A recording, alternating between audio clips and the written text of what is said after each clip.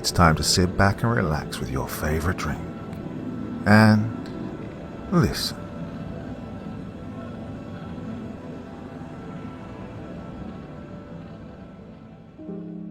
Good evening, brave souls, and thank you for finding your way back to this quiet corner of the dark. Tonight is not just another journey into unease. It's a gathering of echoes, a candlelit reflection on the stories that lingered longest and cut the deepest. As ever, I'll be your guide as we step once more into the unsettling, where familiar paths end abruptly and something patient awaits just out of sight. So make yourself comfortable, draw a little closer to the glow of the screen, and let the world outside fade away. This is my best of 2025, a year of whispers in the dark, of fears rediscovered, and of nightmares you couldn't quite forget. Take a breath, steady your nerves, and let us descend together one last time. Necrosleep by Nameless Gate 64. Cold case file, necrosleep.net. April 18th, 2023. The following account is the only surviving evidence supporting the existence of necrosleep.net. The blog data was downloaded by a concerned reader just before it vanished from the internet in 2014. The data was not recovered until 9 years had passed. These are the final days of Reed Murdoch, written in his own words. My disconnected life. Blog author Reed Murdoch. October 16th, 2014. Hey guys, so I've decided to start a blog about my new life. Most of you are reading this, probably my friends and acquaintances, but for the rest of you, I'll expose a little bit about myself. My name's Reed. Just moved out of my parents' basement, thank God. Now I'm pursuing my own life where no one can push me around anymore. Technically, I'm the one who ditched the place, but they all but kicked me out beforehand. Nobody gives a damn about a crackhead like me, not even my parents. Not that I care. Well, anyways, I'm doing my own thing now. Had to give up a few luxuries. My mum's hellacious cooking, not worthy of being called a luxury. Well, I'd much rather live off discount ramen noodles anyway. Sometimes I'll even have corn on the side when I'm feeling extra fancy. Speaking of fancy, I'll admit my apartment is anything but. It's the cheapest one I could find, in fact. I find the saying, you get what you pay for, to be especially true when I'm trying to sleep to the lulling sound of what I can only guess is some old lady getting mugged in the dark alleyway next door. Yeah, my ghetto sanctuary consists of one living room, a kitchenette, a bathroom, and a closet. The walls are practically made of cardboard, and the carpet is stained with God knows what. But it's good enough for me. Living with me is my poor excuse for a cat named Twig. She's one of those weird, hairless breeds, and in turn, a real conversation piece. I'm often asked why the cat's turned inside out, or if she was the victim of some perverse taxidermy project gone wrong. Now, as shoddy as my life seems, living on the cheap has its benefits. My cost of living is next to nothing, so I can make enough money to survive by doing odd jobs on the internet without ever having to leave the house. Spend half of the month writing bogus reviews of products I've never used and filling out surveys on political issues I know nothing about. And spend the other half surfing the web and watching pirated reruns of the X-Files. I don't even have to pay for internet service, thanks to my neighbor's complete failure to secure their Wi-Fi hotspot. I bet their data outages are through the roof now. Well, not my problem. I'll be updating this blog every day or two, if I'm up to anything interesting. Well, thanks for reading this boring crap. Hopefully my life will get a little more exciting in the days to come. Read. October 18th, 2014. I've decided to do something unusual. It's 3 a.m. and I intend to stay up all night. Caffeinated beverage is at my side. Why am I doing this, you ask? Well, because I'm permanently switching to a nocturnal sleep schedule. In other words, I'll be sleeping during the day instead of the night. I have a number of good reasons for doing this. 1, there's less people out at night, so leaving the building won't be such a dreaded thing. 2, sunlight gives you cancer, right? 3, screw social norms. 4. The internet speed seems to increase substantially after midnight. 5. Well, it's a free country. Don't even need reasons. Also, I ran into this cool forum called Nocturnal Underground. Oh, naturally, it's full of sun-loathing recluses and cynical misanthropes like me. How perfect. Well, I registered straight away and found the forum dwellers to be very welcoming. It's not the most famous of internet destinations, more of a tight-knit hole in the wall for a very obscure subculture. We all seem to share a general appreciation for societal disconnect, which is cool, because I really thought I was the only whack job who can't stand dealing with normal people. After all, it's these normal people who are telling me I don't have the right to smoke whatever substances I damn well please, as if it's their business. I'll let you know how this whole nocturnal thing works for me. Peace out. Read. October 21st, 2014. I'm adjusting very well to my new lifestyle. I can already tell this is the way I should have been living all along. Yeah, the internet is a far more interesting place during the night. Everything's been fairly normal lately, well, except for one thing. Yesterday, I received a mysterious private message on Nocturnal Underground. Here it is, copied and pasted for your reading pleasure. To Readman07. From Revelation 666. Subject necrosleep.net. Hey, congratulations, Readman07. You've been invited to an invitation-only website that will change your life forever. Discover what society doesn't want you to know at necrosleep.net.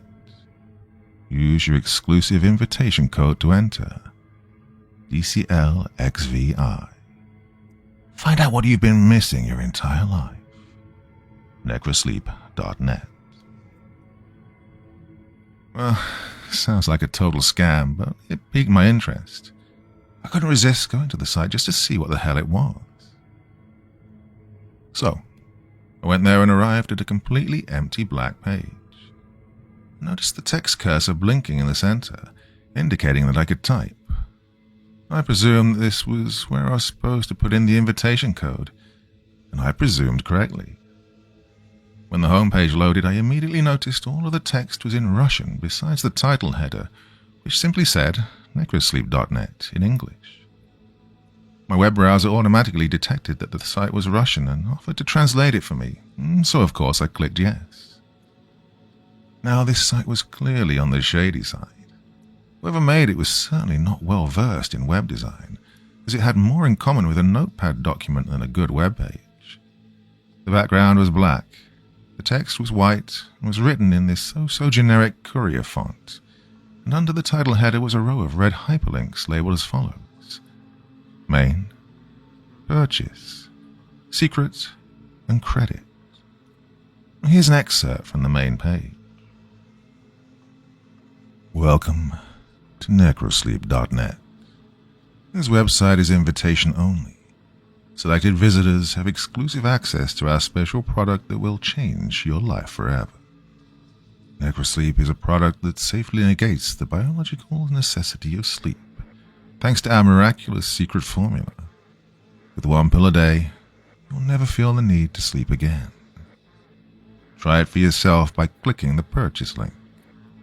If Necrosleep doesn't change your life, we'll offer you a complete refund.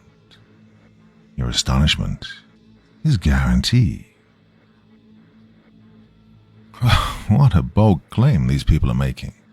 There's no way this stuff actually works, otherwise everyone would be taking it. Obviously I was skeptical, and still am, but I snooped around the site a bit more, just out of curiosity. And I clicked the secret hyperlink, which took me to another page. Here's the text from said page. Necrosleep is comprised of special rare ingredients, which we cannot disclose in order to ensure that our formula stays in private hands. In order to keep our product available, it can only be distributed through alternative means on an exclusive basis. The active ingredient in Necrosleep has been sought after for years by doctors and scientists intending to displace sleep with wakefulness. Only we have managed to do what others could not. as permitted by the will of our master. We can assure you with full confidence that our product will change your life, and you will never feel need to sleep again. Feel free to indulge in our secret. Alternative means. More like black market. Whatever's going on here doesn't appear to be legal exactly. Not that I care about the law. I just get untrustworthy vibes from this site. Anyways, I continued on and clicked the credit hyperlink. My heart skipped a little when I was confronted with, honestly, the most uncanny photo of a living person I've ever seen. It was an old black and white photo of a tall man in a doctor's coat. If he wasn't standing upright, I'd say the guy was dead, but my guess is that he was just cadaverously unhealthy, and probably blind from the looks of his pale, lifeless eyes. Not a trace of emotion could be found in his face. Well, there was a small bit of text below the photo, which read as follows. Credit for the pioneering of necrosleep goes to the brilliant Dr. Hale A. Stan, proxy of our master and founder of the Ukrainian Institute of Occult Medicine. His work lives on. What?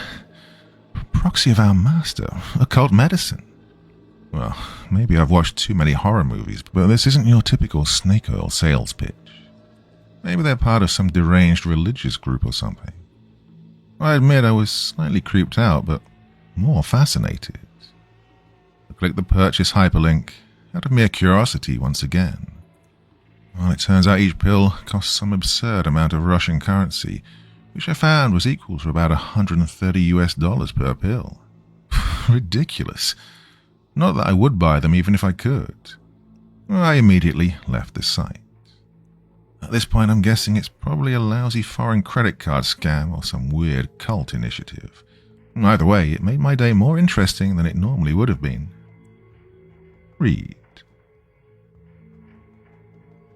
October 22nd, 2014. I posted a thread on Nocturnal Underground about the mystery user who'd sent me the strange PM. Found myself wanting to know more about this whole necrosleep.net thing, so as a part of my investigation, I sought to find out who the user was.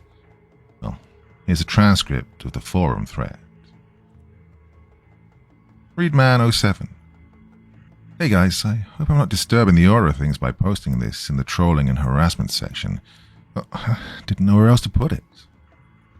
I figured this incident of mine might qualify as a spam case if other people are getting the same advertisement message that I am.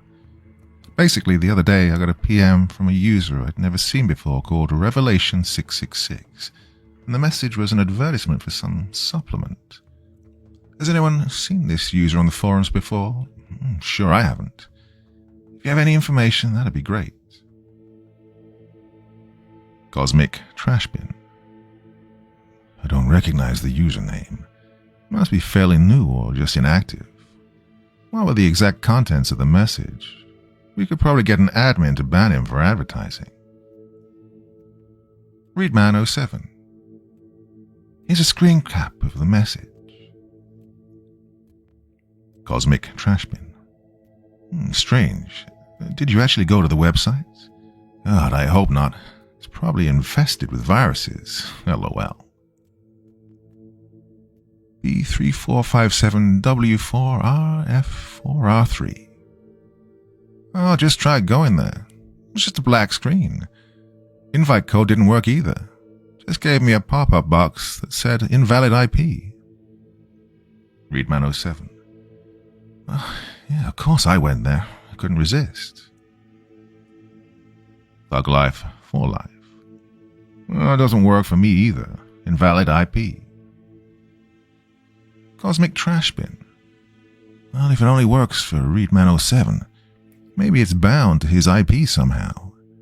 Hey, can you get some screenshots of the site? You've sparked my interest. Readman07. Well, here you are. The page was initially in Russian, so I had my browser translate it. B3457W4RF4R3. Wow, looks shady as hell. Cosmic Trashbin. Wow, don't even mess with it. You're asking for trouble just by clicking the link. You're probably being keylogged as we speak. Well, not to mention the product they're selling is probably laced with cyanide. Okay. If you're stupid enough to buy it, well, the gene pool's better off without you anyways. B345714RF4R3. Well, never trust a Russian. Fuck life, for life. Hey, I'm Russian. I find that offensive. B3457W4RF4R3. Hey, you said you're Asian last week. Make up your mind. Readman07. God, I leave this thread for 5 minutes and chaos ensues. Everyone calm down. Of course I'm not going to mess with it. These supposed miracle pills are $130 each anyways. Who do you think I am, Johnny Cash? Fuck life, for life. Hey, just because his name is Johnny Cash doesn't mean he was rich or had lots of cash or whatever. B3457W4RF4R3. Of course he was rich, you dumb. He's Johnny Cash. Cosmic Trash Bin. Whose bright idea was it to equip this forum with a profanity filter anyways? It's stupid. Readman07. Before this thread deteriorates any further, let me just say I've put tape over my webcam just in case something slipped past my antivirus. But it's probably just a credit card scam or something. I'll do some research on it tomorrow. The sun's been up for 3 hours and I'm running low on energy drinks. Cosmic Trash Bin. I'll contact one of the admins about this. Spam is not tolerated here. I ought to see if they're willing to uninstall the profanity filter plugin as well. I got a message later on from HG Wishing Wells, one of the admins, saying that the user Revelation 666 doesn't exist in the database. The only way I could have received the message is if the mail client was bypassed somehow. In other words, somebody hacked the system just to send me a spam message. What the hell? Read. October 23rd, 2014. Well, I finally got around to Googling necrosleep. The results were mostly irrelevant YouTube channels and defunct 90s screamo bands from the looks of it. But I noticed among the garbage results a link to a post on fastmd.com. The preview said, "Does anyone know if this necrosleep stuff actually works?" So I clicked on it, only to be directed to a page stating, "The post you've been looking for has been deleted and no longer exists." Well, I should have known. Nothing can ever be easy and predictable. I returned to the results and had to scan over several pages of them before finally running into an old gaming forum thread where the website necrosleep.net was mentioned. This time the post hadn't been deleted. In the middle of a conversation about maximizing crop production in some medieval strategy game, one of the users claimed to have taken necrosleep in order to tend to his virtual farm 24 hours a day. Well, needless to say, the other forum patrons were highly skeptical.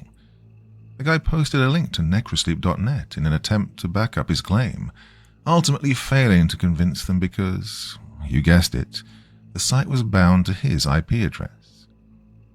He also had the same invitation code as me, DCLXVI, leading me to believe that it's just a formality intended to make you feel special. That doesn't explain how or why my IP, and apparently someone else's, got singled out. The bragger then claimed that there was irrefutable proof of his ceaseless wakefulness in his in-game score. In relation to the length of time his account had existed, his score was excessively high. So high, in fact, that it would be impossible for him to attain such a score in so short a time frame unless he was playing the game for at least 21 hours a day, which leaves him practically no time for sleeping. Well, despite all that, they attributed his accomplishment to an automatic bot program that operated the game for him during the night. Since cheating in this way is against the game rules, his account was promptly banned, according to the moderator at the end of the thread. Sure enough, in little red letters below his forum avatar were the words, "Banned for bot abuse. August 12, 2006. I couldn't find any more relevant results for necrosleep or necrosleep.net other than what I just told you about. Looks like these online dope dealers are pretty stealthy. I'm just dying to know what their real motives might be, because I could think of a million better ways to steal someone's credit card number or peddle quack remedies. Could be a prank, but evidently this has been going on since 2006 at least. Perhaps some jokes just never die. Read. October 25th, 2014. Well, I got another PM from Revelation 666. Am I the only one who gets creeped out by that name? Knowing what I know now, it makes me uneasy to think about the great lengths this user went to contact me specifically. For some reason, they stealthily bypassed the system just to send me these messages and make me this offer. Well, here's the message I received. To Readman07. From Revelation 666. Subject, necrosleep.net/backdoor. Congratulations, Readman07. You've been selected to receive a free 30-day trial of Necrosleep. Claim your exclusive reward at necrosleep.net/backdoor. Find out what you've been missing your entire life, risk-free. necrosleep.net/backdoor. Well, once again, my curiosity got the best of me. Bracing myself for whatever scam was coming my way, I clicked the link. I was taken to a page asking for my address, nothing more. Thought about it carefully, knowing full well that these people likely have malicious intentions. But if I entered my post office box, what's the worst that could happen? Them sending me some junk mail or faulty pills? Well, the point is that I'll finally know what they want from me. I entered the address. Read. October 28th, 2014. I decided to go back to the thread I posted on Nocturnal Underground and let people know what's up. Sure enough, their reactions were amusing. Readman07. Well, guys, it happened again. Look at the attachment. Message2.jpg. Cosmic Trash Bin. Don't tell me you clicked on this one too. Readman07. I did. Then it asked me for my address. But don't worry, I only entered my P.O. box. Cosmic Trash Bin. Are you out of your mind? Readman07. I take it you couldn't persuade the admins to disable the profanity filter. Cosmic Trash Bin. No, Sherlock.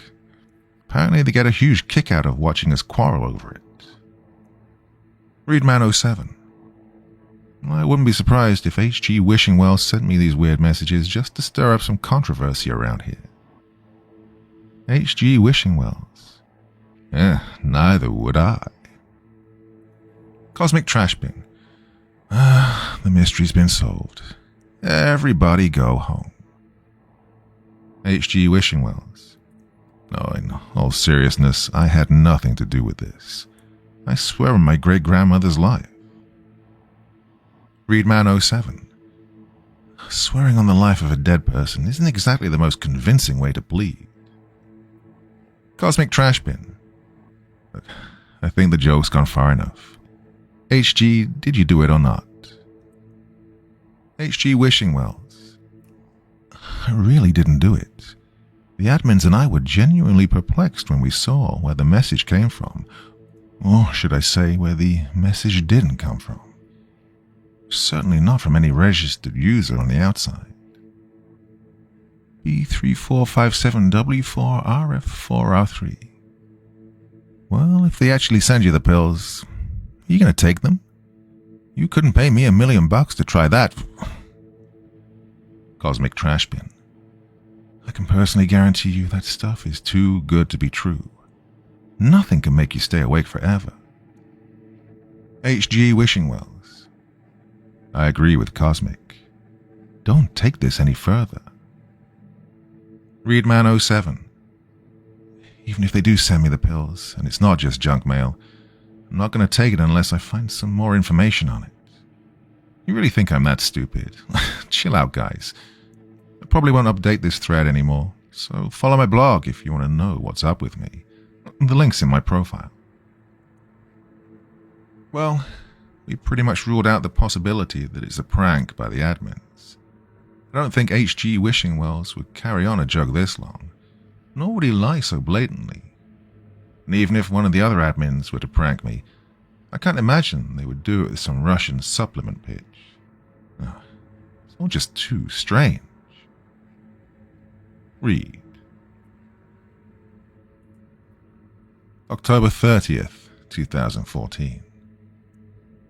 Last night I had a buddy of mine deliver the mail to my doorstep in exchange for some coding work on his flash site. I'll do just about anything to avoid leaving the building. But that's not the point. The point is that I received an envelope with no return address. Yet I immediately knew who it was from. God, it was old. Very old. Like it had been sitting in a dusty attic for decades. I opened the stained envelope only to find a smaller manila envelope inside, also rather old-looking. Inscribed on the small envelope was the word necrosleep, and a word of advice on storing the packet in a cool, dark place for maximum potency. The words appeared to have been stamped onto the envelope rather than printed. I opened it, and sure enough, there were 30 black pills inside, more crude than what you might get from your local pharmacy. Now, before you all start freaking out, I'm not going to take these. At least not until I can dig up some more reliable information on them. Now I know that these Russian dope dealers weren't just trying to send me junk mail. The question is, why would they send me the pills if they don't actually work? Surely they must want my money, which they wouldn't get after a failed 30-day trial. What if they're trying to kill me? I never did have a good feeling about any of this, but the curiosity is killing me. Read. October 31st, 2014. Yeah, it just occurred to me that I completely overlooked something. I never researched Dr. Hale A. Stan, the guy who apparently had something to do with necrosleep. And so I did a quick Google search and found, well, much to my surprise, that he had his own article on Wikipedia. The article states that Dr. Stan was a Ukrainian scientist and physician. He claimed to have been directly involved in the experiments portrayed in a 1940 motion picture, which documented Soviet research into the resuscitation of clinically dead organisms. Here's an excerpt from the article. Experiments in the Revival of Organisms. The motion picture Experiments in the Revival of Organisms depicts various disturbing medical experiments conducted on canines, one of which involves keeping a dog's decapitated head alive with a primitive autojector machine that supplied it with oxygenated blood. The operations in the film were credited to Dr. Sergei Brukhonenko. However, Dr. Hale A. Stan incessantly claimed to be the one who really conducted the experiments and invented the autojector, and that they only credited Brukhonenko because Stan was sentenced to life in prison for illegally conducting gruesome experiments on humans. He believed that because he had consent from his test subjects, albeit through bribery, he had not committed an immoral crime. The Lenin Prize was awarded to Brukhonenko for the autojector, while Stan remained in permanent imprisonment. It wasn't until they discovered the lost footage of his morbid human experiments that they had him executed by lethal injection. His last words, spoken in an unidentified language, died with him. Dr. Hale A. Stan was rumored to have pioneered a variety of cures for major conditions such as narcolepsy and epilepsy. However, the results were not published in a scientific manner, and therefore the majority of his alleged accomplishments were unverifiable, as well as seemingly occult in nature. The number of people he apparently cured of various incurable afflictions between 1930 and 1940 was in the thousands. Attempts to replicate his documented remedies ultimately failed, leading most to believe he was practicing pseudoscience. It is believed by some that Dr. Hale A. Starn has a following to this day, and that his miracle cures are still being practiced and peddled from Russia and Ukraine. Some claim to have received mysterious emails and offers pertaining to Dr. Hale A. Starn's work. All investigations revealed no evidence to support these claims. Well, I'll admit, some of this stuff unnerves me. Morbid human experiments aren't exactly pleasant things to think about. It seems to me this guy was just doing what was necessary to advance his research. Maybe he really was onto something. Maybe his cures couldn't be replicated because they were so advanced? I really don't know. All I know is that I received one of these mysterious offers that supposedly don't exist beyond hearsay. Maybe there's something to this. Maybe I really was selected to receive a gift too great for the masses. Maybe they were dead serious when they said this would change my life. Read. November 1st, 2014. Well, I'm holding the pill in my hand, ready to take it at a moment's notice. God, I've been thinking hard about this. I know it's not the safest thing to do, but I'm a risk taker. If this turns out badly, I don't have much to live for anyways. Life is nothing without danger. I want to know the motives of these people more than anything. I need to know what they want from me. I need to know what I'm missing. Well, there's only one way to find out. Read. November 3rd, 2014. I can't believe it. It's actually working. I haven't slept in 3 days and I don't even feel remotely tired. Holy hell. I've never felt so focused and stimulated in my life. I don't know what's in this stuff, but it works. Don't know how long it's going to work exactly, so I'm not getting my hopes up. But the claim is I'll never need to sleep again, ever. So far, so good. Read. November 4th, 2014. Still works like a charm after 4 days. But lately, the light has been really bothering me, so I duct taped a piece of cardboard over the window. I never liked that window anyways. At night I get this feeling I'm being watched from outside. It's been making me anxious more than usual. It's easy to think you're seeing something uncanny out the window until you realize it's just your own reflection distorted by the cheap-ass glass pane. Anyways, that issue has been resolved now.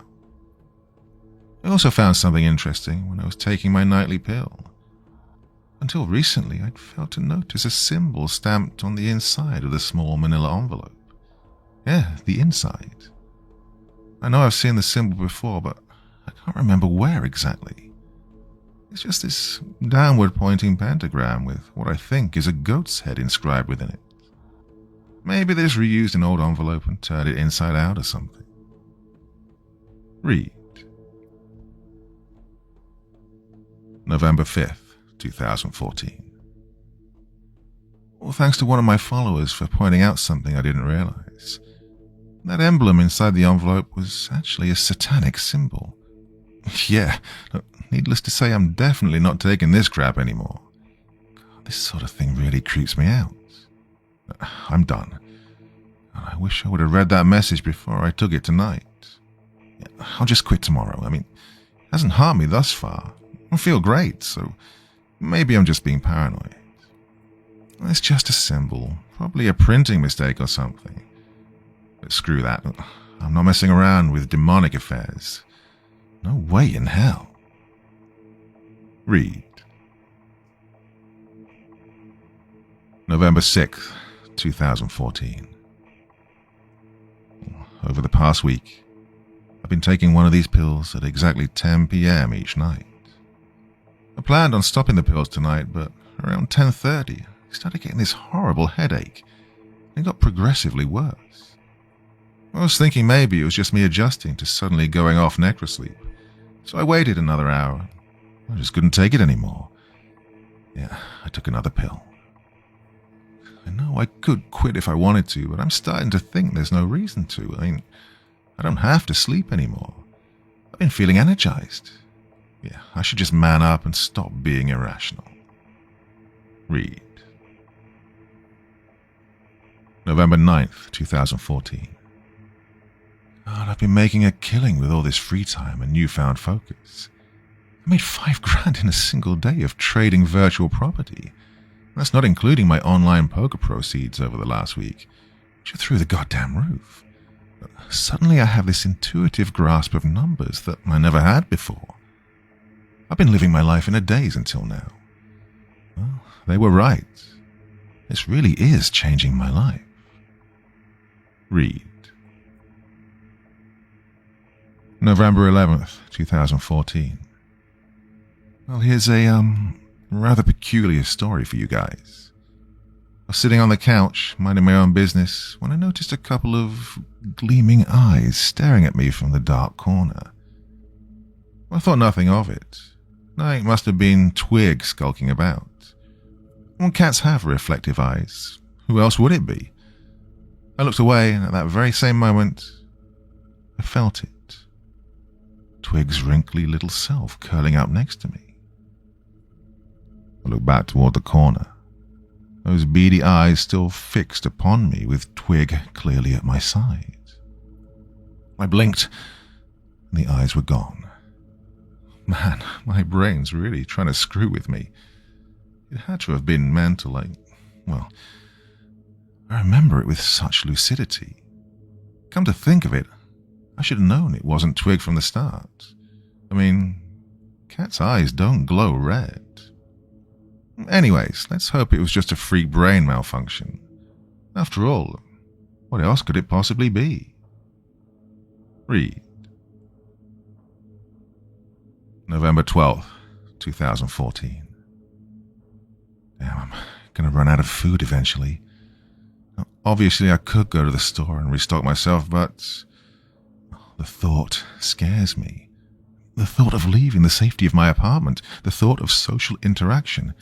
God, I dread it now more than I ever have. I've never preferred going out to staying in, but I've never dreaded it this much. I wasn't always so terribly afraid. None of my instant messenger friends have been online lately, and they stopped upvoting my blog posts. I mean, who's going to get my groceries? What if I have to go out there?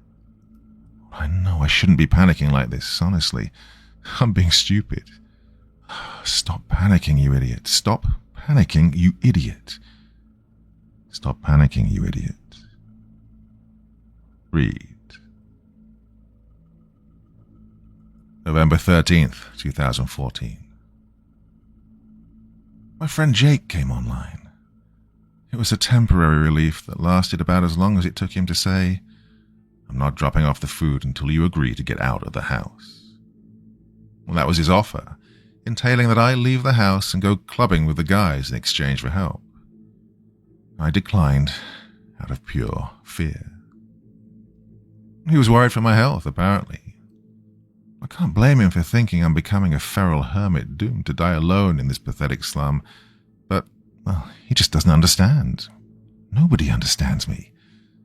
At least I'm pretty sure I got enough food to last till Thanksgiving, if I stretch it. Read. November 15th, 2014. Well, I need to tell you all about another strange experience I had yesterday. I've been leaving my TV on lately so that the silence doesn't irritate me. That children's show Bucko's Garden was on. You know, the one we all watched as kids, till we were mature enough to realize how mindless and nonsensical it was. Yeah, that show. It was playing in the background on my boxy old TV in the corner. Eventually it distracted me, and I found myself zoning out into it for lack of better things to do. It must have been a Thanksgiving episode, considering Bucko, a guy dressed like a deer with a human face, was in the kitchen preparing sweet potatoes and cranberries. Well, this is about as intelligible as the show gets.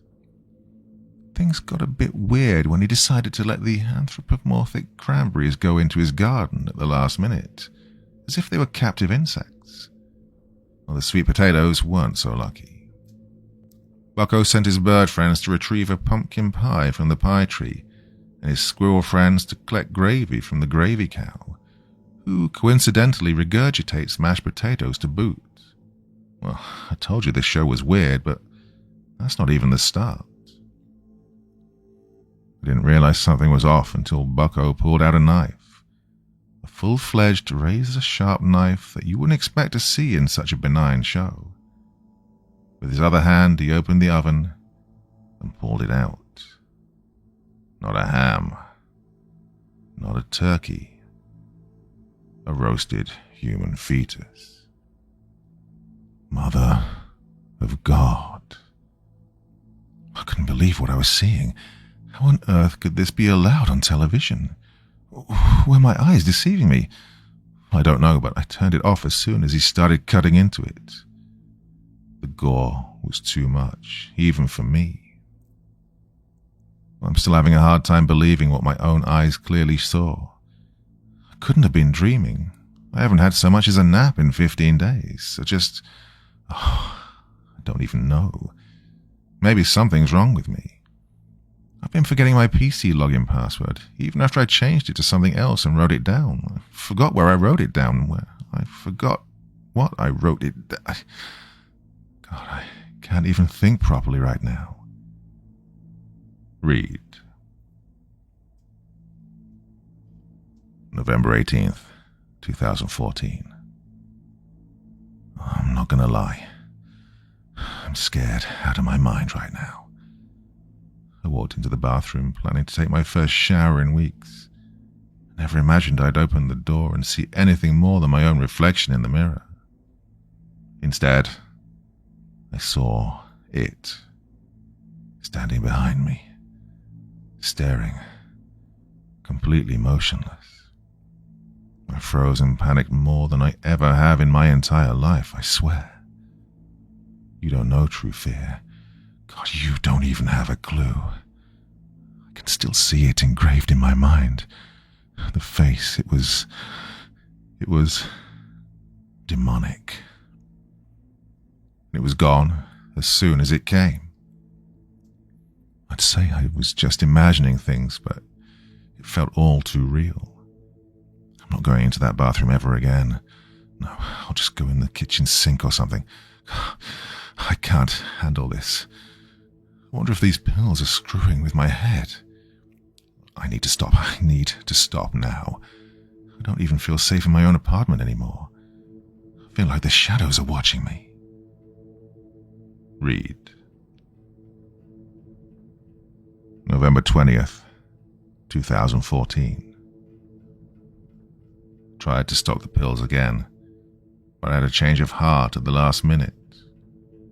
Something told me not to, like a voice in my head. I just feel like it would be wrong and somehow my life would fall apart if I stopped. I don't think this is normal, the way I'm living, but I can't imagine it any other way. I can't imagine stepping out into the light, or even the moonlight for that matter. All of my instant messenger contacts have been offline since Jake talked to me last. I don't know if my food will last another week. Twig's getting pretty skinny since I've been eating her cat food to stretch my supplies a bit.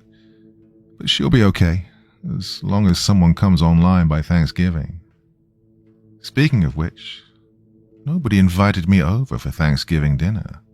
Not even my family. That's okay. I hate my parents anyways. Screw them. Read. November 22nd, 2014. I've been hearing more voices inside my head. Horrible voices. It's really scaring me and I don't know what to do. Is it some sort of side effect or something? I can't hear myself think sometimes, like I'm losing control over my own thoughts. And these thoughts I have are so dark, it's not like me to think that way. I mean, I'd never hurt anyone. I'm not like that. I tried going to necrosleep.net again just to see if there's something I missed about side effects, and it said the domain is no longer in use. The site was shut down. I don't know what to do anymore. I'm terrified of myself. Read. November 24th, 2014. Knock, knock. I yelled through the drafty door, asking who it was. It was my friends, Jake and Douglas. Apparently they wanted to help me after seeing my blog posts of distress. But sure enough, it was only under the condition that I open the door and come out. Very suspicious. How do I really know I can trust them? I know I've trusted them for years, but what if they were just earning my trust so they could pull something more sinister later on? What if they give me drugged food? What if they stab me when I open the door? It just occurred to me that I have no real proof that I can trust them. Can't even trust myself anymore. Don't even know who I am. Maybe my whole life I've been a sadistic freak who didn't even know it. Maybe my true self is just coming out now. Maybe everyone is evil. Read. November 25th, 2014. The voices won't stop. I used to think they were malevolent, but now I'm not so sure. Sometimes it feels like they're trying to liberate me. They want me to listen to them desperately. They show me things, horrible things, yet these things don't seem horrible to me anymore. I'm numb, don't feel anything. But I know there's one thing I can do to make me feel again. Part of me says it's terribly wrong, but the voices tell me otherwise. The voices are my friends now. The demons are my friends. Read. November 26th, 2014. Twig is in heaven now. I had to do it. I had to know what it tasted like. It was satisfying, but I need more. I thought I'd never leave this room again, but I don't have a choice anymore. I need more of it. The face is getting angry. The voices are getting angry. My head hurts so bad. I need more. It hurts so much. I need more. They're hurting me. I need to feed them more. They need more. I need more. I have to make it stop. I need more. I need more. Make it stop. Police Report, Part 1. Thanksgiving, November 27th, 2014. Victim, Paul Murdoch. Aggressor, Reed Murdoch. Police arrived on the scene after a frantic 911 call from Margaret Murdoch, confirmed to be the aggressor's mother. The victim, Paul Murdoch, the aggressor's father, was found in the process of being mauled and cannibalized by the aggressor, Reed Murdoch, whose face and mouth was covered in blood and brain matter. Reed was shot dead after refusing to stop eating his own father, whose skull was torn open entirely. Drug use is suspected to be involved. Police Report Part 2, November 29th, 2014. Reed Murdoch's residence was inspected thoroughly by investigators. A hairless, headless, and disemboweled cat carcass was found on the kitchen counter.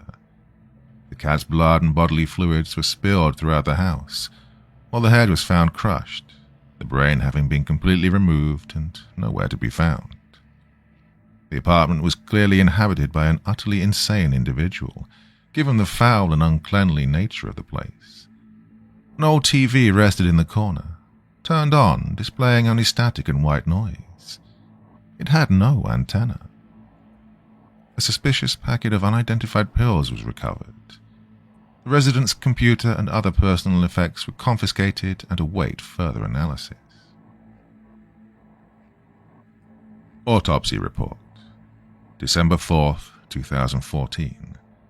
Subject, Reed Murdoch.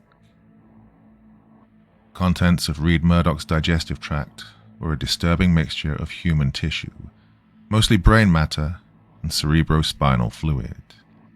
Examination of his own brain, however, was even more disturbing and perplexing. It was clearly and visibly deteriorating.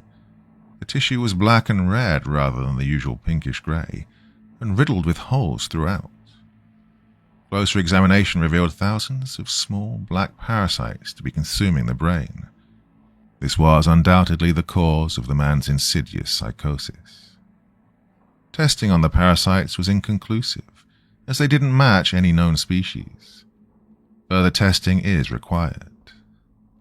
The unknown pills recovered from Murdoch's apartment have been tested and confirmed to contain a vile plethora of uncommon substances, including obscure, highly addictive euphoric drugs, human hormones, and parasitic eggs, presumably meant to remain dormant in a cool place until introduced into the body, allowing them to hatch and eventually invade the brain. It is unclear how Murdoch acquired the pills and where they came from, although whoever concocted them surely had malicious intent. Police Report, Part 3, December 6th, 2014. Two friends of Reed Murdoch, Jake Fairfax and Douglas Lopez, were questioned at the police station. Immediately they referred to his online blog, where he allegedly recorded his path to eventual insanity. It was found that the blog had mysteriously disappeared off the face of the internet for reasons unknown. They were aware of the unknown pills Reed was taking, claiming they originated from the website necrosleep.net. Investigators later confirmed that the website does not exist.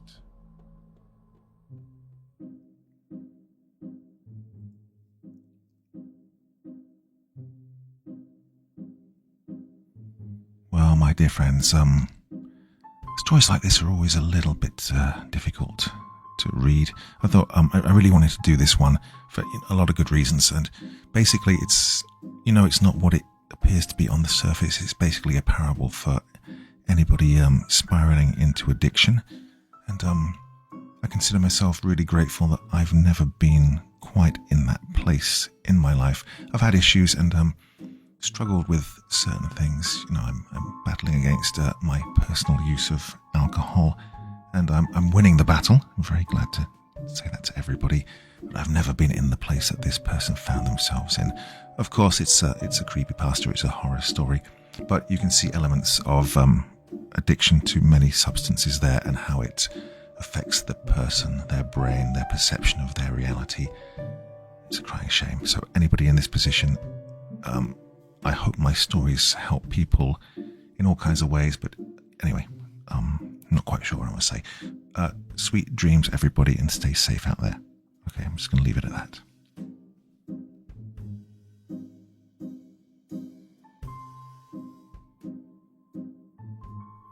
Thank you so much for taking the time to listen to this story today. It really means a lot to me and to the author of the story, of course. Well, if you want to know more about me, I'm pretty much everywhere on social media. You can find me on Facebook, Twitter, Instagram. You can download my music on SoundCloud. I've got a Patreon if you feel like. Throw me $1 or $2. Very much appreciated. And of course, on Reddit, I have a place where you can leave stories if you want me to read one that you've written. Well, hoping to see you all again very soon. Till then, sweet dreams. Bye-bye.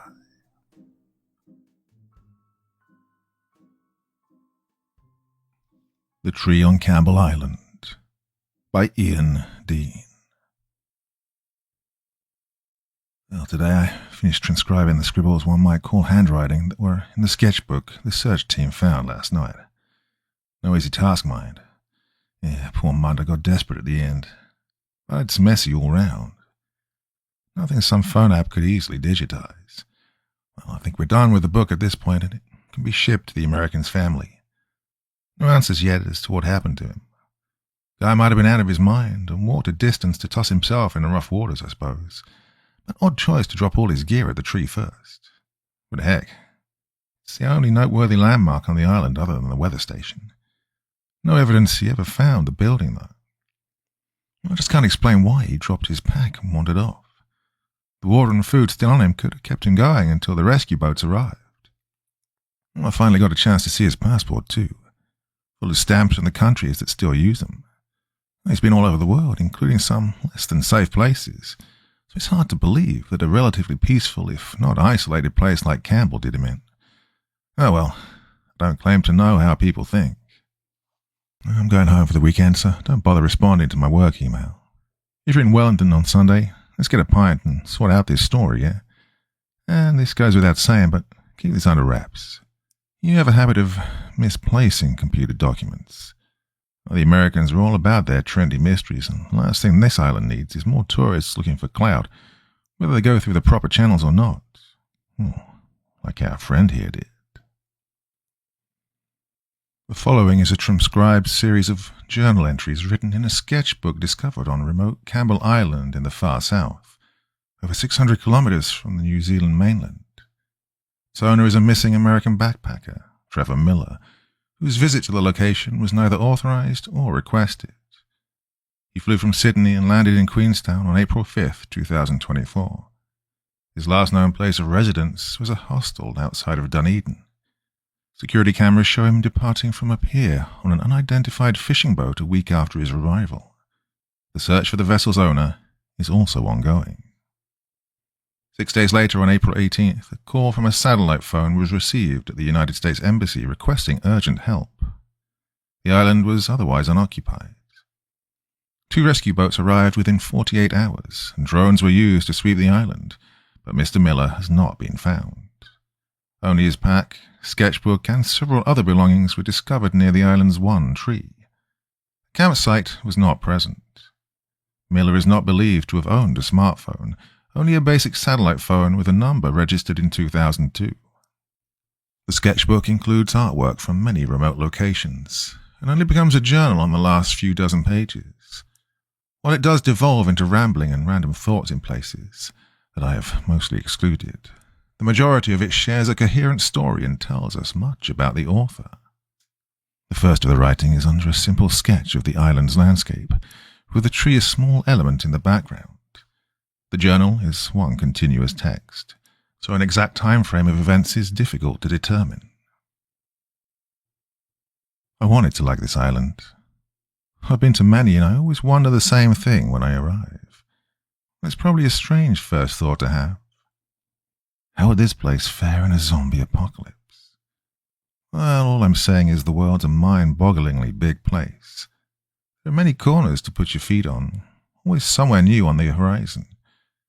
I'd admit that I've become obsessed with geography and things like extreme points. The areas that stand out yet are usually ignored. Furthest place west or east, for example. Antipodes. Most remote whatevers are my favourite. My name is Trevor Miller, and I'm only writing this because I'm not sure right now if I'll make it out of this one. Well, I've had some close calls over the years, given all the hard-to-reach spots of the world I seek out. Places you need 6 flights and a boat or horse ride to get to. Also, I can see areas few people will ever visit or even think about. I don't want to cheapen my experiences either. I try to make each trip mean something. Anyone can spend dozens of hours getting somewhere, take a rock and a snapshot and leave. No, I don't do that.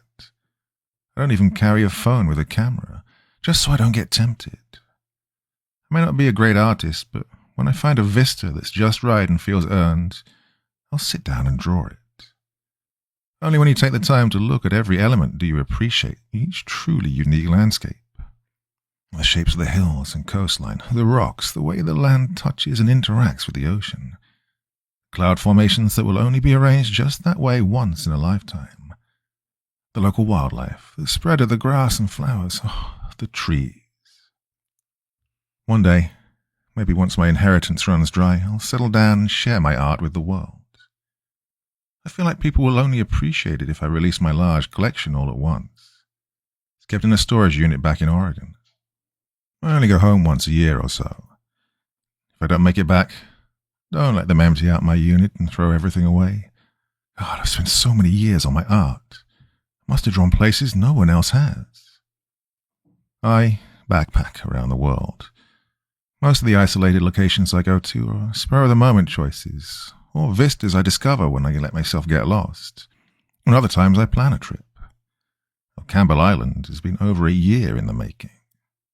I became a bit obsessed with this place when I scouted it out at one of my many internet cafe stop-ins, because it's home to a single tree, the most remote tree in the world, existing in its lonesome halfway between New Zealand and Antarctica. I'm not someone who cares much about trees normally, unless they happen to be uniquely large or old. But one of my biggest regrets is being born too late to see what was formerly the world's loneliest tree. Well, that would be the Tenere tree that was once deep in the Sahara Desert, fed by water 100 feet beneath the surface. Now, despite being in the middle of nowhere, a drunk driver killed it in 1973. Such a shame. Leave it to humans to destroy everything nice and unique in this world. Now, Campbell Island's tree would at least be the second best, even if it was supposedly planted by a person. Unlike the king of lonely trees, which existed for centuries all on its own. Well, Campbell Island's resident does have one redeeming factor, though. Yeah, it's a Sitka spruce among the giants, well, under normal conditions. Being from Western Oregon, I grew up going to parks where the world's tallest trees touch the sky, the spruce among them. Seeing a familiar conifer so many thousands of miles from home, out in the cold ocean, well, it instantly went on my bucket list. I had to draw it, feel its bark sit under its shade. It didn't matter if it was planted, it never would have ended up there otherwise. The problem was, like many islands, access is restricted. I understand and respect any nature preserve, but I'm not one to take from a place or damage it. I visit somewhere to experience and capture it. And if I can save time, money, and required social interaction by finding an alternate means to spend a few days in some place new and in beloved isolation, well, I'll take it. So, if it isn't clear by now, I don't really like people, especially crowds. I'll take every opportunity to avoid a tour group or be stuck on others' time. Winter was also approaching in the southern hemisphere. Cold temperatures don't bother me, but long nights do. Dark skies take away time I could spend drawing and exploring strange and foreign lands. Queenstown was beautiful.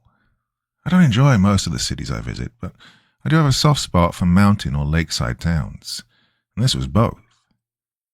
After spending a few days resting up at an Airbnb, I got a ride down to Dunedin, found a cheap hostel, and started asking around for a boat to gamble. It was easy to find a fishing crew that could take me to one of the closer southern islands, but most of the men just laughed when I told them I wanted to go far south, to one uninhabited island in particular.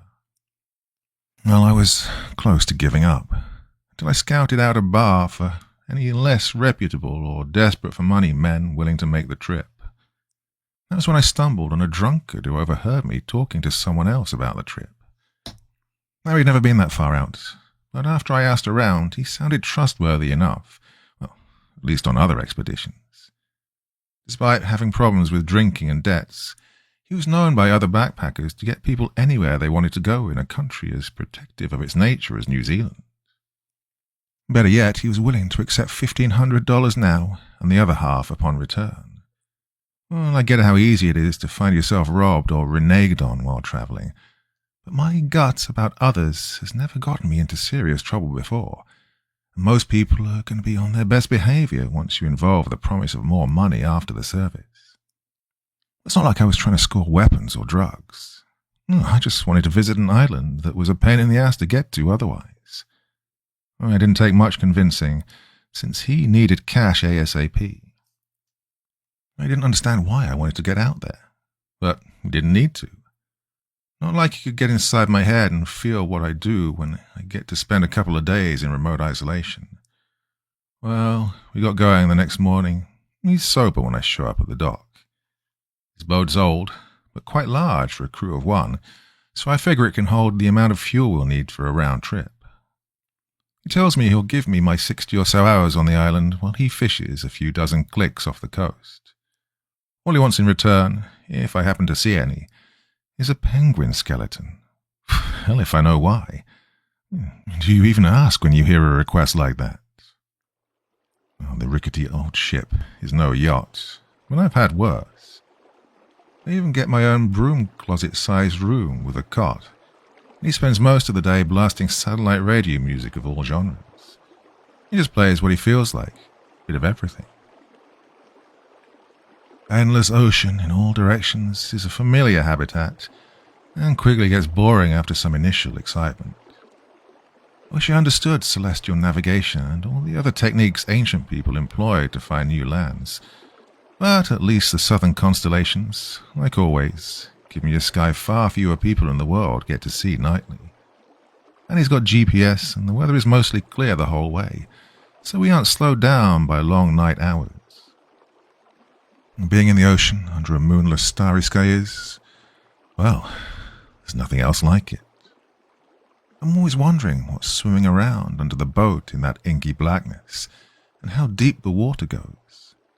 Then, when you eventually come upon a big rock that has just lingered there in the middle of the nothingness for millions of years, I don't know, it's like the closest thing we have in this era to being adrift in space and stumbling upon an empty alien planet. Well, I've been almost everywhere, but this was my first visit to this country. Well, I should have come sooner.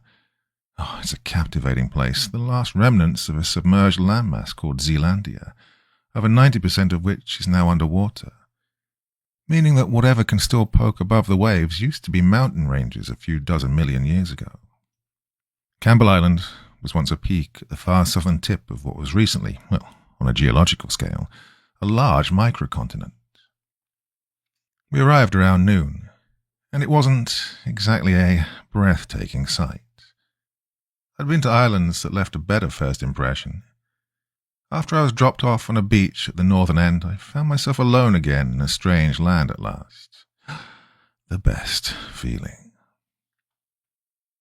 I feel compelled, out of sake of story completion, to briefly describe the island, even though if I don't make it, whoever finds this sketchbook probably knows more about it than I do.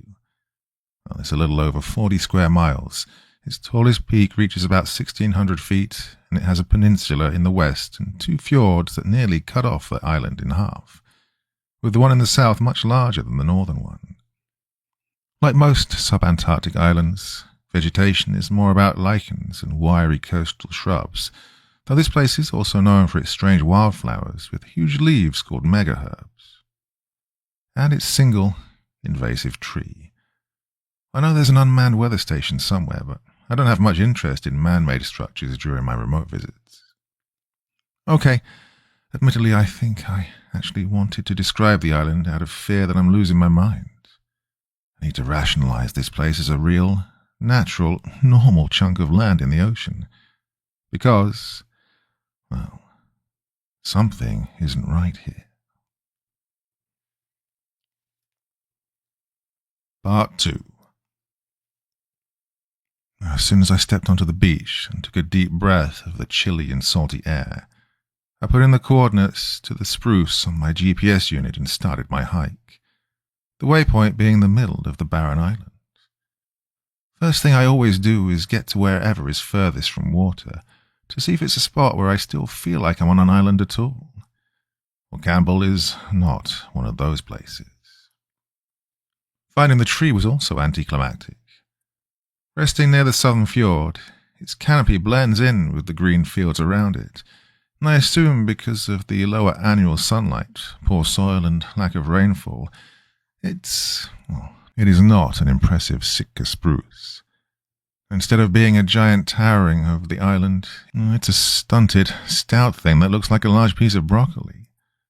Most of the local bird species seem to ignore it, like they don't possess the concept of a tree. Even so, I'd still made it to the most remote tree in the world, and after touching it and having a protein bar under its shade, I stepped back and got to drawing it while I had daylight. The island was quiet, the loudest thing being the rustling of grasses in the wind. Any bird noise was in the distance, and I couldn't hear any insects. As I capture my landscapes and study every curve and point of interest, I think about how few people have walked here. It's as if I own the island, like I am the only one allowed to be here. And this is the high that I chase. As the sun begins to set, as early as I expected it would, given the time of year, I try some of the local liquid by sipping 6-foot lake through my life straw. Then I use the water in my propane cooker to boil noodles with vegetables and spices, giving me a filling meal under the twilight sky, followed by a pleasant sleep under the stars that I can see through my tent. Ah, lovely. Well, for a brief moment.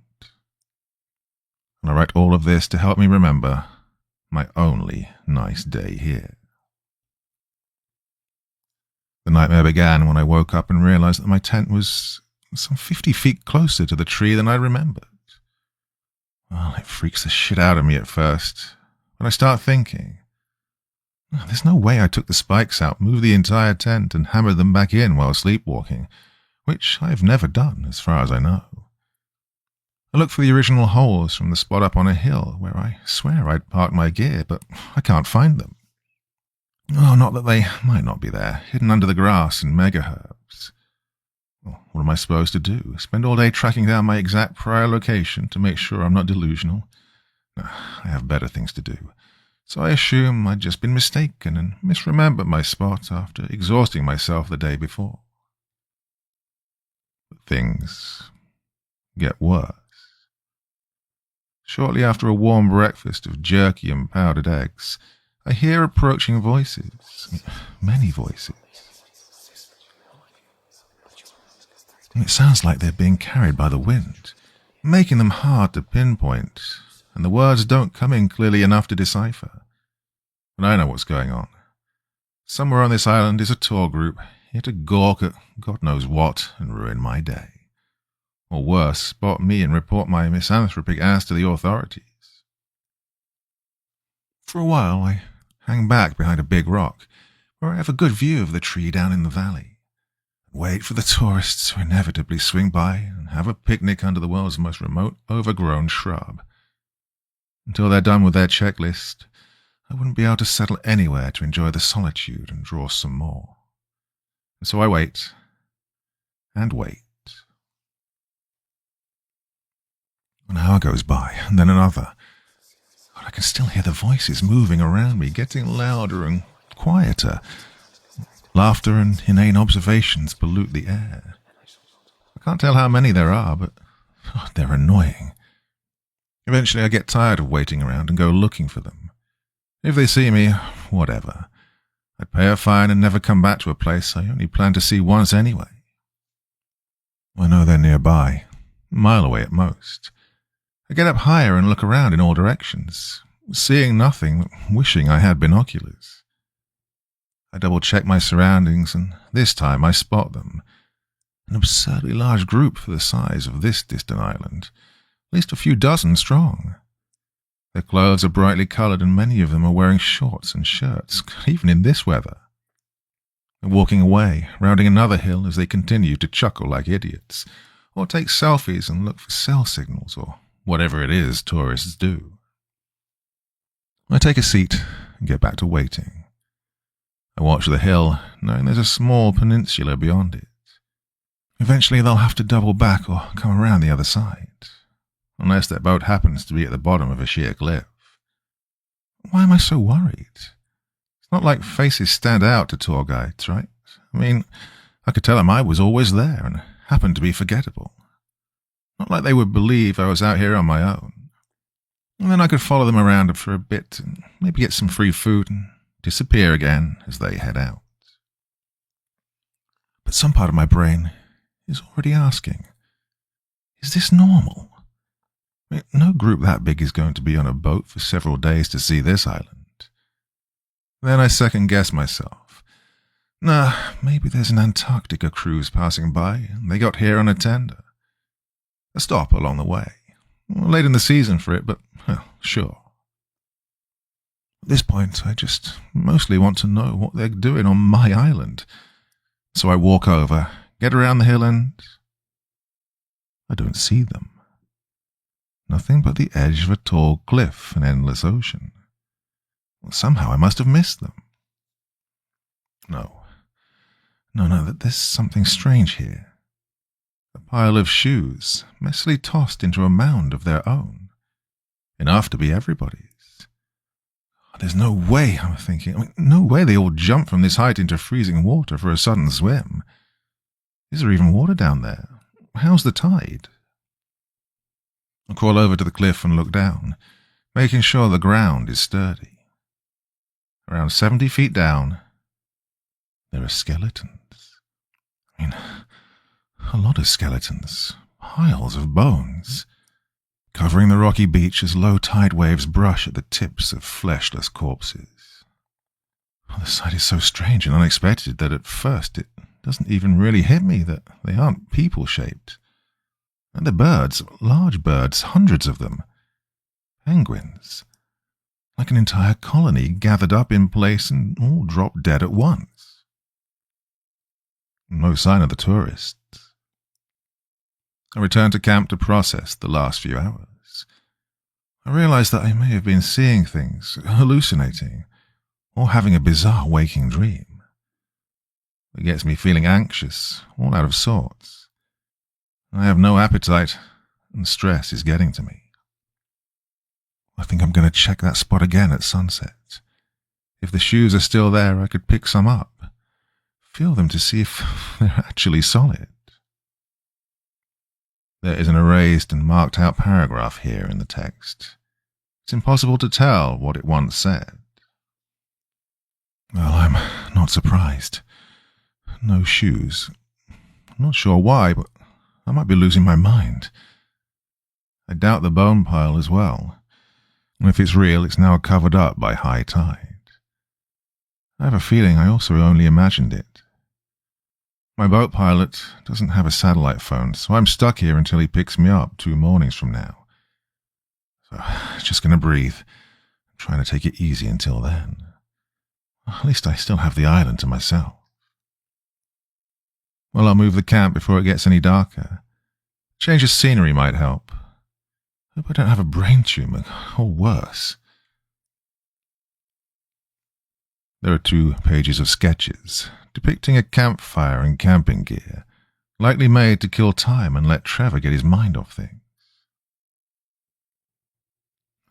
Damn it. What the I woke up at dawn close to the tree again, and this time my entire campsite had moved. I was at least a half-mile away, and somehow I took it all down and set it back up in my sleep. This has to be some severe form of hallucination, or losing time, or God knows what. Why does this tree seem to have a supernatural pull on me? I'm going to set up on the opposite side of the island tonight, get as far away from that thing as possible.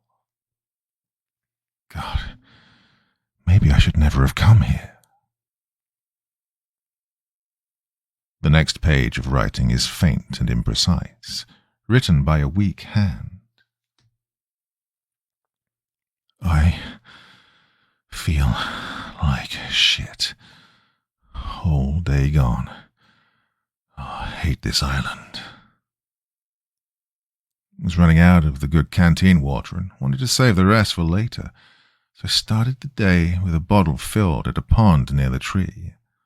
It looked clear and safe enough. I drank from worse. It tasted strange, but that isn't unusual. Well, next thing I know, I'm throwing up in serious pain. I've never had the filters fail me like that before. There could have been a chemical in the water, but I can't explain why. The island's almost untouched by man. Even after I lost my breakfast, I still keeled over and lost all feeling in my arms and legs. Then I experienced the worst trip in history. No real high, and I was just, alone with my thoughts, in pain, and with a twisted sense of time. I was paralyzed on the ground for hours, staring up at the sky, breathing but unable to blink. The clouds go by and fast forward, hundreds of miles an hour. I'm imagining them, or I'm skipping through the hours like my brain is only awake for a moment each minute. And meanwhile, the sound of the wind is compressed by time and comes all at once in a booming rumble. By the time feeling returns to my limbs, I've experienced over 5 hours of misery, and then another one before I'm fully functioning again. Pretty much all of my daylight erased, spent on hard rocks and staring at the clouds while writhing in agony, yet not even actually moving. Hands are still weak. I used what strength I still have to move the camp, but I couldn't make it to the far end of the island. At this point, it doesn't matter. I'll be picked up in the morning and can leave this place. The worst I've ever visited. I used a spare tent stake and rope to tie one of my legs to the ground. It wouldn't be impossible to get free in my sleep, but maybe the effort would wake me up. I don't know. I haven't eaten any of the local plants, so I'm thinking it's the tree doing this weird shit to me. Even though it's supposed to just be a normal old spruce, if not a unique one, well, I better not lose this peg. It's my last spare. I only have 5 left in total, since the others I carry just in case have all gone missing. I better not lose this peg. Well, gonna sketch random places from memory until I fall asleep. I'm done with drawing this island.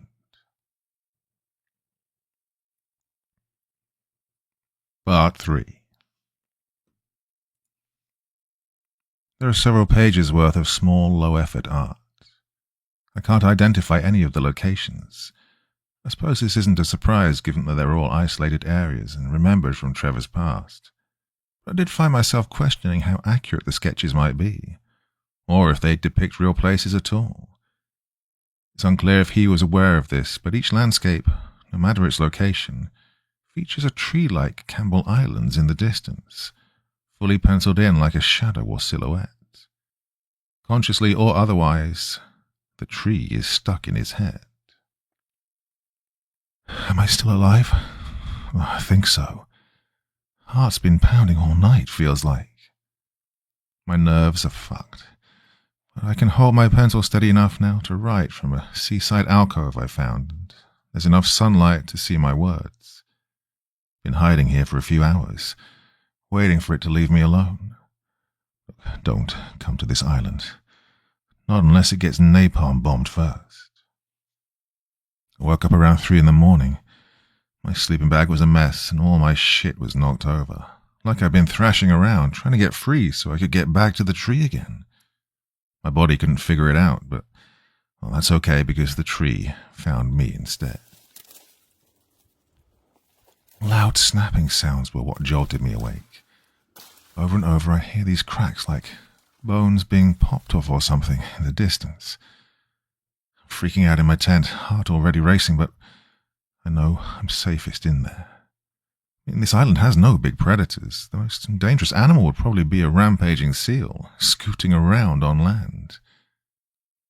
Then the sounds stop and there's a loud groaning howl. I've never heard anything like it, and I've slept in bear, wolf, and lion territory. The ground starts to tremble as some massive thing thumps its way towards my tent. I can hear a constant crackling of wood as an ungodly creature comes straight at me. It's not hunting. It has no need to search me out. It knows exactly where I am, and there's no point in hunkering down. I free my leg, leave the tent, and run. From what?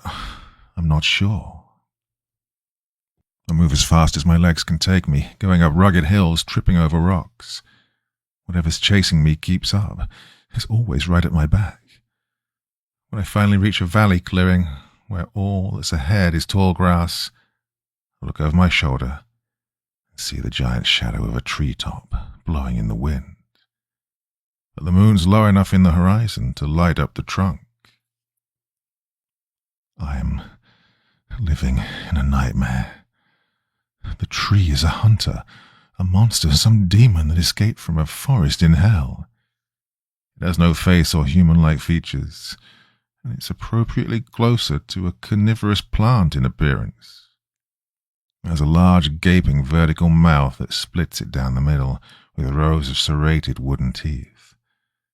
The weight of its limbs should have ripped the trunk in half, but the beast is strong enough to have both working jaws and a structure that can support itself. Its roots are out of the ground, gnarled, gangly and wriggling, giving it dozens of spider-like limbs for mobility. I'm unsure if it has eyes, or how it senses the world around it, but looking back at it seems to make it angrier. It opens its giant crushing snap trap of a mouth, and there's nothing but more wood inside. It can't lunge since it would just fall over, so instead its roots crawl towards me, aiming for my legs. I jump backwards, barely escaping, and push my addled body into a sprint. Now that I've seen the terror pursuing me, I move even faster.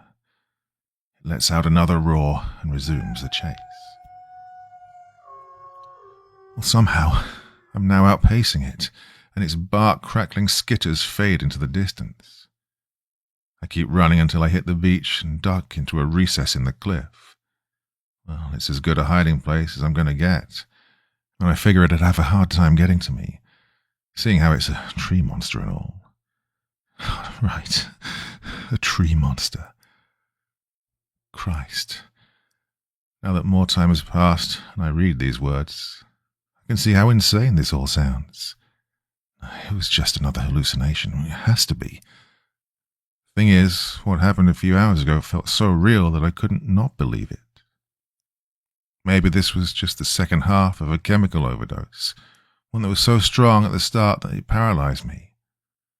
I've tried datura and ayahuasca both once in my life, just to say I did. My experiences were so bad that I swore off nearly all drug use afterwards. If I am prone to bad trips, then... Well, the question is, what the hell did I ingest? I haven't gone native enough to try any of the weird mega herbs that are everywhere, so it couldn't be them. Well, having a chance to think, I've got two explanations. One nuttier than the other. Assuming it's not severe food poisoning, exhaustion, or dehydration.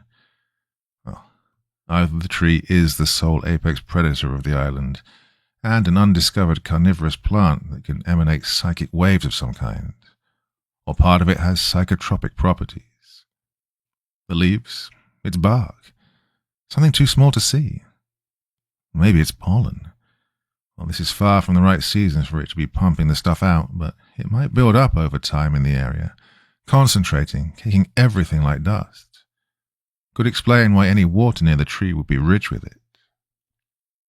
Well, in any case, I'm out of here. I wrote as I returned to my campsite to pack up, trying not to think about this island anymore. I checked on the tree from a safe distance.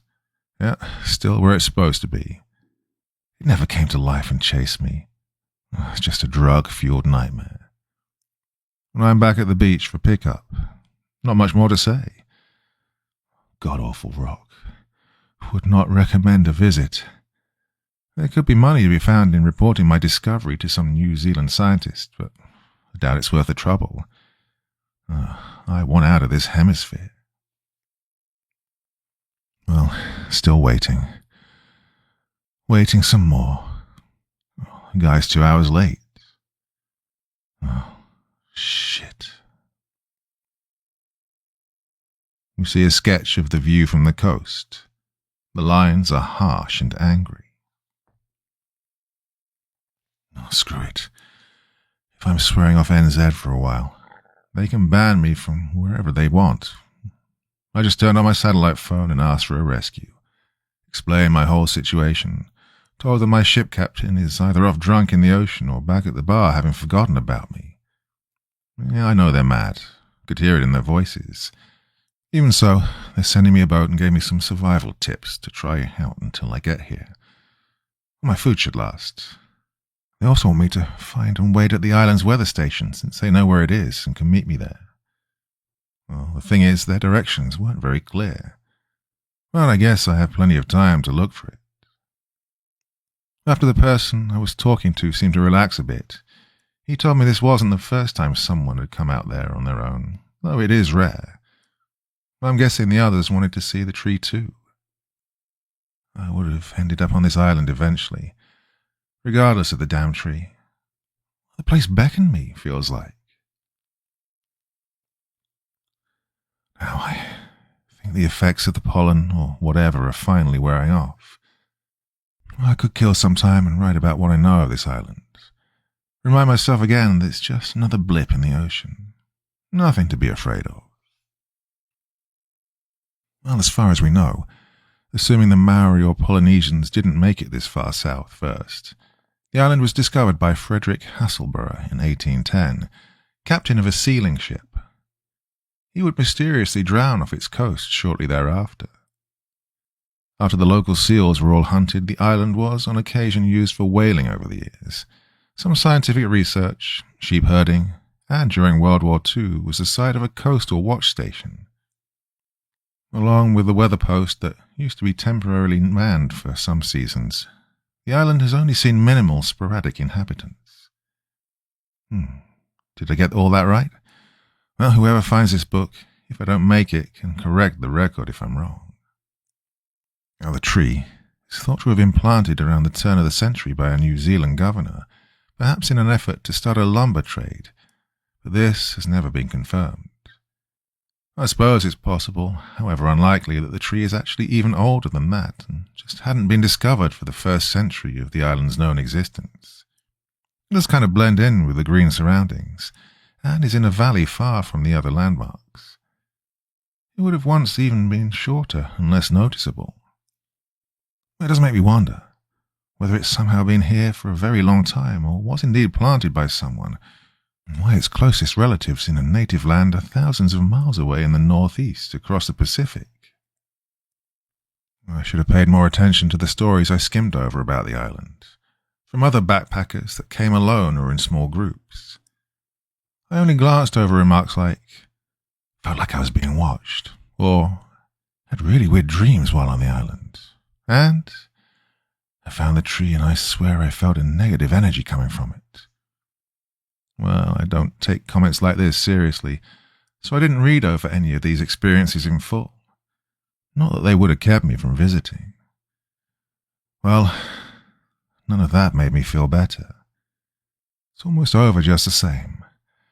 Gonna take it easy until rescue arrives. The body still has some recovering to do. A messy, chaotic sketch of a horrifying tree creature covers the next 2 pages, making it the only full-spread drawing in the book. The lines are so dark and forceful that the paper is torn in places. No, I did not draw that nightmare.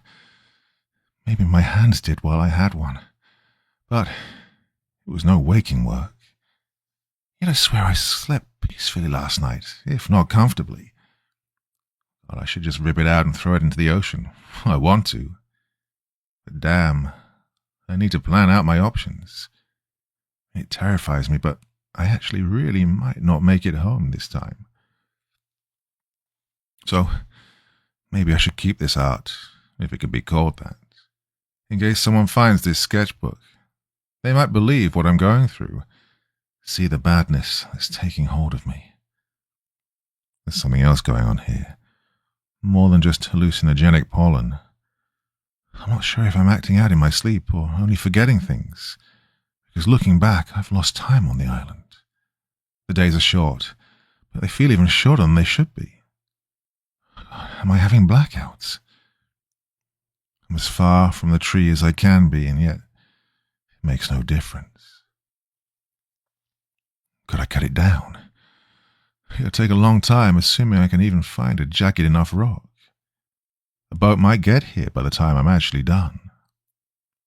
And then again, I'm not confident I can last one more night here. Running and hiding might not be a solution. I need to work up the courage to study the tree, try to learn something about it. I have to be rational. There's no logic in being afraid of a goddamn tree, unless you're in Australia. But first, the inexplicable things continue. I got delayed on the way to the tree and lost a little more of my mind in the process. I haven't been watching my footing that much here. I tripped over an exposed tree root. I'm already in a bad mood, so I get up and give it a kick with my boot. Then I realize something. I'm about a mile away from the only tree. Why is there a root here? I must be mistaken. It has to be the top of a buried rock. I get a closer look. It's unmistakably a tree root. I slice into it with my pocket knife and see that it's alive and healthy. I can't shrug this off. I know some trees can form huge colonies, like aspens, but it wouldn't just be roots covering miles of land. There has to be a reason. It's just one segment of a root, a fluke. Maybe it's the remnant of a large shrub. I get on my knees and dig. Just a foot deep or so in the dirt, I see another root. I pick up chunks of dirt and expose more of the rugged tendril, pointing in the direction of the tree in the distance. I move to a different spot, do more digging. More roots, in thick clusters in places. They wrap around rocks, cause barren spots in the grass where mega-herbs can't grow, and are seemingly endless. I must have dug a couple dozen holes across a swathe of land, and all the roots radiate from the tree. God, is this entire island covered? If the tree is alive in some way normal trees are not, are the roots like a sensory organ? Thinking too much, coming up with insane ideas. Just need a good look at the tree. Have to see how ordinary and boring it is.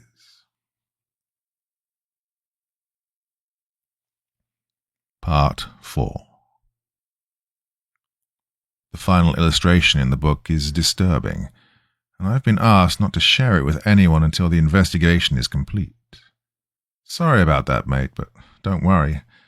Our artist describes the scene in detail, fortunately doing this part of my job for me. I have no more words. I can't begin to explain any of this. Was it all me? Have I completely lost my mind? I don't understand. I can't wrap my head around what's happened to me, or the tree, or this island. It's cursed, haunted, taken over by something evil. I hated drawing this, but I had to. I don't have a camera, so this is the best I can do to try and share my discovery. If I did this, if someone finds the evidence, just know that I am sorry. I wasn't conscious of it, I swear to God. Who I doubt has been to this place any time recently. Well, I hadn't walked around the tree since the first time I looked at it. The only other time I got near the thing willingly. So I can't say how long this horrific sight had been hiding behind it, out of view. When I approached the tree, nothing looked unusual, until I started walking around it, to the side facing a hill. Then I see a fire pit. Well, it's mostly ash, surrounded by small rocks, a few bits of wood burnt to cinders. Must be from some previous backpackers. I just missed it the first time. But I no longer trust my thoughts. I feel lingering dread and doubt. I go to the fire pit and feel the remaining grey wood. It's not smouldering, but it is still warm. I already know that I made a fire last night. Maybe the one before, too. No, I don't remember doing it, but it makes more sense than someone else just happening to be on the island as well, unseen. But why would I make a fire out here? Not for warmth. That's what I need a tent for. Not to make a smoke signal, especially if I was doing it at night. Was I doing some kind of cult-like or tribal shit out here? Performing rituals? Worshipping and making sacrifices to some tree deity? I was definitely burning dead branches and leaves, breathing in the fumes. Why me? Just because I don't like and try to avoid people, do I deserve to be punished? I'd never want to hurt anyone, animal or human. What I saw when I got up from the fire pit and turned around isn't me. I swear it isn't. Whoever finds this journal, don't condemn me, please. I wouldn't do this. I wouldn't use my missing tent spikes to nail bird corpses to the side of a tree. No healthy, sane person does that. How did I even get my hands on these birds? I've never been great at sneaking up on animals. Where did the blood go? I don't see a drop. Did I drain them, or did something else soak all of it up? God, I'm seeing things now. I feel like I'm floating. I just want to wake up. And, as my drawing shows, it wasn't only seabirds. I have no idea when my boat pilot came ashore to look for me, or how I overpowered him, lifted up the big guy against the tree, and nailed 3 pegs into him. What must he have seen at the end? A deranged, raging beast that was much stronger than he looked. Or did some other side of me invite him over to the fire and get him drunk first? Or poison him with what's also ruined me? This goddamn tree is making me feed it, or I do it willingly and forget afterwards. Being on this island has broken my brain. I'm not sure what's real anymore, and I don't have a grip on what little here is real. I can't let anything bad happen to the people on their way to rescue me. That's now the most I can do. They don't deserve to get hurt. No, this has to stop before it happens again. I don't have much I can use, but I'm going to cut or burn down this bastard of a tree if it kills me. I'll hide this book where the roots can't reach. If whoever finds it has any power to do so, and I didn't succeed, then please quarantine the island or at least erase that spruce from existence. Whatever happened to it, or wherever it came from, it's no common tree. Again, I'm sorry for coming here, for being unlikable, all of it, but I'll still try to do one last good thing. The last words in the sketchbook are some personal remarks to family and information like phone numbers and addresses.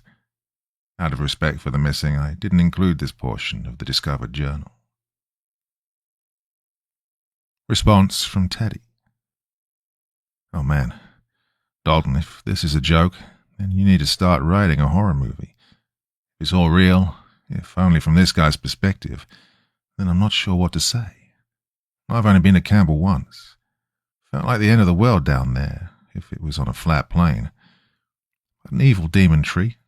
Oh, there has to be an explanation for delusions like that. Anyway, I did the proofreading and I'll forward this to the boss. Anxious to see what he's got to say about it. You want to summarize the attempted rescue for the record? I have a feeling that those above us aren't paying much attention to this yet. Well, I'm up for that drink. I'll help you get your story straight for a write-up on Monday. Well, at least until we get too shickered to remember what we're on about. Response from Dalton. Good seeing you again yesterday, mate. Now, as promised, here's a rundown of what me and my crew saw when we got to the island. The other team went ashore to begin the search while we circled the island. We found an abandoned fishing boat crashed against the rocks on the north side, big enough for week-long voyages. A little banged up, but salvageable after a tow. Hadn't been there for more than a few days. Too dangerous to board at its resting angle, but we determined no one was inside. On our second pass, we located its mooring point about 300 meters away. Looked like the rope had snapped on first glance, though when I got a closer look, I wasn't sure.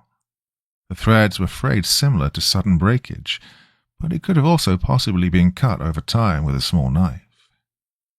During our third and final pass, we found something else. A little makeshift flag, a piece of orange fabric stuck onto a tent support rod, sticking out of a pile of rocks on the beach. I went ashore and found the sketchbook hidden among those rocks. Flipped through it, thought it was a strange art project at first. After having read its contents, I get why its owner hid it on a rocky beach. In his mind, he was afraid the tree could find it. We then get called inland by the other team, who want our help looking for a missing American and local fisherman. There's no sign that either of them went to the weather station. No evidence of fires, food containers, or even a campsite. The place had been wiped clean. If not for the empty boat and the sketch pad, we would have called off the search sooner. As everyone else is scouring the island for any hint of them at all, I start flipping through the book and stare at its unsettling drawings. They aren't high quality or anything special, and certainly not from a seasoned horror artist. Yet the events and assumed hallucinations they illustrate do suggest something very unusual and distressing happened here over the past few days. The art gets me to start reading what parts I can of the messy journal. Again, good job, Teddy. and I see mentions of monster trees, forgotten ritualistic sacrifices, nightmare acid trips, and an island-spanning root system. We weren't there on the government's dime to investigate anomalous flora, and the tree is of course protected, but even so I did convince a few of us to devote some time to looking for roots extending far from their source. We dug 30 or so small holes and saw nothing out of the ordinary. There's also nothing to note about the tree itself. No bodies, no dead animals, no blood, no tent spikes. There are a few holes in the trunk, but it's impossible to tell if they're fresh or made by survey teams over the years. We noticed some real but superficial damage to the tree. The sharp-edged rock was used to chop into its trunk, only getting 2 or 3 centimeters deep. Given that said rock was partially buried within throwing distance of the tree and looked like it had landed with a hard impact, it may have been thrown. The small scar in the tree is leaking a dark, sticky sap that caused a burning sensation on my finger when I unintentionally touched it. I'd actually be worried about this after reading the entire journal, but I cleaned all of it off and haven't noticed any symptoms over the week, not even a rash. And that's really about all I can report from my end. The search turned up no trace of the missing. 6 hours on the island with the drones and dogs, and we found next to nothing. Where this goes from here is now up to the brass. I'm not claiming that the tree is innocent. Maybe it has mutated and can produce a psychostimulant, but this sounds more like a prolonged panic attack or mental episode, something undiagnosed and triggered by a period of isolation. What if this story gains traction? I can see it becoming New Zealand's version of the Flannan Isles lighthouse mystery. Well, whatever happens, we shouldn't forget that the 2 people at the centre of it all have disappeared. Poor blokes. Response from Teddy 1 week later. Dalton, I know we're back to our usual menial work, but I figured you'd still be interested in the lab results concerning the Campbell tree. The bark, pollen, lignin, sap, and leaf samples all have some odd alterations to the DNA structure and markers. Not to the point where it should have some psychotropic cells or make the tree sterile or incompatible with its species, but enough to suggest that it's a hybrid or mutated over time. One of the lab boys joked that maybe the damn lonely thing wasn't getting any responses from lady trees and made itself more potent to compensate. I called him an idiot, and he knows that's not how it works, but I don't know. Still makes you think about evolution or adaptation. It's been by itself for at least a century, so who am I to assume? Speaking of age, a sample of its rings showed some abnormalities too. The layers are more numerous and denser than expected. Could have to do with the weather and sunlight down there. Oh, nothing major, just mentioning it. Response from Dalton. I heard another scientific expedition was approved and some big names were mentioned, but it's hard to find details. Boss is being aloof, like it's some big secret. I asked if I could be on the team, just out of curiosity, and didn't even get a response. The sketchbook even got confiscated by some other department, so we should keep the digitized files in a safe place. The vibes are off around here. Wouldn't be surprised if we soon get asked to delete everything. Response from Teddy, 3 days later. Well, you were right. I was just asked to erase my files, and now the department heads are concerned about leaks. Any idea what's going on? I've worked here a decade and have never seen an attempt to scrub files like this. I can't get answers. What do they find down there? I'll do what they say and wipe my data, but I really want to know what they discovered that's them in such a panic. There are rumors at the office that travel to the island just became totally prohibited. This can't all be from stunted spruce, can it? Response from Dalton. Teddy, I recommend you let this go. Yesterday there was a late-night emergency meeting in our conference room. I don't know who our bosses were talking to, but I happened to be working late as well and tried my best to listen in. Most of what they were saying made no sense to me, and I was only there for a minute or so, what with security having been tightened. One thing they said stood out, and I swear I heard it. They were talking about the ultrasound results, how they scanned the entire trunk of the tree. And then someone's voice rises and I hear, clear as day before he gets shushed, "Aren't you going to mention the 7 bodies?" 7, I remember thinking. How many people have disappeared on this island? I overheard a few other things, including the possibility of sending armed soldiers to Campbell, but it wasn't until I got home after a long day that I got a chance to piece it all together and realize where those bodies are. If this has happened before, Mr. Miller and probably the boat pilot are just the latest victims. Well, victims of what exactly? Of the island, sure, but what happened to them? How did 7 human-shaped masses get inside of the tree? Lowly government employees like us are never going to find out, Teddy. If you want to keep this crappy job, try to forget all about this whole thing. Don't go looking into it. Don't let this get out. Delete your work and never go back to that island. It's either the tree or that entire place that's cursed. God forbid they brought back something more than just a few small samples. And if you absolutely must talk about this one last time, meet me for a pint this weekend. Usual place. Sanguis by Impossible Bit995. Part 1. I think there's something out there, Deputy Erickson said. The child came running out of the woods directly in front of my Jeep. I slammed on the brakes and the vehicle screeched to a halt about 3 feet away from him, headlight beams reflecting in his eyes. Beside me, Deputy Erickson almost dropped a cup of coffee in his lap. Meanwhile, I was frozen in place, my fingers clutching the steering wheel for dear life, knuckles buckling against the skin. "Is that the kid?" Erickson asked. Exhaling the tension from my body, I said, "Well, that's a kid, all right, but it's not the one we're looking for." I unfastened my seatbelt and climbed out of the car. Slowly, as if approaching a wild animal, I walked towards the child with my hands raised in plain sight. We were scouring the area for a missing girl. About 6 years old, auburn red hair, freckled face. Elise was her name.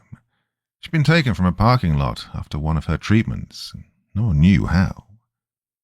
The child in front of us, though, was a little boy, maybe 8 to 10 years old. Short, bedraggled brown hair, tan and skinny as a beanpole. There were leaves and twigs sticking out of the nest of his hair. Mud stained his bare feet. Small pink scratches adorned his arms and legs. For late October, the weather was too cold and windy to be wearing khaki shorts and a t-shirt. But, if I had to guess, the temperature was the least of his concerns. "Oh, calm down now, son," I told him. "We're not going to hurt you." I could see it in his eyes, the teetering scales that resided within every person, that intrinsic response to perceived danger, fight or flight, stay or go. The boy looked primed to run, but we were out in the middle of nowhere, standing on an endless stretch of asphalt. The last farm was about 7 miles back. The next farm was probably another good 7 miles ahead. Can you tell me your name?" I asked. "I'm Deputy Solanus with Halloran County Sheriff's Department. You can call me Raymond if you like, or Ray if that's easier." The boy stared at me with wide eyes. His pupils were dilated, eclipsing the whites. He parted his cracked lips and whispered, "Thomas." "Thomas? That's a nice name. Can you tell me what you're doing out here, Thomas?" The boy trembled with fear, wildly thrashing his head from side to side. Please, don't send me back. I can't go back. Don't make me." He fell to his knees and sobbed. "Hollow man, bad animals, in the trees." His head snapped up in my direction. There was a sudden stillness to him that made my heart drop, like a lull during a thunderstorm when the entire world goes quiet. "The fisherman's real," Thomas cried. "He's in the trees. He'll come for me. They all will." Then, without warning, the boy fell flat onto the tarmac, unconscious. I rushed over to him and placed my fingers on his neck. There was a faint pulse present, and from what I could discern, there were no apparent cuts or broken bones, no indication of internal or external bleeding other than the few small scratches from running through the bushes and other foliage. I picked the boy up and returned to the Jeep, setting him in the back seat. Taking my place behind the wheel, I spun the car around and headed towards the nearest hospital. About a 20 or 30-minute drive. That's the Midwest for you. An archipelago of small towns isolated by an ocean of farms and forests. Rolling fields with a few riverbeds and streams interspersed.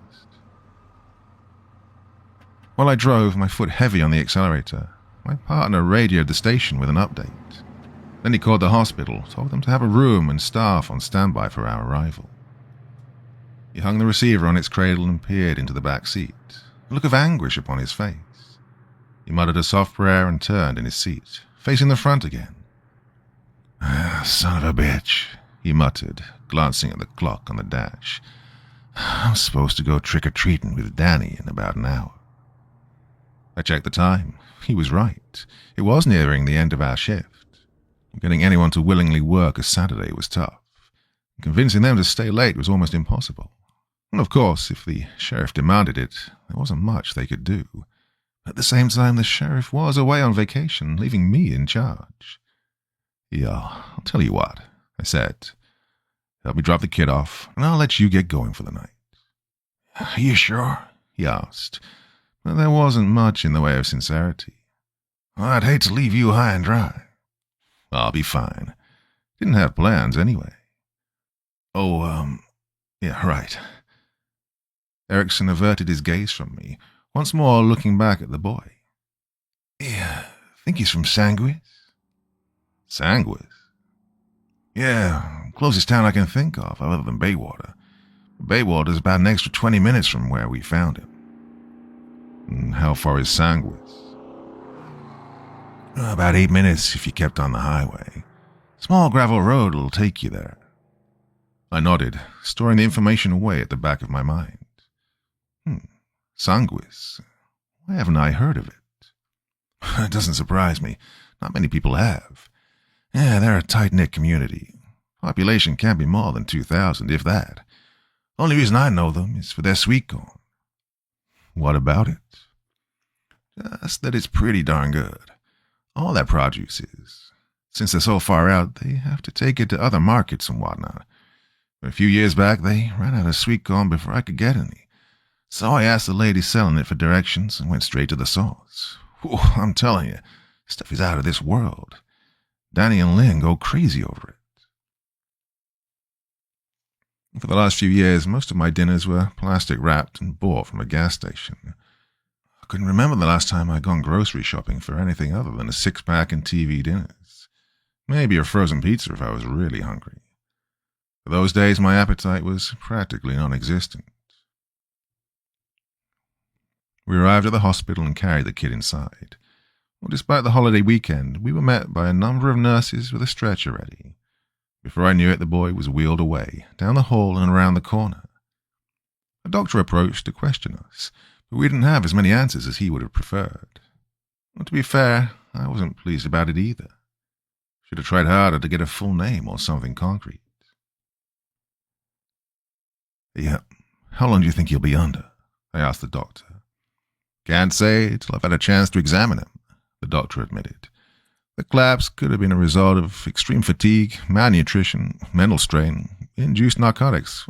Look, I should be able to provide a better answer soon. My heart was racing and my patience was burning. I couldn't stand the idea of waiting around, twiddling my thumbs, hoping everything would just land on my lap, especially since we still had flyers to pass out for the missing girl. Hey, how about this? I said, grabbing a pen and a piece of paper from the front desk. I'll leave my personal cell and my partner's number. Kid wakes up, you call us. Till then, I'm going to have a look around, see if I can't find the parents first. The doctor took the sheet of paper and nodded. Be careful out there tonight, deputy. Full moon's a bad sign. I'm not one for superstitions, Doc. We went back to the Jeep, and I drove my partner home. His wife and son greeted me with excitable waves. The boy was dressed up as a scarecrow, and the mom in a white and blue dress with a little wicker basket. Hey, there's our Tin Man, she said as Erickson exited the vehicle. Then she looked through the open passenger window at me. We could still use a cowardly lion to round out the pack. You're more than welcome to join us, Ray." "Oh, I'd love to, Lynn.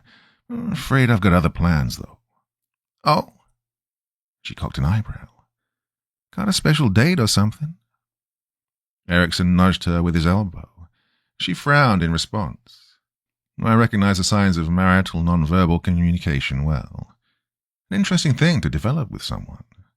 A language that can only be achieved after years and years of familiarity. Well, I had that once, I like to think. But I was better at speaking it than interpreting it. "I should be on my way," I said. "Now, Danny, get enough candy for the both of us yet?" "We're going to hit every house in town," the boy replied eagerly. After that, I was back on the highway heading towards Sanguis. Overhead, the sun descended, gradually vanishing against the horizon. Black clouds billowed across the sky, wispy trails of ink that dispersed against the moon's unnatural glow. It was that time of year, the hunter's moon, when its white, snowy surface took on a pale orange hue and appeared about twice its normal size. Along either side of the highway were thick patches of trees, some with empty tops, their branches twisted like gnarled fingers, others still retaining a mixture of red and brown leaves that swayed against the breeze. I slowed down by mile marker 96, crawling along the highway at a deliberate pace until my headlights spotted the gravel road Erickson told me about.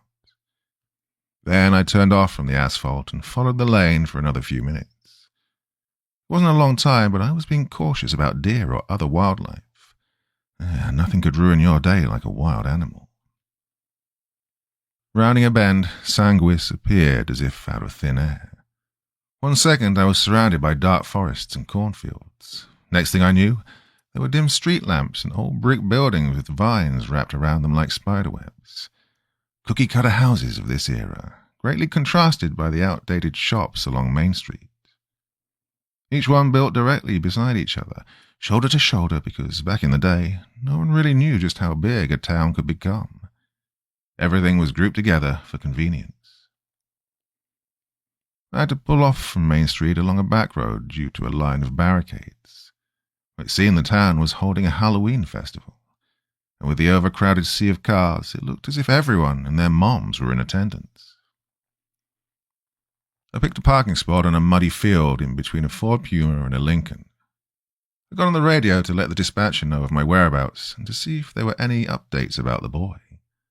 So far they hadn't heard anything. Just to be sure, I checked my phone, but I was far too out in the boonies for cell reception. Go figure, I muttered, pocketing my phone and stepping out from the Jeep. I locked the car and started my trek, the only part of town that had any discernible sign of life.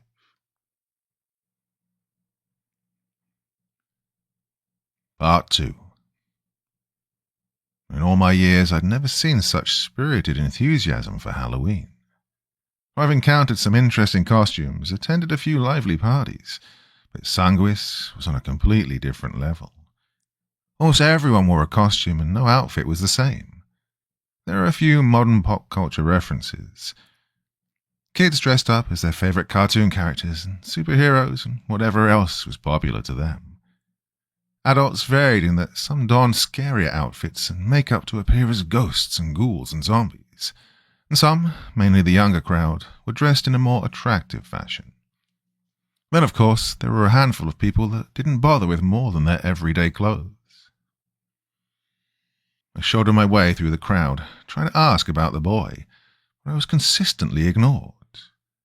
I imagine many mistook my uniform for a costume, and, considering my age, they wanted nothing to do with me. I was just a middle-aged man with a tired face and sad eyes. Unruly hair partnered with faint stubble that was in an awkward phase between beard and clean-shaven. My only advances had been blind dates organized by mutual friends, but I didn't have many acquaintances outside of work. However, after enough searching, I was able to speak with a few of the locals. With the provided information, some had possible answers, but Thomas was a common name. Not to mention, many of the locals willing to speak with me were already inebriated and struggled to comprehend what I was asking. The music blaring through overhead speakers scattered about Main Street wasn't making my job any easier either. There was nothing I could do about the festival, as much as I wanted to. I couldn't just make demands to shut it down or halt its progress. Sanguis wasn't within my county, and therefore I had little say. I should have called someone to aid me, someone working within their jurisdiction, but I was impatient, eager for answers. Eventually someone dressed as a sad-faced clown pointed to a nearby diner and told me I should speak with the mayor. I thanked them and went on my way. Inside the diner was packed from wall to wall. Every booth was filled, every stool taken, every inch of counter space occupied by food and drinks. The distinct scent of freshly brewed coffee wafted through the air, intermingled with the smell of cooked bacon grease and oil from an air fryer. Sorry, hon. A hostess in a black apron had snuck up on me, appearing from a small cluster of girls dressed as vampires. There aren't any tables right now. Wait time will be about 10 to 20 minutes, maybe longer. I leaned in and asked, "Is the mayor here?"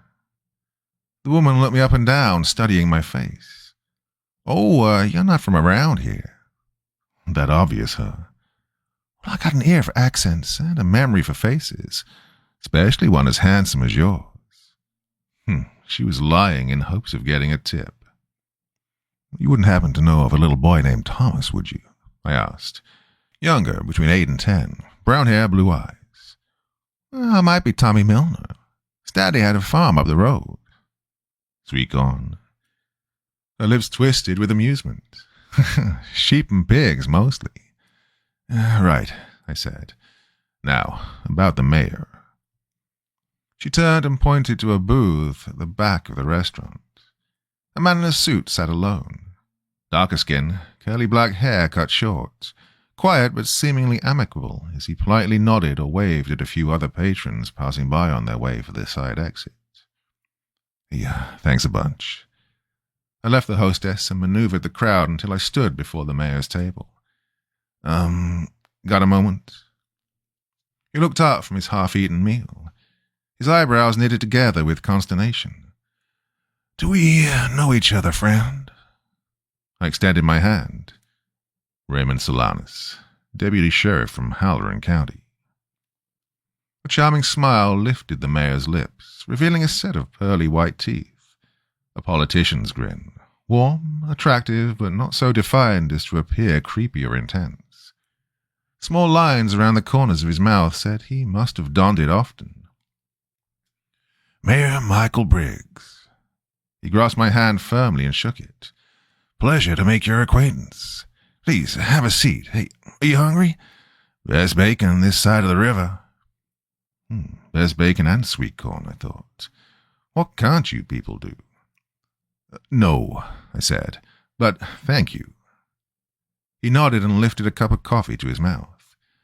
"Hey, I like your costume." "You do realize I'm actually a deputy sheriff, right?" "And I'm dressed up as the very handsome mayor of Sanguis." Doesn't really seem like a costume to me. "Of course it is," the mayor grinned. "You and I are nothing more than men. This, the clothes we wear and the business we conduct, are the roles that we play. The world is a stage, my friend, and we are simply trying to give our best performance before the curtain inevitably falls." Well, I had to wonder if it wasn't just coffee in the mayor's cup.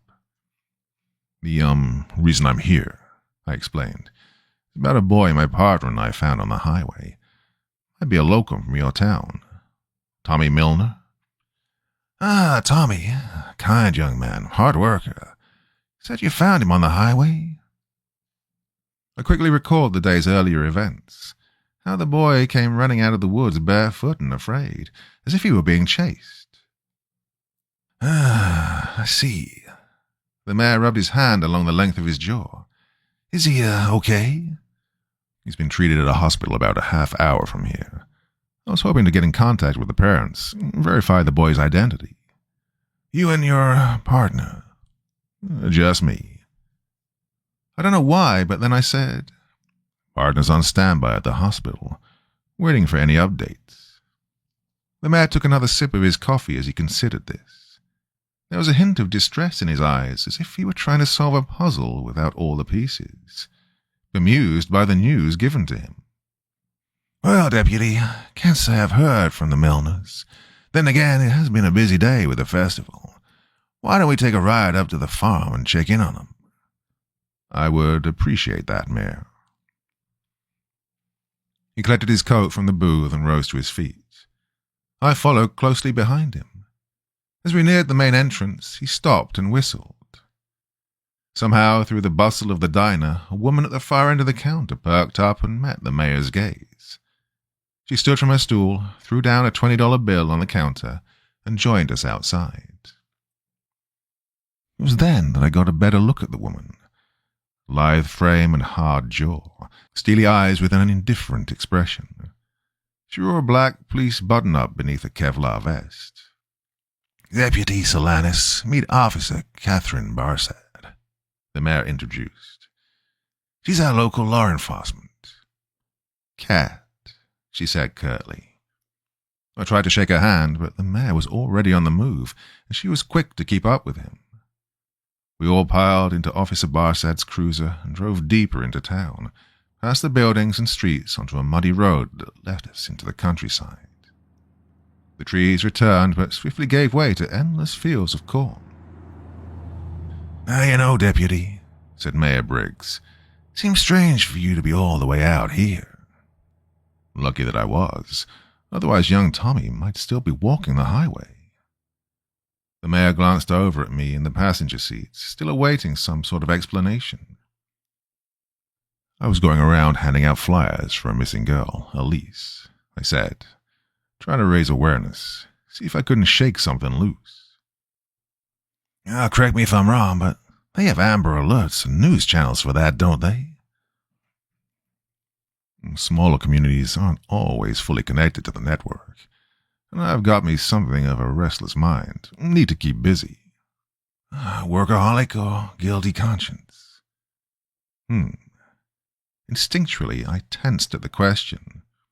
In the back seat, Officer Barsad shifted her body to face me. It was then that I realized just how cramped the car was, and how strange it had been for the officer to relinquish the driver's seat to the mayor. Then again, he was technically her boss. But in my experience, whenever I was with the sheriff, he always rode shotgun. "You know why they call this town Sanguis?" the mayor asked. "Back in the late 1800s, around the Civil War time, there was a battle here. And you see, for a time, Missouri was considered a border state. You know what a border state is? When the state's loyalty was divided between the Confederacy and the Union. Neither fully one or the other." "Very good, Deputy." He raised his eyes to look at Officer Barsad in the rearview mirror. "We got a learned man in our midst." We turned off the road and started up a long, winding lane towards a plain farmhouse with a sloped roof. The yard light was off, and the inside of the house was dark. "The battle was as bloody as they got," Mayor Briggs continued. "Brothers against brothers, fathers against sons. In fact, there had been so much bloodshed, it soaked into the dirt and turned the waterways red for a time. Almost caused the town to collapse completely. But where there's a will, there's a way." And that connects to Sanguis how? We came to a stop in the empty driveway. The mayor turned towards me. The leather of his seat squeaked with his movements. "Sanguis is the Latin word for blood. Not our proudest moment, but perhaps our most defining." Slowly, under the cover of the shadows, I slid my right hand across my body, resting it on my revolver. "Is that so?" There was a hint of disappointment in the mayor's smile. "Unfortunately." Then he unbuckled his seatbelt and exited the car. "Hey, you coming?" I opened my door and stepped out.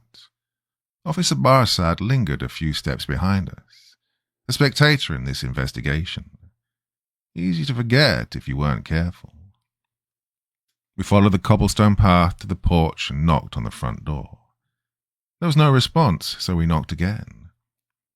The mayor called out to the Milners, alerting them of his presence. Still, nothing. "What do you think, Deputy?" the mayor asked. "Should we get a warrant? Imagine it'd be difficult for you considering county lines." I looked back at Officer Barsad. "I suppose I should let you take the lead."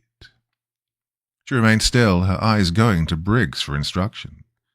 He nodded lightly, and she stepped forward, trying the handle. The door swung open to darkness and the smell of honey ham. I removed a flashlight from my belt. Officer Barsad did the same. We entered the house, our beams of light crawling across the floorboards and walls. I kept my right arm rested on the grip of my revolver, ready to draw at a moment's notice. In the hallway, I found a picture hanging on the wall. It was a family photo of the Milners, mother, father, and son. The boy was the very same I'd encountered on the highway. Suddenly, the overhead lights came on. Mayor Briggs stood with his finger still on the switch, grinning at me with a sense of pity. "Keep your eyes on the sky," he said, "and you'll trip over the roots beneath your feet." We turned off our flashlights and wandered the house, calling out to the Milners. There was no sign of life, no sign of a disturbance either. The house sat empty and still, untouched. Then, as I returned from the hallway, I stopped in the dining room. The dinner table was set with 3 plates, the food on each plate partially eaten. Something had interrupted their supper and forced them to abandon their home halfway through a meal. No time to clean up, no time to pack, no time to do anything but leave. Where had they gone? What made them leave so suddenly? We turned off our flashlights and wandered the house, calling out to the Milners. There was no sign of life, no sign of a disturbance either. The house sat empty and still, untouched. Then, as I returned from the hallway, I stopped in the dining room. The dinner table was set with 3 plates, the food on each plate partially eaten.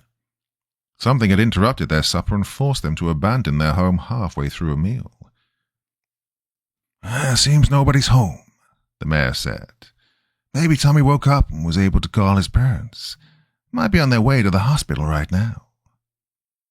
There were 3 places at the dinner table. Maybe, but how did Tommy end up on the highway? You said he was on foot. You're telling me a boy ran from here all the way to the highway on foot? Why not go into town instead? Why go through the woods? "Well, he was scared," said Officer Barsad.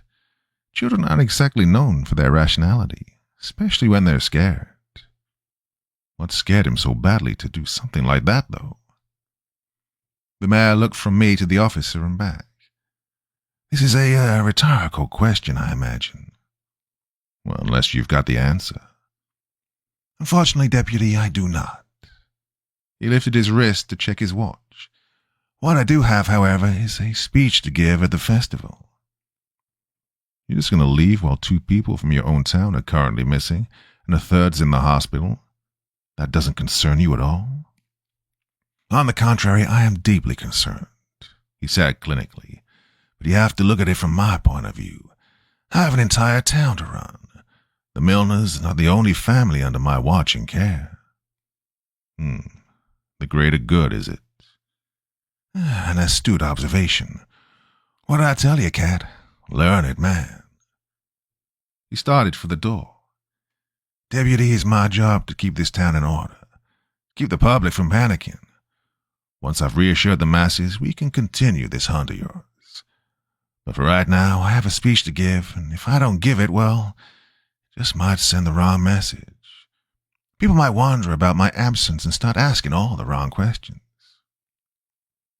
Failed public appearance. Might cost you some votes during the next election. "Is that what you truly believe, or is that just the picture you want to paint?" Quietly, I ruminated on this matter for a few moments under the watchful eyes of Mayor Briggs and Officer Barsad. There was something about the mayor that ruffled me. Political man, sure. I'd met plenty just like him. In a way, though, he reminded me of my father, a man doing what he believed was best, even if it came at a cost, a man absent of empathy, distant and cold despite the affable front he put on. But the mayor was a little more articulate than my father had ever been, didn't indulge in his internalized rage.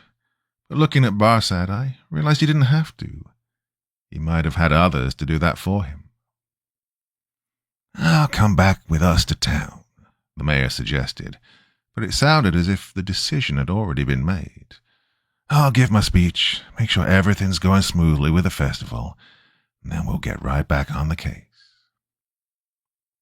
I glanced at Barsad. She had her hands on her hips, a stern glare pointed in my direction. Police officers generally had a hard time playing nice with outside law enforcement. Didn't like the idea of being questioned. It often implied something about their performance, a level of incompetence they wished to keep concealed.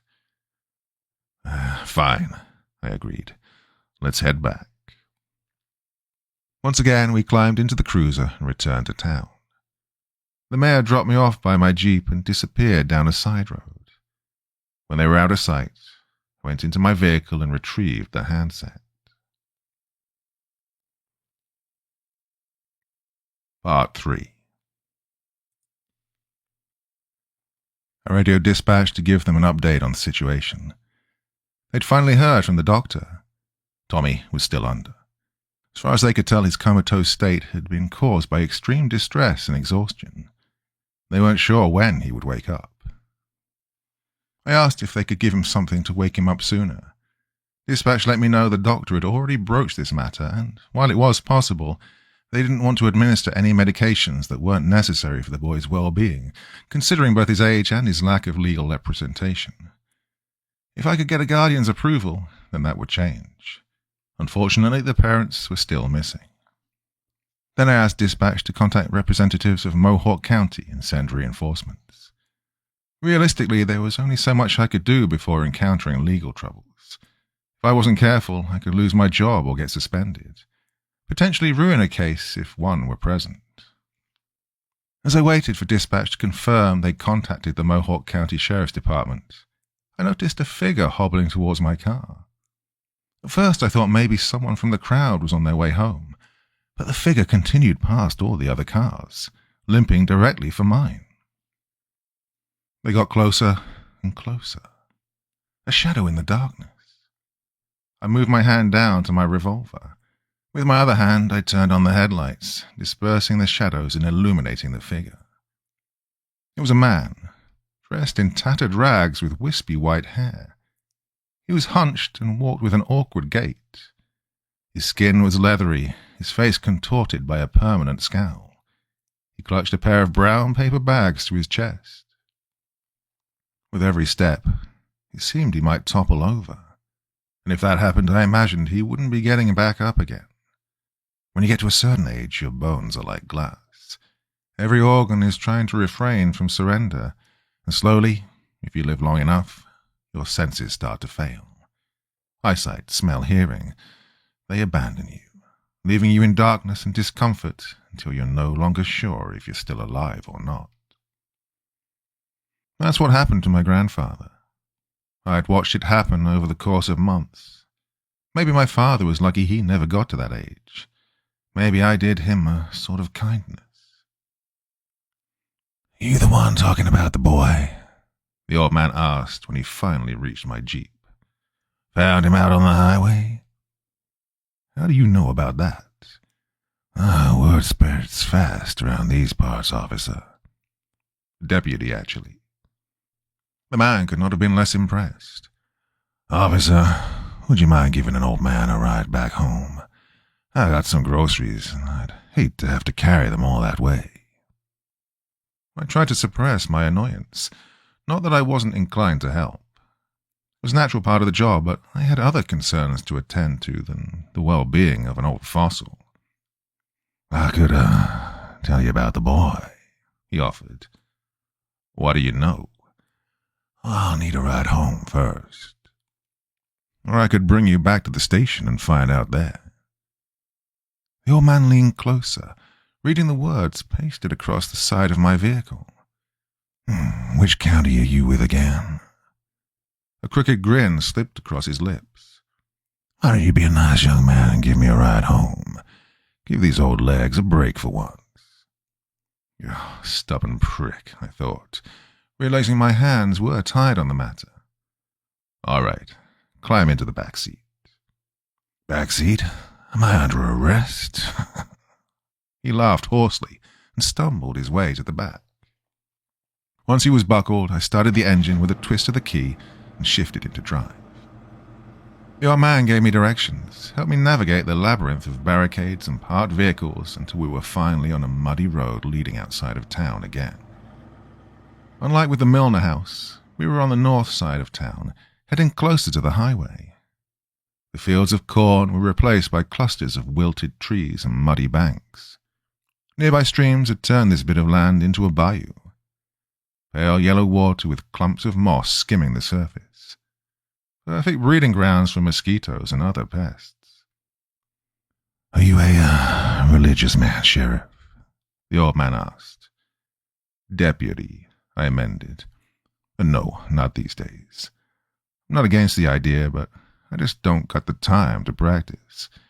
Don't have the patience for it neither." That's too bad. These days, faith is hard to come by. Folks are inclined to believe only what they can see, but never consider that maybe they're not supposed to see it, that they can't see it. Well, I was watching for deer and raccoons, not giving the man any more attention than what I thought he deserved. I recognized a gambler when I saw one, a man who knew how to play the odds, use the cards he'd been dealt. Chances were low that he knew anything about Tommy or his parents. Probably just wanted a ride home and figured he'd use me to get there. The old man perked up in the back seat, moving closer to the grid wire separating us. "Are you a married officer? You look like a married man to me." "Once burned." He croaked with laughter. "I was married. Love of my life. We were going to spend eternity together. But I lost her. I lost her, Sheriff. Lost the baby, too." My fingers squeezed the steering wheel. "I'm sorry to hear that." This caught him by surprise, and he leaned back in his seat. Me too, Deputy. Not many folk around here have it in them to feel the woes of an old man." Can't imagine why, I thought. Your child, how old?" "Not even out of the womb. What did come out, that wasn't mine. Not really. Became a widower the same day I became a father. Something like that makes you wonder about the higher powers of the world. Sends you down a rabbit hole." Thankfully, we were approaching the turnoff. I could see the old man's cabin through the trees and pulled into the empty lot in front of his house. I shifted into park, but left the engine running. "Now," I said, "about that boy." "Help me carry these groceries inside, and I'll tell you all you need to know. I got something to show you, too." My teeth came down hard against a growl bubbling in my throat. The old prick was jerking me around. Well, I could take it from the mayor, from Barsad, but it was a hard pill to swallow when it came from the average person, from someone who didn't have connections or a worthwhile title. Begrudgingly, I got out of the Jeep and grabbed the man's groceries from the back seat. I opened his door, holding it while he struggled to climb out. Then I followed him to his cabin, making sure to keep a distance between us. Well, the old man didn't worry me like Officer Barsad. Figured I was stronger and faster than him, but still, you never know what a person might do. Never know what they're capable of. "Where you from, Deputy?" "Tennessee area." "I don't say. What brought you down to these parts?" "Sometimes a man just needs to get away." "Don't I know it. Come to these parts all the way from Massachusetts. Well, back then, the trip was longer, harder. Never really knew where you were going or if you were going to make it. Traveled during the day, too afraid to wander those endless roads at night. Never knew who might be hiding in the shadows. He opened the front door and walked inside. The interior of the cabin was about as rustic as the outside. Years of deterioration had left it wrought with a carpet of moss, curtain of vines across the walls. Weeds seeped through the cracks in the floor-beds. Cobwebs dusted every corner of the room. Mildew was in the air. I set the grocery bags in the kitchen, at least what I thought was the kitchen. Hard to tell considering the man lacked appliances other than an ancient cast-iron stove. The thing ran on wood instead of gas or electricity. What's an old-timer like you get up to round here? I asked, hoping a brief display of friendliness might get him talking. I read when my eyes will allow it, he said, hobbling into the living room. Spend most days drinking on the porch, watching the stars. I nodded. So, about this boy. Well, first, I'd like to show you something.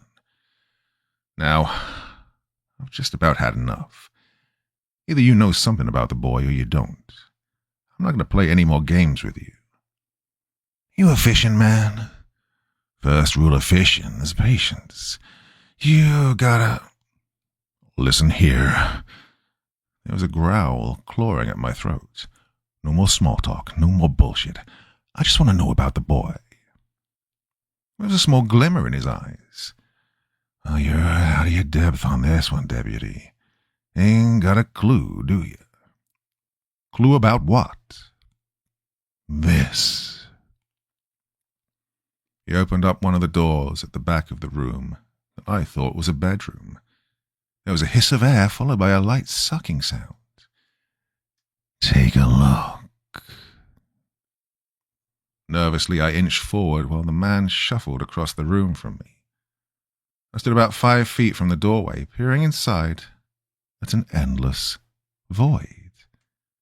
An expanse of infinite darkness speckled by distant white spots. A vibrant mist of pink and green rolled across the black. At the center, both far away and close, was a swirling storm of orange, its core obtrusively bright. I'm something of a fisherman myself, he said. Cast my hook and caught me the biggest fish in the sea. I was entranced by the sight, mesmerized. Something about it pulled me, and while I told myself it had to be an illusion, maybe a matte painting like in the movies, I knew it was something else. Something beyond my comprehension. We killed the child, the old man confessed wistfully. Reeled her in and butchered her to feed the land. Tragic affair. I couldn't tear my eyes away from the void. Couldn't stop thinking about it. But during a brief moment of clarity, I asked him, What child? Her child, and she won't ever forget, won't ever forgive. They are not the forgiving type. We're nothing to them. Protozoa, bacteria, parasite. It's funny, he continued.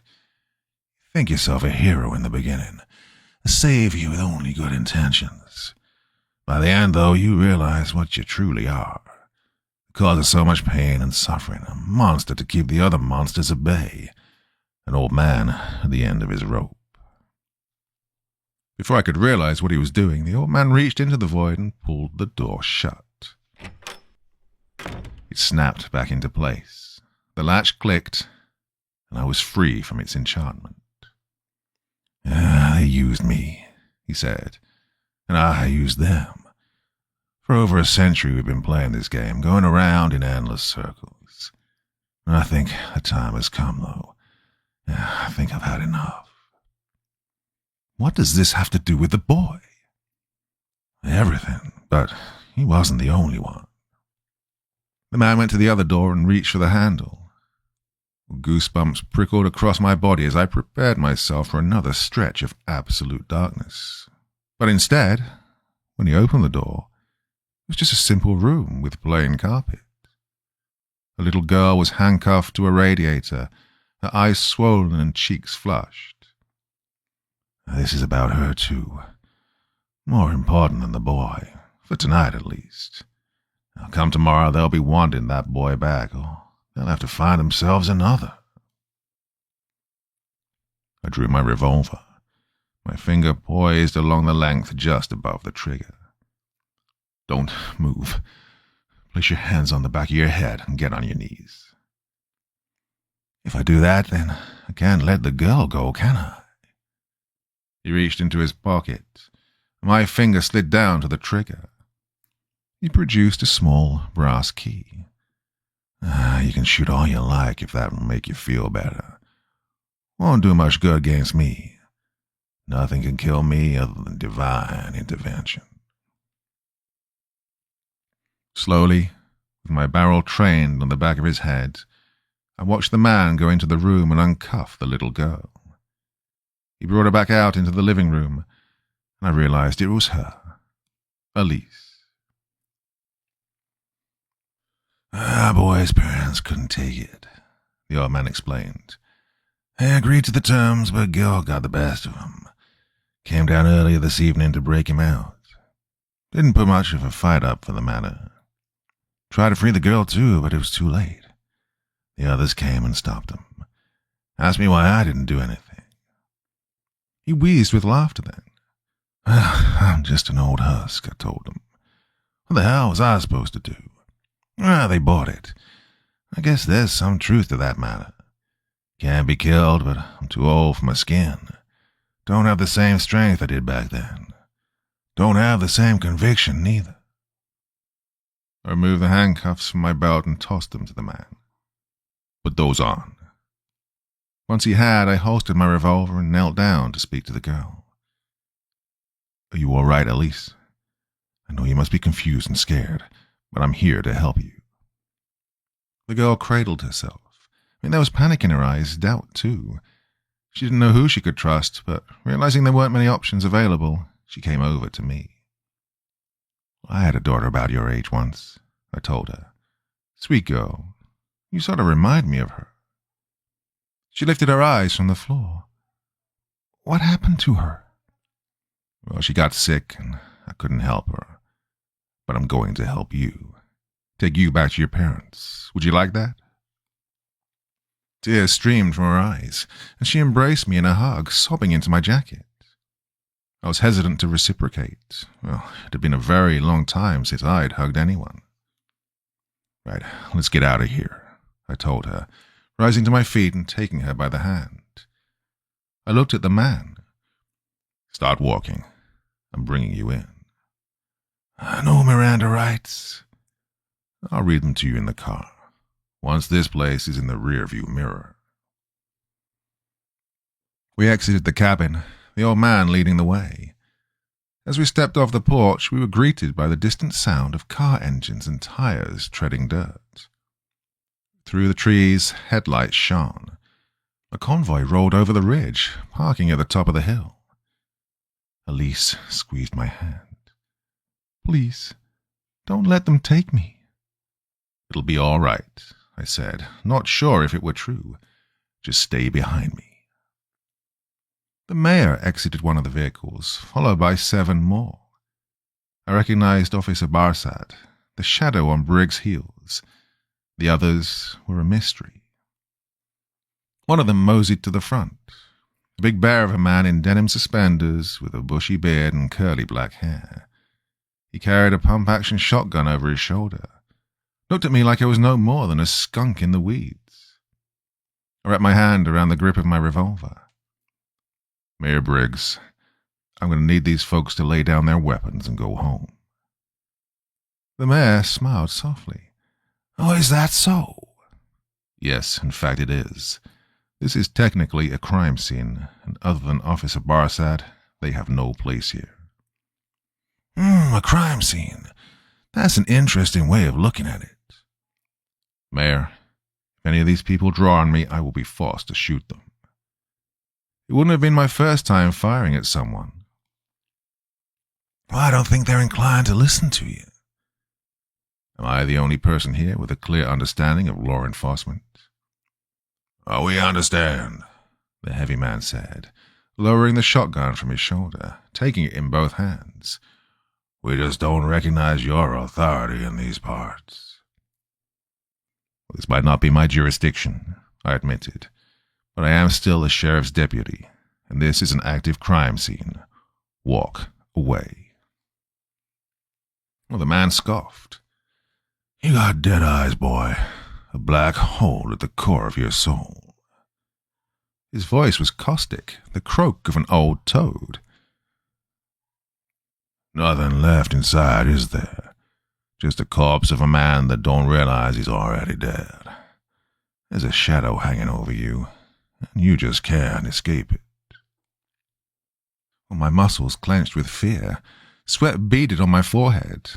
A part of me wanted to wipe it away, but I still retained enough rationality to know that any sudden movements would grant me a place in the ground.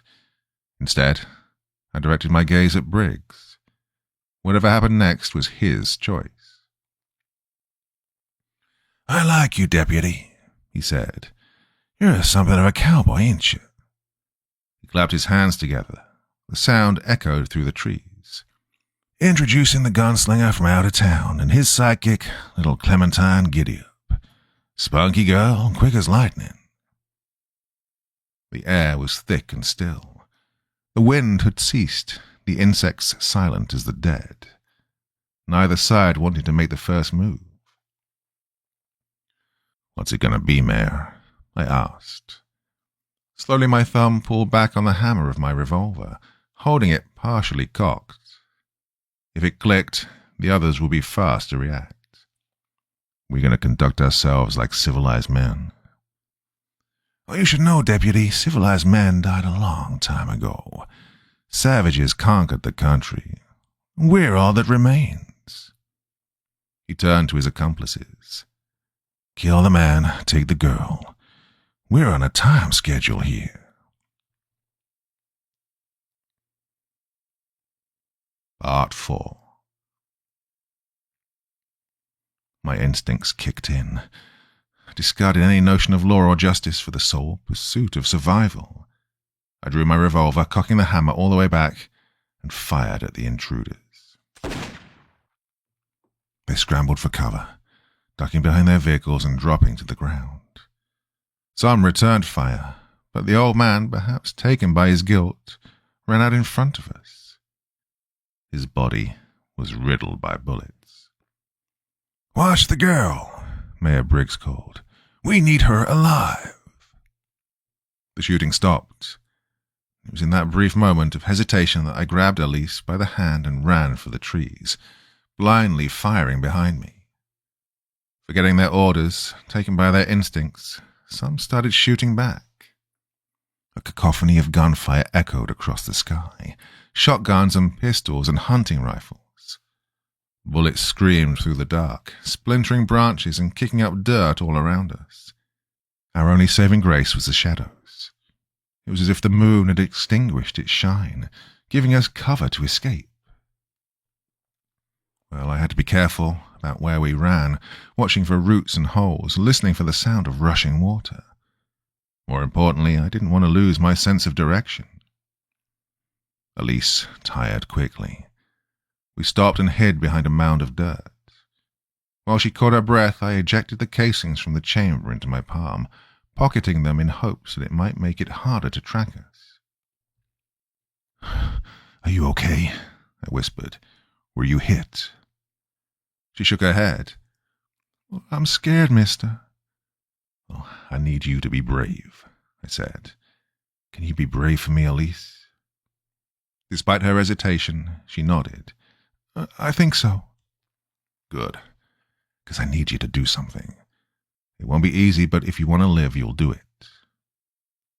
I reached back and removed the flashlight from my belt, handing it to her. I want you to run in that direction. In a few miles, you should reach the highway. There'll be cars coming, police cars, hopefully. I want you to use this flashlight to flag them down. Now I know you'll be tempted to turn it on while you're running. Mister, please. Just listen, I told her. Whatever you do, try to make your way through the dark. Be quick and careful. If you turn that flashlight on before you get far enough away, one of them might see it. We don't want that. Oh, she was in tears, stammering over her words. "Why can't you come with me?" "I would if I could, I swear. But I'm going to try and draw them away from you. Does that make sense?" "I don't want to go alone." "I know. I don't want it either, but it's safer than keeping you with me." There was a snap of twigs. I raised my finger to my mouth, motioning for her to be silent. Carefully I raised my head, peeking over the mound of dirt. There was a figure in the dark. A flashlight beam swept across the earth, silhouetting the trees. I moved Elise aside, guiding her behind me. Oh, I still hadn't replaced my bullets, so I turned the gun over in my hand, gripping it by the barrel. As the figure crept closer, I was ready to pounce. It looked as if they had a rifle. I didn't know if I was quick enough to reach them before they could get a shot off, but we were short on time and options. Then, something ran out from behind a nearby tree, sprinting across the woods. I can't say for certain due to my panic state, but whatever it was small and dark. It sort of looked like a person. Well, for a moment I had to check behind me to make sure Elise was still there. The figure spun around, following the runner with their flashlight. I snuck behind them and smashed the grip of my gun on the back of their skull, wrapping my arm around their midsection to slow their descent to the ground. It was the big man with the beard. I switched off his flashlight and scoured the forest for the others. As far as I could see, there was no one else yet. He must have been a hunter, outpaced them. Dragging his body behind the mound, I reloaded my revolver and slipped it into the holster. And then I picked up his gun. Standard hunting shotgun, 5-shell capacity, 4 in the magazine tube, 1 already in the barrel. "Okay," I said. "You'll have to run now." "Please." "Just go, Lisa." I paused, a tightness in my chest constricting around my heart. Just go, Elise. Run. Don't look back. Don't make a sound." The girl was frozen in place, shivering against the cold, against her fears. I placed a hand on her back, gently pushing her forward like teaching a child to ride a bicycle for the first time. Eventually, she began to move on her own, and I stayed behind. When I could no longer make her out through the trees, I started through the woods, heading back towards the cabin, heading towards town. Once I felt the distance between us was far enough, I raised the shotgun's barrel and fired. A flock of birds took to the sky, and it wasn't long before I heard footsteps, the sound of heavy breathing. That's when I ran, trying to make as much noise as possible, hoping they would notice me, that they would follow. Well, just to be sure, I took the bullet casings from my pocket and dropped one every few feet. Yeah, breadcrumbs. Their footsteps were getting closer. I could hear them gasping for air, coughing too. Or maybe if I'd been a local, I might have navigated the woods as well as them. To help keep some distance, to postpone the inevitable, I turned and fired. The muzzle flash exploded against the dark. There was a sharp crack as bark scattered from a nearby tree. This went on for some time. God, it felt like hours, but I'm sure it was no more than 10 minutes. I must have run past the cabin because in the distance I could see the lights from Sanguis shining through the empty branches. As I broke from the forest, a pair of arms wrapped around me, wrestling me to the ground. I threw my elbow back, striking my attacker in the face. There was an audible crunch of their nose. Desperately, I scampered across the ground for the shotgun, but before I could reach it, Barsad came out from the darkness and stole it. She lifted the barrel and pressed it against my forehead. The steel dug into my flesh. "Too slow," she muttered. "You want to shoot me? Then shoot me." "Don't shoot." Mayor Briggs appeared, an armed local on either side of him. Another rose from the dirt, blood pooling from his nostrils. Not yet." He looked around at the others. "Where's the girl?" When no one answered, he said, Ah, that's what I thought. Then he turned his sights on me. The girl? Oh, sorry, Mayor. I'm afraid I lost her. He smiled, but there was no amusement in his expression. All righty then. To Barsad he said, start with the kneecap. She redirected the barrel of the shotgun from my head to my left knee. I moved to grab it, but there were two others upon me, grabbing my arms and pinning me in place. Barsad worked the forend and pulled the trigger. Well, there are no words to describe the pain. My vision jittered and darkness encroached. I was breathing, but I could never catch my breath. Every slight movement sent a fiery surge rushing through my body. When I eventually reeled back to reality, I looked down at my leg. God, it was practically severed at the knee, connected by the thinnest strands of muscle, by a fraction of bone. Does that hurt? Mayor Briggs asked. Oh, looks like it hurts. If you want, we can stop that pain for you. Oh, we can make it worse. We're running out of time, sir, Barsad said, ejecting the shell from the shotgun. Hey, we waited too long, one of the mayor's accomplices added with a cough. Should have postponed the festival. No, the mayor snapped. The festival is always the weekend before Halloween. If we changed that, people would have been suspicious. The less questions, the better. We still have time. He took a breath and exhaled. Now, how about that girl? I bit back the pain, swallowing it. Maybe it's the wound, but my memory is all fuzzy. Don't you just hate it when that happens? He asked. Let's see if we can fix that. To Barsad he said, Right, the hand. They pulled my left arm away from my body, forcing my hand against the ground. I tried to resist them, tried to fight back, but there were just too many. Barsad, face slick with sweat, took aim.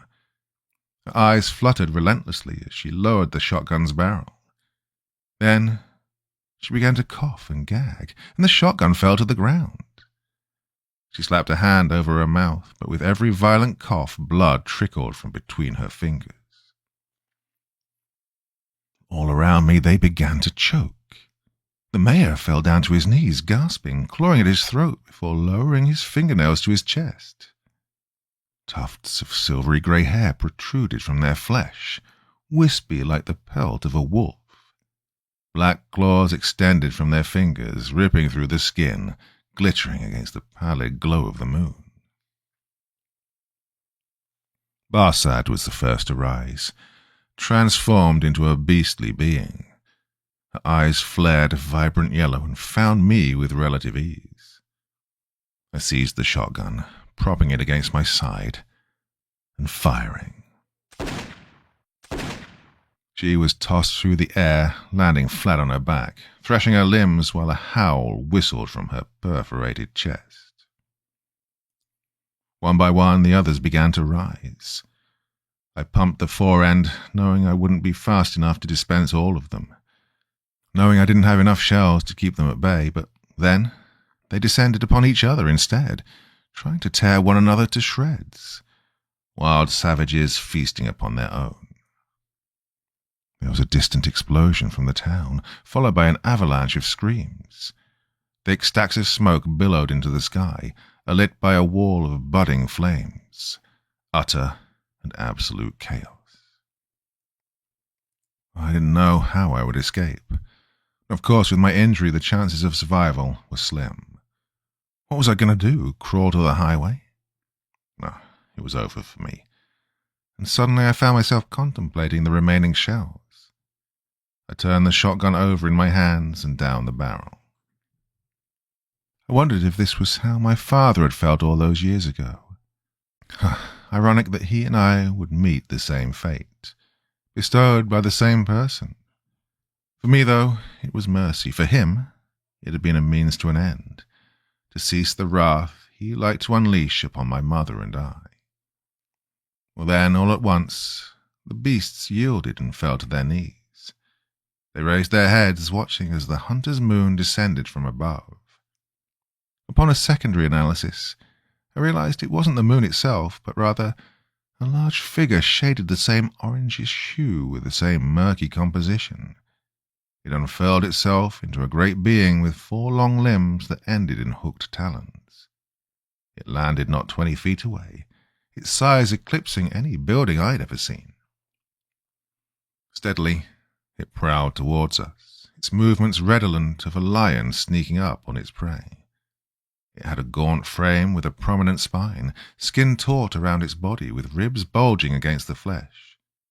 The head, well, what I suspected was the head, was a corona of wispy tendrils that gently waved back and forth like hair under water shifting with the ebb and flow of the tide. From beneath the reef of tendrils, a face peered out at me, a lumpy mass with several rigid gaps like holes in an eroded stone that I imagined were eyes, but I couldn't be certain. The being was elegant, graceful in its approach, something from both a dream and a nightmare, a force that I could feel in every sinew of my body, every synapse of my brain. I released the shotgun and reached out to it, my hand shaking as it came closer to the being. A coldness spread through my fingers to the bones beneath. Before I could touch it, the entity turned away, disregarding my presence. Like a feline stretching, it hitched its spine, bringing its head low to the ground before rising back up. An ear-piercing ring emitted from it, reverberating through my mind over and over, until it felt as if my brain might tear itself apart.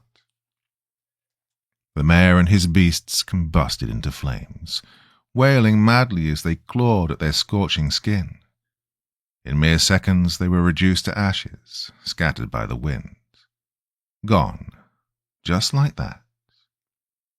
It was then I noticed the flickering figures all around me, dozens upon dozens of children appearing out of the thin air, sauntering towards the nightmare. They were translucent in appearance, a silvery aura about them. I attempted to reach out and grab one to stop them, but I couldn't. From the corner of my eye, I saw the faint glow of another child. They placed their hand on my shoulder, and I swear it was my daughter. It was Lissa, standing beside me, a forlorn expression on her face. "It's okay, Daddy." Her lips remained still, but her voice resonated through my mind. "You did everything you could. You just have to let go now." She wrapped her arms around my neck and hugged me, the only warmth present in that moment. And I let go. I let go of everything.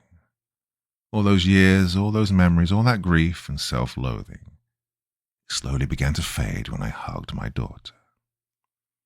"No more pain," I heard her say. "It's over."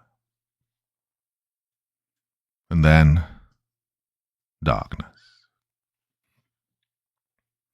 When I came to, I was in a hospital bed. The doctors did what they could with my leg, but it was basically a useless piece of meat attached to my body. They had me on morphine, so the memories aren't all there.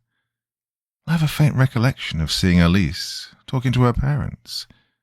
They were going to resume her treatments in the coming weeks. I think Tommy Milner might have visited, but can't recall exactly. Some members from Mohawk County Sheriff's Department tried to ask me questions. Well, I don't know what I told them, but it didn't matter. The story was already put together with what little they could find. A fire, they said. Something that happened at the festival. Maybe a gas leak and a spark. About half of the town, give or take, fell unconscious. Many were consumed by the flames. The most prominent families, the oldest names, have been wiped out as a result. Freak accident that not many wanted to investigate further. Partially because it was too traumatic and complicated to put together, and partially because the answer they would find was beyond our comprehension. I didn't push back on the decision, didn't divulge my side of the story.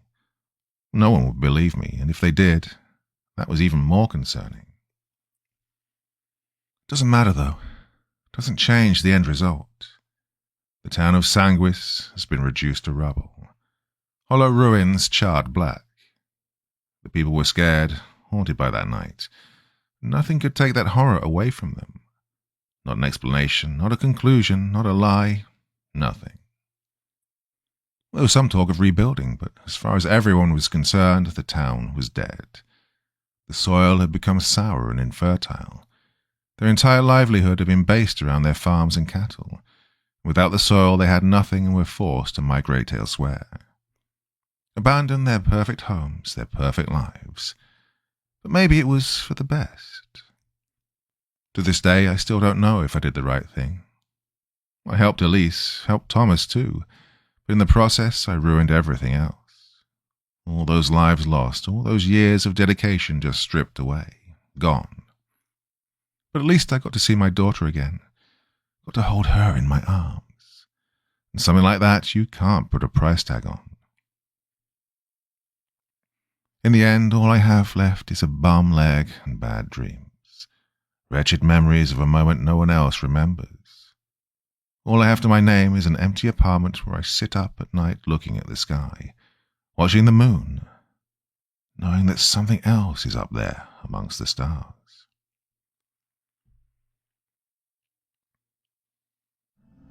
Survivor Type by Stephen King. January 26th. 2 days since the storm washed me up. I paced the island off just this morning. Oof, some island. It's 190 paces wide at its thickest point and 267 paces long from tip to tip. So far as I can tell, there's nothing to eat on it. My name's Richard Pine, and this is my diary. If I'm found, when? I can destroy this easily enough. Well, there's no shortage of matches. Matches and heroin. Plenty of both. Neither of them worth doodly squat here. And so, all right. It'll pass the time anyway. If I'm to tell the truth, why not? I sure have the time.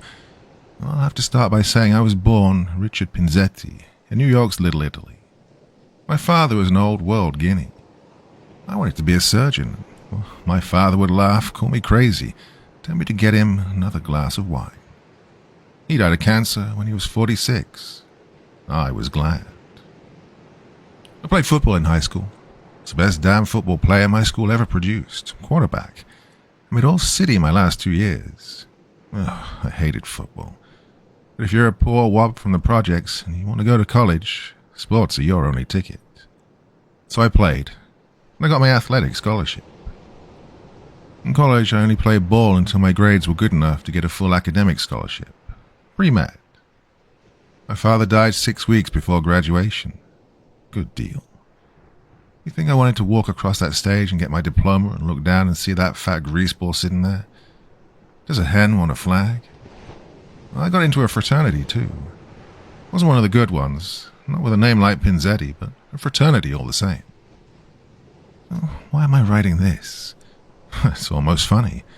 No, I take that back, it is funny. The great Dr. Pine, sitting on a rock in his pajama bottoms and a t-shirt, sitting on an island almost small enough to spit across, writing his life story.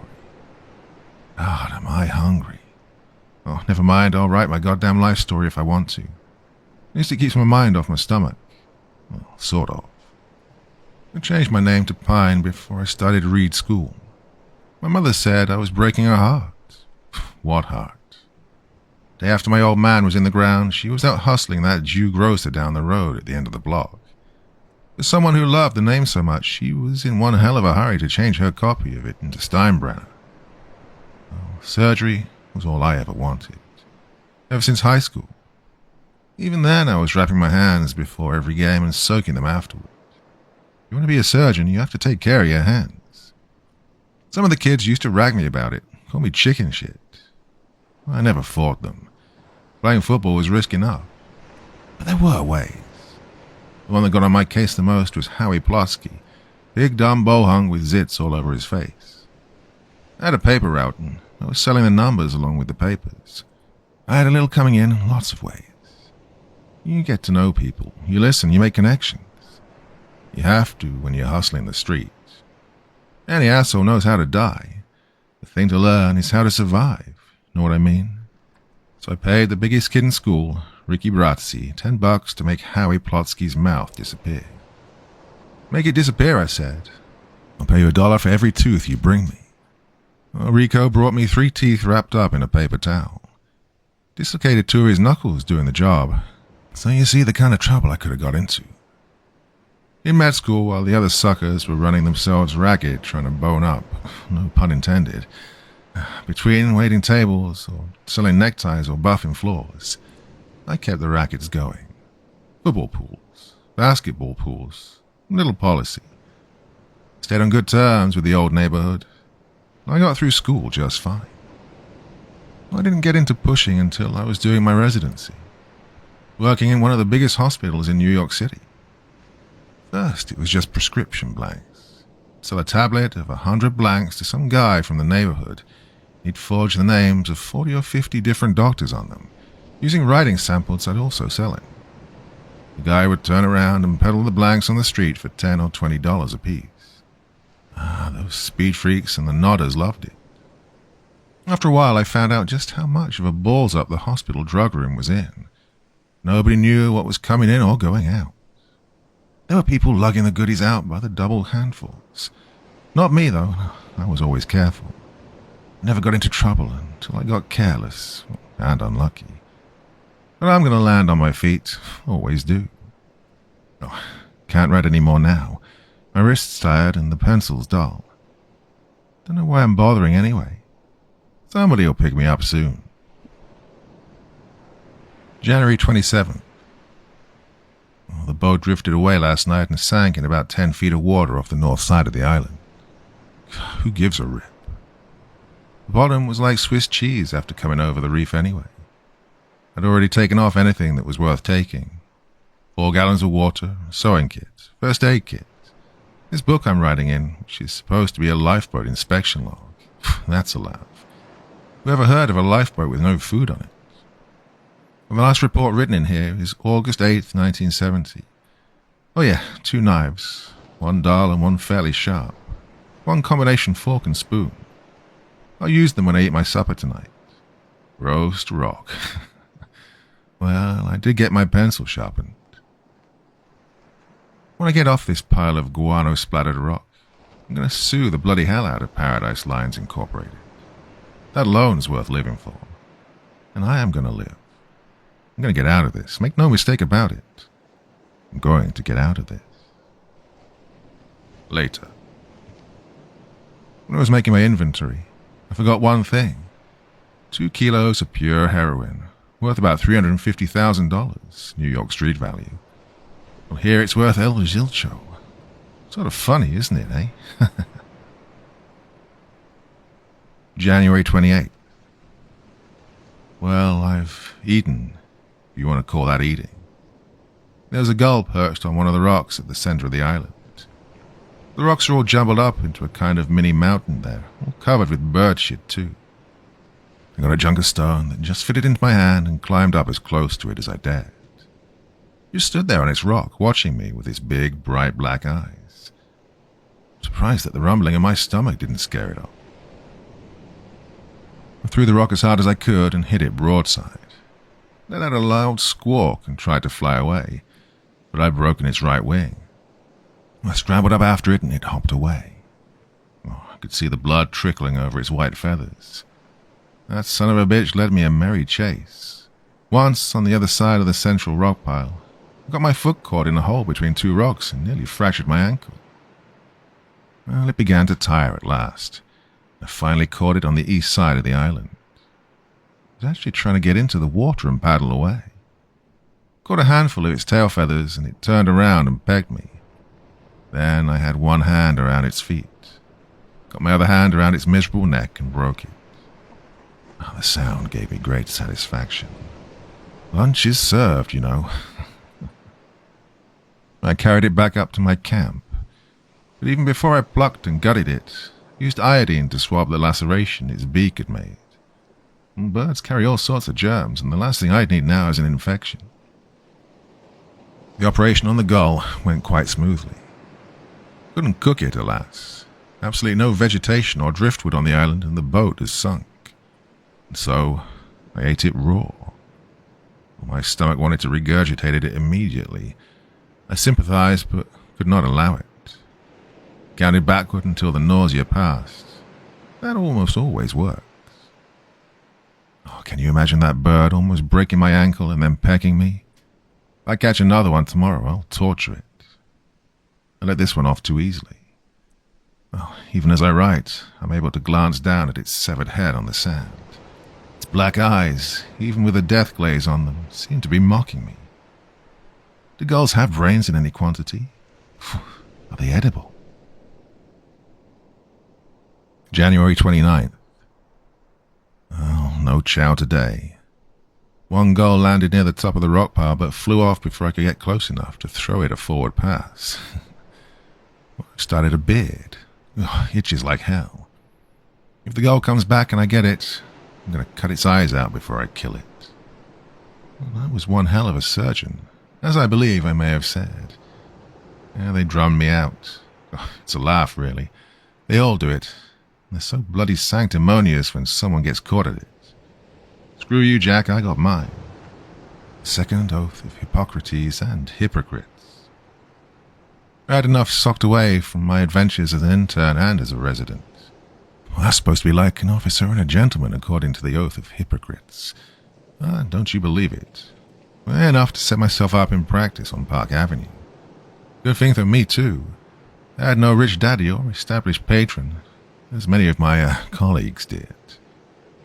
By the time my shingle was out, my father was 9 years in his pauper's grave. My mother died the year before my license to practice was revoked. It was a kickback thing.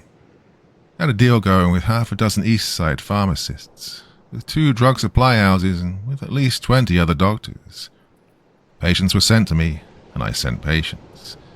I performed operations and prescribed the correct post-op drugs. Well, not all the operations were necessary, but I never performed one against a patient's will. I never had a patient look down at what was written on the prescript blank and say, "I don't want this." Now listen, they'd have a hysterectomy in 1965 or a partial thyroid in 1970 and still be taking painkillers 5 or 10 years later, if you'd let them. And sometimes I did. Wasn't the only one, you know. They could afford the habit. Sometimes a patient would have trouble sleeping after minor surgery, or trouble getting diet pills, or Librium. Well, it could all be arranged. Yes, if they hadn't gotten it from me, they would have gotten it from someone else. Then the tax people got to Lowenthal. That sheep.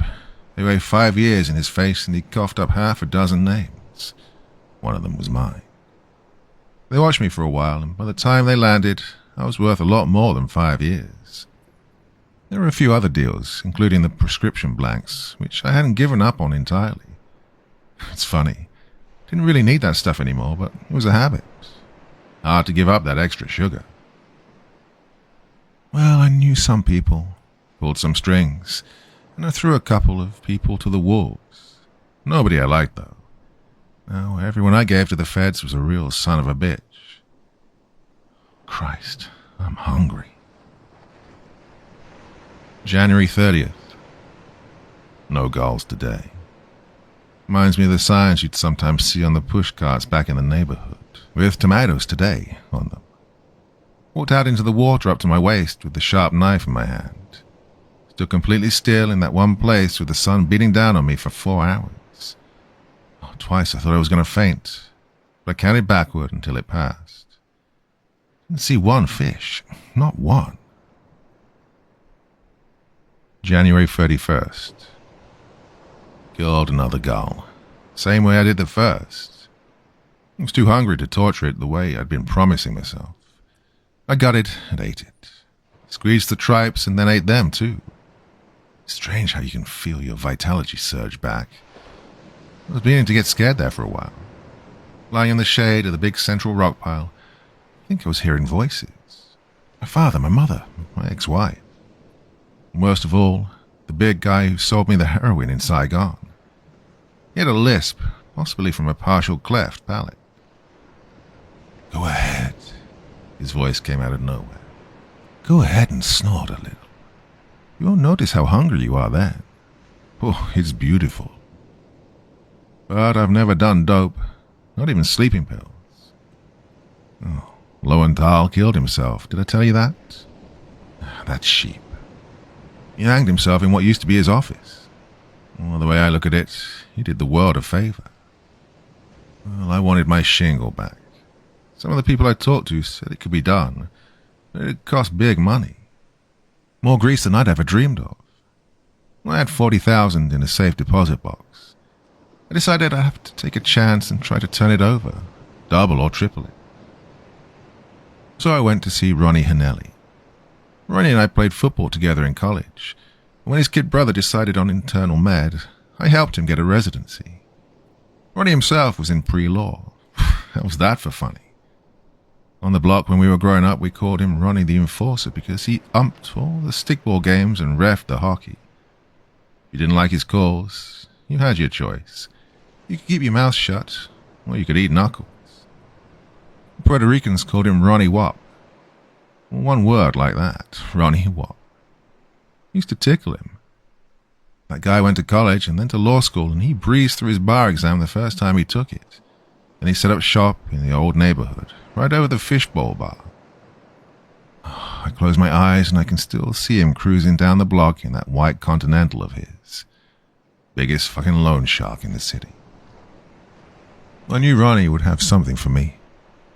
It's dangerous, he said. You could always take care of yourself. If you can get the stuff back in, I'll introduce you to a couple of fellas. One of them's a state representative. He gave me 2 names over there. One of them was the big guy, Henry Lee Tzu. The other was a Vietnamese named Solom Ngo, a chemist. For a fee, he would test the guy's product. Well, he was known to play jokes from time to time. The jokes were plastic bags filled with talcum powder, with a drain cleaner with cornstarch. Ronnie said that one day Lee Tzu's little jokes would get him killed. February 1st. Oh, there was a plane. It flew right across the island. Tried to climb to the top of the rock pile and waved to it. Oh, my foot went into a hole. Same damn hole I got stuck in the day I killed the first bird, I think. I fractured my ankle. Compound fracture. Went like a gunshot. The pain was unbelievable. Oh, I screamed and lost my balance, pinwheeling my arms like a madman. But I went down and hit my head and everything went black. Didn't wake up until dusk. Lost some blood where I hit my head. My ankle had swelled up like a tire. Got myself a very nasty sunburn. I think if there'd been another hour of sun, it would have blistered. Dragged myself back here and spent last night shivering and crying with frustration. Disinfected the head wound, which is just above the right temporal lobe, bandaged it as well as I could. Just a superficial scalp wound plus minor concussion. Well, I think. But my ankle, it's a bad break. Involved in 2 places, possibly 3. Damn, how will I chase the birds now? There had to be a plane looking for survivors from the Calais.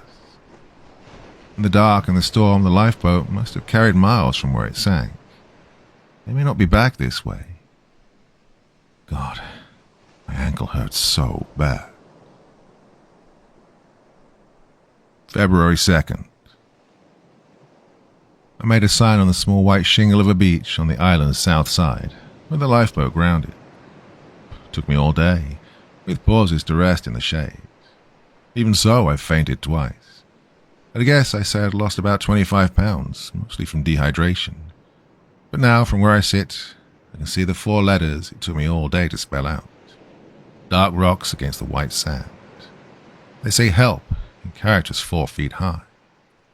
Well, another plane won't miss me. If there's another plane. Oh, my foot throbs constantly. There's swelling still and ominous discoloration around the double break. Discoloration seems to have advanced. Binding it tightly with my shirt alleviates the worst of the pain, but it's still bad enough so that I faint rather than sleep. I've begun to think I may have to amputate. February 3rd. Swelling and discoloration, worse still. I'll wait until tomorrow. If the operation does become necessary, I believe I can carry it through. I have matches for sterilizing the sharp knife. I have needle and thread from the sewing kit. My shirt for a bandage. I even have 2 kilos of painkiller, although hardly of the type I used to prescribe. They'd have taken it if they could have gotten it, you bet.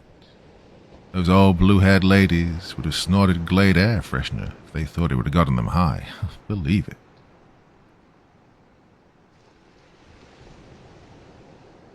February 4th. Well, I've decided to amputate my foot.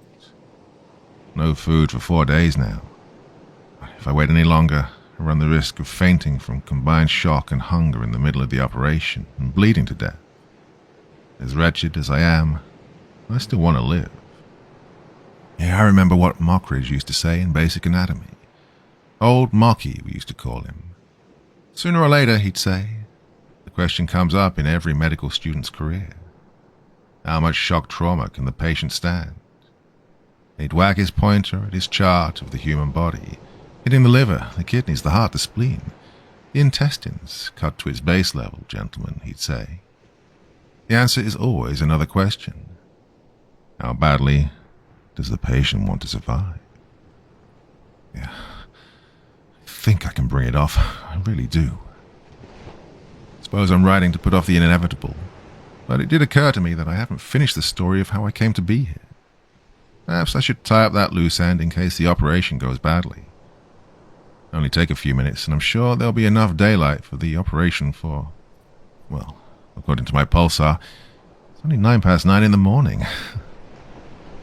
So, I flew to Saigon as a tourist. Does that sound strange? It shouldn't.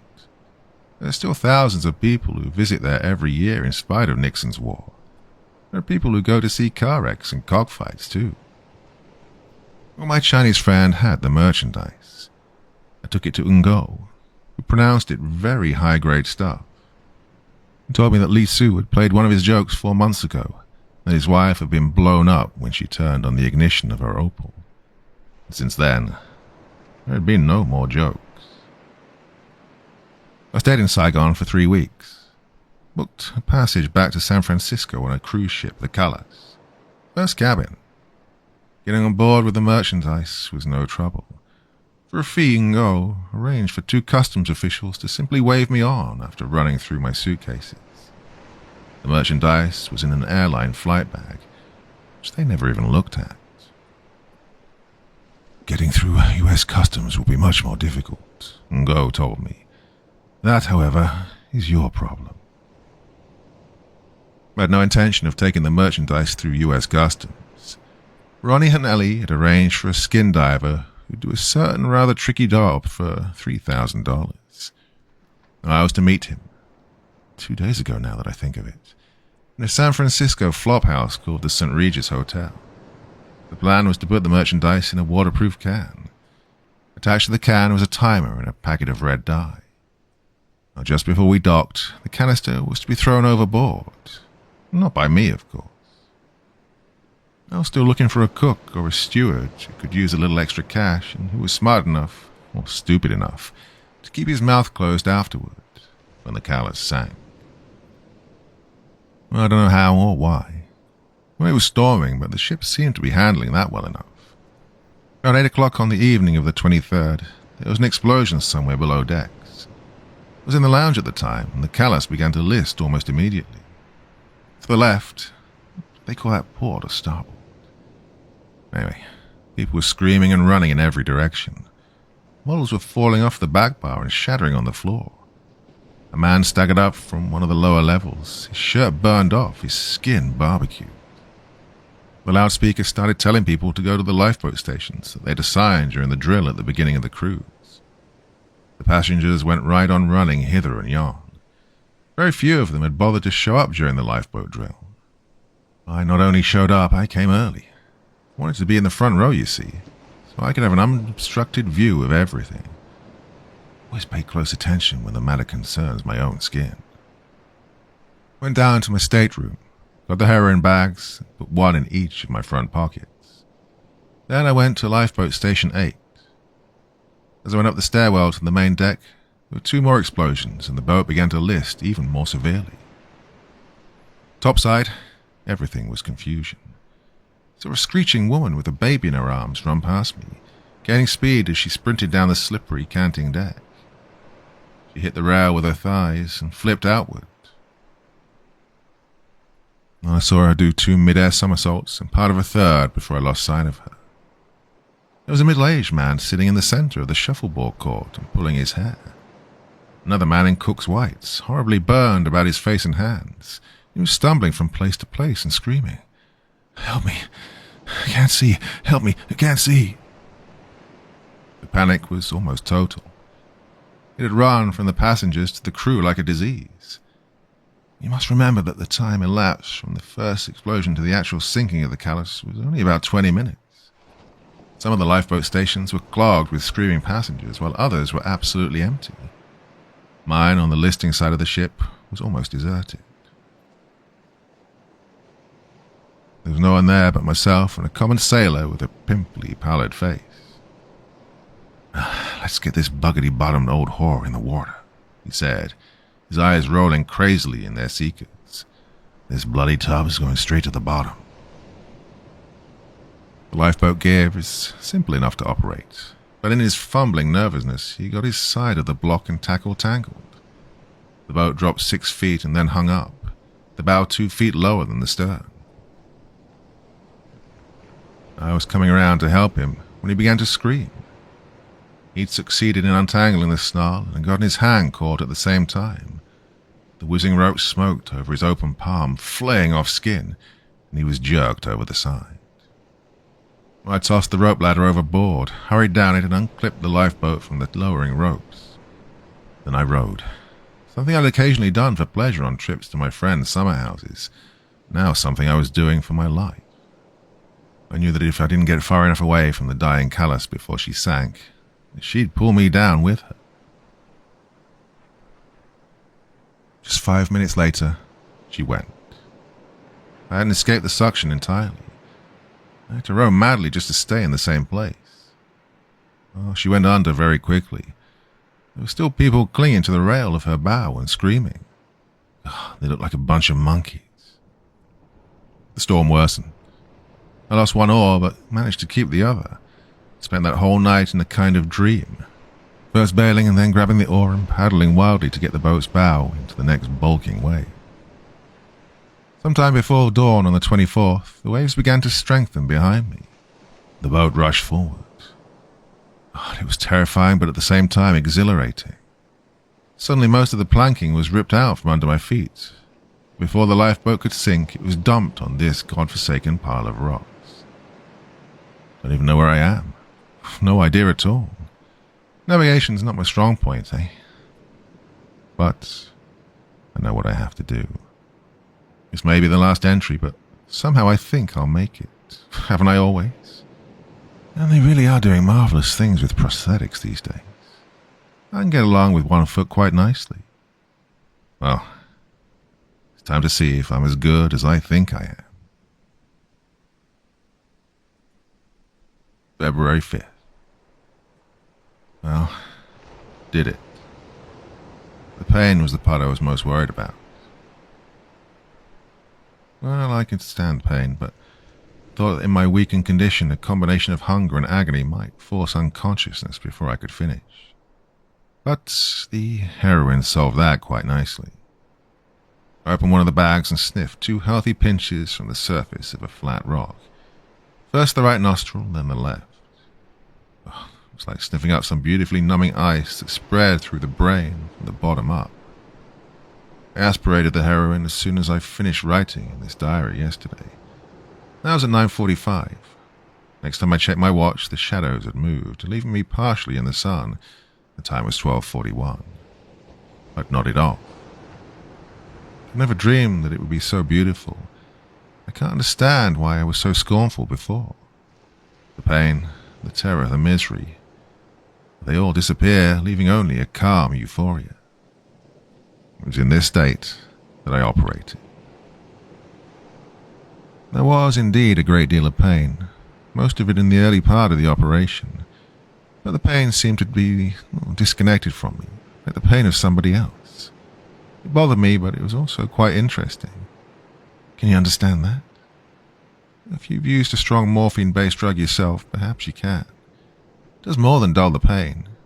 It induces a state of mind, a serenity.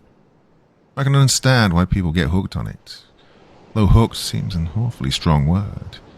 Used most commonly, of course, by those who have never tried it. But halfway through, the pain started to become a more personal thing. Waves of faintness washed over me. Looked longingly at the open bag of white powder, but forced myself to look away. If I went on the nod again, I'd bleed to death, as surely as if I'd fainted.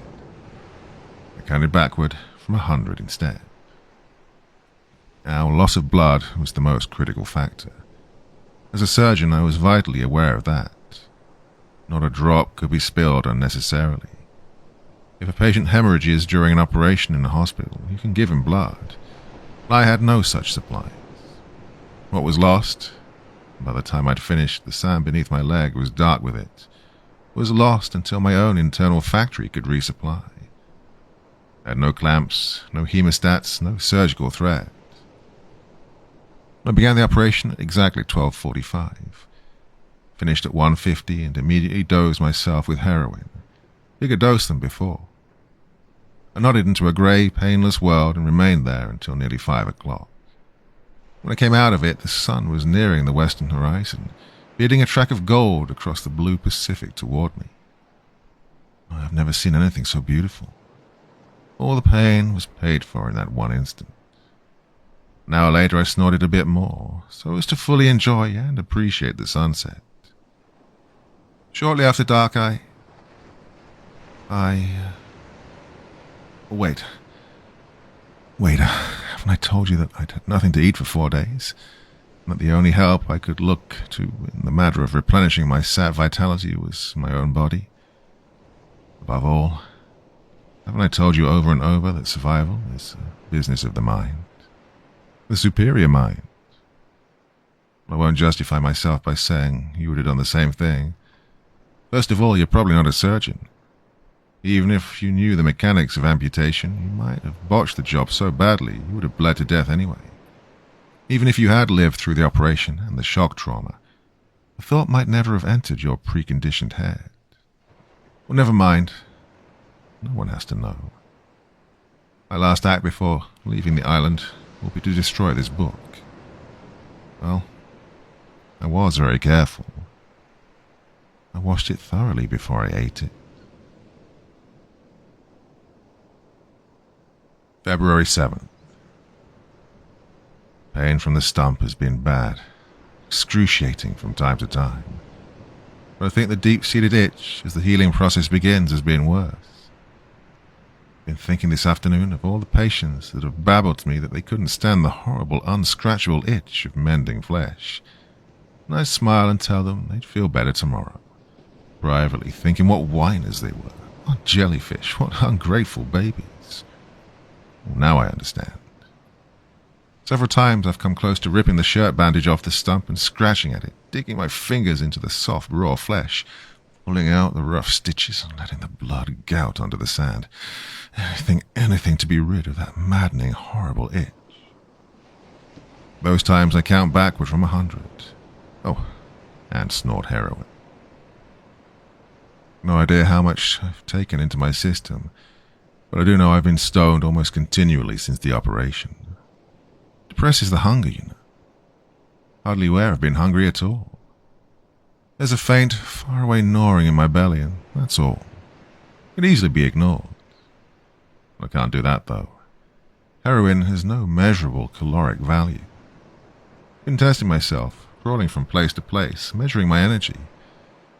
It's ebbing. Dear God, I hope not, but well, another operation may be necessary. Later. Another plane flew over. Too high to do me any good. All I could see was the contrail etching itself across the sky. I waved anyway. Waved and screamed at it. When it was gone, I wept. Getting too dark to see now. God, food. I've been thinking about all kinds of food. My mother's lasagna, garlic bread, escargot, lobster, prime fibs, each Melba, London broil. A huge slice of pound cake and the scoop of homemade vanilla ice cream they give you for dessert in Mother Crunch on First Avenue. Hot pretzels, baked salmon, baked Alaska, baked ham with pineapple rings, onion dip with potato chips, cold iced tea and long, long sips, French fries. Makes you smack your lips. 100, 99, 98, 97, 96, 95, 94. Good God.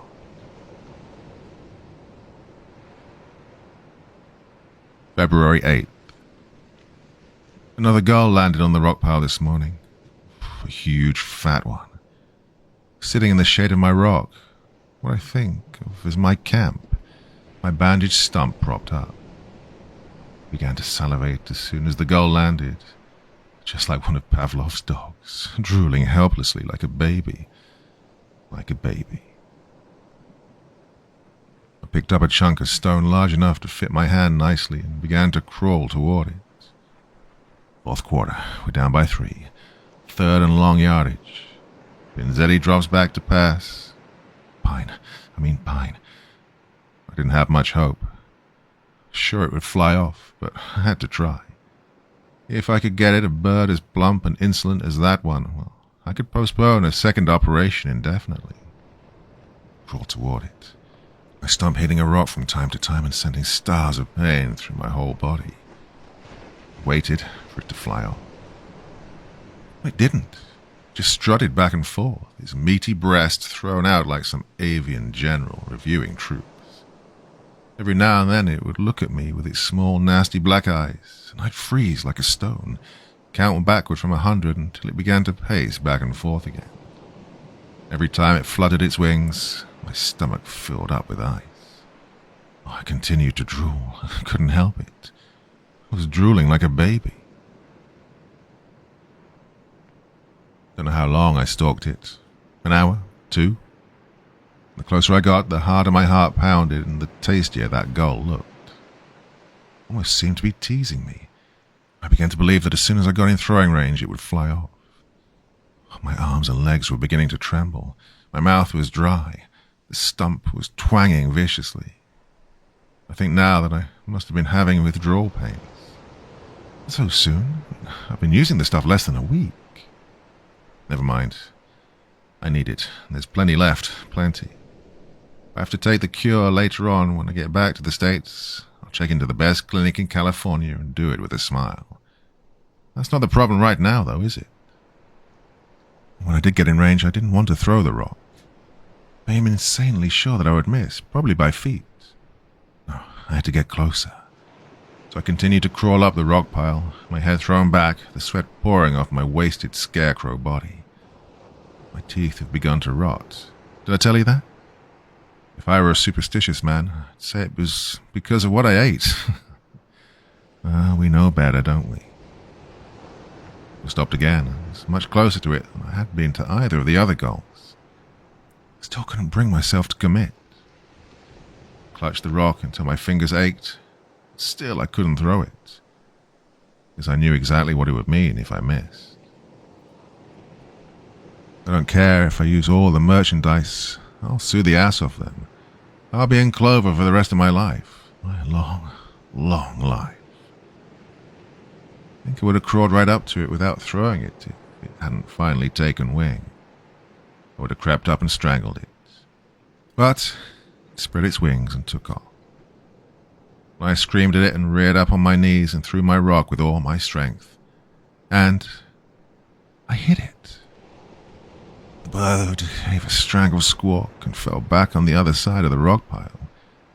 Gibbering and laughing, unmindful now of striking the stump or opening the wound, I crawled over the top and to the other side. I lost my balance and banged my head. I didn't even notice it. Not then, although it has raised a pretty nasty lump.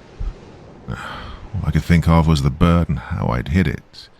Fantastic luck, even on the wing I'd hit it.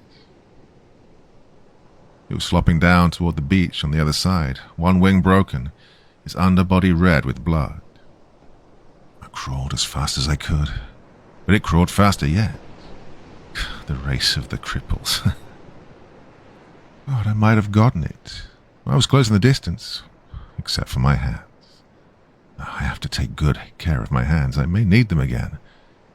In spite of my care, the palms were scraped by the time we reached the narrow shingle of beach, and I'd shattered the face of my pulsar watch against a rough spine of rock. The gull flopped into the water, squawking loudly. I clutched at it. I got a handful of tail feathers, which came off in my wrist. Then I fell in, inhaling water, snorting and choking. I crawled in further. I even tried to swim after it. The bandage came off of my stump. I began to go under. I just managed to get back to the beach, shaking with exhaustion, racked with pain, weeping and screaming, and cursing the gull. It floated there for a long time, always further and further out. I seem to remember begging it to come back at one point, but when it went out over the reef, I think it was dead. God, it isn't fair. It took me almost an hour to crawl back around to my camp. I snorted a large amount of heroin, but even so, I'm bitterly angry at the gull. If I wasn't going to get it, why didn't it have to tease me so? Why didn't it just fly off? February 9th. I've amputated my left foot and have bandaged it with my pants. Strange. All through the operation, I was drooling. Drooling just like when I saw the gull. Drooling helplessly. But I made myself wait until after dark. Just counted backward from 100, 20 or 30 times. Then, kept telling myself, cold roast beef, cold roast beef, cold roast beef. February 11th. Maybe. Rain the last 2 days and high winds. Managed to move some rocks from the central pile, enough to make a hole I could crawl into. I had one small spider. Pinched it between my fingers before he could get away, and I ate him up. Very nice, juicy. Thought to myself that the rocks over me might fall and bury me alive. Didn't care. Spent the whole storm stoned. Maybe it rained 3 days instead of 2, or only 1. But I think it got dark twice. Oh, I love to nod off. No pain or itching then. No, I'm going to survive this. Can't be a person who can go through something like this for nothing. I was a priest at Holy Family when I was a kid. Little runty guy. Used to love to talk about hell and mortal sins. He had a real hobby horse on them. You can't get back from a mortal sin. That was his view. I dreamed about him last night. Father Haley in his black bathrobe, and his whiskey nose shaking his finger at me and saying, "Shame on you, Richard Pinzetti, a mortal sin. Damn to hell, boy, damn to hell." I laughed at him. If this place isn't hell, then what is? The only mortal sin is giving up. Well, half the time I'm delirious. The rest of my time the stumps itch and the dampness makes them ache horribly. But I won't give up, I swear. Not for nothing. Not all this for nothing. February 12th. Sun's out again. Beautiful day. I hope they're freezing their asses off in the neighborhood. It's been a good day for me. As good as any day gets on this island. The fever I had while it was storming seems to have dropped. I was weak and shivering when I crawled out of my burrow. After lying on the hot sand in the sunshine for 2 or 3 hours, I began to feel almost human again. Crawled round to the south side and found several pieces of driftwood cast up by the storm, including several boards from my lifeboat. There was kelp and seaweed on some of the boards. I ate it. Oh, it tasted awful. Like eating a vinyl shower curtain. But I felt so much stronger this afternoon.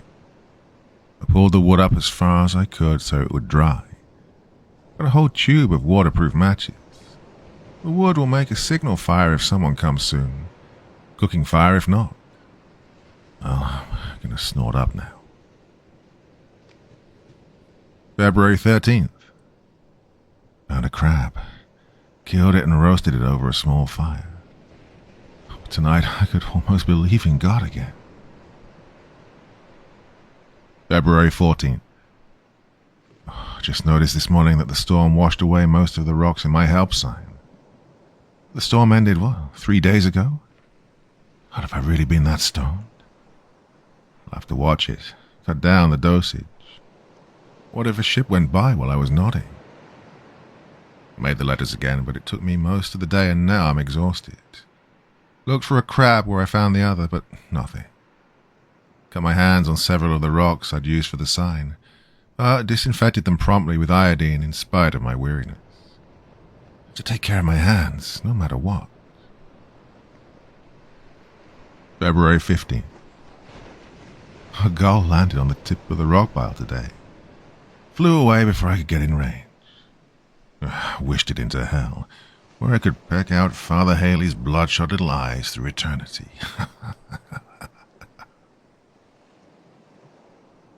February 17th. Maybe. Took off my right leg at the knee, but lost a lot of blood. Pain excruciating in spite of the heroin. Shock trauma would have killed a lesser man. Now let me answer with a question. How badly does the patient want to survive? How badly does the patient want to live? Hands trembling. If they betray me, I'm through. They have no right to betray me, no right at all. Taken care of them all their lives, pampered them. They better not, or they'll be sorry. Well, at least I'm not hungry. One of the boards from the lifeboat had split down the middle. One end came up to a point. I used that. I was drooling, but I made myself wait. And I got thinking of the barbecues we used to have. That place Will Hammersmith had on Long Island, with a barbecue pit long enough to roast a whole pig in. We'd be sitting on the porch in the dusk with big drinks in our hands, talking about surgical techniques or golf scores or something.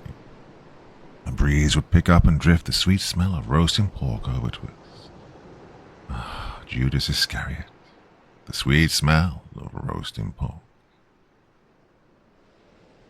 February, took the other leg of the knee. Sleepy all day. Doctor, was this operation necessary? Shaky hands like an old man. Hate them. Blood under the fingernails. Scabs. Remember that model in med school with the glass belly? I feel like that. Only I don't want to look. No way, no how. Remember Dom used to say that? Walked up to you on the street corner in his Highway Outlaws club jacket. You'd say, Dom, how did you make out with her? Dom would say, no way, no how. Shh. Old Dom. Wish I'd stayed right in the neighborhood. This sucks so bad, as Dom would say. But I understand, you know, that with the proper therapy and prosthetics, I could be as good as new. I could come back here and tell people, this is where it happened. February 23rd. Maybe. Found a dead fish. Rotten and stinking. Ate it anyway. Wanted to puke, wouldn't let myself. I will survive. So, lovely stoned. The sunset.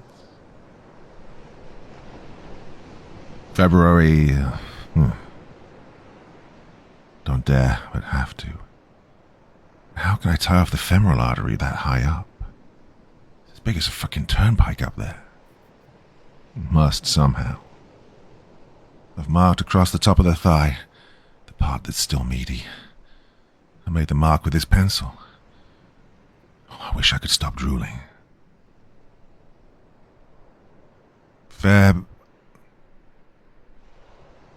You deserve a break today. So get up and get away to McDonald's. 2 all-beef patties, special sauce, lettuce, pickles, onion on a sesame seed bun. Dee-dee-dee-dun-da-dee. Feb, looked at my face in the water today. Nothing but a skin-covered skull. Am I insane yet? I must be. I'm a monster now, a freak. Nothing left below the groin, just a freak. A head attached to a torso dragging itself along the sand by the elbows. Crab. A stone crab. Isn't that what they call themselves now? Hey man, I'm just a poor stone crab. You could spare me a dime, yeah? They say you are what you eat, and if so, I haven't changed a bit. Dear God, shock trauma, there is no such thing as shock trauma. Feb 40? Dreaming about my father. When he was drunk, he lost all his English. Not that he had anything worth saying anyway. Freaking dipstick. So glad to get out of your house, Daddy, you freaking greaseball dipstick. No face cipher, zilch show 0. I knew I'd made it. I walked away from you, didn't I? Walked on my own hands. There's nothing left for them to cut off now. Yesterday, I took my earlobes. Left hand washes the right, don't let your left hand know what your right hand's doing. 1 potato, 2 potato, 3 potato, 4. We got a refrigerator with a store more door. Who cares? This hand or that. Good food, good meat, good God, let's eat. Lady fingers. They taste just like lady fingers.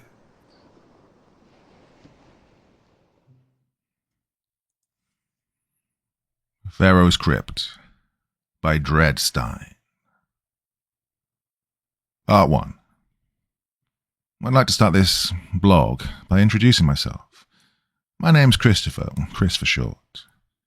I was a teenager and an avid gamer in the early 2000s.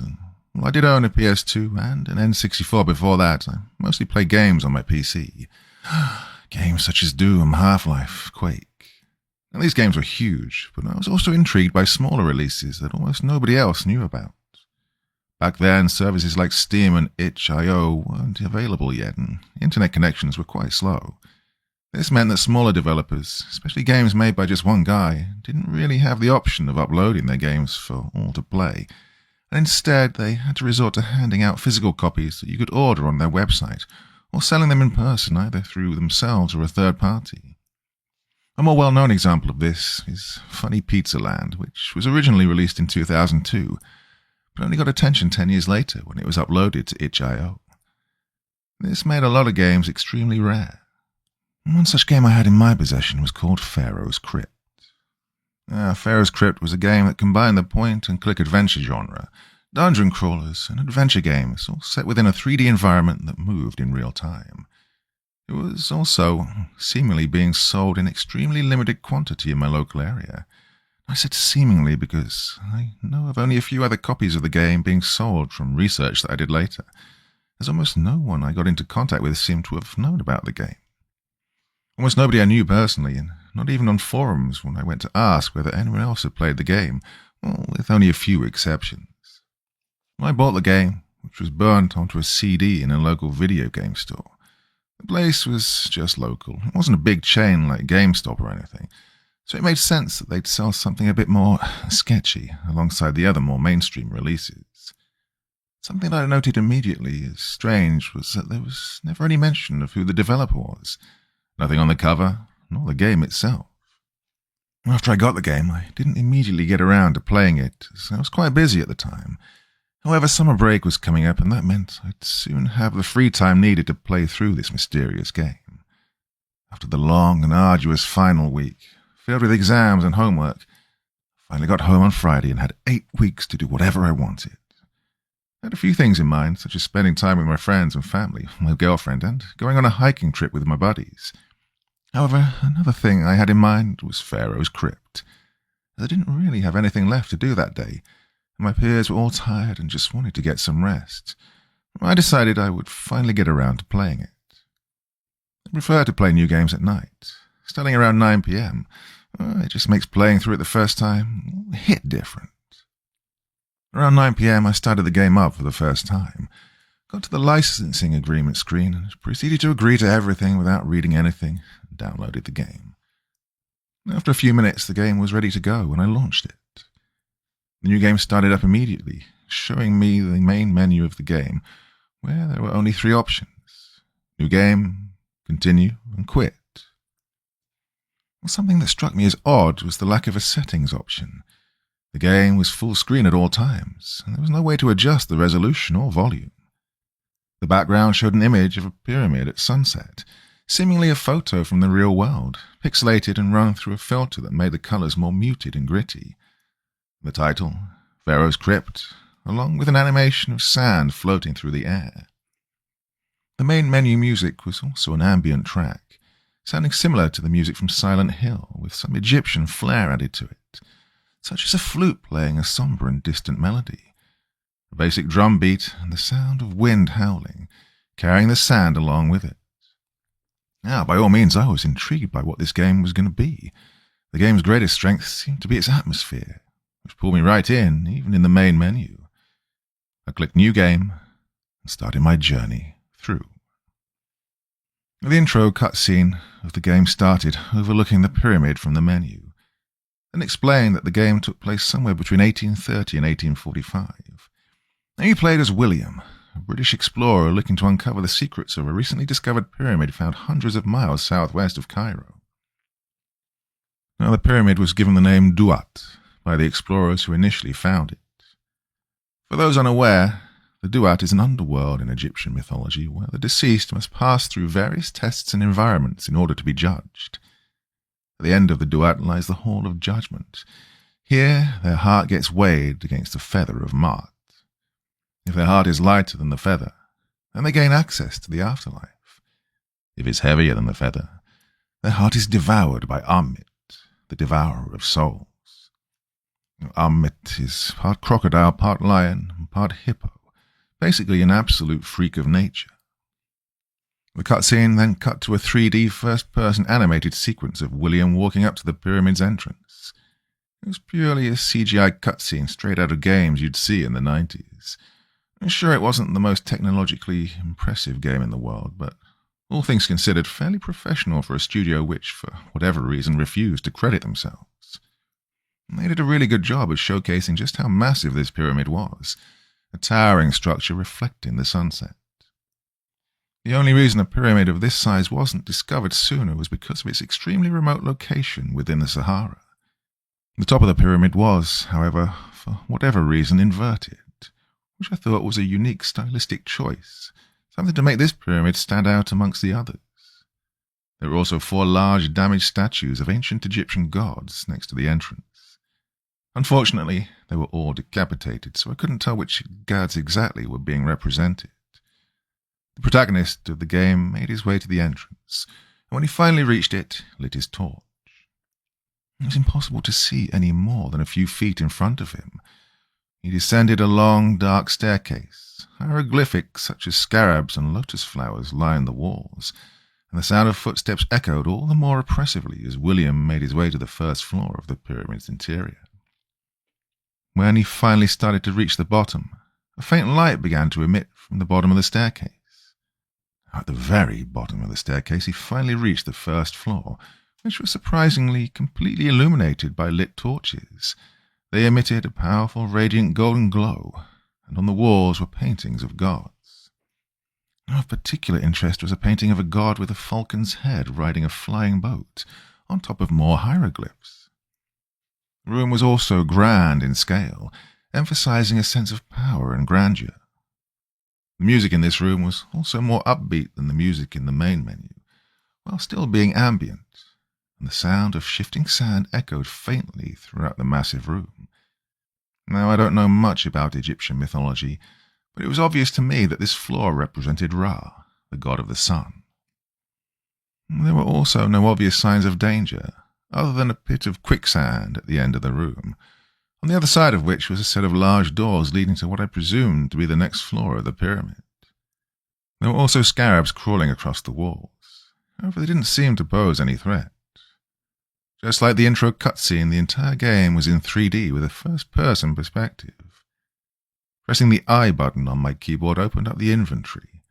My character had a Bowie knife, a few first aid kits, a torch, a journal to document his descent, a map out the inside of the pyramid, and a health meter. On the left and right were 2 doors, each leading to smaller rooms which contained treasure, jewels, and gold, as well as puzzles I would have to solve. They all involved themes of the sun, day, and night, and light in some way. One puzzle involved shifting around mirrors which reflected a central light source emitting from a large hieroglyph of an eye of Horus in order to guide it towards another eye. It was similar to a puzzle from Ocarina of Time's Spirit Temple, which, now that I think about it, it actually is the closest comparison to this first floor. After a while I found an item called the Book of the Dead. It went right into my inventory and was obviously important. However, none of the pages were readable, as they were all hieroglyphics, and unfortunately I can't speak ancient Egyptian. As I made my way through the many rooms and halls of the first floor, I began to occasionally see things that looked somewhat out of place. Just a few unlit torches here and there, a scratch on a mural, rusted pieces of jewellery, and occasional subtle whispering. I presumed that these were all glimpses of darkness foreshadowing what was to come. Eventually I reached a room containing a statue of Ra. Interacting with it deciphered a part of the Book of the Dead I was carrying, giving me a spell that made a powerful golden glow emit from the book. Well, after a series of puzzles that made use of my newfound ability, I finally made it back to the main hall. And I had noticed something I hadn't before. It was an eye of Horus on the ceiling, similar to those in the puzzle I described earlier. Using my new light spell on it, it activated a bridge that let me cross the pit of quicksand and through the doors that led to the floor's final room. Now it was yet again another grand, circular chamber, with a sphere symbolizing the sun in the middle of it. Suddenly a vision of Ra appeared above the sphere. He began to speak, and the dialogue box said, "Brave soul whom ventured here, wilt thou wield the sword of light with honor, or allow the darkness to consume thee?" Suddenly, a burning lion creature burst out of nowhere, snapped my torch in half, and revealed itself as the game's first boss fight, and first real threat. I wasn't prepared for this confrontation, but eventually figured out how the game's limited combat system worked. That wasn't before the lion got me the first time, which played a pretty gruesome cutscene of my character being burned alive while being eaten at the same time by the lion.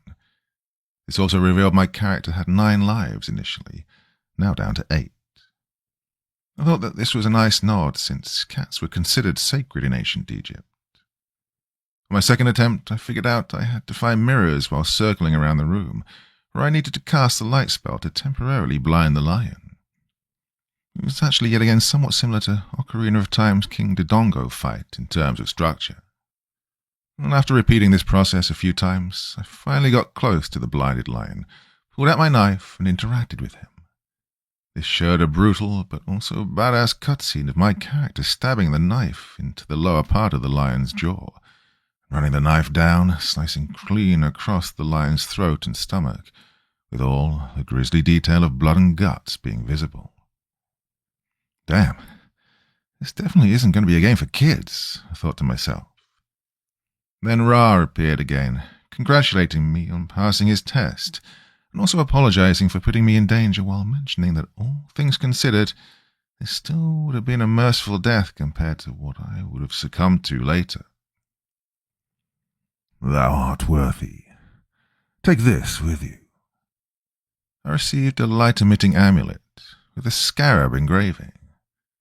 "May it provide light where darkness lurks. May it provide hope where there is suffering.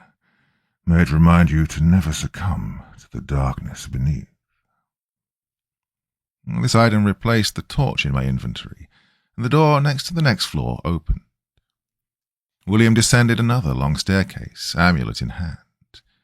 This time round, however, the descent seemed to be more sinister.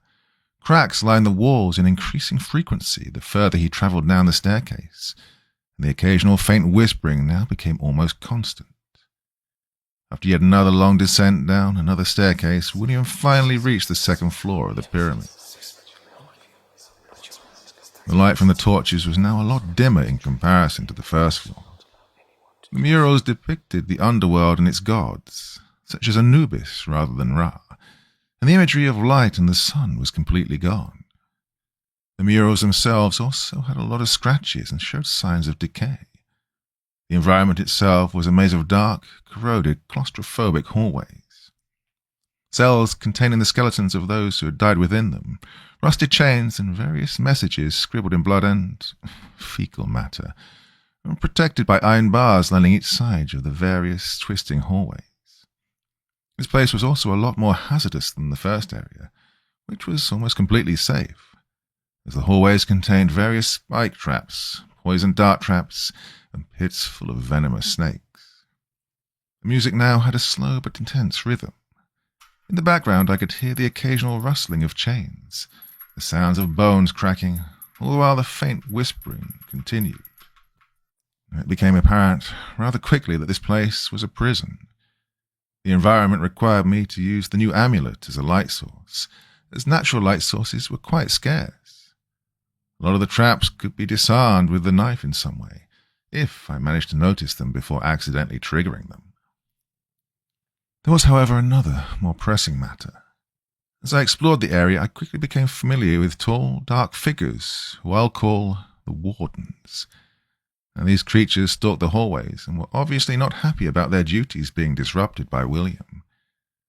You couldn't defeat them, however you could either hide from them or use the light spell to blind them in order to give yourself an opening if they started pursuing you. The Wardens would also emit a heartbeat sound that helped you identify their current position, as well as being unnerving. Some cells contained the spirits of those who died within their confinement.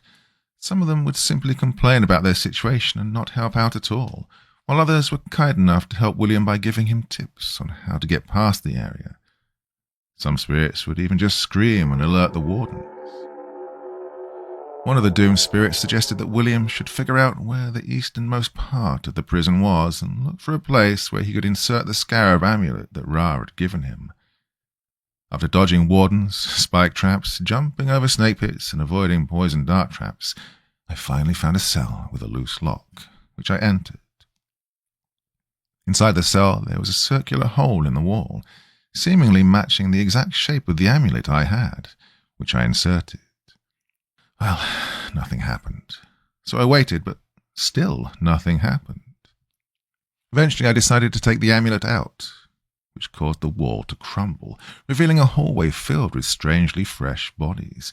Some of them even appeared to be burned. At the end of the hallway was a tome. Approaching it and interacting with it, I deciphered another part of the Book of the Dead, this time granting me the ability to curse. William left the hallway and got out of the cell, and a light now appeared to illuminate his path forward, which I thought was strange. The Wardens also appeared to be gone now. This, however, made me even more uncomfortable, almost like the sudden calm was quickly going to spiral into a moment of panic. Then all the cages in the prison behind me suddenly opened. "Oh, shit," I gasped out. The souls of the dead started to scream inhumanly and began chasing William. I quickly started moving William forward along the path of light, careful not to make a wrong turn, as that would mean the end of me. All the while the music was now completely overshadowed by the sounds of screaming, rattling, and the cells opening. At the end of the path was a locked door. This game was really getting to me now. With no other option, I did the first thing that came to mind. I cast Curse. The souls suddenly all stopped in unison, and then screamed incredibly loud. I actually had to turn down the volume on my speakers manually. It makes sense, however. I guess getting cursed for all eternity does suck. Well, despite their attempt to kill me, I still felt bad about dooming them for all eternity, as if they weren't already screwed before. stuck in this forgotten prison somewhere impossibly far underground. The door to the next floor was also quite disturbing. It had dried blood and claw marks all over it, along with rusted chains and locks to secure them as tight as possible. That wouldn't matter, however, since the chains began to turn into sand and the doors opened. I braced myself for whatever might be behind those doors, expecting the worst. However, when I entered, I was met with what seemed like, looked like a spa. The room was well lit, didn't have any signs of damage, and in the middle was a hot tub, for the lack of a better word. It was a giant pool of hot water. Interacting with it healed some of the minor damage my character had taken from the traps in the prior section of the game. What the hell? I said to myself out loud, as I wasn't expecting something so welcoming. Then a figure, seemingly a woman, appeared from the light fog created by the hot water. She introduced herself as Aset, the goddess of healing and magic. She explained that this is in fact an oasis, a pocket dimension within the pyramid that helps those who seek out the pharaoh's crypt a place to rest and recover. This essentially served as the game's checkpoint system. Any death from now on would return me to the last manual save I'd made in the oasis. It had the same feeling as a Resident Evil save room, the only true safe place in the entire game. Aset then told me that once I was ready, I could just go through the exit and continue my descent. I was expecting something to happen, something to go terribly wrong. This had to have been another fake outright. Well, it wasn't. I still had my suspicions that maybe it would be corrupted later, however. Maybe on my next visit Aset will turn into a demon and the hot water will be turned into lava. Now, at this point, it's getting quite late. However, it was a Friday and I still wanted to see what the next floor of the game had to offer. So I went through the exit of the oasis, ready to see one more floor before I turned off the game.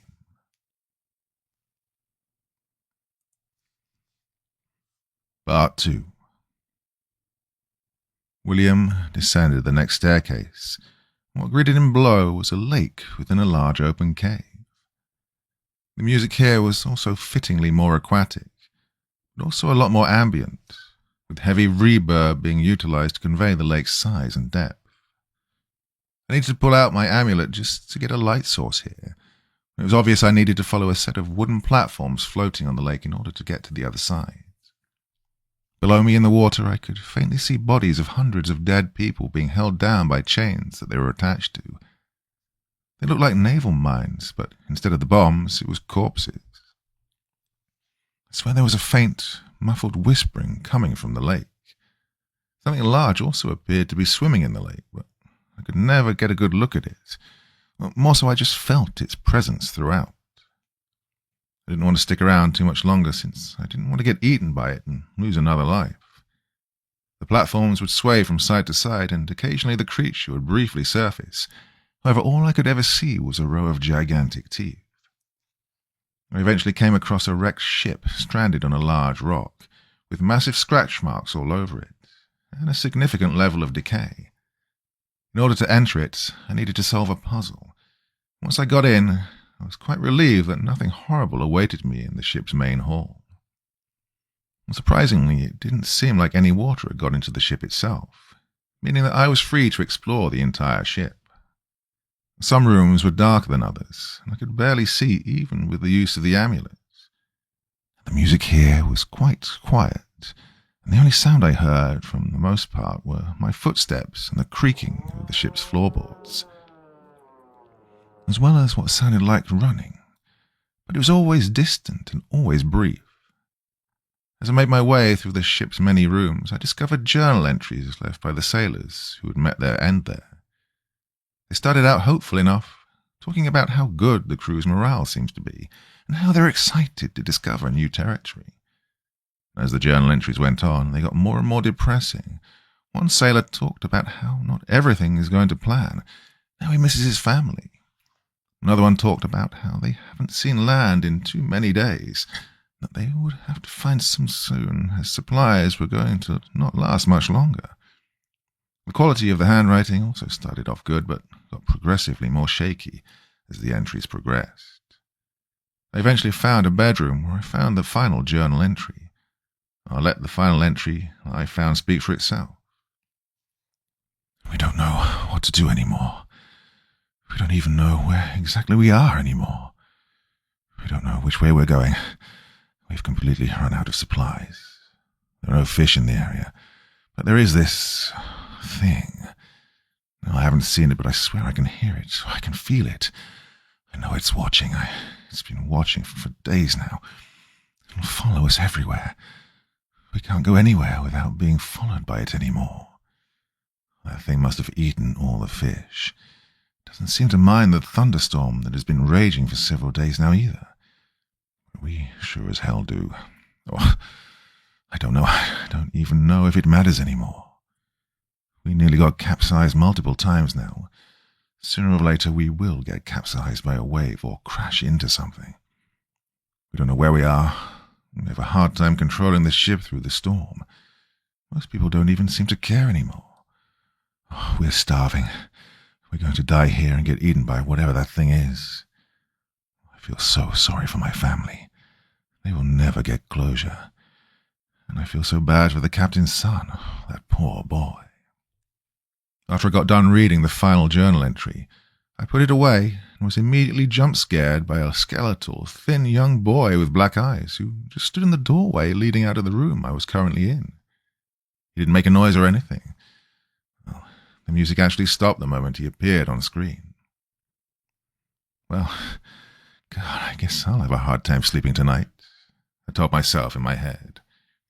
And for a few seconds, he just disappeared. This made me extremely uneasy. I needed to find a way out of the ship. I didn't know which was worse, being trapped with the ghost boy on the ship or jumping across wooden platforms outside the ship, essentially walking on eggshells in an attempt to avoid that monster. Well, I wasn't done with the ship segment of the game yet, however. It was similar to a survival horror level, where I needed to find keys and collect different items to progress. The presence of the ghost boy never left me either. However, I would only faintly glimpse his shadow from time to time. And one puzzle involved him putting a sequence into a compass that corresponded with the path a ship on a map had to take, that I had to figure out using said map. The ship also had a nice level of detail with pieces of broken furniture and plants alongside other signs that nature was slowly taking over, alongside imagery depicting crocodiles and the figure of a man with a crocodile head. I eventually unlocked the top part of the ship, where I came across another tome, which explained a bit about the monster's origin. It was related to the crocodile god Sobek, a fierce and aggressive deity within Egyptian mythology, with the body of a man and the head of a crocodile. Well, this explained the imagery that I'd found, that I'd mentioned seconds earlier. It also granted me yet another spell, this time resembling a sonar device that I could use to track monsters, and in this case, the thing in the water. After finding the next exit out of the ship, I was met with a maze of wooden boards floating on the surface of the water. I didn't know exactly which way to go, however I felt safer in being able to cast the sonar spell, which I promptly did. It showed me that the monster was to my left, so I headed forward and alternated between going right and forward. This sense of security wouldn't last long, however, as the monster briefly disappeared off of my sonar, before yet again reappearing. This time, it was right in front of me. Oh, the beast flew out of the water, launching the wooden board several feet up into the air as it revealed its horrifying form. A zombified crocodile, with rotten human limbs and skinned human faces grafted all over its head. I quickly turned to the right and got as far away from this thing as possible. However, I could tell I was losing my way. The creature's roars went from bestial in nature to sounding like the screaming of men. The music here was also the most intense it had been so far. After what I would assume to be several minutes of just running away from it, barely avoiding it with the help of my sonar ability, I saw the ghost boy again. My first instinct was to run. However, for whatever reason, I approached him. I quickly realized that he was trying to guide me out of here to hopefully avoid the same fate that those sailors had done. With the help of the ghost boy, I finally got to the other end of the lake, and bright light emanated from the next door. When I finally got to the shore, I decided to look behind me one more time to see what the ghost boy would do. On my sonar, I could still see the crocodile thing approaching. It jumped out of the lake desperately, trying one more maneuver to get me. The ghost boy, however, flew into the air, and a powerful fog obscured what happened next. However, I knew exactly what had happened. The ghost boy, too, felt guilt for what happened, as well as hatred towards the beast that had killed his crew. With my help, he was finally able to get rid of his guilt, as well as take his well-deserved vengeance on the beast. The most horrifying flaw so far also had the most bittersweet ending thus far. I entered through the door, saved my game in the oasis, and finally turned it off for the day. Shut off my PC, messaged my girlfriend goodnight, exchanged a few more texts with her, and finally went to bed around midnight. That night I had a nightmare about the game. I can't recall the exact details, but the environment was disgusting. Rotten meat, rusted industrial mechanisms, and black distorted symbols that just barely resembled hieroglyphs at this point, that were lining the walls, the floors, the ceiling. They were all pulsating. They were all alive. By itself, it made me feel sick. It looked similar to something you'd see in Silent Hill, but the problem was I felt like I was really there. Disturbing and distorted moaning and shuffling sounds overwhelmed my sense of hearing. I was seeing eyes that, for whatever reason I knew, weren't actually there. For some reason, I just knew where I was. Yes, I was in the lowest floor of the pyramid. This nightmare was about the game. I traversed the claustrophobic hallways of this nightmare realm until I reached a crypt. This was it, the Pharaoh's crypt, a tomb closely resembling that of Tutankhamun. Suddenly I couldn't move, and I felt a presence.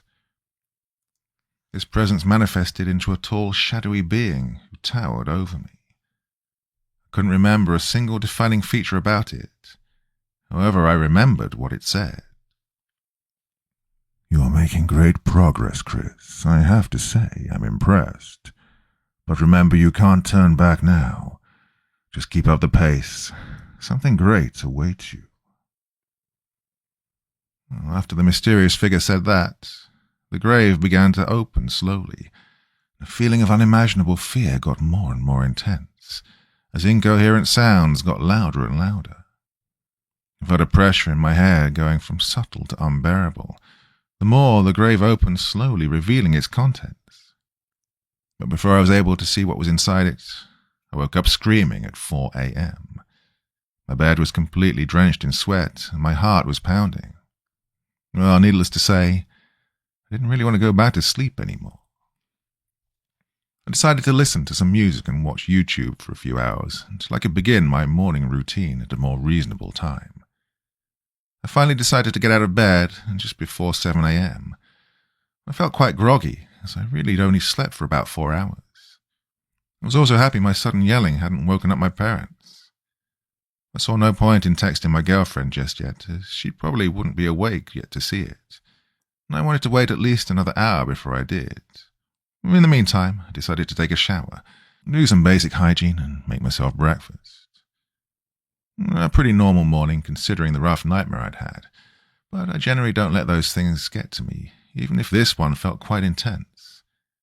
It's not the imagery that bothered me per se, literally just the feeling that felt so intense. It's that kind of extreme fear that only a nightmare can induce. No horror game or piece of media could ever even come close to it. I thought about what I would do today, since I still had a lot of time on my hands. I decided to go for a morning jog. Nothing too intense, just something to wake me up properly, also to help keep me fit. I eventually got around to arranging plans with my girlfriend, as well as with my buddies.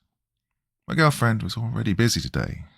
She had some homework that she had to yet turn in, and wanted to do it all today rather than later, so she apologized and told me we could meet tomorrow on Sunday, which was great timing as we decided to go on a hiking trip with my friends on Monday. We'd spend 2 nights out in the wilderness, and this meant that I needed to pack a lot of things, which I decided to do in the afternoon, as I'd probably not want to bother with it when my girlfriend was around. Well, I hadn't forgotten about the game, of course. It really just wasn't my priority. After a long day of just generally wasting time, finally enjoying my freedom, the evening rolled around yet again, and I was deciding what I should play. Well, Pharaoh's Crypt was always an option.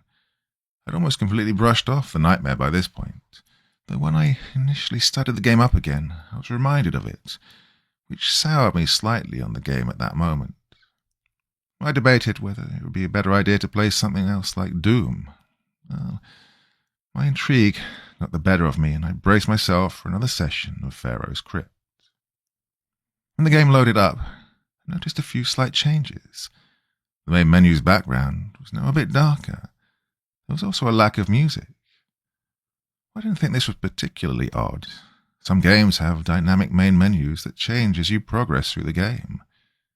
When I hit the continue option, the game started loading. On the loading screen was a message. "You can't turn back now." Part 3. The game loaded, and I was in the oasis. But the truth is, I was completely frozen, my eyes fixated on the message that was no longer on my screen. My mind was stuck reading that message, still completely fresh on my mind. It freaked me out more than anything else the game had shown me thus far. This had to be some insane coincidence, I thought. After all, it seems like a message that would fit perfectly into a game like this, so I tried to brush it off. But to be honest, I could never get rid of this sharp, paranoid feeling in the back of my mind for the rest of the session. After all, these were the exact words spoken to me in my nightmare. What are the odds of that? But other than a cosmically insane coincidence, I just had no other explanation. Brushing off my discomfort, I exited the oasis to see the game had, what it had in store for me next. The next floor initially appeared more comforting than the previous two. It was something that actually resembled the inside of a pyramid, and while the amulet definitely helped, it wasn't a complete necessity, as the floor was actually quite well lit. The area had a distinctly red-orange tint, conveying the dryness and heat of the place. The music also sounded like the first thing you'd think of when you thought of Egypt pyramid music. The sounds of quicksand permeated the rooms and hallways, accompanied by the sound of pennies falling from holes in the ceilings and walls. The Egyptian symbolism was also back in full swing in this area, hieroglyphs and all. And it was a non-threatening place, until I encountered the floor's main enemy. The main threat of the fourth floor were golden mummies, then humanoid creatures seemingly being made out of gold, or rather, what was previously people, now completely encased and trapped inside gold. They had no discernible facial features, just a flat, round surface of gold where their faces would be. They also moved in an extremely unnatural and uncanny way. The sounds they made were extremely eerie moans and groans that sent a quick shiver down my spine whenever I heard them. They were also quite quiet, not making any obvious sounds, which made me lose a life to them. The death animation wasn't anything complex. One of the figures simply grabbed me by the head and stared at me while it made a hushing sound before it came to a game over screen, making my number of lives jump down to 7. In combination with their high polygon count within a low poly game, it was really an off-putting and eerie death screen. I figured out quite fast that the best way to deal with this new enemy was to use the sonar spell I got on the previous level. It wasn't unbalanced, however, as the range at which it could detect the golden mummies was quite short. Using the curse spell also appeared to be effective, slowing their movements to a sluggish pace for a few seconds. Progressing through the level, I made my way through the claustrophobic corridors and waterfalls of golden pennies. From the murals that were painted on the walls, I could slowly piece together a common theme of greed and abuse of power. Some murals had a figure sitting on a throne of gold with stacks of food, while below were rows of people reaching out, but nothing came to them. Another mural had the same kind of rich figure sitting in a golden carriage being carried by what was obviously slaves. The most interesting mural, however, was also the one that deciphered the origin of these golden mummies. It was a mural depicting a king being slowly turned into gold while the slaves and peasants cheered. Later on, I encountered a mural of people smashing the golden mummy with a pickaxe, taking the gold and even ripping out the preserved chunks of flesh and meat that was hidden beneath the shell of gold. Towards the end of the level, I unlocked another spell, this time a stasis spell, which did exactly what the name implies. Once I got my new spell, a giant boulder crashed through the wall opposite of my position. Thinking quickly, I stopped it dead in its tracks with my new spell. This spell was also useful for the golden mummies, as instead of slowing them down, it completely froze them. I figured out later that I could freeze some of the falling pennies to reveal hidden pathways behind them. Some puzzles also forced me to use the stasis spell in order to stop moving mirrors, and the light spell to reflect light off of them at the correct angle. The final challenge in this level was an encounter with a sentient golden sphinx statue. It was obvious I needed to engage with it in order to open the way into the next floor. I expected this to be a boss battle. However, it was more of an NPC interaction, with me needing to answer its riddles in order to progress. The riddles were just the usual, although some were a bit more interesting, such as, the passage of time brings with it evolution. Evolution makes what came before redundant. But what is the thing that your kind will never replace? Now, for this riddle, I had to select an item from my inventory. In this case, it was the knife. Well, it makes sense, I guess. The blade is something that won't become redundant any time soon. Eventually, however, it asked me, "What is the thing that haunts the Pharaoh's crypt?" I was a bit freaked out, but then I read the options, which were a giant snake, the Pharaoh's ghost, and a tall, dark figure. Well, my jaw dropped. Despite all the signs, I still thought this was a coincidence. However, there was also no real way for me to know the answer, unless I selected the third option, only to find out I was right. I had no explanation for this, but it still had to be some kind of coincidence. I mean, the game is pretty creepy. I don't have nightmares that often either, but it's not like it's some grand mystery. I had a nightmare about the game and that's it. Besides, these things are quite predictable. It's not uncommon for a horror game or a game with horror elements to feature a tall, dark figure. Well, that could literally be anything.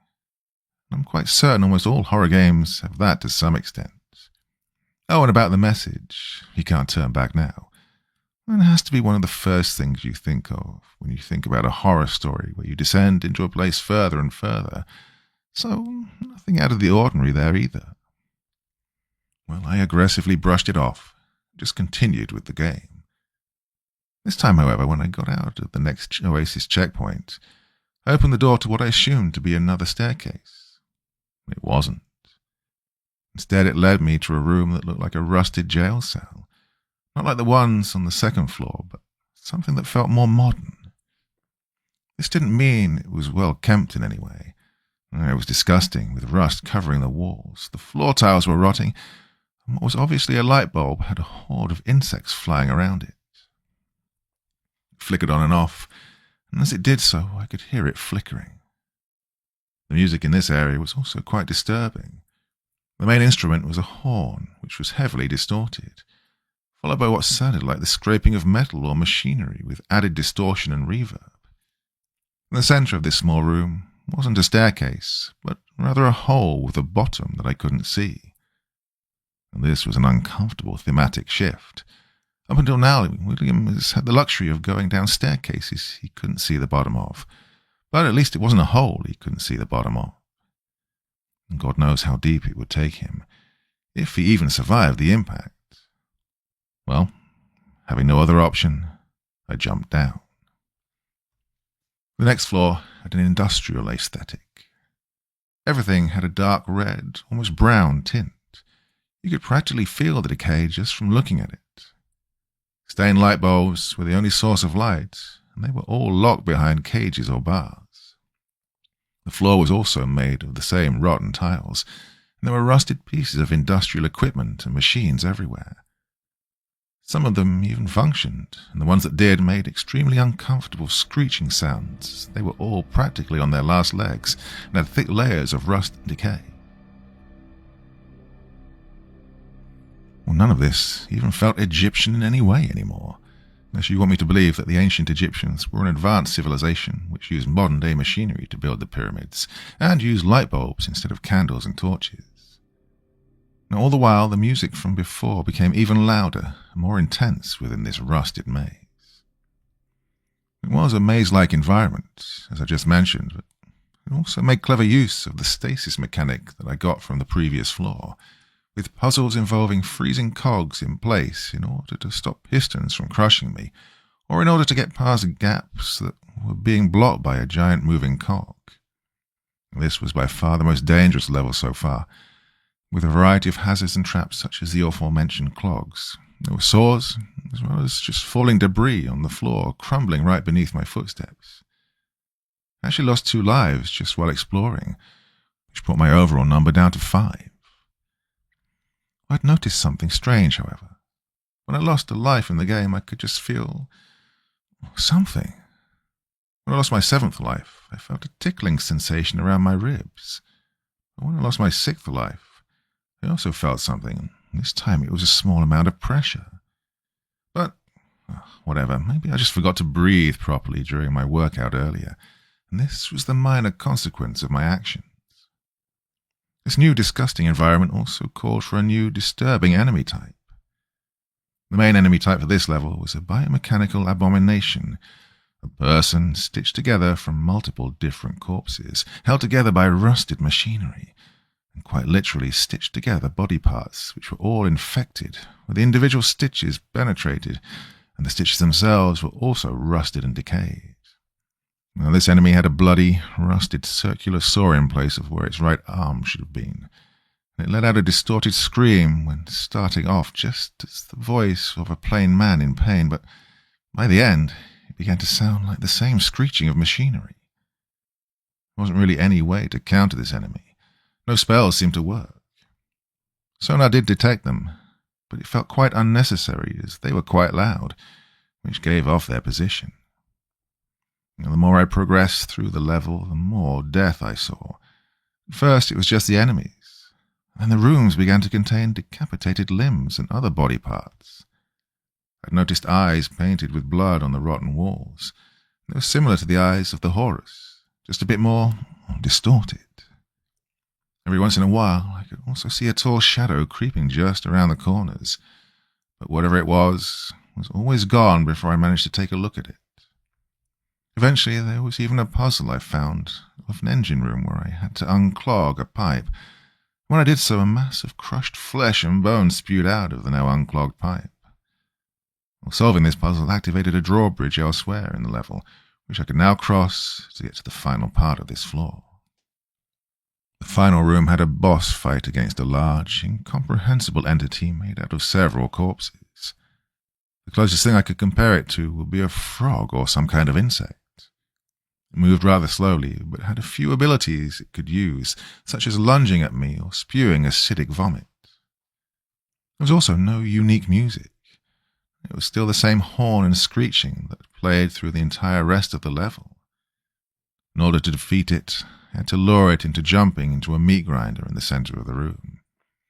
As the meat grinder shred its bones and flesh, it didn't let out any scream, just soft howls of pain, while the sounds of rusted machinery breaking bones apart were far more apparent. The lack of desperation it had when it got shredded made me think it was almost glad to finally die, glad that it was getting put out of its misery. I was also glad not to lose a life to this boss, as it was one of the harder ones so far. I saved my game at the next oasis and decided to turn the game off for tonight. I was feeling quite tired for whatever reason, so I did my usual routine before bed before heading off to sleep once again. I felt quite happy that my girlfriend would be coming over to my place tomorrow, and that I'd go hiking with my friends the day after that. As for my thoughts on the game, it was spooky, yeah, definitely more so than I expected at first. But I was still intrigued as to what the ending might be, and just how the next floors would look like. Now, needless to say, yesternight's nightmare wasn't bothering me at all anymore. Playing the game seems to have been a way for me to face my fears head-on, and come out on the other side stronger. With that satisfaction, I turned off the lamp on my bedside table, tasted my girlfriend good night, that I couldn't wait to see her, and went off to bed. Part 4. Well, that night, I had another nightmare. This time I woke up in a void, just pure darkness. The only sound I could hear was an ominous hum all around me. I'd been stuck in space.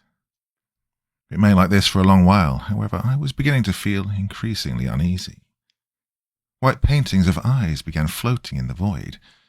They weren't painted on anything, they just floated, and looked exactly like the ones I'd seen on the 5th level of the game.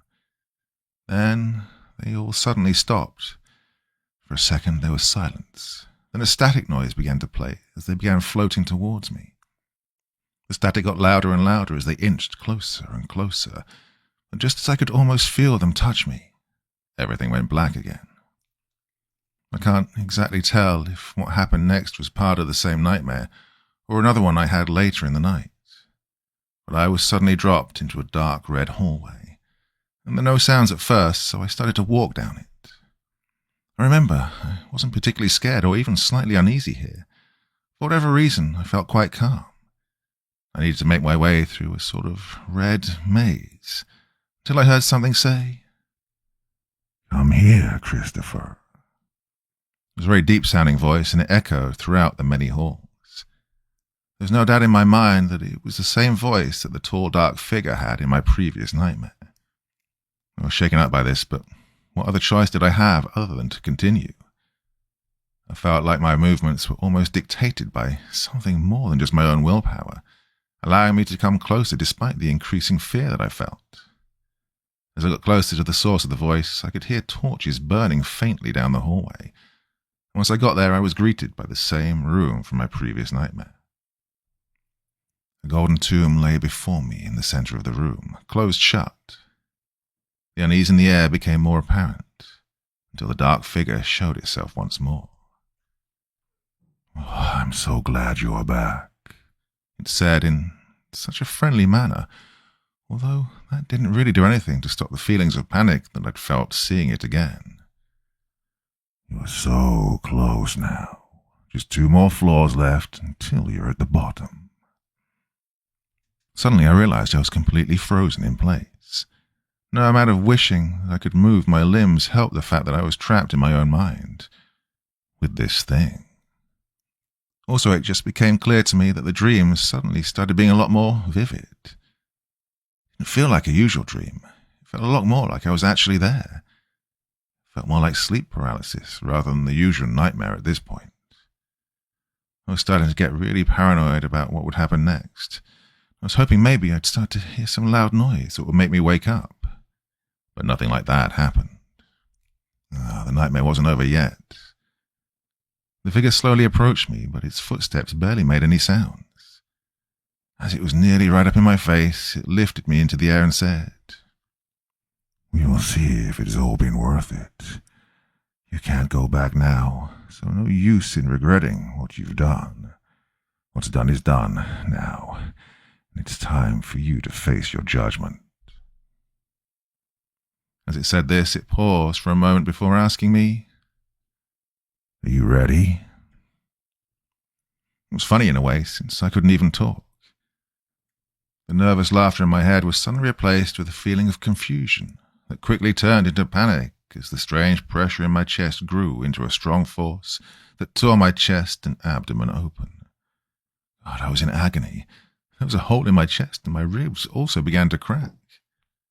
I could see chunks of my ribs falling out before I could feel my heart tearing apart from my internal organs and arteries. The pain was excruciating. I could still see the figure take my heart into its hand and slowly back away. It then summoned a golden weighing scale and placed a feather on one end of it, before it put my heart on the other. My vision blacked out right as my disconnected heart nearly touched the scale. I couldn't see anything. I could faintly hear it say, though, "You are a good person, Chris. Take solace in that." I woke up in a sweat, breathing heavily, and at the same time as yesterday. I touched my chest and was glad that I still had all my body parts intact. I wasn't really thinking per se, also just examining my surroundings and making sure I wasn't under any sort of threat, like a caveman or animal would probably do. Once I did all that, I simply laid back down on my back and stared at the ceiling for a while. I mean, what else was I supposed to do? I guess the game was getting to me, but I wasn't really sure why it was getting to me that badly. Simply thinking about the game now made me feel scared. Well, you might say, duh, it's a horror game. But this wasn't that fun type of fear that you get from playing those. It wasn't the ominous feeling you get from reading a scary story or a movie of some kind either. It was a lot more instinctual, something more akin to a phobia. I was tired but also felt a lot more alert. The uncomfortable feeling just over my shoulder didn't leave me. Got out of bed and tried to do my usual morning routine of taking a shower, making myself breakfast, all of that. It was Sunday now, and I needed to make sure I got some proper rest, as well as spend quality time with my girlfriend once she came over. I couldn't, however, ignore the elephant in the room, which was Pharaoh's Crypt. This game was really getting to me, but it also intrigued me more than ever. So despite the obvious effect the game was having on my mental health, I thought that by playing it earlier in the day I could face my fears, as well as hopefully avoid another nightmare. I kept in mind that for 2 nights in a row now, the last thing I did was play the game for an hour or two, so with it being so fresh on my mind, it's no wonder that it influenced my dreams so much. Despite that, the dreams felt a little too weird, just a bit too real. Well, my girlfriend would be coming over in the afternoon, stay for a few hours, and then leave in the evening. I decided that in the meantime I could do a few more productive tasks before playing the game once again. I wanted to get at least one floor done. I wasn't entirely sure why I was so eager to get back into there after the nightmare I'd just had today. Suppose I just really needed to see what was next. After all, this seemed to be an extremely rare game, and searching for it online revealed no further details. I became a lot more like William, fighting through the fear and against demons in order to get to the bottom of that pyramid, or in my case, the game itself. Quitting now would also mean losing to my own paranoia, and I'm somebody who likes to finish what he starts. It was the only way to satiate my curiosity, and eventually I got round to it. Starting the game up, this time there was no background image on the title screen, nor was there any background music. Simply the title of the game and the options. I found this quite off-putting, even for a horror game, and even in spite of the fact I already knew that the title screen changed as you progressed through the game. For whatever reason, a complete black background and no music made it really eerie. I clicked continue and there was still nothing wrong with the oasis when I loaded into it. It really was a safe zone from all the horror. When I took the exit out of the oasis, I found myself in a strange room that looked like the depths of a cave, with a caged elevator on the other end of it, which would also be my way down into the next level. This elevator sequence was quite long. In fact, it lasted 3 minutes in real time. The faint sounds of machinery from the previous level could still be heard near the top of the ride, but eventually faded. As the ride progressed and the light got dimmer and dimmer, what replaced them was instead faint, occasional whispering and a sort of rattling sound. After a really long way down the elevator, with lights flickering along the way, it finally reached the bottom. The next level turned out to be a decaying mix of a lab and a mortuary. It was extremely disturbing. I could practically smell the stench of death from my screen. The music just resembled static now, and the lights flickered on and off. It was a very dark level with almost no light source other than the few flickering light bulbs, so I had to use the scarab amulet. Some of the cases were leaking down, almost black fluid. Some of them were even opened and showed bodies that were wrapped in bandages at different stages of mummification. It was the first time I realized just how harrowing Egyptian mummification truly was. Usually media explores finding a relatively clean body that then rises up and chases the characters through the halls of a pyramid. Well, this game really put the death and decay into perspective, with all of them being covered in the brown fluid, and some of them were even missing limbs or other body parts. Some were even decapitated. The wrapping wasn't always perfect either. Sometimes they had openings that revealed carcasses which were almost slowly turning into dust. However, every once in a while, I'd come across a body that looked slightly more fresh. Other than the multiple rooms acting as mortuaries, simply containing rows of cases with mummified bodies in them, others were rooms that resembled labs, and some of the labs earlier in the level contained only things that someone would need to perform a successful mummification, such as the bandages used for wrapping, the canopic jars for storing the organs, as well as the instruments used for removing the brain during the process. However, when I got deeper into the level, things started to change. They went from looking like mummification chambers to downright torture chambers. These rooms were stained with blood and had scratches that looked like they came from the desperate attempts to escape. These rooms were also containing chains and other devices used to restrain people, and sometimes had body parts just laying on the floors. The most horrifying part, though, was that the instruments used for excerebration were also present, and quite noticeably used. It appeared that the reason for some of the bodies looking more fresh was because they were. This also explained why a few of the bodies were missing their limbs.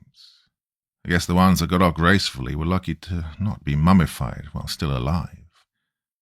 Things didn't stop there, however. Uncovering more of these morbid rooms, I eventually found ones with industrial and medical equipment, including sewing machines, drills, and circular saws. It appeared to be the origin of the enemies from the previous level. The faint whispering became nearly constant in these rooms. The floors were now drenched in that brown liquid, and I also noticed paintings depicting a shining eye of Horus within a triangle, surrounded by other occult symbols. They very clearly were being used in an attempt to perform some kind of ritual, or to receive some kind of occult blessing. It appeared as though whatever horrible things happened in these rooms were done so in an attempt to achieve some kind of enlightenment, maybe by torturing a person and turning them into a biomechanical monstrosity. And this was seen as merciful and a higher existence by whatever sick... Well, honestly, I wasn't even sure if who did this was a person in any way at this point, but I had a feeling I would get acquainted with them very soon. This level utilized all the spells and items that I'd had in some way. The knife, for example, was used in one puzzle to dig out a key from one of the corpse's eye sockets, while the sonar spell could now be used to detect important items such as keys lying around the several chambers of this level. The weirdest part was that this level didn't seem to have any specific enemies. It was eerily quiet, although that doesn't mean the level was without its own hazards. But other than a couple of traps, there wasn't really any danger. Usually I'd be relieved, however it was just making me feel all the more uneasy in this level. As I found the exit door, it became even more confusing that the game would simply just let me through.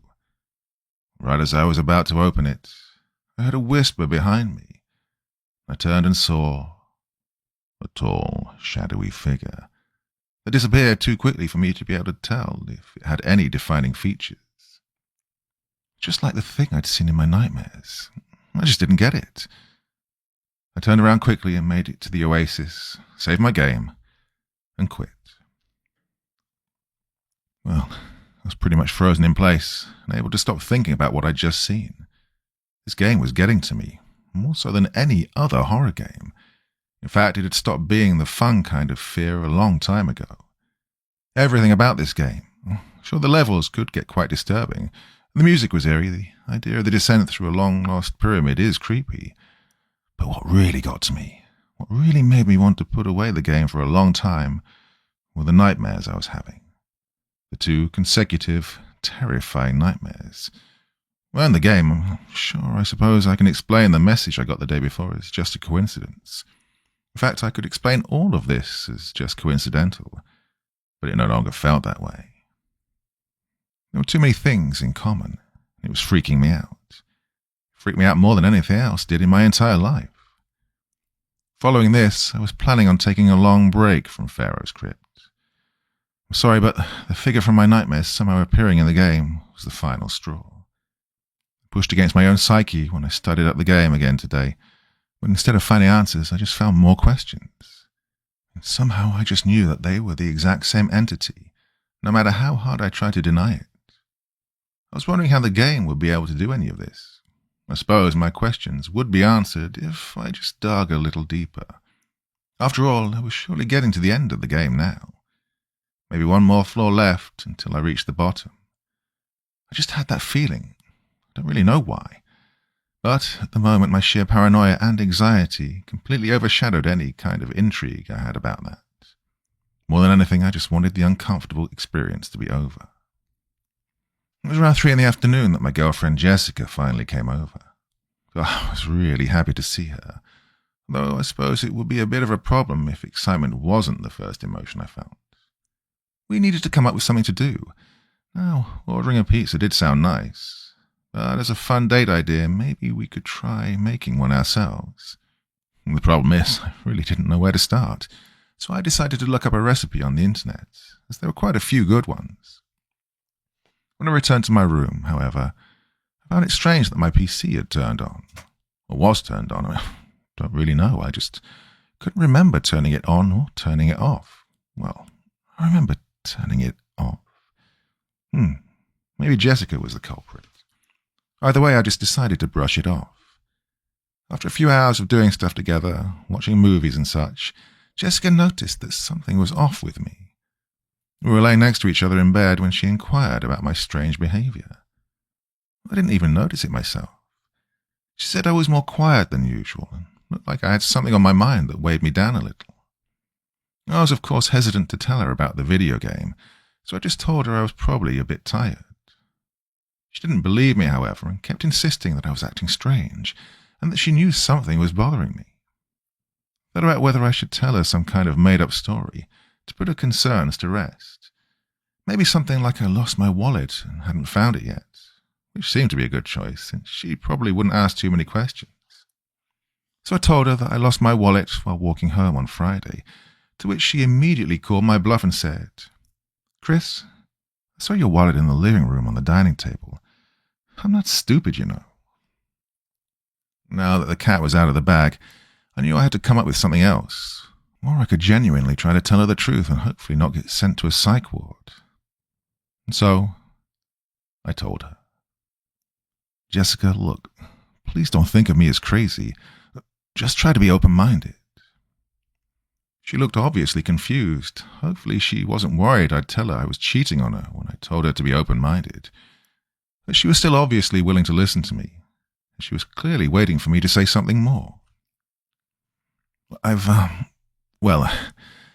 2 consecutive nightmares these last 2 nights. They've made me feel somewhat unwell. I looked at her to see her reaction, but it didn't look like she had any objections yet. I think, there's this game I started playing on Friday, and I think it has something to do with it.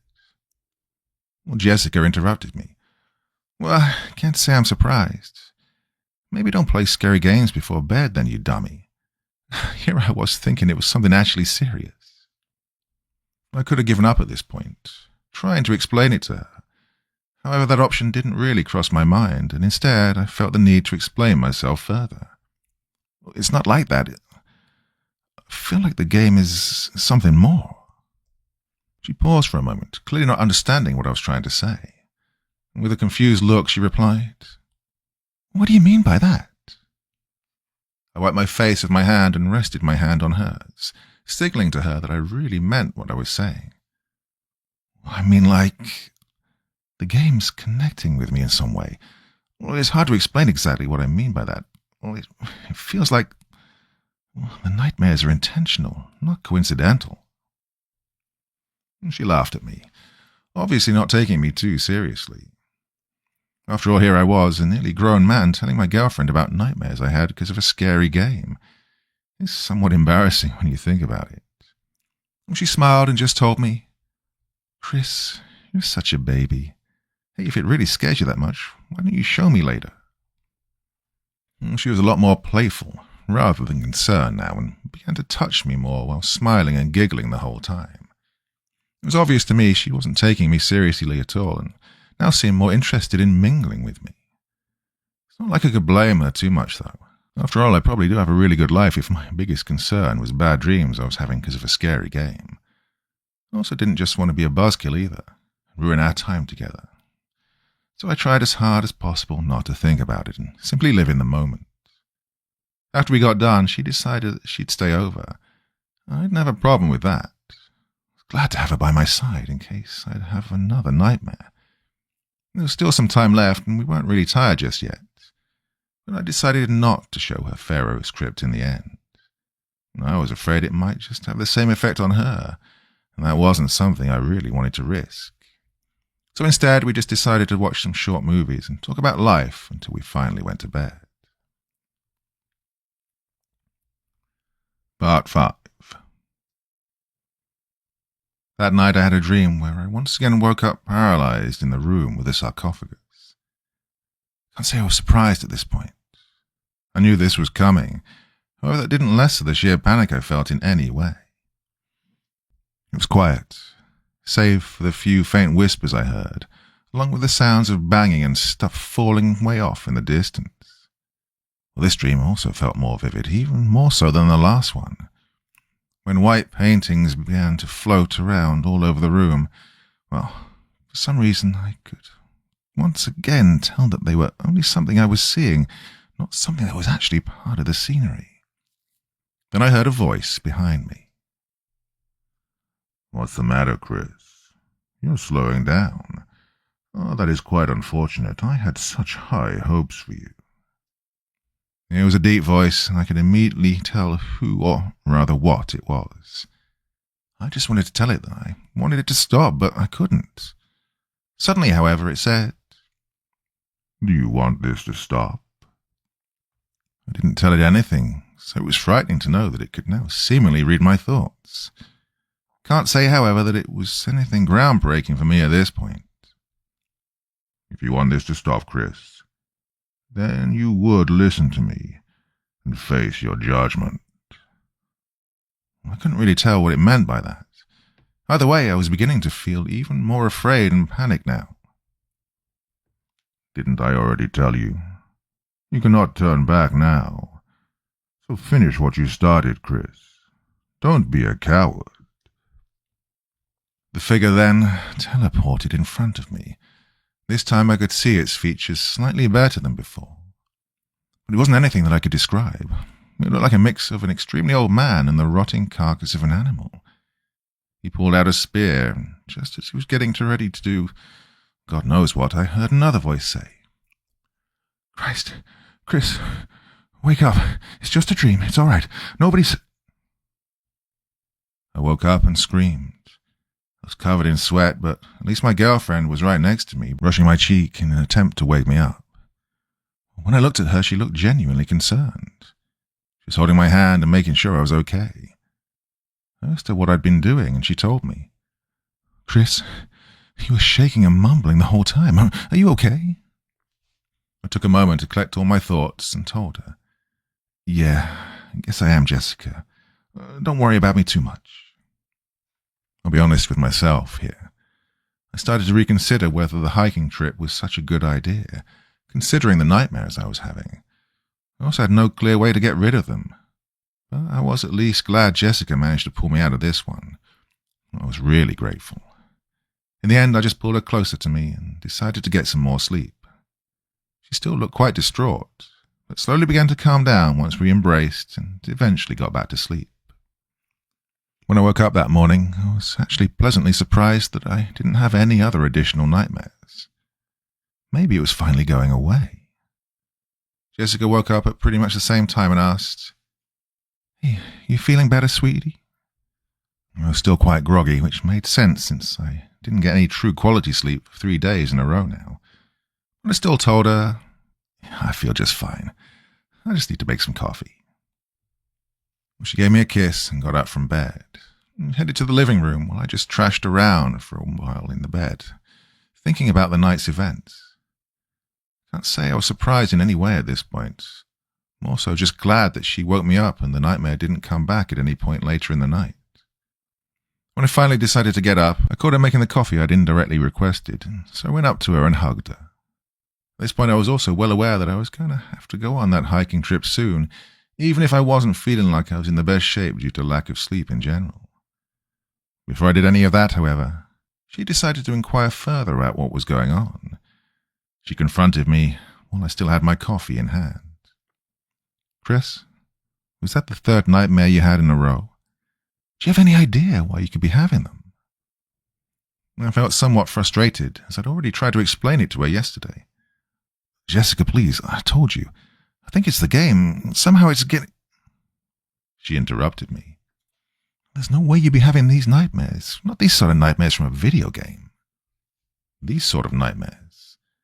I guess I never explained to her just how terrifying they were, although I suppose my behavior while I was having them spoke for itself. "Also, if it really is the game, why don't you just stop playing it?" Well, more frustrated, I told her. "I already tried, Jessica. I haven't touched it since you came." "Since I came? I mean, so you played it yesterday, just before I came?" "Well, yeah." She just burst out laughing. Guess I really was somewhat stupid. Maybe I really just needed more time, and I'd let go of the game somehow. Just forgetting the entire thing existed felt like the best option. The rest of the morning we spent doing the usual together, till we finally had to go out at around lunchtime. After lunch, which consisted of the leftover pizza from yesterday, I packed my stuff and made sure she was ready as well. When I went to my room, however, I found out that my PC was once again turned on, which was strange, but I didn't really think much of it and just shut it off. After that, we got in the car and I drove her back to her place. After which, I was headed to our rendezvous point with my buddies. I arrived around 2 p.m. It wasn't very far from my place, but a mix of strangely bad traffic from what I assumed was an accident somewhere down the road, and having to bring my girlfriend back to her place ate up quite a bit more time than I thought. At the very least, I wasn't super late, but I was still a few minutes after everyone else had arrived. "Well, look who it is," one of my friends shouted with a sarcastic undertone. "Chris, good to see you, man." Another one added, before following up with, "Hey, how you feeling, Chris?" "Oh, I'm feeling great," I replied back, lying through my teeth. However, I was still hoping the hike would give me a rush of energy and dopamine. One way or another, being outside and in nature was a welcome change for me. I took my stuff out of the car, put on my backpack, and we started climbing the first hill of many. It all went well for the first few hours. I was actually feeling great. The exercise I got along with being with my friends and the sunlight helped me get my mood up. Once the clock hit 6, the evening started to slowly roll around, and we needed to find a place to set up camp for the night. Going off trail and deeper into the forest, we eventually found an abandoned shack. It didn't seem like anyone owned it, so we took the risk and set up camp there. I didn't assume we'd get lost, as we still had our compasses and had a map of the area, which made it so that we could still tell what our approximate location was, and the nearest trail was only about a mile away. We put our sleeping bags and mats inside the shack and started a campfire outside. We had plenty of food. We'd probably need more wood to keep the fire going, and so I was sent out with an axe, one of my friends, and a hunting knife to find some more wood, deeper off trail into the forest. Well, eventually we found a pretty good spot. We were quite far away from our camp, completely isolated, and it was also getting dark now. Luckily, my friend was making sure we didn't get lost, but for some reason, I felt off. Not like I was sick, but more so like I was being watched. I began to chop into one of the fallen trees with my axe, and carefully took chunks of wood. Then I noticed that the tree had a carving in it. It was of an eye, quite similar to those in my nightmares. Oh, maybe my mind was just playing tricks on me, so I asked my friend if he saw it as well. "Yo, man, take a look at this. Kind of weird someone would just carve this, an eye like this, right?" "An eye? I don't know, it seems more like just a circle to me." Circle? I guess some people just don't have as much imagination, or maybe I am just paranoid. As I gathered just about enough wood, I was ready to go back to camp. put all of it in my backpack, and just as I got up I saw a tall shadow briefly appear before disappearing right after amidst the trees. I was quite freaked out. I told my friend in as calm of a voice as I could, "Hey, we should really get going." I tried to play it off cool, but really I was full on in flight or fight mode after I saw that shadow. Still, I told myself that it was probably just an animal or something. Surprisingly, nothing strange happened on our way back, and we got back to camp just fine. Put my backpack down, took out the wood, and we started making dinner while talking about the usual things. All of us were quite tired, but since we probably wouldn't be on a trip like this just by ourselves for quite a while, we wanted to make the most of it. The 2 packs of beers one of my friends brought helped quite as well, but I didn't want to drink too much so I wouldn't get hungover on top of everything else. And we talked about the usual guy stuff, such as our lives, work, women, how we were enjoying the trip so far and laughing at inside jokes from way back in the day. All the while drinking beer and cooking canned tuna and leaves soup above a campfire. The conversation eventually turned to video games. At first we talked about some of the games which were relevant at the time, such as Half-Life, GTA 3, Diablo 2, before I eventually brought up Pharaoh's Crypt. I didn't really know why I brought up the game. Or perhaps I was hoping that someone else here had played the game, and I could compare our experiences. Nobody else seemed to have even heard about the game before. That was except for one friend who, while not having played the game itself, read about it on a forum dedicated to obscure and rare games. I explained to him the game's mechanics and the variety of strange levels the game had, as well as the fact that the developer wasn't listed. "Oh yeah, about that," he interrupted me in order to give me more insight about the game's origins. "I read on the forum that the game's developers were tied to some kind of cult. Didn't want to be tracked down for whatever reason." The cult. Well, that was quite strange and also creepy.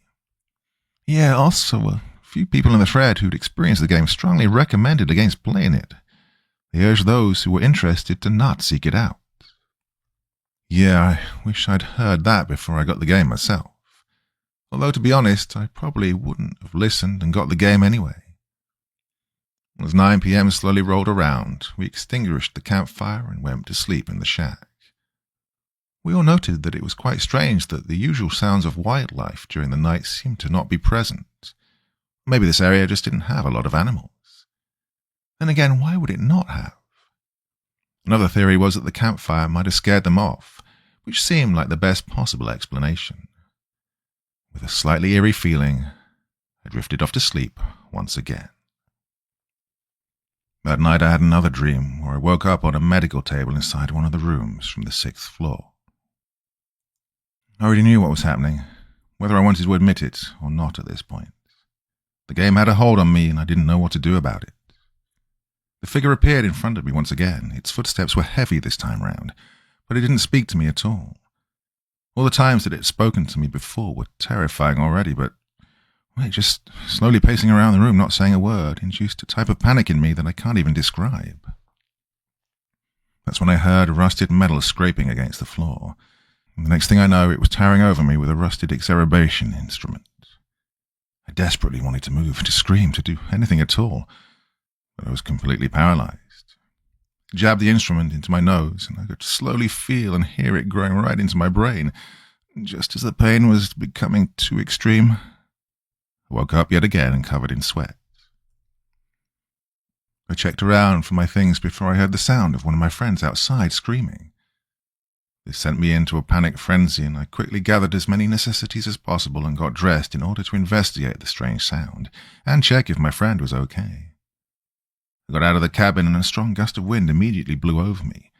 It seemed like it was very windy outside. I quickly ran in the direction of the sound, and as I approached it, I began to have a strong, splitting headache. But it was strange. I hadn't had any alcohol the day prior, and I wasn't too tired either. But that didn't matter right now. What mattered was whether my friend was safe. The closer I got, the more watched I began to feel. The feeling from the day prior was no longer something I could ignore. Then I saw it. My friend, with blood leaking from his mouth and completely pale skin. He stood completely still and had his chest pierced by a spear which was held by a tall, dark, shadowy figure. I was absolutely losing it at this point. I didn't know what to think at all. Then the figure looked at me and simply said, "Run." It let out an inhuman scream, and the paintings of eyes began to appear all around me, and the strong gust of wind now began to sound like a constant faint screeching. And you'd be goddamn right. I turned around as fast as possible and began to run like never before in my life. Maybe I should have gone ahead and warned the others, but that didn't cross my mind at that moment. At this point, I just wanted to survive, and while some part of me knew that I was seeing this thing that probably wasn't real, primal instincts took over me, and I knew that if I didn't run now, I'd be seriously fucked. I ran quickly towards the direction of the nearest trail. All the while, more eyes began popping up between the several tall trees, and watching me trying to run for my life. I never once looked back, but somehow I just knew that the figure was hot on my trail. I'd felt its presence somehow. When I got back onto the trail, I remembered that our camp was to the left, meaning that the way out was on the right, so I began sprinting in that direction. My pace had considerably slowed down now. The ground beneath me began to feel heavy, but I could also tell that the eyes and the thing chasing me weren't about to be merciful or fair. The eyes were following me, tracking my every move, and the presence behind me was just getting closer the more I slowed down. So I wasn't keen on stopping at any point. I had so much adrenaline, the exhaustion I felt didn't slow me down at all. I was absolutely flabbergasted as to how any of this could be happening. I had no idea if I just well and truly went completely insane, or if this was actually real. After several hours, I'd finally made it out of the forest, with the only breaks I took only serving to give me the bare minimum time I needed to drink water so that I wouldn't die of dehydration or some kind of shock. My heart was still pounding, and for whatever reason I knew that I still wasn't completely safe. After about an hour more of just walking at a faster pace, I finally made it back home. I shut the door closed so hard my next-door neighbors probably thought it was a gunshot. For a second I just lay down on the floor, trying to catch my breath, before going to the bathroom to drink about 2 liters of water at once. Well, it was still well into the night, between 3 and 5 a.m. While I wanted to get more sleep, I still felt too unsafe and too unafraid to go back to bed just yet. I took off the dirty clothes I was wearing and just left them in the hallway for now. Got back into my room and my PC was turned on. The monitor was a black screen with the title screen of Pharaoh's Crypt on it. At this point, I'd accepted that either the game was a cursed artifact made by a cult, or I'd just well and truly lost my mind. I sat down, put my hands on my mouse and keyboard one more time, and braced myself to do what I knew had to be done. The title screen also only had one option now, which was face your judgment. I clicked the option and wasn't even taken into the oasis. Instead, it seemed like I was placed right into the 7th floor of the game. This level was a large maze consisting of tunnels, similar to those you'd see in a subway station. Everything was very grey, depressing, and I could almost feel just how cold they were from looking at my screen. Carvings of snakes littered the walls, along with references to an entity named Apophis. Every once in a while, several smaller snakes would pass me, even if they didn't seem very interested. This was a place so impossibly far underground that any hope of making it back up to the surface was completely shattered. I'd also noticed that the faint sounds of something large moving in the distance were there, which echoed through the large tunnels of the game, and would every now and then feel like they echoed in reality, rather than from my speakers. The scarab amulet was seemingly stronger in this level, which seemed to be to compensate for the long and large tunnels of this area. I'd cautiously wandered through the maze of tunnels looking for some clue that would put me on the right path towards the exit door, which I assumed would lead me to the final level of the game. A few of the tunnels had doors on the side which I could enter, and they would always contain a puzzle I had to solve, which would give me pieces of a map or interactions with NPCs, which looked like trapped white spirits that would give me hints to guide me through the maze. The puzzle seemed like a mix of all the puzzles from previous levels, with a peculiar focus on more snake imagery. There was even one where I had to guide a small snake through a maze of his own, where I'd have to freeze traps in place or open doors with a light spell in order to help him get to the exit. Walking through one of the many tunnels, following my map, everything got strangely quiet. Then I heard it. A strong roar behind me that scared the living daylights out of me. I turned around to see a gigantic, rotten snake. It was a terrifying and massive creature with pitch-black holes for eyes, an all-consuming, gaping jaw. It seemed to be so large that it barely fit into the tunnels, despite how large they'd already become. I tried to run away from it, but this thing was simply faster than me, and caught me. The death screen simply showed its jaw closing, and everything going pitch black before hitting me with the game over screen. I was down to 4 lives now. Oh, this entity was extremely dangerous. It killed me 3 more times before I was down to 1 last life. God, I really didn't want to know what would happen if I lost that final life. My hands were shaking, but I had to do this somehow. Employing every trick in the book, using the sonar spell, checking every corner just in case, and collecting all the hints and map pieces along the way, I eventually found the exit door. It was at the end of another long tunnel. I made William sprint over to it, and just as I did so, I heard the loud roar behind me in real life. It sounded like my things were breaking in the living room, and I felt genuine fear as I quickly raced to the exit door before the giant snake could get to me. As my character got through the door, I could hear an extremely loud thud on the door of my room. Had I not immediately looked, I would have guessed a bomb exploded outside of it and sent my door flying right through the window, but in reality, it was completely fine. The sound seemed to be just, well, a fragment of my imagination. There was no oasis here either. I was just transported to the final floor of the game. It was exactly like my dreams, a maze with hallways made from meat. I was feeling extremely tired and dizzy at this point, but I needed this to end. There were no enemies or puzzles in this level. It was simply a maze with ambient music. After around 3 minutes of just walking around aimlessly, I'd found the sarcophagus room. It was by far the shortest level in the game, but at this point, that just made me glad, since I probably wouldn't be able to beat another long level, and had only 1 life left anyway. When I approached the sarcophagus, a cutscene began to play. The figure had this time actually appeared in the game. I kind of just accepted that it was there now. I didn't really care for anything anymore. I was just glad this game was finally going to end. Then it spoke to me. Not through my speakers, but more like I was hallucinating its voice. "Chris, I'm glad you are here, even if I needed to push you. Forgive me and don't worry. It'll all be over now." He paused for a while before resuming with, "Are you ready to face your judgment?" The screen cut to the sarcophagus, which slowly started to open. The same intense screeching noise that I'd heard in my dreams began to emit from my speakers now. And just as I almost saw what was inside, the game froze. I could hear and see something shooting out from my computer with sparks around it. But the next thing I know, I'm laying on the floor and it's 8 p.m. in the evening. Well, it seems like I'd blacked out. I checked my clock and I was in disbelief that I was seemingly unconscious for nearly the entire day. I'd missed several phone calls from my friends, Jessica, and pretty much everyone you'd expect to be worried about me.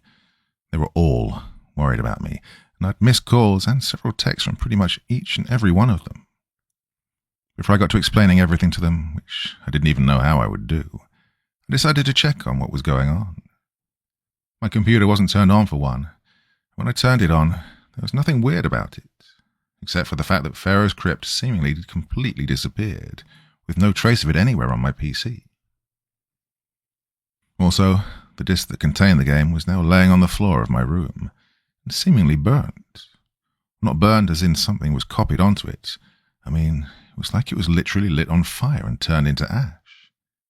It was no longer hot to the touch, but it was obviously no longer functional. I decided I would send it to the scrapyard tomorrow and never touch it again. I decided to text Jessica first. "Hey Jess, I'm okay, don't worry about me too much. Probably just drank too much yesterday or something. I'm back home, completely safe. I'm fine, just a bit tired." I didn't feel like calling her just yet. It was also quite late after all. After that, I needed to repeat the process for pretty much everyone I know before deciding what I was going to do with the rest of my day and how I was going to fix my sleeping schedule. Also, it had just dawned on me that my car was still near the entrance to those woods, so I'd go back for it the next day. Also, my friend who died, well, he was seemingly completely fine since he texted me, asking if it was okay as well. I eventually decided to get some sleep in order to fix my sleeping schedule, and luckily I didn't have any nightmares. My life after this pretty much went back to normal after a few days. While I still had the occasional weird feeling every once in a while, after about 72 hours it was like nothing had ever happened. However, I still needed to know more about the game. So, for months on end, I would look, but all I'd find was some information that I already knew from threads I'd already read on forums that I'd already visited. Sometimes I'd find a new thread. One of them was even the thread my friend had mentioned back when we were out camping. That was until one day I decided to search for burnt disc with a weird video game on it. While the results didn't yield anything at first, I eventually found a report of a person being found dead in front of their computer, which had seemingly also turned off before they found him. It was later determined that the cause of death was an epileptic seizure, despite his family stating that he had no history or even any signs of epilepsy and seemed to handle flashing lights just fine in the past. The thing that freaked me out, however, was that when they inspected his computer for evidence, they found a strange blank CD, burnt to a crisp. The Hunt. This is stupid, Mike said as he caught up with Fred. "It's Friday night and I'm not getting laid." "I'm sure your hand will forgive you," Fred snapped back, tired of his friend's incessant complaining. "God, if I knew you were going to bitch this much, I'd have left you at home. Why can't you be more like Neil? Tell him, Neil." "I'll leave me out of this." Bringing up the rear, the scrawny teenager fixed his glasses as the trio stumbled along in the dark. This part of town had once been an industrial zone bordering a housing complex. The ruins of long abandoned buildings, their doors and windows boarded up, only added to the sense of emptiness. Now, Neil half expected to see a bum slump out of the darkness to ask for change, only to offer a knife in the throat when they refused. "Hey, where are we going?" "Better be a whorehouse," Mike muttered. But Fred heard it loud and clear. "Is that all you think about?" "That and your mom." "Fuck you." Fred was leading the procession, the boys walking in single file along a fence laden with graffiti. Much as Mike pissed him off, Fred liked having him around for protection. The guy was built like a brick and could intimidate almost anyone. He felt safer with Mike around, though he would never admit it. Neil was the type to just go along with the group. The brains to Mike's brawn. He fit the description of a nerd to a T, especially with binocular-sized glasses he wore. He was Mike's foil and served as a good balance to their awkward trio. Fred wasn't exactly sure what he brought to the group. Good looks, maybe? Yeah, that was it. Following the fence, they came around the corner to a street lamp that flickered so much it created a strobe lighting effect. This made their shadows wax and wane against the fence, like they were being pulled and stretched to an inhumane length before being crushed back down. Only Neil seemed to notice this as he rushed to catch up with the other two. Cold, he pulled the collar of his sweater tight around him. Do you know where you're going?" Mike asked, impatient. "I feel like I'm being jerked around." "You'd know," Fred shot back. He expected Mike to fire back with a mom joke, but held up his hand as if signaling a squad to come to a halt. "Yo!" He found it. a small opening along the fence just wide enough to fit through one at a time. There was a sign, just legible, around the mouth of the opening which read, "Runners here." "The fuck is this?" Mike asked. "Can't you read?" "Oh, wait, you can't." Fred nimbly dodged a smack to the head by rearing back. "Wait, that's us." "What the hell are we running from? Pimps?" "It's a game, asshole. I told you this shit already." Fred already had a leg through the gap. "Now you want to play or go home?" It was a bit of a squeeze, but Fred managed to get through without a splinter. The other side of the fence looked like an abandoned junkyard. Disused furniture, broken appliances, and what looked like a blow-up doll strapped to a punching bag. "Hey, sexy," Fred whispered as he took a look around. Behind him, Mike struggled to put his impressive bulk through the hole while Fred stumbled in last. Fred turned to both of them. "All right, listen up. Only the best players get invited to the game. So, Mike..." He turned to him then. "You behave and kneel." To the other, "Try to lighten up." Fixing his glasses, which had come loose while he squeezed through the gap, Neil said, "I understand basic human interaction, Freddy." Mike patted Neil on the back so hard his glasses came off again. "Well, yeah, but you understand girls." Neil backed off then, indignant. "Look, it's a game, dumbass." Gritting his teeth, Neil fixed his glasses again and turned to Fred. "The Hunt?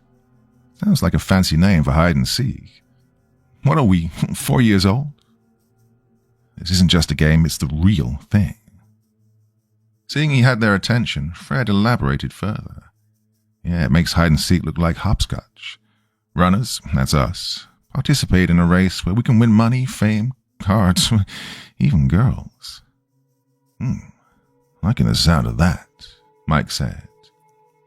"However," Fred went on, "this used to be a housing complex before everything went belly up. They try to host these things in abandoned areas so they don't attract attention."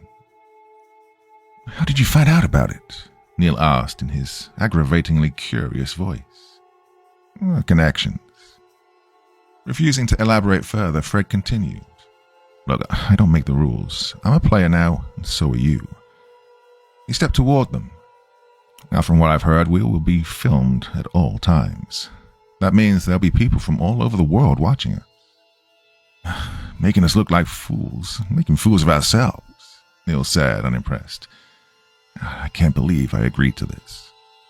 Mike scoffed. "Out on another night watching porn? Whoa, sucks for you." "Fuck you, Mike. Everyone wants to." "Easy, you guys." Fred got between them. Maybe his role in the group was as peacekeeper. Mike and Neil barely got along at the best of times, and that's when they weren't cold and staggering about in the middle of the night. "Come on. We're here to have a good time. Neil, you watch streaming shows all the time, but this time you're the star. It'll be your face everyone sees when they click play. Mike, I heard the players get real physical. You don't just run, you fight to keep from being caught. Well, you love knocking heads around, right?" "Will there be girls there?" "Well, everyone's invited." "In that case," Neil began, "why all the secrecy?" Fred shrugged. "Well, the game's, not exactly legal." Neil stepped away. "Damn, I figured as much. But forget it. I don't want to wind up in jail over some stupid game. You guys are idiots. I'm going home." He turned to leave, only to have Fred block his path. "You mind?" "Dude, we need a minimum of 3 players. It's the rules." "I don't care." "You only get 1 invite to the hunt. You never get called back." "Well, that's on you." "Look, that's not right, man. Haven't I always had your back? Even when we were kids, we were always together. Now, you did a lot of shit I wasn't cool with. Like that time we snuck into the ladies' room in the mall because the men's room was out of order. Told you to go outside and piss in the trees, but you didn't listen to me." Fred tapped his own chest now. "I'm the one who got caught. I'm the one whose folks got a call from security. I'm the one who was banned from going there ever again. Knowing where this was going, Neil sighed. But I wasn't. That's right. You know why? Because you didn't tell anyone I was there. Damn straight. I made such a commotion that nobody noticed you while you still had your pants down. Kept my mouth shut, didn't even tell anyone in school so you'd be embarrassed. I didn't snitch. Fred chuckled then. We know, both of us, that ain't even the worst thing I did for you, but no matter what, I always looked out for you. Now I'm asking for your help. Hey, where was I when this happened? Mike asked all of a sudden. You pissed in the girls' room. Shit, I'd have been all over that. Ignoring him, Neil said, Come on. Please, man. This is so stupid. Please. I can't believe it. All right, fine, whatever. Reaching into his back pocket, Neil pulled out a face mask. I'm going incognito. Deal? Without waiting, he pulled the mask on, covering the lower part of his face. You morons, you want your face all over the internet, but I don't. Fred clapped his hands. Ah, my boy. And he flashed Mike a wink. You still wear that shit? If the cops see this, I'll be the only one they can't accurately identify. Plus, Neil pulled up his hood. Well, gives an aura of mystery. What? Aura? Aura means, well, you know what, never mind. Looking up, the boys spotted a large structure in the distance. A dark monolith with only a handful of lights clinging to it like fireflies. Surrounding the building was a graveyard of failed dreams. Fred only saw opportunity. Right, let's go. Walking towards the building, they spotted a large group of people in a clearing with a sign reading, Runners Welcome, at the entrance. Each team consisted of 3 players, some wearing matching outfits or color-coding their attire. The clearing was surrounded by low-yield lamps powered by generators, at which the very center of stood a raised dais. A pair of men wearing dark clothes stood by the dais to ensure that none of the runners approached it. Others like them moved about the opening, checking equipment, answering questions, or just standing around like statues. One of the men approached Fred's group as they walked in. Name, he said in a gravelly voice, carrying with him a pad on which several lines had been crossed out. Toadstool, Fred replied. The man looked over him once, then at his friends, before crossing another name off the list. Welcome to the hunt. Please remain to the side. The host will be out shortly. And that was that. And the man walked away. Fred felt someone punch him from behind. Toadstool? Mike said in an incredulous voice. What the fuck is that? What, do you think I'd be stupid enough to give my real names? You want to see that guy come into your home address and knocking at your door? Toadstool, Mike said again in utter disbelief. What? Dumbass was already taken? Look, it's a reference to Mario Kart, Neil explained. Fred used to play that game all day. He sucked. Makes us sound like potheads. Mike glanced at the other teams. There were a couple of all-girl teams, though none of the players particularly caught his eye. There was an attractive girl sitting on a guy's lap, the two sucking face while their third player drank from a bottle. All wore distinct red sneakers to signify their routine. Shit, I'm gonna go get a drink. Mike walked away to a makeshift concession stand, shaking his head, muttering, Toadstool. Fred? Neil had his hands in his pockets trying to warm up. With his hood up and his mask on, he was unrecognizable to all save those who knew him. How many people do you think are watching us right now? Fred looked around and took notice of the cameras that had been placed beside each of the lamps. There was one by the concession stand where Mike was ordering a drink, and if he didn't know any better, he'd say that bird on the corner of the sky was a drone.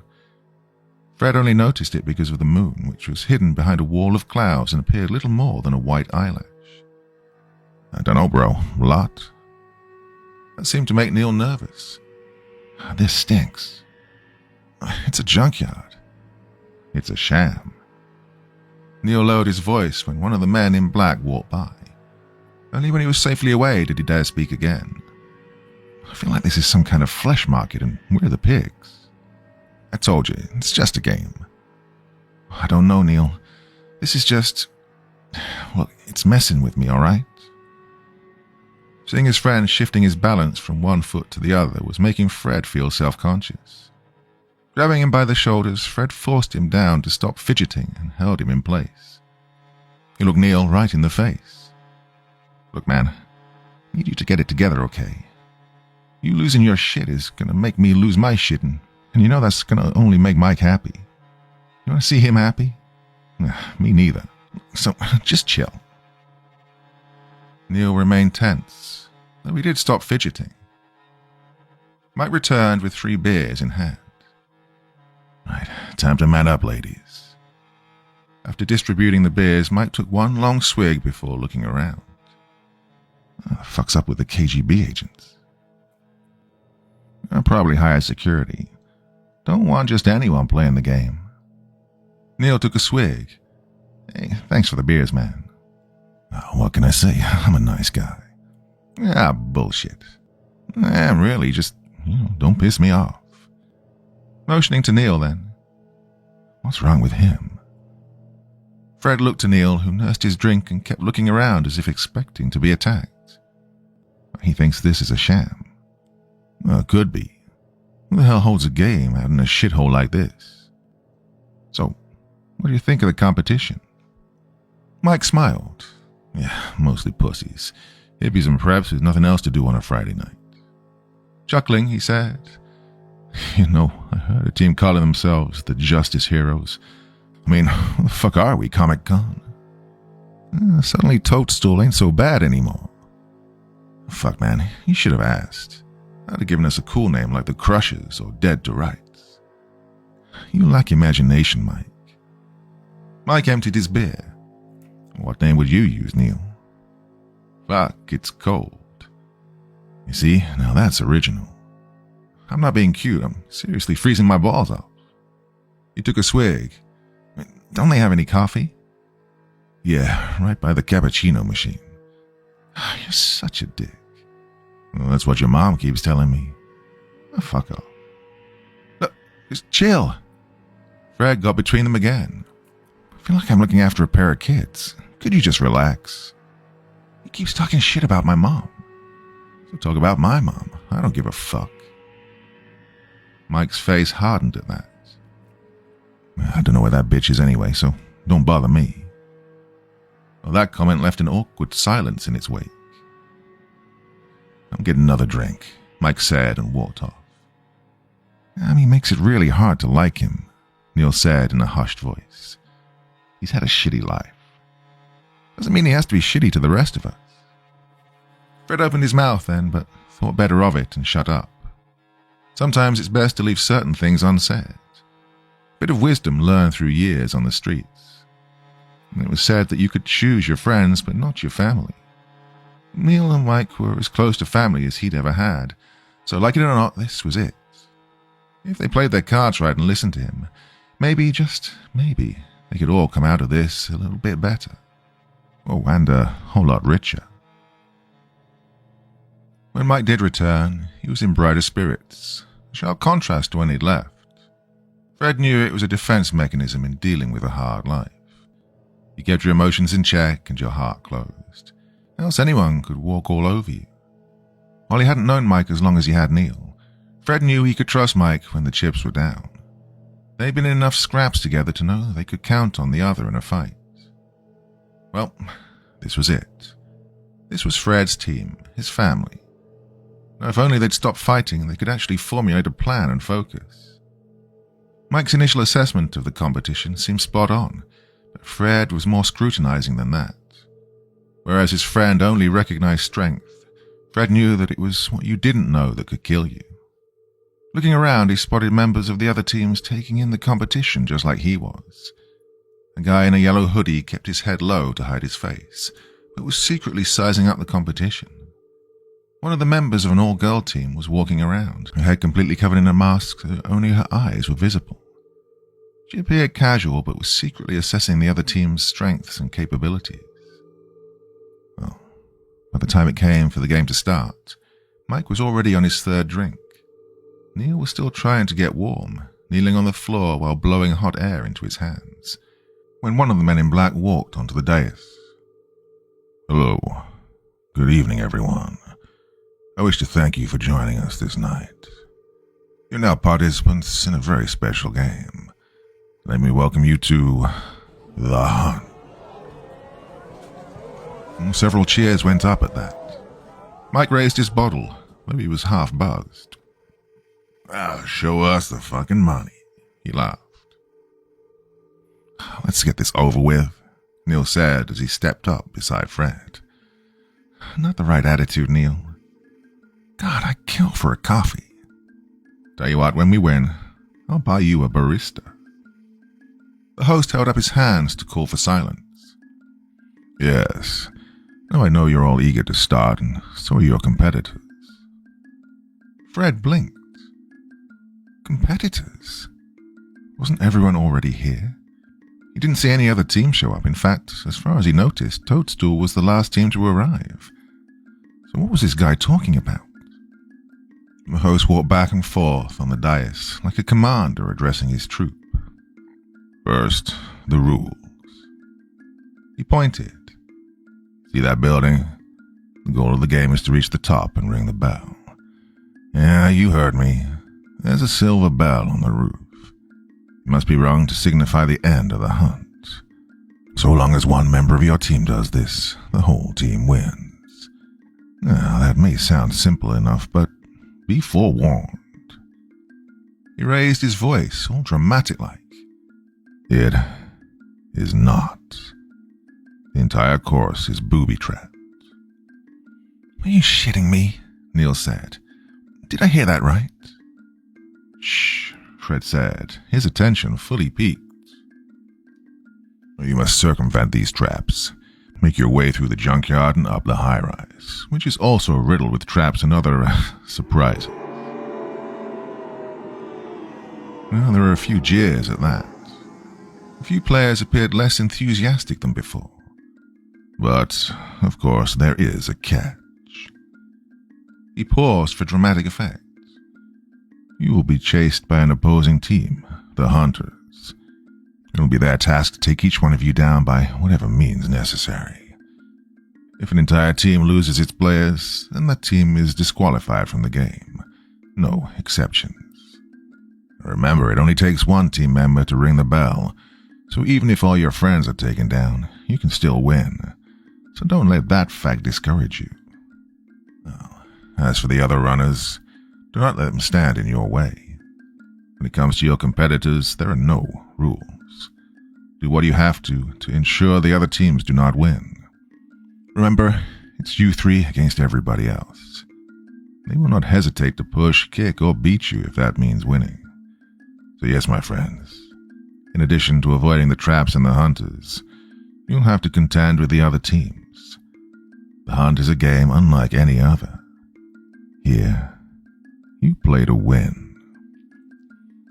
Ah, yes. Mike cracked his knuckles. Love busting heads almost as much as I do busting nuts. Don't be gross, Mike, Neil said to the side. And the host raised his hand. This next part is very important. Once the game starts, there is no turning back. Any attempt to leave the grounds will result in immediate disqualification. He held his breath. But there are no quitters here, yes. Several no's rang out, indicating the runner's readiness to play. A few players, though, looked about as if looking for an exit. It was then Fred noticed several of the men in black appearing just on the periphery of the gathering. It was like being penned in. Fred began to wonder if perhaps the option to leave wasn't really a choice at all. Not surprisingly, he looked behind them to see the way cut off by one of the men, the same one who'd taken their name upon arrival. Oh, what the fuck? Now then. And the host slapped his hands together. Want to know what you're all playing for? More cheers rang out.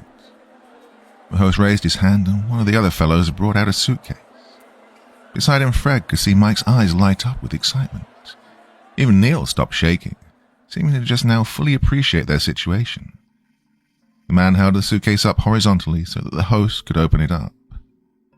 Inside the case was nothing but green, nothing but Benjamins.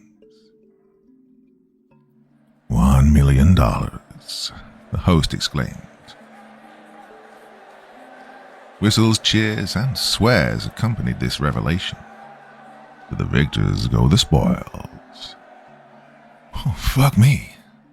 Mike bobbed up and down on his knees, appearing childlike all of a sudden. Shit, man, that's... Oh, fuck. We're going to be freaking millionaires. Neil turned to him. Well, you know, split in 3 ways, that amounts to just 333,333, right? Neil, shut up. Mike shoved Fred in the shoulder. Oh, you weren't fucking around, man. This shit is real. I'm going to get so much pussy with that money. Is that all you ever think about? Neil snapped. Well, that and... My mom, yeah, you already said that, dickhead. I was going to say cars, but yeah, your mom too. For once, Fred was too transfixed to break them up. Even over $250,000 would be enough to change his life around. He could finally move out of his shitty apartment, go someplace nice, someplace warm. He'd never have to look back. One way or another, they were winning this thing. The host closed the suitcase and the man walked off the dais. Once the cheers had died down, he regarded each of the teams individually. That's worth playing for, eh? In a few moments, I will sound the horn to begin the game. When that happens, you will make for the building at full speed. Let nothing stand in your way.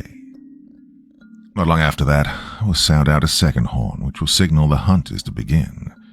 We want to make sure you have a head start. Fair warning, the hunters are dedicated. They will not stop. They will not hesitate to take you down any way they can. My advice? Run. Fuck that. Mike spoke up. Hey. The host turned to him. Does that mean I can't punch one in the face if you try something? The host smiled. You can, try.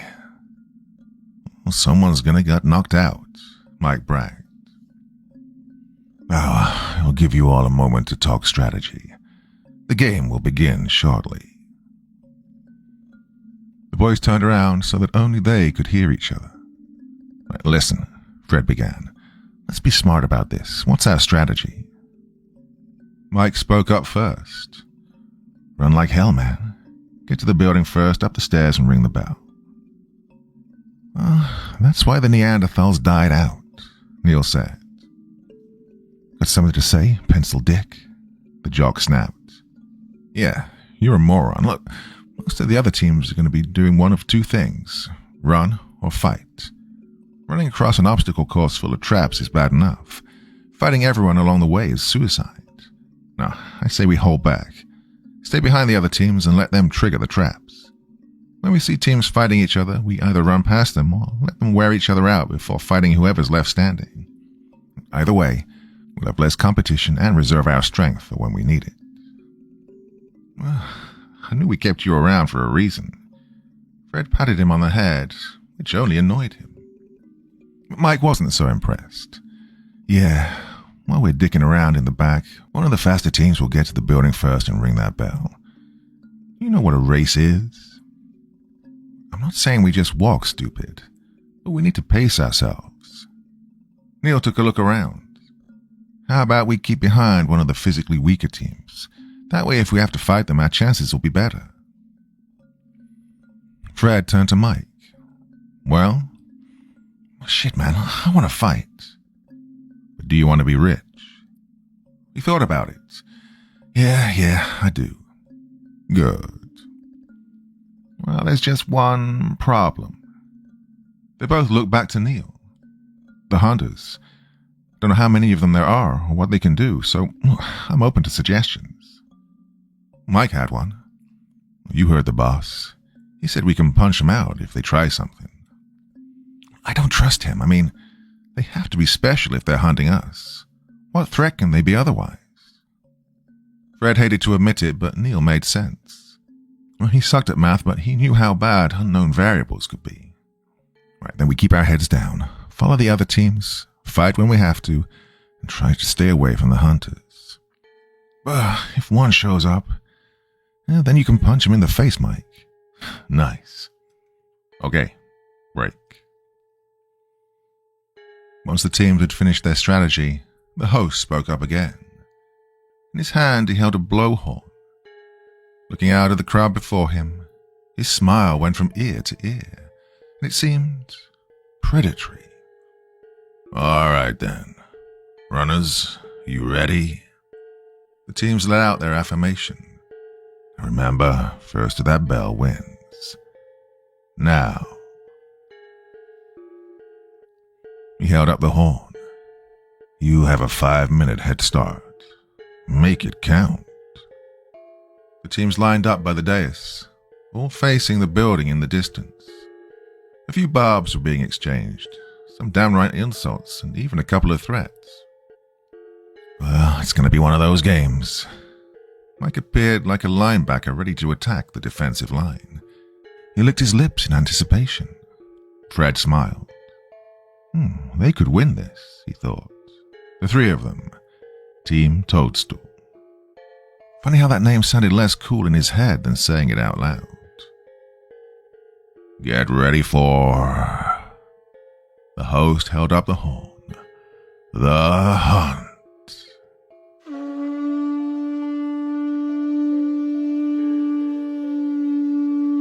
The blowhorn was deafening, but it was soon drowned out by the hoots and hollers of the contestants as the runners burst into action.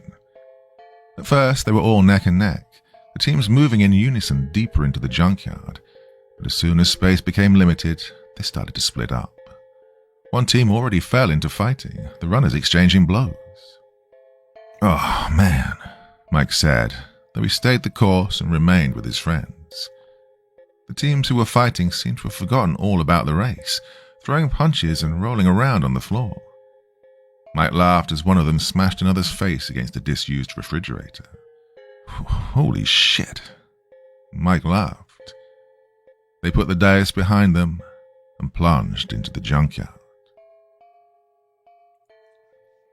There wasn't much light and the boys found themselves stumbling more than running. The building seemed further away than before, though it could have been a trick of the darkness. They started to bump into things, heavy things, sharp things. Where the fuck are we going? Mike said, waiting for the others to catch up. Neil bumped into Fred when he came to a sudden stop. Hey, either of you brought a flashlight?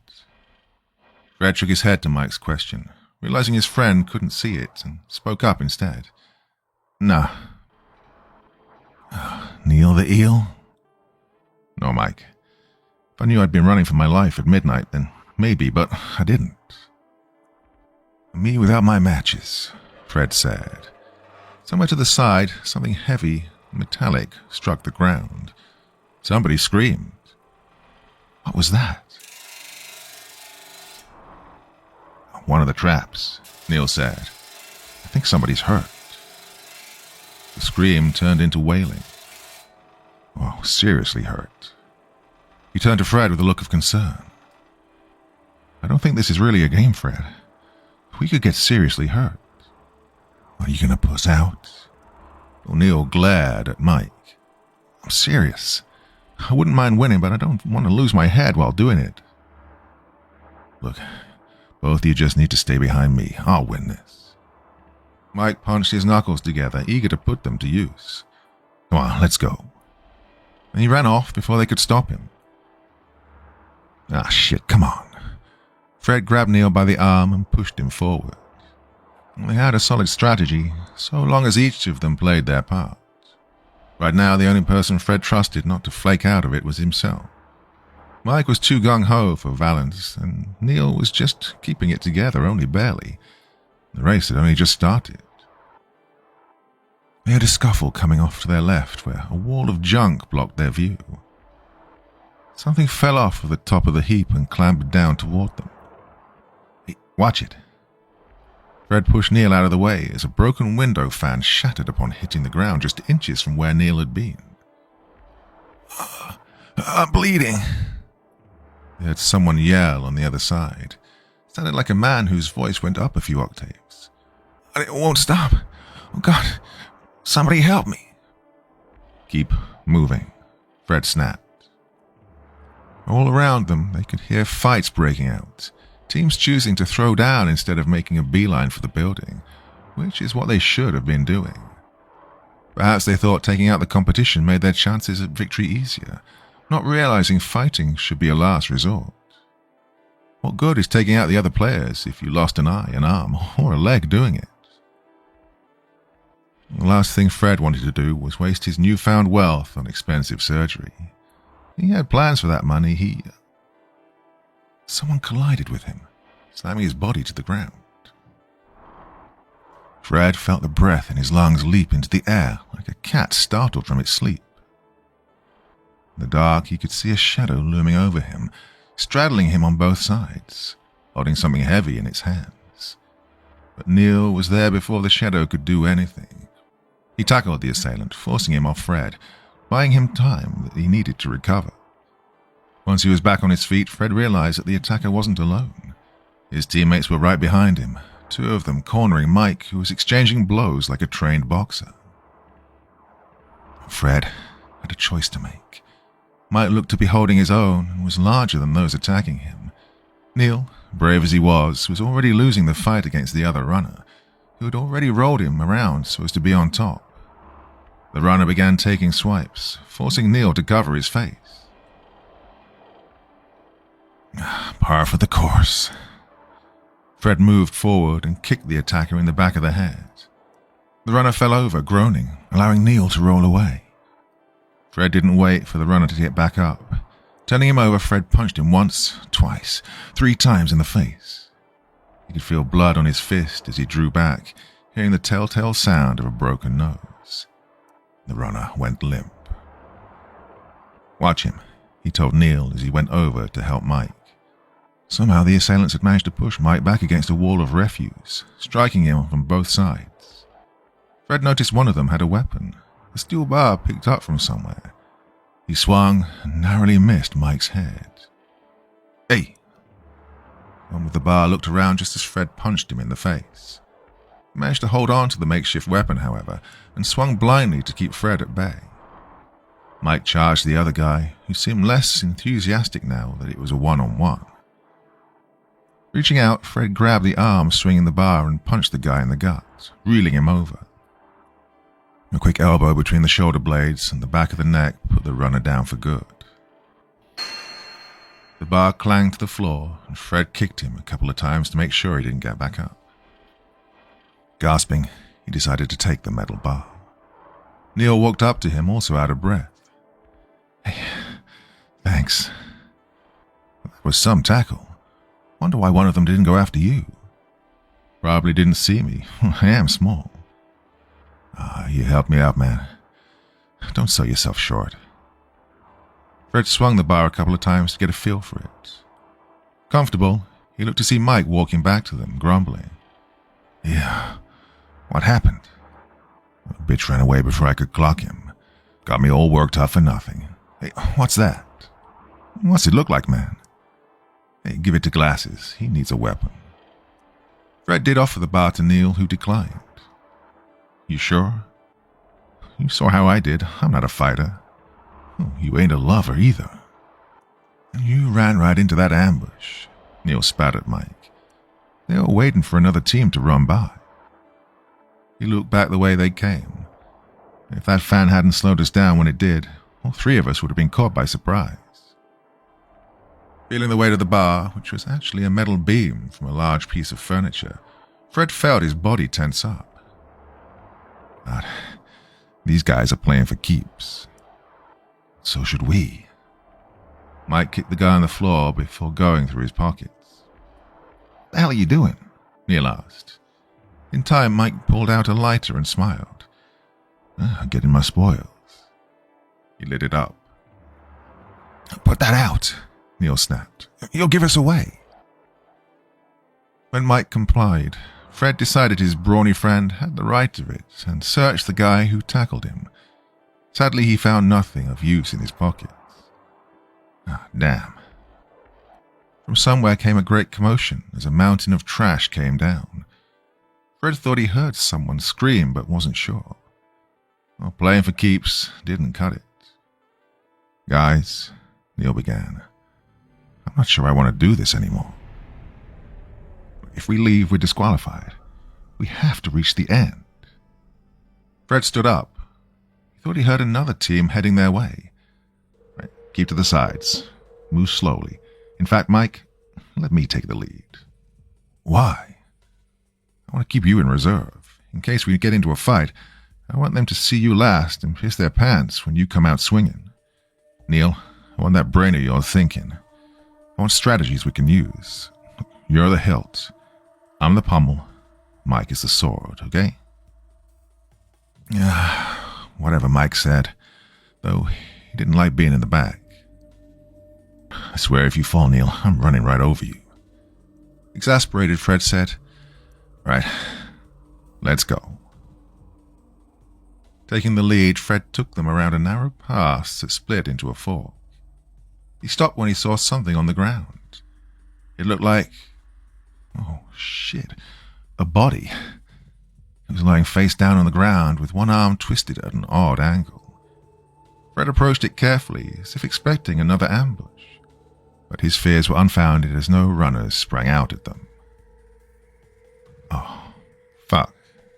He heard Neil swear. Damn, Mike swore. I mean, damn. Is he, Neil asked. Walking over, Fred nudged the body, only to hear it moan. Still alive, but barely.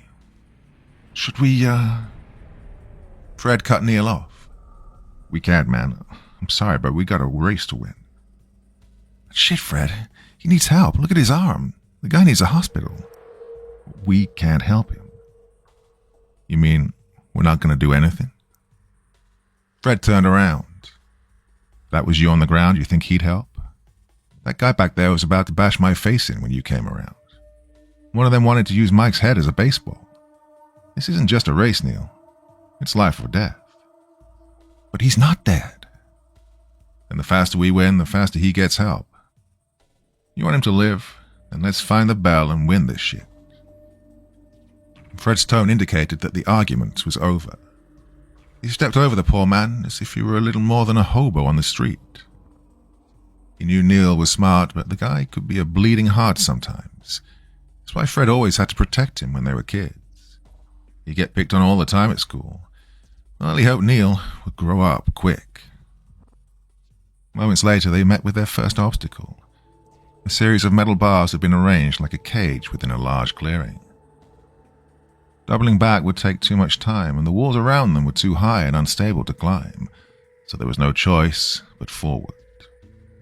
Fred led the way, finding the path through to be easy and simplistic, almost as if made for a child.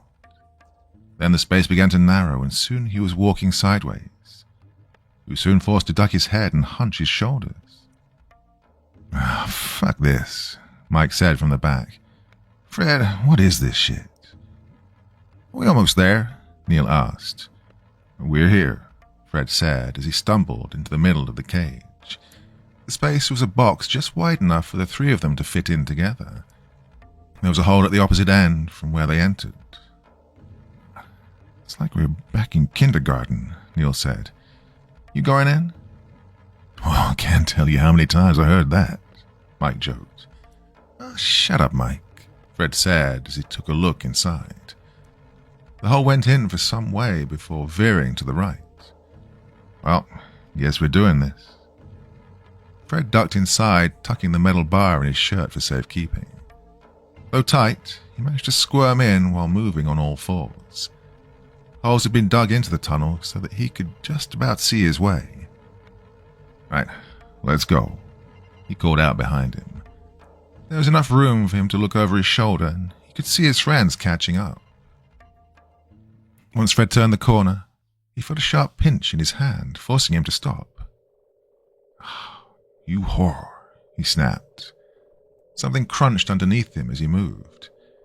His other hand was pricked as well. "Neil?" "What?" His friend's voice said from far back. "Ask Mike to give me the lighter. I need to see something." After some work, Neil managed to pass the lighter forward, which meant sliding it between Fred's knees. Fred picked up the lighter and flicked it on. Oh, you gotta be. Broken glass lined the interior, stretching all the way down the tunnel. "What is it?" Neil asked. "There's broken glass in here." "What?" "What?" Mike mimicked. As Neil relayed the information, Fred held the lighter as far out as he could. Oh, some sadistic asshole had coated the whole interior of the tunnel with glass. "Guys, we have to go back." There came a loud bang that sounded like a metal hatch coming down. Fred heard Mike scream. "Mike! Someone shut the fucking door." "Door? What door?" Fred hadn't seen a door.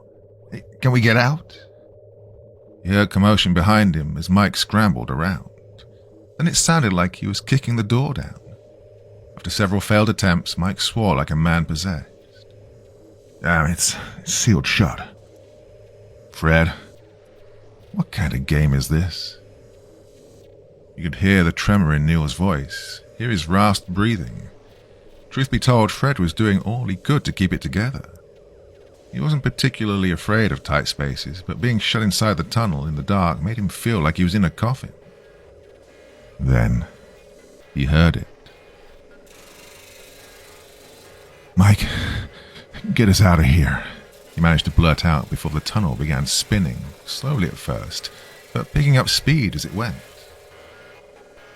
The light bounced around as he did, and it took all the conscious effort he had left not to drop the lighter. Neil and Mike screamed and cursed, respectively, both realizing the sudden danger they were in.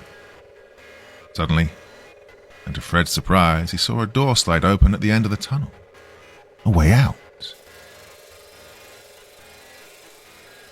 "Come on." With the tunnel spinning, it was near impossible to stay upright. Fred crawled as best he could, feeling the glass bits slice at his clothes and skin. His main concern was not to cut his face, and Fred held back a scream as his hands bled from 100 places. From time to time, his head would scrape against the sides. He felt a small bit of his ear come off and screamed bloody murder. Behind him, Mike and Neil were also being minced. Yet they all urgently rushed as fast as they could through the tunnel. Fred shot out head first, rolling onto a small decline and into a pool of muddy water. He came up gasping and cursing, stumbling about in pain and surprise. Behind him, Neil splashed into the water and Mike behind him. The door slid shut and they were trapped in the waist-high pool. It extended about 20 feet down a small canal with steep walls to either side. Most shocking of all were the metal bars that hung menacingly overhead. "What's going on?" Neil cried out. Covered, his face suffered the least cuts, but his hands were bleeding from all over the place. "Oh, Christ, is this water sanitary? We could get infected." "Hey, assholes!" Mike screamed at a camera which was posted along the wall behind the bars. "I want to talk to your boss. I've got a few complaints." "This isn't funny anymore, Fred. I want to go home." "Neil, we made it, didn't we? This is bullshit." "Stop screaming. You're screaming." "Hey, dickwads," Mike called to get their attention. "You hear that?" They listened. A whirring sound like something powering up drew their attention upward. Electricity coursed through the metal bars as they began to slowly descend towards the water. Fred called for them to move, but they needn't have bothered because they ran all in unison. Wading through the water stalled their progress, and they fast-waddled as best they could towards the end. Fred pulled himself out of the pool first, reaching back to grab Neil, who was nearly thrown out of the water by Mike. "Hey, Mike!" The brawny youth barely had time to pull himself out as the bars splashed into the water, sending sparks and smoke into the air. The trio collapsed sideways, realizing just how close they'd come to death. "Hey, guys," Fred said after he caught his breath. They both looked to him. I think I just pissed myself. From the distance, they heard another horn go off. The hunters had entered the game. Part 2. Right, I'm out. Neil hurried away, his skinny legs propelling him faster than usual. This is beyond fucked up. I'm not going to die here. Neil? Fred rushed to catch up with him, grabbing his friend by the shoulder. Neil shrugged him off. Even with the dim lighting, he could make out the look of unabashed fear in Neil's face. The boy's eyes were wide, his glasses trembled on his face, his mask puffed in and out like a heart pump. Even his voice, usually nasally but poised, was nearing operatic levels in pitch. Get out of my way, Fred. I swear to God, I'm not doing this anymore. This is crazy. You're crazy. Get away. Neil backed away from Fred as if he had the plague. He almost bumped into Mike, who was lost in his own thoughts, his gaze drifting between his feuding friends and the death trap they'd narrowly escaped. You've lost it, Fred. This isn't right. I told you I didn't want to do this. I'm going. I don't care if we're disqualified. This isn't worth it. Fine. Go, Fred snapped. See how long you last by yourself. It's a madhouse out there. Players will pounce on you like wolves. God, they'll eat you alive, Neil. Now you got those hunters out there. You think they'll go easy on you? I don't care. Well, you should. You won't make it out on your own. They'll tear you apart. We almost died. Neil fell to his knees, his hands shaking. Seeing his hands and fingers all bloodied up, the boy ripped off his mask as it started to feel too restrictive. God, he was almost hyperventilating. Shit. Oh, shit. I don't know, man. Mike spoke up at that moment. I'm down for a fight. You know that, but this is some Saw shit right here. I'm not a fucking hamster in a maze. It's a rat in a maze, you dumb shit, Neil said, somehow retaining his banter with Mike despite all that had happened. Enough, Fred cried. They looked at him. Reaching into his pocket, Fred pulled out a handkerchief and began to rip it up, distributing the pieces to his friends. Right, bandage your hands. Come on. They did as he instructed. Once finished, he addressed them again. We have to keep going. They won't just let us out of here. What the fuck are you talking about? Mike asked. Look around you, numbnuts. The men in black, the fights, the traps. This is life or death. You think they'll just let us walk out of here after seeing what we did? Look, what's to stop us from walking to the police and telling them all about it? He winced as he tightened his bandage. It's win or die. You knew, Neil said. You knew there was no getting out of this. I have to win the money. Fred took a deep breath then. I messed up with Taxi. Mike's eyes widened. Taxi? You owe Taxi money? Neil looked between the two of them. Wait, the drug dealer? The sociopathic drug dealer. Oh, the guy's a psychopath. Well, that's two different things. Oh, Neil, I swear to... Ignoring him, Mike regarded Fred with renewed vehemence. Oh, how the fuck did you cross Taxi? I told you to stay away from him. Reaching over with his powerful arms, he grabbed Fred and shook him. Come on, man, what did you do? He asked me to be a courier. Well, the money was good, and I was tight on funds. You know my mom don't make much, but it went bad. I lost the goods. Fred grimaced. Taxi says I have 1 week to come up with the money before he takes my head and delivers it to my mom. You know he doesn't make threats. He makes promises. You motherfucker. It was a stupid mistake. I was supposed to be the dumb one. What the hell was going on in your head? Angry, Fred pushed Mike away. I needed the money, all right? Well, I always need money. Doesn't mean I get into bed with pricks like Taxi. I knew a guy who nicked his car while riding a motorcycle. Taxi had both of his legs broken. What do you think he'll do to a guy like you? You brought us here, Neil began, to help you settle a score, Fred. He looked up. You are a piece of shit. I'm sorry, Neil. Mike. I didn't think it could go down like this. When I learned the hunt was being hosted nearby, I thought we could win easy money. These are our streets, our house. We can do anything when we're together. Does that mean we'll die together too? Slowly Neil stood up, staring down Fred even though he was a head taller. You're not gonna die. I almost did just now. We all did. Yeah, but we didn't. Fred took a step back so he could address the two of them. It's not like you guys get nothing out of it. We can all walk away with more than $300K in our pocket before the end of the night. I can pay off Taxi. Mike can buy a car. You can go to college. We all win. If we live, Neil finalized. If we win, Fred clarified. Well, Mike was chuckling to himself. You know something, bro? If you told me this was what it was really about, I might still have gone along with it. I can deal with the fights, the traps, even Neil's bitching. Then he walked up to Fred and punched him in the guts, causing him to bowl over. But I don't like being lied to. Oh yeah, I'm a prick, but I'm an honest prick. And I don't like being used. Same here, Neil said. After all the shit we've been through, God, this is too far. Right, let's get out of here.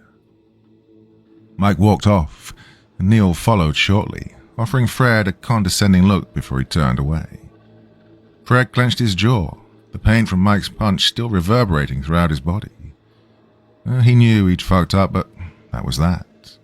He'd make it up to them, he knew, but later. Right now, they had a game to win. Well, they encountered their first hunter not long after. They moved in silence toward the building, now focused and completely alert. Fred's revelation created a schism between their group, and even Mike and Neil stopped exchanging insults. It's as if they suddenly realized just how desperate their situation was, and stopped treating it like a game.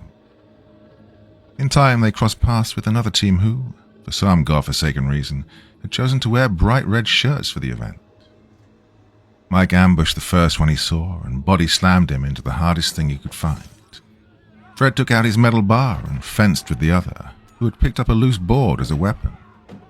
The board was heavier, but that made him slower. Biding his time, Fred waited for an opening and took advantage, putting the runner down once and for all. The last runner had been wounded already and had the misfortune of dealing with Neil. He tore into the player as if he were responsible for all of this. Punching the guy right in the nose, Neil wailed on him as he squirmed on the ground, holding his hands up in meager defense. Fred had to pull him before he killed the poor guy. Looking into his eyes, Fred feared if that's what he'd intended to do. There was a coldness in Neil. Fred wondered whose face Neil envisioned when he was bashing the guy's face in. Good, he thought. Let him use that anger. They needed to go all out if they intended to survive. In another clearing, they spotted something that stopped them dead in their tracks. Several merry-go-rounds had been set up to serve as obstacles. They were all spinning at the same time, only each rail having a saw attached to them to create spinning blades of death. Oh, fuck me, Mike said. At the very center of the deadly cyclone was a wounded woman. She was bleeding profusely from her back and pounding like a wounded dog. They could hear her whimpering over the sounds of the blades.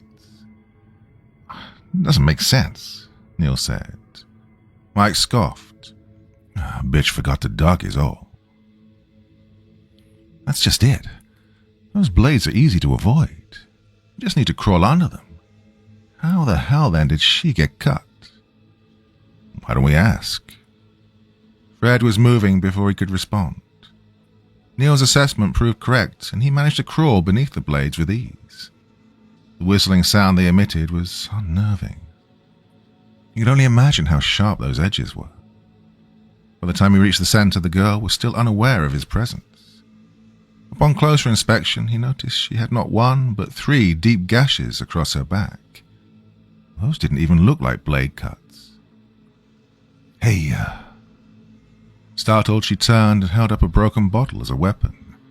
Her eyes were wide and she had blood across her face. Stay back. Oh, easy." Fred held up his hands. "I just want to get by you. Where's your team?" Tears filled her eyes. "They're dead. He killed them." Her whole body was trembling. Her arms acted as if the bottle was suddenly too heavy to hold. He tore into them like an animal." "He?" Fred said.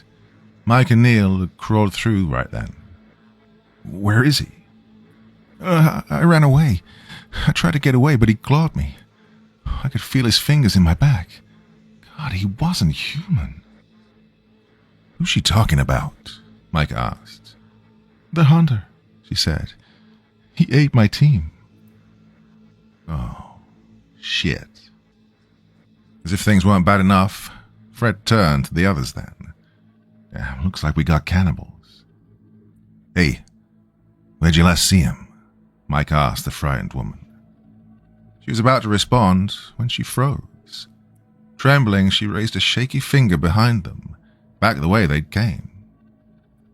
They slowly turned, spotting a large, hulking man on the outside of the spinning blades. He was naked with thin, rippling muscles and walked as if in pain. His skin was covered in blood and he was hunched over. Even then they could see he was tall, even taller than Mike. What's worse were his eyes. They were a hateful yellow, and he was looking right at them. "What?" Fred began. Neil continued. "Fuck," Mike finished. The man was bald, and as he approached, they realized that he had marks all over his head. It looked like he scraped his nails all over his skin. Those same marks covered his chest, arms, and legs. He was grunting profusely, like every step took effort. It pained him in some fashion. Jerking back and forth, he stopped just short of the first cutting blade. Only when the metal sliced a piece of skin off of him did he open his mouth. An unearthly growl escaped his crooked yellow teeth, a combination of exquisite pain mixed with unbridled anger. Before their very eyes, he ducked and ran on all fours, his head narrowly missing one of the spinning blades. Like an animal he moved, all instinct, as if it was simply natural to him. "Fred!" Neil cried out as he was the closest to the blades. Hearing his voice had snapped Fred out of his trance, and he reacted just as the insane man leaped the last few feet toward him. Grabbing his leg, the man pulled Fred toward him. His strength was such that Fred felt like a child in comparison. Reaching in his shirt, he pulled out the metal bar and began smashing it into the man's hand, breaking a couple of fingers. Still, he did not relent. Oh, fuck. The girl, despite her wounds, got up and ran away. She didn't get far, for in her haste to escape, she ran into one of the blades. It cleaved her nearly in two, the upper half slicing off like a puzzle piece. Blood sprayed in the air, coating Neil. He screamed louder than he ever had in his life. Meanwhile, Fred was fighting for his life. He kicked at the man's face, caving his nose inward and sending out spurts of blood. But still the man pulled, desperate to get at the meat. "Help me," he screamed. "Jesus, the hell are you standing around for?" The man pulled Fred until he was right on top of him. At that moment, the youth did the only thing he could think of and jammed the bar into the man's shoulder. Blood spilled out of the wound, and the man howled. Yet he still pressed on. Even when Fred pushed the bar in inch by inch, it did nothing to deter the maniac. Suddenly a shadow appeared overhead, and Mike, grasping the upper half of what was once the young woman, slammed the gory projectile into the man's face. The heavier blow seemed to do the trick, and he fell off Fred. The cannibal's back was sliced open by one of the blades. Oh, the sound he made. "Come on," Mike said, grabbing Fred as he did so. They followed Neil, who'd already crawled beneath the other blades to escape to the other side, scurrying like frightened insects. Neil kept screaming at them to hurry up. They struggled to their feet, gasping as if just coming up for air. A frightening noise caused the trio to look back. It wasn't the injury that spurned the feral man to scream, but something else, a more ancient pain. He began to tear off his own skin, pulling bits at first and then chunks. Soon his muscles were exposed as his claws. Wait, did he always have claws? The terrible sharp fingers which he used to cut himself were now incredibly long, lethally deadly appendages. Before their very eyes he seemed to grow with each slice, getting taller, and his arms extended. His bones popped and twisted, his knees bent the other way, his face elongated, mouth twisted into a snout as his cranium became less human and more canine. By the time the transformation ended, the man they thought was a cannibal was now a monstrous half-man, half-beast thing. His skin was still hairless, yet revealed exposed muscle and tissue. His torso had thinned so that the muscle mass could be moved to his outer extremities, providing longer limbs.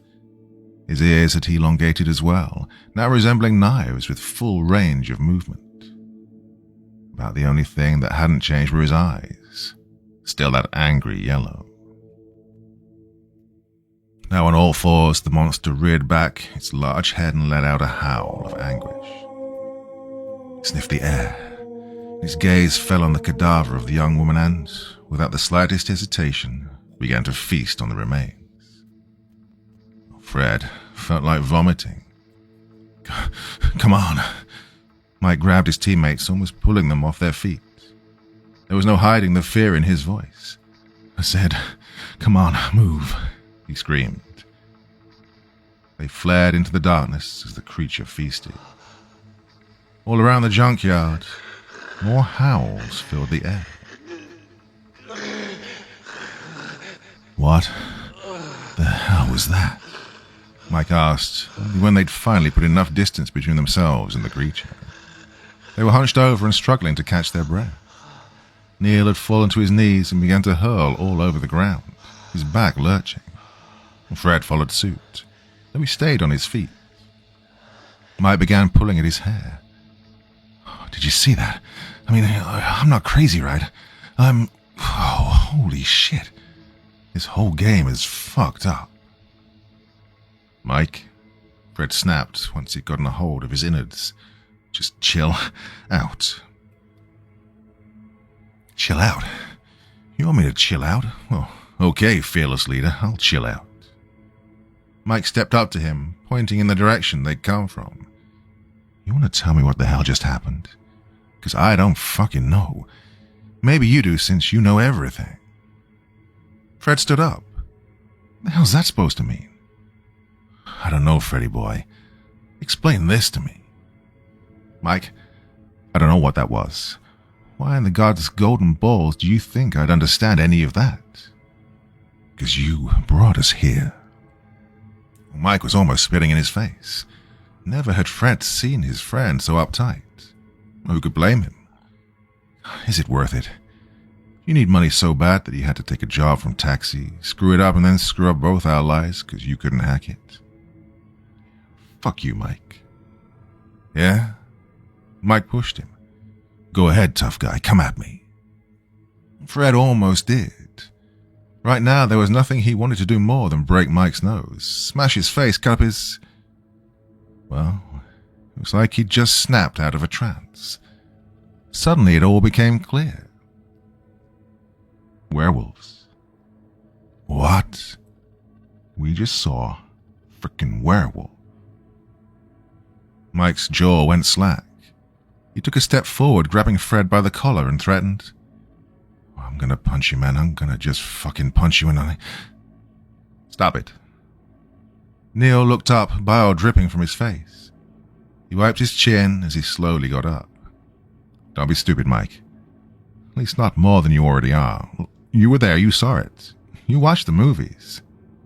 Then to Fred, well, he's right. Are you too high?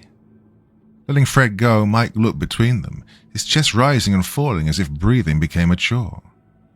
Finally he said, "'Cause if you are, can you give me a hit, 'cause I'm losing it." "The hunt," Fred said. "They are the hunters. We are the hunted. Tell me you didn't know this before you signed our death warrants. Tell me, Fred." Looking at Neil, Fred shook his head. "It's supposed to be a race. Just teams of 3 competing for a cash prize. That's what they told me." "And you believed them?" "How was I supposed to believe, Neil? You think if they told me I'd be hunted by werewolves that I'd have taken them seriously? I'd have laughed, and so would you." Fred raised his head as a howl filled the air. They were screaming in the distance. No doubt one of the hunters had found its prey. "I knew we could win. The 3 of us, we can win anything, but werewolves, how the fuck was I supposed to know?" "Well, I quit," Mike said. "I didn't sign up for some bullshit Halloween special." He began to walk away, but Fred chased after him. "Mike." "I don't care if I'm disqualified. I'm out of here." A sound stopped them in their tracks then. They'd fled down a path between 2 walls of junk. From down the way came the sound of something heavy falling. A few seconds later, a long snout appeared around the corner. It was followed by an elongated head devoid of all hair but glistening with exposed muscle. The creature sniffed the air as if discerning something. Finally, those fierce yellow eyes focused on them. "Oh, fuck," was all Mike said before it revealed its sharp teeth. "Run." The trio fled as fast as their legs could carry them, the beast snapping its jaw as it gave chase. It moved paradoxically, like a creature both accustomed and estranged to being on all fours. Its arms were longer than its legs, almost twice the length, giving it a gait akin to that of a primate. Even with its odd movement, it still ate up ground very fast and was catching up with them. Their best chance at losing it came when it broke out of the junkyard toward a quartered-off fence. It marked the boundary between the building and the rest of the playing field. Beyond it lay a parking lot with empty cars. The fence was tall, and there was barbed wire at the top. Near the far end was a gate used for entry. They made a rush for the door. With their long legs, Fred and Mike surpassed Neil, who was struggling to keep up. "Wait," he cried. "Don't let it get me." He dared to look over his shoulder and wished he hadn't. The werewolf had zeroed in on him, like a predator in the wild, and it had focused on the weakest member of the herd, closing in for the kill. Neil felt a hand grab his collar. Fred practically pulled him the rest of the way, throwing him through the door. Mike slammed the door shut just as the beast plowed into it, sending him sprawling back. The lock had snapped shut and held, but only just. The beast growled and snapped its jaws at them, seemingly intent on forcing the door open. Fred and Neil pulled Mike to his feet, staring dumbfounded at the creature's tenacity. "That's not going to hold," Neil said. "Thank you, Captain Obvious. Right, let's move." Taking the reins, Fred led them into the lot. The beast's growls of frustration followed them. "Hey, do you know where we're going?"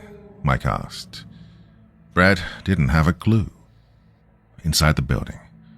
We're going to ring that bell, win the game, and get the hell out of here. That sound like a plan?" "Didn't you hear me? I said I'm done with this." "You want to go on your own? Go.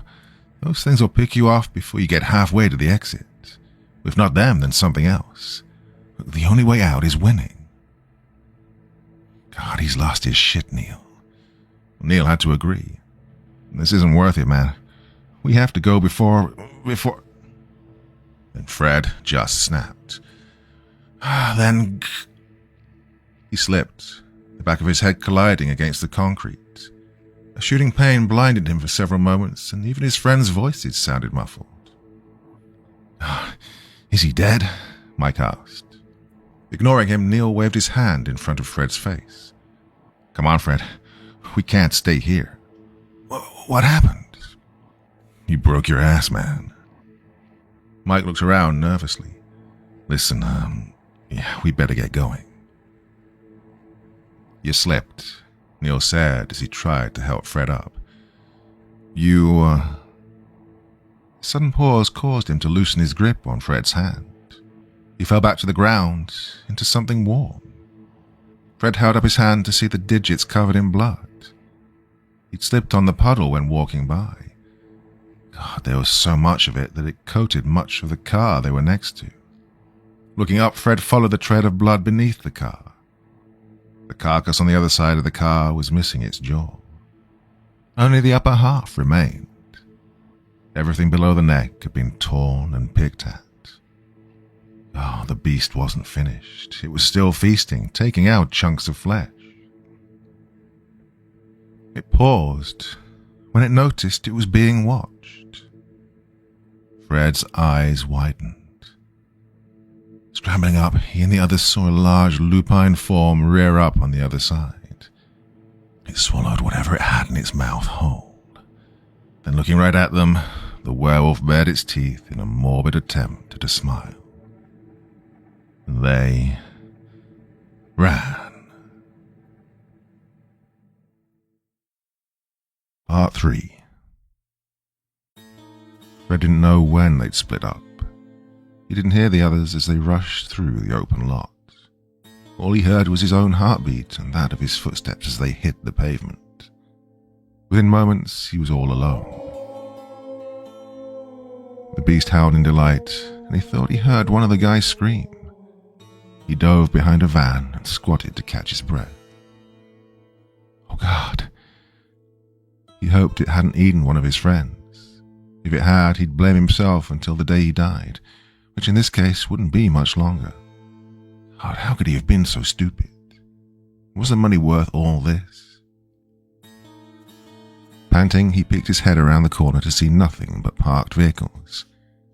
Guys, he mouthed with no sound passing between his lips. Something heavy slammed onto the top of the van. The jolt was so sudden that Fred quickly dived under it, crawling in so as to hide. The van trembled as the beast moved, finally hopping off to one side. Fred had to cover his mouth to avoid screaming as he saw a wide pair of canine feet come crashing to the ground just inches from where he was. Two abnormally large clawed appendages soon followed. The beast now stood on all fours. A long snout sniffed at the ground. Heat puffed in the air as the beast smelled. It was so close Fred could almost touch it. He couldn't stay here. He had to move. With as much haste as the situation allowed, he moved slowly out the other way. The wolf's head was almost low enough that he could see underneath the van. And Fred didn't know much about wolves, other than they hunted in packs, and they had an incredible sense of smell. Sight or not, it knew he was here. Fred grabbed the side of the van and pulled himself up so that his feet were on the stand. Clinging to the side like a fly, he heard the beast sniff about. Maybe if he waited long enough, it would try to go underneath, giving him time to make his escape. No such luck. Through the driver's side window, Fred spotted a bloodied snout sniff the glass on the driver's side. It fogged up immediately. He held his breath. The snout disappeared. The beast let out a growl and slammed against the vehicle. Fred's eyes bulged as the van actually moved several feet towards the adjacent car. He lost his grip and fell back against said car. The wolf slammed the van again, allowing Fred a moment to roll backward, bringing his feet up before the van could crush him as it collided with the car. He rolled over the hood and fell off the other side. Fred got back on his feet just as the werewolf climbed the van. Standing, he could truly appreciate just how huge it really was. Perhaps bigger than the one they'd seen in the spinning blade trap. The creature was at least 8 to 9 feet in height. His body was emaciated to the point where he could see its rib cage. Though thin, its arms were powerful enough to rend a body to pieces. Talons as long as Fred's hands seemed too large for the creature's body, yet they moved with amazing dexterity. Like the others, it was completely hairless, yet coiled with muscly sinew. Well, this was an alpha. Somehow he just knew. The alpha reared back its muscular neck to let out a howl, as if to signal to the others that prey was near. It was greeted with another howl, and then another. Finally, Fred just started to run. Well, it would be impossible to describe the feeling of knowing an apex predator was hunting you. Fred had several points in his life where he'd faced death. A deal gone wrong, a gang incident, some asshole trying to shake him down on the street. But none of them would ever compare to the sheer dread that filled his chest at that moment. Gangbangers and crackheads may try to kill you, but at least they won't eat you. Eaten. Well, it's a primal fear that went back as far as humans have existed. The notion that you are at the bottom of the food chain, that you exist solely for the sustenance of another animal, one far larger, meaner, and hungrier than you. Fred could never put into words the fear he'd felt at that moment. Even Neil, arguably the smartest person he'd ever known, would stumble with the attempt. He heard the beast's pursuit, could feel the ground vibrate with its heavy steps. Fred ran around the cars, knowing he'd never outrun the beast on flat ground. He began to bob and weave, using the cars as obstacles to slow it down. At one point, the beast hopped onto one of the cars and jumped.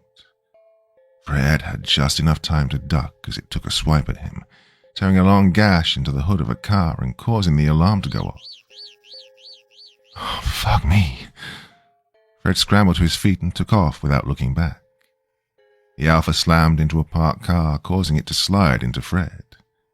Stumbling, Fred had enough sense to roll along the pavement, an instinct which saved his life as he found out when his roll took him beneath the car. A long clawed hand reached out to grab him, but it smacked into the bumper instead. Enraged, the Alpha began to shake the car violently. One would think it intended to throw it into the air. Fred began to crawl toward the next car, using it as cover. Well, it went on like this for some time, the beast slamming the cars together while Fred desperately tried to crawl, scraping his already wounded hands and tearing up his clothes. Only when he reached the end of the line, where the cars came to a stop, did he realize his time was up. Across the way he noticed an SUV with an open window.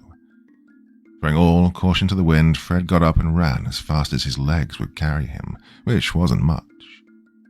He was tired from all that running. His heart felt like it would give out. He just wanted to feel safe, to have something between him and his pursuer. With his last bit of energy, he leaped into the open window, or tried to. His lower half hung outside, and he desperately tried to pull the rest of him through.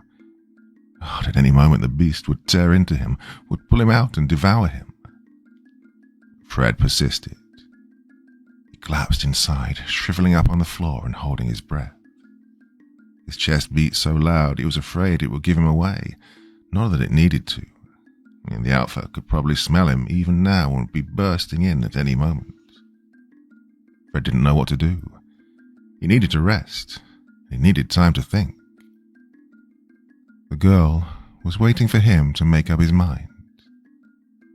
She was hiding behind the second row of passenger seats. Fred spotted her eyes, watching him from the darkness. They blinked as if confused. She held up a finger, urging him to keep quiet. The Alpha was approaching the SUV. From the opening, Fred spotted the long snout sniffing the air. It knows I'm here. Fred prepared for the end. At any moment a long arm would reach him and pull him out to be devoured. He prepared himself, knowing full well death was right outside the door. Moments passed, and the beast pulled away suddenly, growling in contempt as it moved away from the vehicle. Elated, exasperated, and a little more than confused, Fred looked at the girl. She seemed to be listening to make sure the beast was far enough away before speaking. "I think it's gone." Her voice was muffled behind her mask. "You think? You want to stick your head out and look? I'll wait." "Oh, please don't be a bitch. I really can't handle that now." "You're welcome." She sat up, seemingly confident the alpha had wandered far enough away. Fred followed suit, took special precaution given he was closest to the open window. Put as much distance as he could between them and turned to find the girl looking out back the window. Immediately, he recognized her. She'd been part of that all-girl group wearing masks that covered everything but their eyes. She'd been studying the other teams just like he had. "You're that girl. That's your pickup line?" She turned to face him. Even with the mask on, he could see that her face was thin, almost gaunt, though her eyes were a vivid shade of green. Well, she looked to be recovering from something, though whether it was drugs or alcohol consumption, Fred couldn't tell. Her voice was surprisingly deep given her thin frame, almost husky, with a drawl that signified she was from out of town. "I'm not picking you up," he said as he moved to the back seat, which was as far away as he could get from the open window. No sooner had he done so when the girl pointed a spray can at his face. "Fuck." Fred held up his hands. What are you... "I don't know who you are, so back off." "Lady, I'm trying to stay alive. That thing could be back any time." "Well, not with this." She eyed the can. "Werewolf repellent." "Wait, what?" "Or something like it. My own special blend. Used to keep mutts like that from hurting my sheep back home. Thought I'd give it a try here." "What, you mean that actually works?" She scrutinized him in a way that made Fred feel small, almost childish. "Yeah," she said slowly. "Why, what you got?" What did he have? The lighter he had wouldn't be much use against the alpha, and he'd left the metal bar embedded in the shoulder of that naked asshole. "Nothing." "Then don't judge. Just saved your life."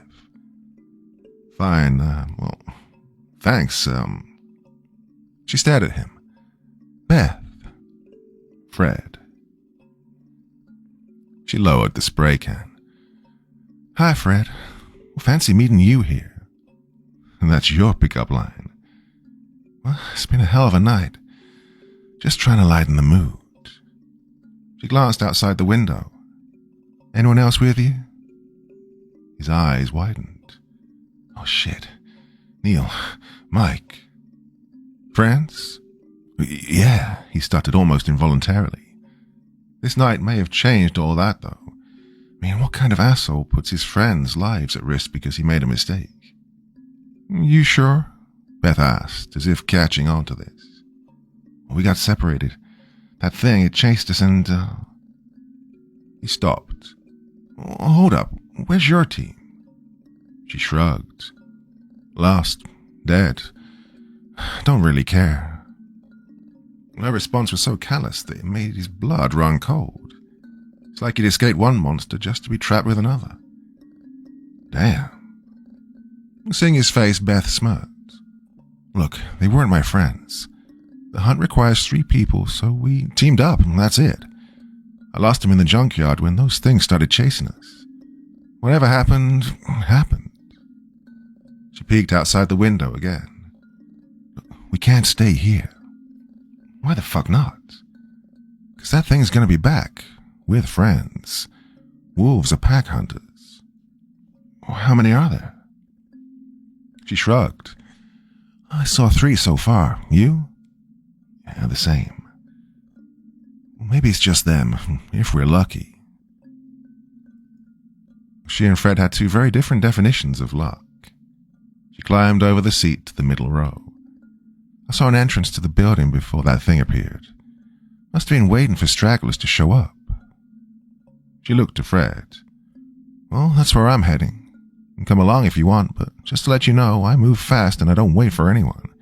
Just ask my team." "First up, you're one effed up lady. Second, I can't leave without my friends. Well, you left them earlier.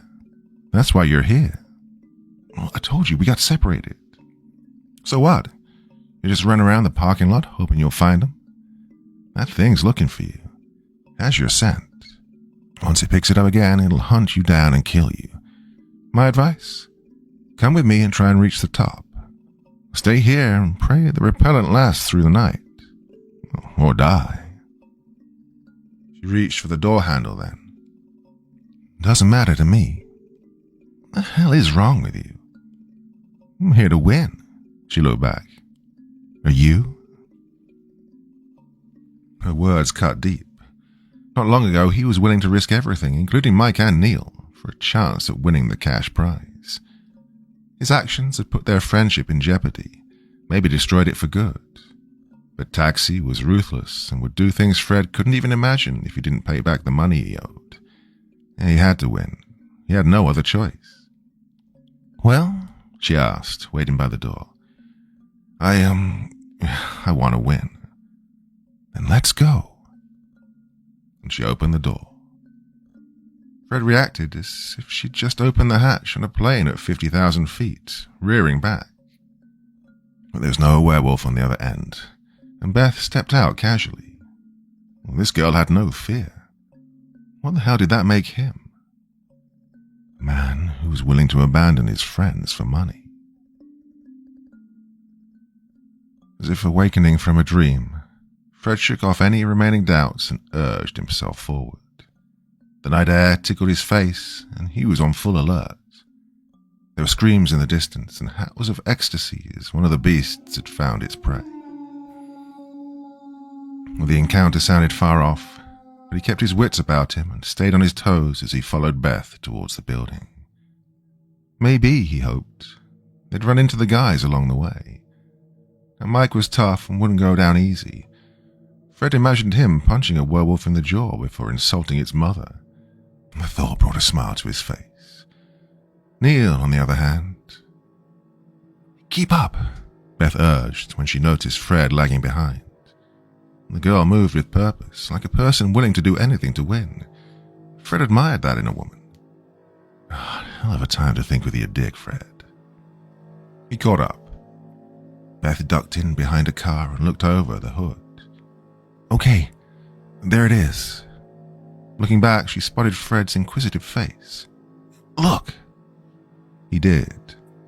The parking lot was entirely fenced in. The only entrances were the door they'd used to get in and the one leading to the high-rise. Unlike the prior entrance, this one had no door, only a series of broken bottles hanging from wires. Ducking back, Fred said, I don't get it. It's a trap, Beth clarified. A half-baked alarm to warn of intruders. I use something like this back home. Not the most reliable home security system, though. Hard to tell what's what when the wind's blowing. Well, it's the only way in. Yep. So, what now? Now, we wait. Beth turned and squatted beside the car. Prey's bound to come along eventually.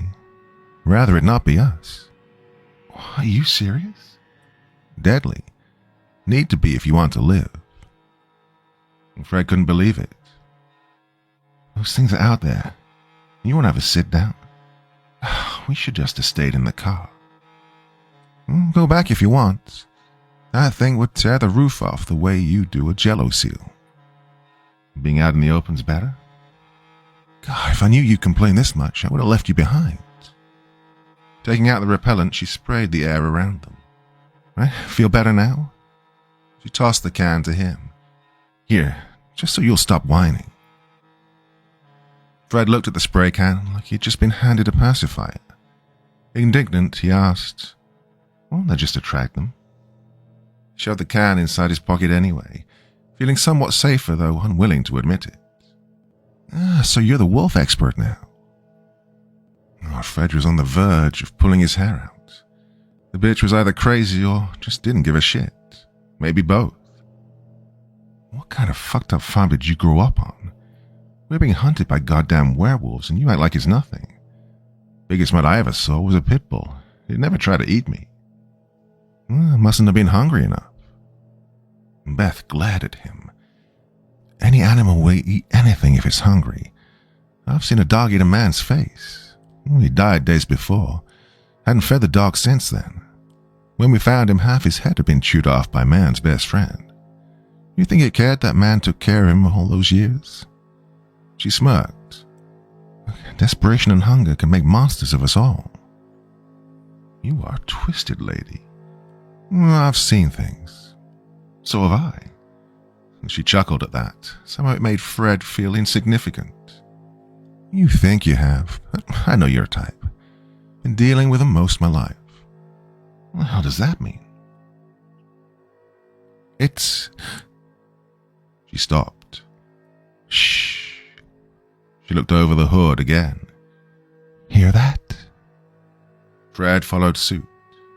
There was a lot of noise coming from overhead inside the building. One of the windows on the upper floors broke as a body fell through. The man screamed, flailing his arms and legs as if that would slow the plummet. He howled all the way until his body came crashing down on the roof of a car, bending it and spraying blood and glass everywhere. And the car alarm went off. Holy shit, Fred swore. A runner appeared at the broken window. Yeah, told you not to fuck with me. Now look at you. You're dead. I killed you. Me. Should have played ball, man. But you didn't. Now you're dead. Fuck you. Even from this distance, Fred could make out the distinct yellow hood on the man in the window. He noticed with growing trepidation that the man who'd fallen was also wearing a yellow hood. Our runners were turning on each other now. I see you in hell, the man up top yelled before disappearing back into the building. Stupid prick, he heard Beth say. Now everyone knows where he is. He's already halfway up the building. He's going to win. Only if we let him. She turned to Fred. Get ready. For what? Moments later they heard the sound of an approaching animal. One of the wolves came running across the other side of the lot, leaping from car to car as it made its way to the corpse. They wasted no time in devouring the remains. The sound it made as it tore through the man's ribcage made Fred feel sick. Wait for it, Beth told him. As if on cue, another monster came bounding into the lot via the entrance to the high-rise. It bore through the jangling bottles and rushed to join the feast. Seeing another of its kind approaching, the first wolf growled in protest. They stared one another down for a moment before snapping their jaws and exchanging short but deadly blows. So much for teamwork. Beth was already on the move, using the cars as cover as she rushed toward the entrance. Fred ran to catch up. So adamant were the beasts to claim the corpse that neither of them noticed the humans as they approached the glass bottles. So focused was Fred on catching up that he almost didn't notice the other runner making a run for the same thing. He must have been hiding among the cars, keeping low to avoid being killed. Wherever he came from, he was fast and making up a lot of ground. And Beth didn't see him. Fred wanted to shout, to warn her, but doing so would attract the wolves. All he could think of doing was running faster, try to intercept the player. Beth reached the bottles first, ducking low. She looked back, expecting to see Fred right behind her. But her eyes widened when she saw the strange man there instead. Move! He bowled into her, sending Beth careening into the bottles. A couple fell off the strings and shattered to the floor, cutting Beth as they sprinkled her with shard. All the beasts stopped fighting long enough to take notice. When Fred saw them seeing him, he threw caution to the wind. Beth, run! As one, the two wolves bounded off the cadaver and started running in their direction. By then, Fred had reached the entrance and had pulled at Beth, who was struggling to get up after being bowled over by the brute. She was dazed by the impact, and Fred practically had to pick her up as he looked for an escape. He noticed the asshole who tackled Beth was moving along the fence toward a flight of stairs beside an access ramp. The stairs were littered with debris, so the man went toward the ramp instead, moving like the devil was chasing him. Well, Fred wished it were the devil, but he was an atheist. Lugging Beth slowed him down, but he managed to set a good pace. Behind them, the beasts bumped into one another as they both tried to get through the entrance at the same time. By then, they reached the ramp and were on their way up. Circumventing the ramp was like climbing 2 flights of stairs, and it doubled back in on itself. By the time they made the turn, they spotted the brute at the top. Both the ramp and the stairs ended at a flight that connected to a path leading to a closed door. "Hey," Fred said as he rushed up. "You got a problem, asshole." He didn't respond. "I'm talking to you." "It's trap," Beth stuttered, directing his attention to the small wire the brute had tripped upon reaching the top, causing a saw to snap out. Well, the brute was nearly cut in half, the blade entering at his gut and stopping when it reached his spine. He was still alive, apparently, trembling as his lifeblood coated the floor. Fred and Beth had to duck beneath the blade and wade through the blood to get by. When they got up, the man's hand shot up to grab Fred's arm. He turned to see the brute's eyes, wide with fear and something else. Pity? No. Mercy? Fuck that. Nah. The brute croaked weakly. Not like this. Not like this. Oh, piss off. Fred pulled away and carried Beth toward the door. The wolves had finally squeezed through and were making their way toward the stairs. Fred put Beth to the side as he tried to open the door. It was a heavy iron construct, with the paint chipped after prolonged disuse. And it was also locked. Oh, fuck. Looking over his shoulder, Fred could hear the werewolves approaching. Come on, Christ, come on. He banged his fist in desperation. Hey, open up. They're almost here. He pushed and pulled to no effect. The door was not budging. They were trapped. Fred? He looked at Beth, who was struggling to hold herself up. I think we lost. Behind them, the brute screamed as the beasts arrived. The door groaned as it was pushed open from the other side. Get in, Neil screamed, for them to comply, his eyes widening when he saw death approaching. One werewolf had clamped its powerful jaws on the brute's face, tearing at it hungrily as the man's muffled screams became pitiful cries. The other bore down on them, hungry for a fresh kill. Beth barely had time to stumble inside, and both Fred and Neil pulled the door together. It slammed shut just as the beast attacked. The impact was such that it threw both of them to the ground. A solid dent permeated the door. The wolf tried again and again, to no avail. It wasn't getting in that way. Outside, the brute's crying came to a sudden and gory end as the beast tore off his head. This time, however, it didn't seem to mind when its fellow joined in the feast, like eating a kebab. Part 4. Looking at Neil, Fred looked like he'd seen a ghost. Where the fuck have you been? Neil said nothing back. Ready else? Beth asked. Who are... Neil started, but was cut off when Fred wrapped him in a hug. This caused Neil to wince in pain, forcing Fred to step back. Yeah, what's wrong? Neil pushed him away. What's wrong? I almost got killed, that's what. He stepped back to rub his shoulder. The one that trapped us here broke down the damn gate and started chasing us. Ran inside a bus and closed the door. Neil shut his eyes. Mike helped me escape. He helped me climb the escape hatch to the roof. Told me to run for it. Oh God, that monster got in. Mike? Fred asked hesitantly. I don't know. I just ran like he told me to. Didn't look back. Neil was fighting back tears. He was always an asshole to me. I hated him half the time, but he saved me, and I just left him back there. Oh, God. Fred looked up at the ceiling. Mike, Where were you?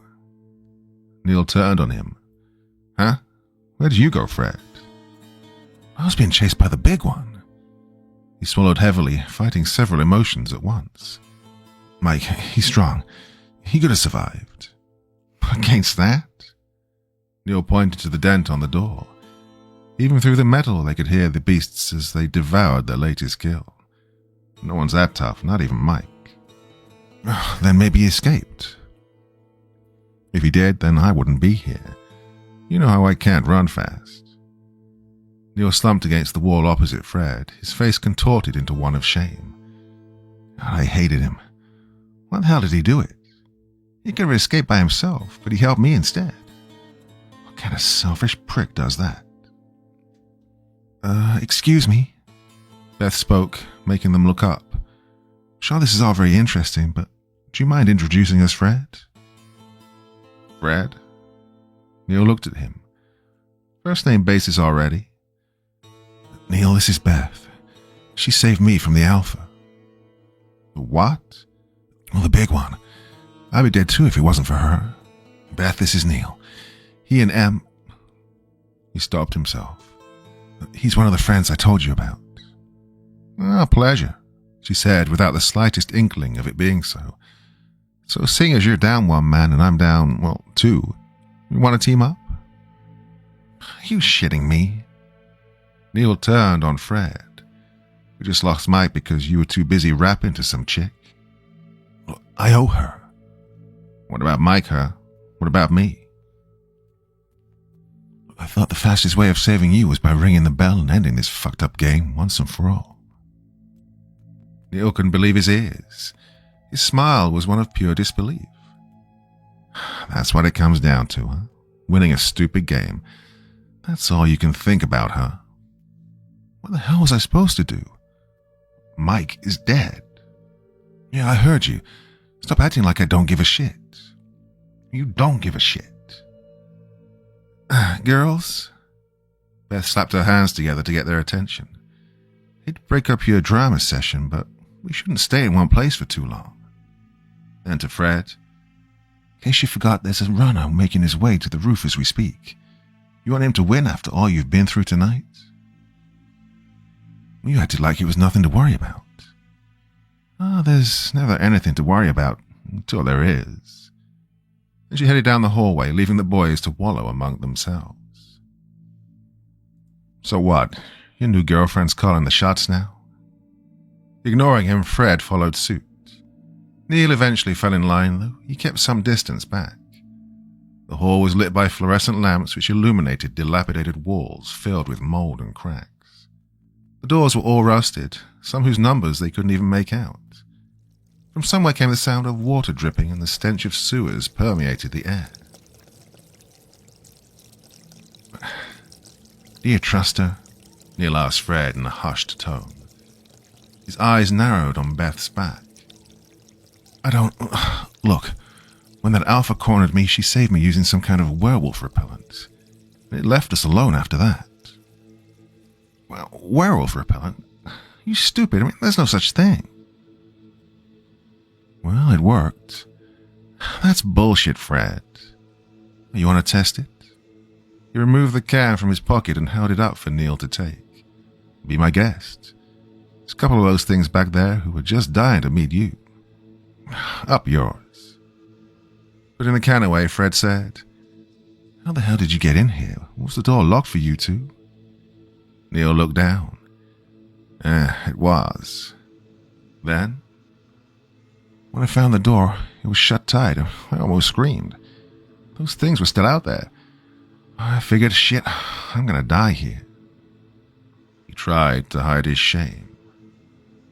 I didn't want to stay in the open and went back downstairs to hide, but then I heard someone open the door. I hid, thinking it was one of them. But when I peered around the corner, I saw it was a person. Couldn't make out who it was, but they seemed to be waiting for someone. It looked female.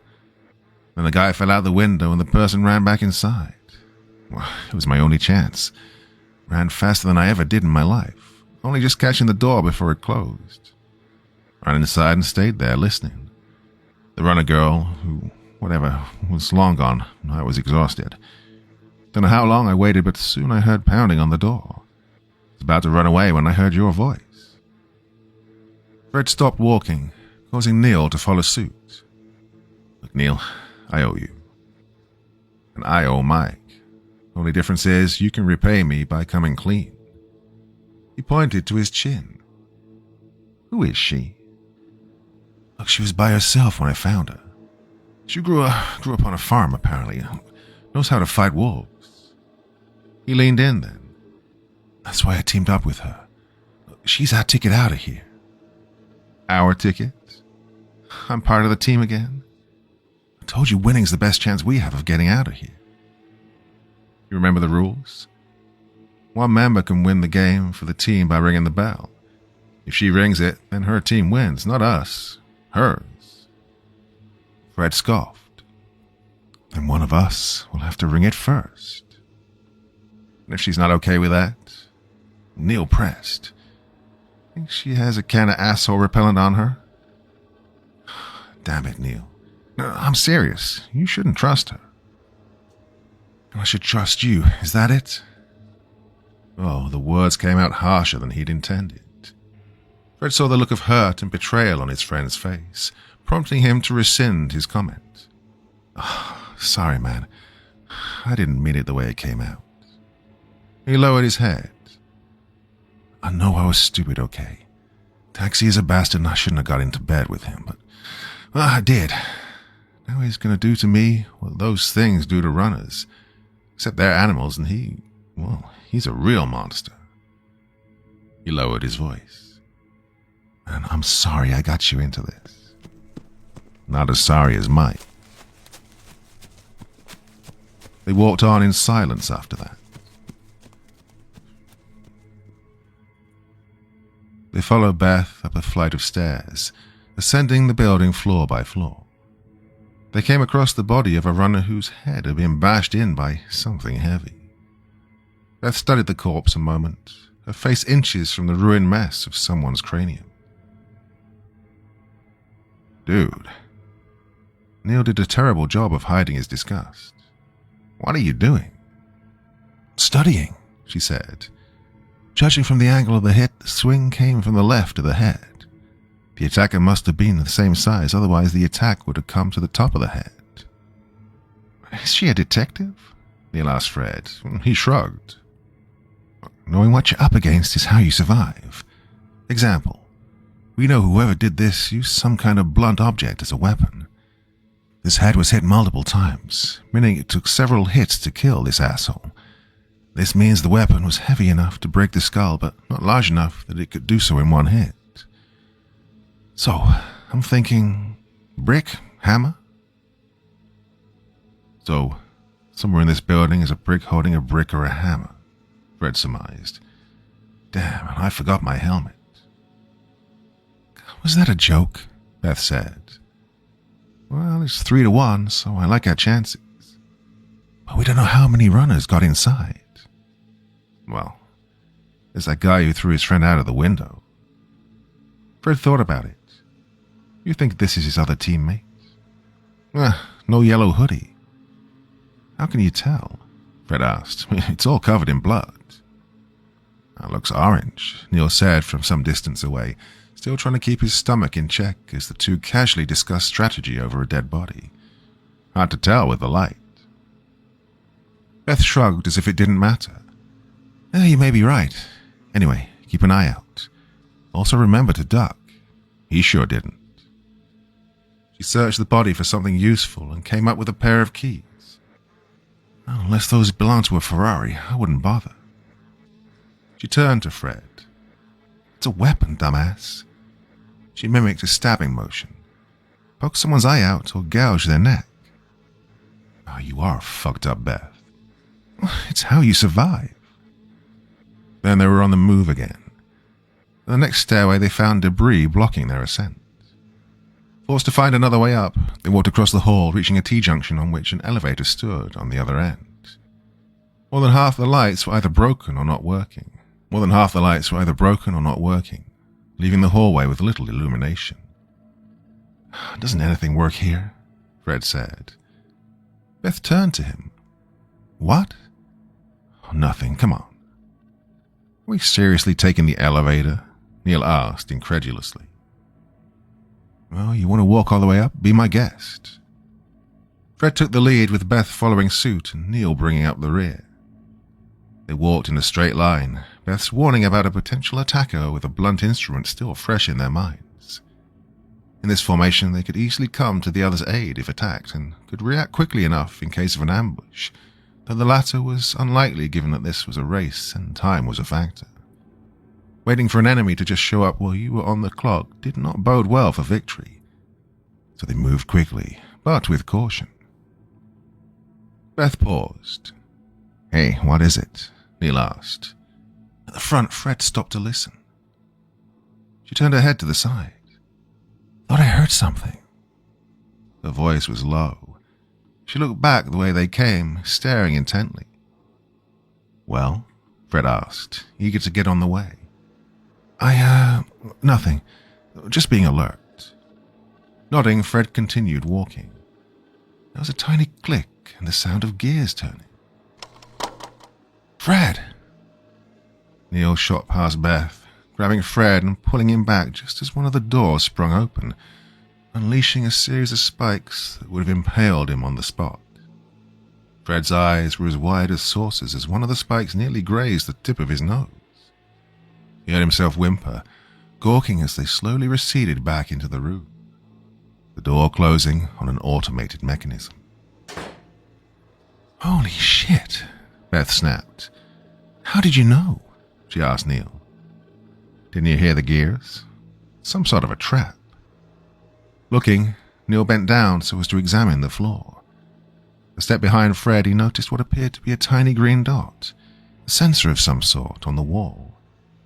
Neil waved his hand in front of it, and the machine whirred to life and the door swung open again, sending the spikes stabbing outward. Fucking house of horrors. Christ, Neil. Oh, that's twice I owe you. You're embarrassing me. Look, this place is booby-trapped. Neil stood up then. I bet the elevator is too. Not for nothing, Fred, but I'll take the stairs. The others seemed to agree. Heading back the way they came, they continued down the hall where the T-section had begun, eventually finding another set of stairs. Instead of debris, however, they found the flight leading up was gone, the stairs having long since crumbled. Eat me, Beth cursed. Well, it's like they want us to try and walk through the hallway of death. Fred sighed loudly. This night was getting better and better. Seriously, I think climbing outside the building is the safest way to go. I just want to find a room and hide. I don't care who wins anymore. I just want this night to end. Neil grabbed at his hair. This is so fucked up. Easy, boys. We're still in this. I'm not, Neil said. You always give in this easy. He glared at Beth. I don't have to prove anything. Neil, Fred said to get his attention. She's crazy, Fred. I'm not crazy, Beth snapped. Beth? What? Fred held up his hand to silence them both. Just let me think, all right? Then came a thump from below. Someone was whimpering. Neil mouthed, What was that? They all leaned over the broken banister, eyes fixed 2 stories below where the next floor began. A figure slowly appeared. It was a man, wounded, clutching his stomach as his innards hung from a wicked gash. He was losing a lot of blood. How he'd managed to get this far was anyone's guess. Help. His voice was small, and it took effort for him just to speak. I can hear you. Using one arm, the man pulled himself onto the first step. He turned his head as far as it would go, eyes pleading for their aid. He opened his mouth. His final words turned into a scream as something big, pulled him out of view. The trio looked on in stunned horror as a fountain of blood splattered the steps, the man's cries gurgling to an abrupt end. Frozen in place, they remained silent as they heard heavy breathing. An image came into view, a large lupine head with blood covering its muzzle. Fred's face contorted into pure horror. The Alpha. Fred motioned for them to retreat back down the hallway. Moving as fast as they could, they made it to the T-junction when Beth called for them to stop. Another werewolf was sniffing at the end of the hall. Looking up, its yellow eyes leered at them menacingly. "How the fuck are they getting in?" Fred cried. Behind them, the Alpha had reached the top of the stairs and started to bound in their direction. Fred pushed them. "The elevator, now." "But the traps," Beth protested. "Look for sensors," Neil cried. And this time he took the lead, jumping over the sensor that Fred had triggered earlier. The others followed his example. Behind them, the Alpha and its cohort had reached the T-junction. Seeing its prey, the smaller of the two quickly bounded after them. The Alpha, while scrutinizing, kept a safe distance. Only when the first werewolf had triggered the trap, impaling itself on the spikes, did it realize its caution was well-founded. Reaching the elevator, Beth, Neil, and Fred looked back in time to see this beautiful sight. "Yeah, that's what you get, asshole." Fred was ecstatic. Beth whooped. Neil was the only one with sense to push the elevator button. The spikes retracted, dragging the animal's corpse back into the room with it. Only when it shut did the Alpha make his move. There continued horror and amazement. The large beast used its powerful arms to pull itself onto the ceiling. It then righted itself so that its body was, from their standpoint, upside down. Then began to crawl across the ceiling like some giant vermin, making its way toward them. "Oh, come on," Fred yelled. Neil kept punching the elevator button. "It's not working," he stressed, biting his teeth. "You're not doing it right." "How do you fuck up pushing a button?" "Oh, come on, hurry up," Beth pleaded. The Alpha was already halfway to them. Chips of stone and plaster fell to the ground, the hall shaking as it built up speed, sensing its prey was trapped. The doors slid open. "Got it." Neil jumped in first, followed by Beth and then Fred. Neil pressed the button for the top floor before rapidly tapping the one to close the door. But the door stayed open. The Alpha was almost upon them.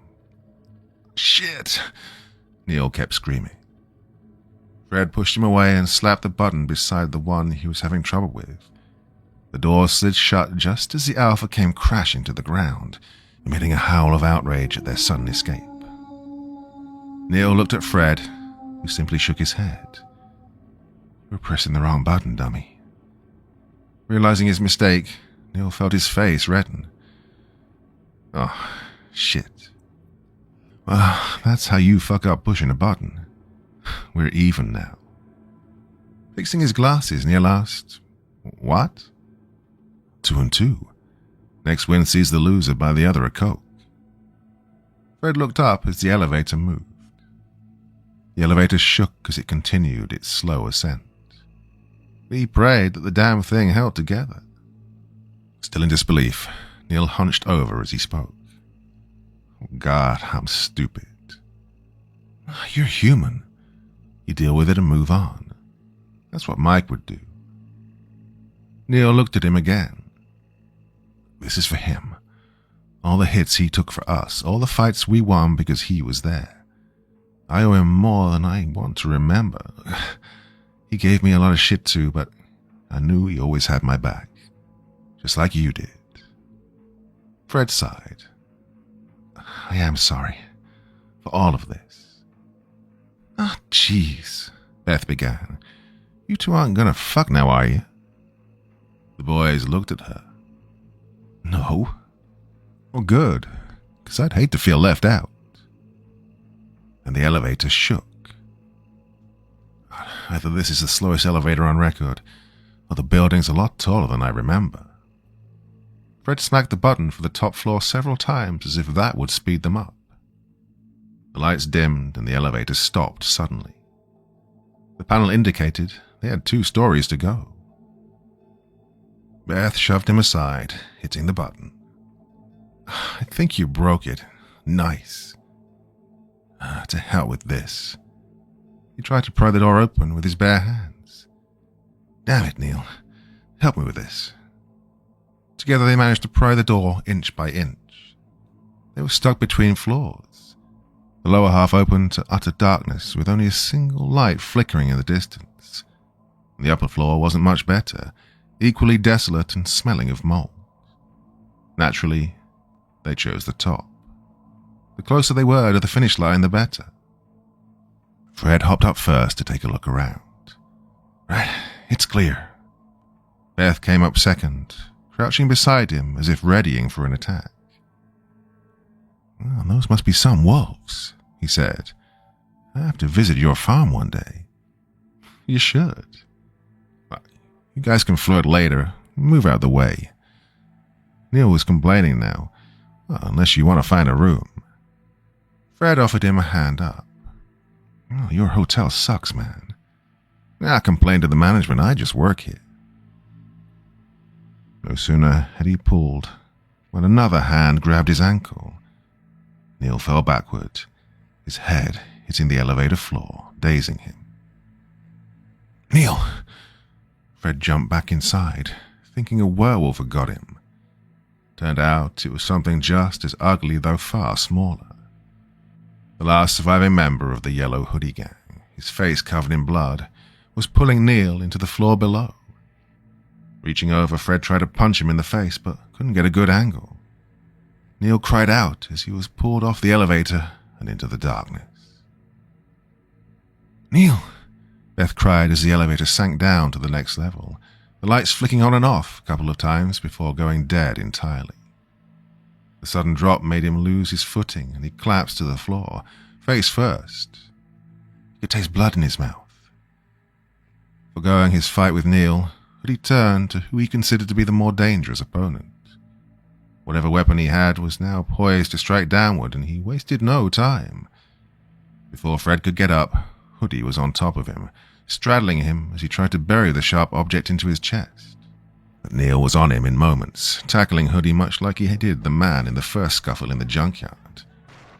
Though this time they didn't have Mike to back them up, and their opponent was strong and big.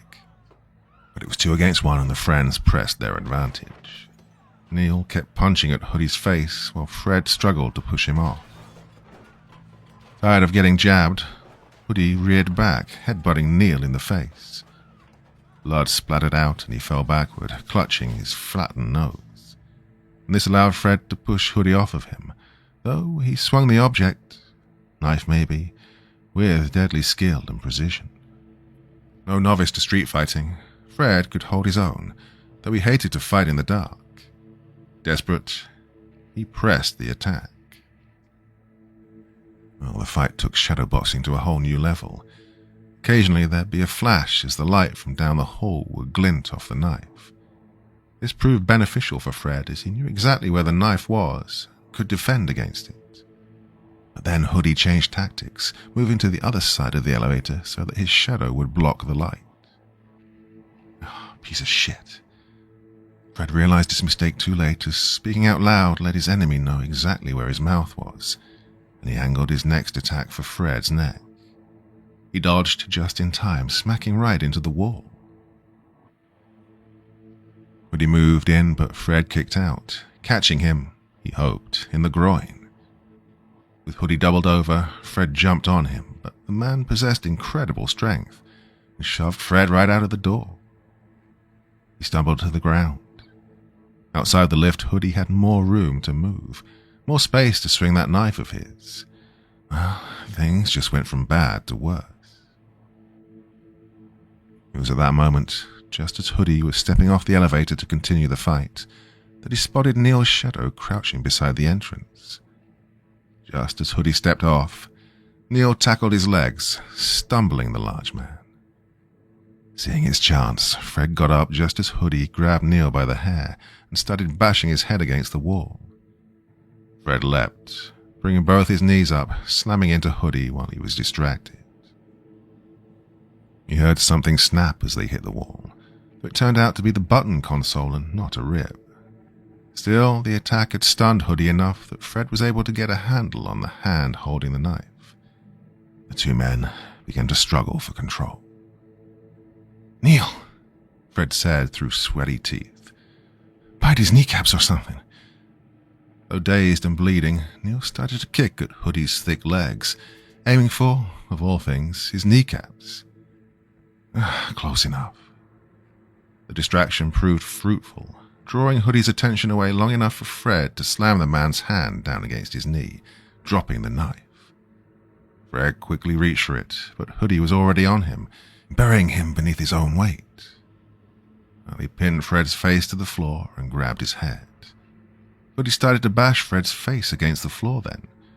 Fred's vision started to wane after the second hit. "Stop!" The bashing ceased. Hoodie remained perfectly still. He couldn't see it, but Neil had managed to grab the knife and was holding it to Hoodie's neck. "Let him go." Hoodie complied. Fred never knew what a splitting headache was until that moment. He felt Hoodie's weight leave him, and he struggled to get to his feet, succeeding only as far as his knees. A trickle of blood blinded him in one eye, and he felt his forehead to feel the warmth of his own life on his face. Through his other eye, he spotted the large man still on his knees, with Neil holding the knife at his jugular. The slightest twitch would open the man's throat. "Hey, good on you, Neil." "Fred," Neil stuttered. "You okay?" "Yeah, I'll live. Thanks for the save."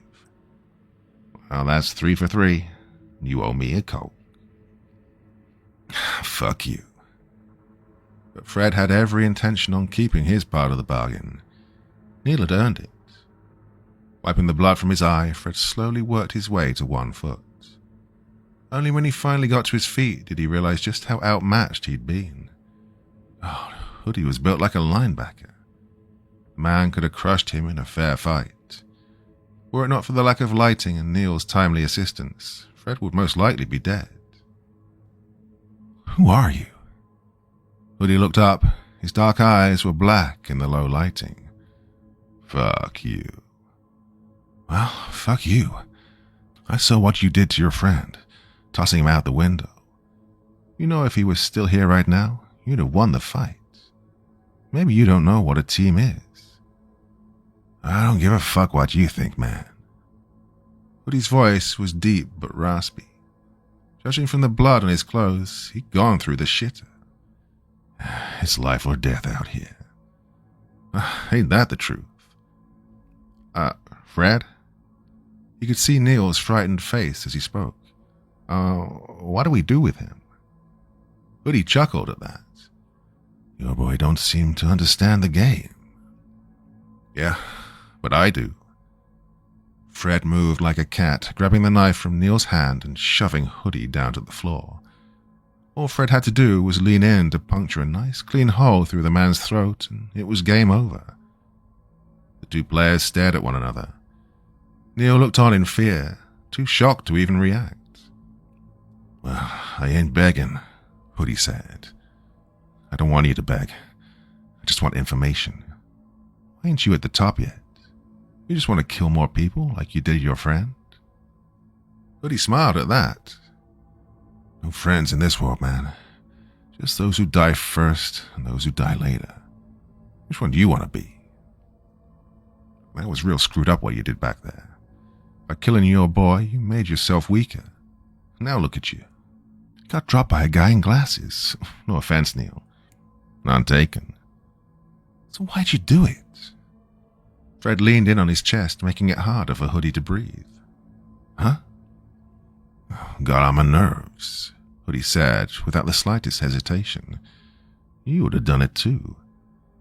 I don't kill my friends. I'm not a monster like you." Hoodie's next words, after he was done laughing, echoed in Fred's mind. Desperation and hunger can make monsters of us all. What did you say? Fred shook him then. Say it again. Fred, who cares what he said? Neil pleaded with him. Let's get going. Listen to your boy, Freddie. Time's a-wasting. Who told you that? Where'd you hear those words? Fred. Do you know Beth? Talk. Eat shit. Hoodie's words became gargled when Fred stuck the knife in his throat. The big man squirmed, nearly throwing Fred off of him, but Fred persisted, putting his full weight atop the dying man. He stabbed repeatedly again and again, spraying blood all over his face. Neil could only watch in abject horror as his friend killed the man in cold blood. After a while, Hoodie stopped moving. He went limp as the life drained from his eyes, his lifeblood pooling beneath him. Fred was trembling too, though from rage. He spit Hoodie's blood out of his mouth, wiping the rest from his face as he stumbled back, kicking the corpse for good measure. The experience was like waking from a dream or a nightmare. This isn't right. No shit. Neil, who by then was huddled against the far wall and shaking, said in a shrill voice. You just killed that guy. I'd say there's a lot of things that ain't right. Have you lost your mind? Beth said those same words to me back in the lot. They know each other. Well, knew, he corrected. And that's a death sentence? Why was he here? And he was so close to the top. It don't make sense. You don't make sense. And Neil kept his distance at that. He was going to kill us. Have you done this before? Killing, I mean, for taxi. Fred shook his head. First time. Christ, man, what's happening to you? It's the hunt, Fred spoke up. It's all a game. This isn't fun, Fred. I mean, Neil couldn't continue. I can't do this. I can't. And with that, he took off. Neil, Fred called after him. Neil took off down the darkened hall, headed straight for the distant light bulb. Fred got up and almost fell to the ground immediately. The trauma from having his face bashed in had not fully subsided, plus the exertion from stabbing a human being to death did little to ease his already frazzled nerves. He knew he had to take it easy, but all he could think about was catching up to his friend. Forcing his legs to move, Fred gave chase, having to prop himself against the wall as he did so. Neil! Well, he'd almost lost sight of him, which wasn't saying much given the limited visibility. He thought he heard Neil's footsteps receding in the distance, though his mind was so fuzzy it was hard to know which steps were his own or his friend's. When Neil screamed, Fred felt his blood freeze.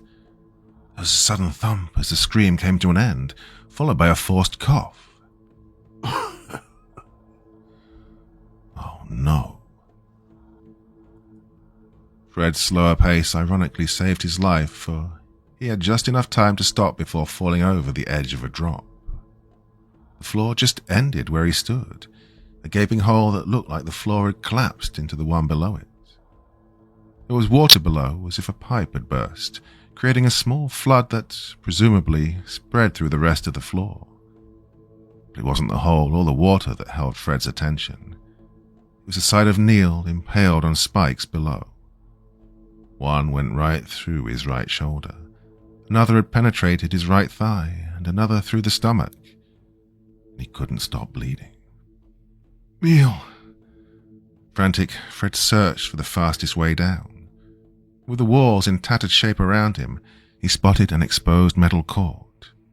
Fred angrily pulled at it until it came loose, pulling as much as he could until he had enough to at least avoid plummeting to the same fate as his friend.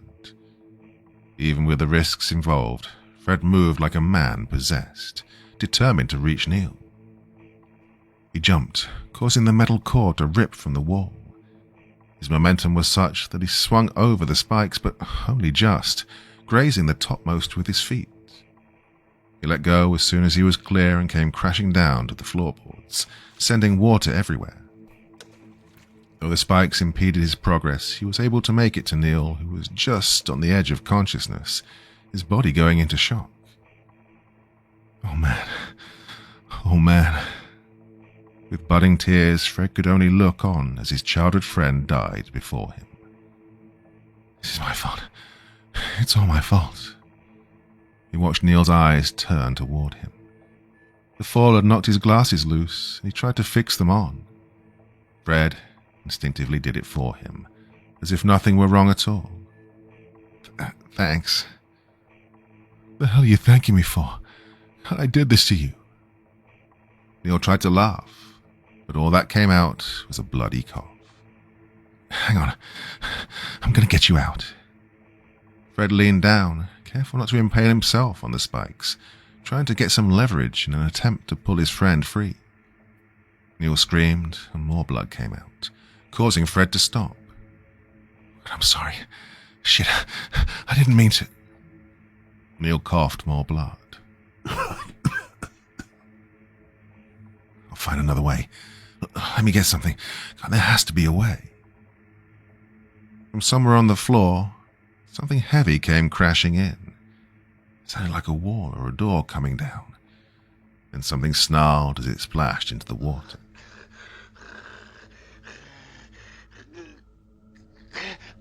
Oh, fuck.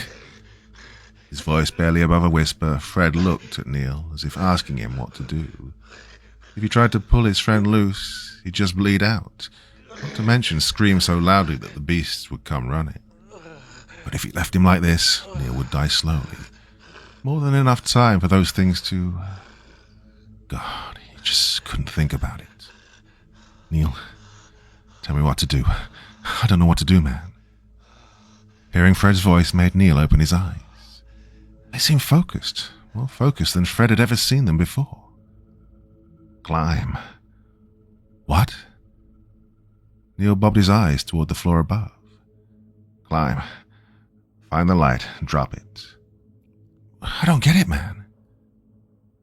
Take them with me. He smiled, showing bloodied teeth. Suddenly it dawned on Fred, his friend's last brilliant plan. No, I can't. Neil's smile turned dark. Don't be a bitch, Fred. Make it worth something. Fred froze. For me, send them all to hell. And he grunted. Go, get out before I kick you. He fell into another coughing fit then. Oh, the werewolves were getting closer. There was no time. Man, I'm sorry. Guess I won't be getting that Coke. Neil smiled weakly. With the final gesture, Neil took off his glasses and offered them to Fred as a memento. Unable to say no, Fred took the spectacles and headed back to the cord he'd pulled from the wall. The upper half had tangled up on the floor above him, providing just enough leverage so that it didn't come out when he tried to climb back up. Once on the next floor, he ran as fast as he could to the solitary light in the hall. The bulb hung from the wall. It buzzed as he approached. Removing his leather jacket, Fred covered his hands and pulled out the cord connected to the lamp. Oh, he pulled with all his might, even feeling some of the shock as the current flowed down through the cord. He pulled it until finally the cord came free, and so did the lamp. It sparked madly, as if protesting its outage, but Fred didn't care. He carried it back to the hole, sparks flying. He could see two of the hairless beasts now. One of them was sniffing near Neil's head while the other was already nibbling away at his thigh. Neil was in too much shock to notice. His eyes were fixated on Fred as if that were all that existed in the world. Seeing the light, the werewolf nearest his head looked up. Neil smiled. Without a second thought, he dropped the lamp over the edge. The monster let out a growl of pure malice just as the electric current went through its body. His partner began shaking uncontrollably along with it. All the while, Neil looked happy. It was a good death. The whole process lasted just a few moments, enough time for the current to spread throughout the waterlogged floor. Anything else in the vicinity would not have survived, and charges sparked along the surface. The beasts slumped to the ground, and everything was cast into darkness. Fred stood there until it was all over, catching the final smile on his friend's face before it disappeared, swallowed by shadows. Part 5. We managed to find a flight of stairs, expecting an axe to lop off his head as he opened the door. But that would have been too easy, he thought, too quick. Trudging his way up the stairs, Fred felt the air grow colder. When he reached the metal door and pushed it open, he was greeted by the night air. Across from him, standing on a dais, much like the one where the host first introduced the rules of the game, was a silver call bell with a black handle. He lurched forward, and the door shut tight behind him. The night was uncomfortably quiet. Hard to imagine a game of life or death was being played out below him. Did anyone else make it, he wondered. There were so many runners at the beginning of the game. Surely a few had reached the building, or at least managed to avoid getting killed somehow. Some of them may have hidden or at least tried to escape. There had to have been some survivors. Couldn't just be him. Well, it wasn't. Hey, Fred. She'd been sitting off to the side of the roof with her back to him, her legs dangling over the edge. Her nonchalant greeting only made him angry. How could she be so coy after everything that had happened? Who the hell are you? His voice dripped with venom, and slowly he made his way toward her. It wasn't the bell he wanted to ring right now. Just a survivor like you. Though I've been doing this a bit longer. She put up her legs and turned around. Congratulations. You win the hunt. Well, you will as soon as you ring that bell, of course. Go on. And Beth stood up. Fuck you and everything else about this game. Language, Fred. And her eyes darkened. I was starting to like you. For the last time, who are you? I'm Beth. No, you're not. You're with them. Whoever runs this game, the men in black are wolves. You're in on it too. And I'll bet so was your team. And? She pressed. Oh, the Yellow Hoods knew about it too. Or at least one of them did. He felt his ire rising. That's why he killed the others. They found out and he killed them both. I'll bet he worked out a deal with you, letting him win if he helped take out the competition, like that poor bastard with his head caved in. Fred took a step forward. I killed the son of a bitch, stabbed him to death. He displayed the makeshift knife. Yep, with his own weapon. Beth shrugged. Win some, you lose some. In his case, he lost everything. Well, unless you want to join him, I suggest you stop being a smug little bitch and start talking. Fine, you win. I was in on it the whole time. You were right. Happy? Happy? My friends are dead. So are mine, she smirked. You killed them. He froze then. I stopped feeling them a while ago.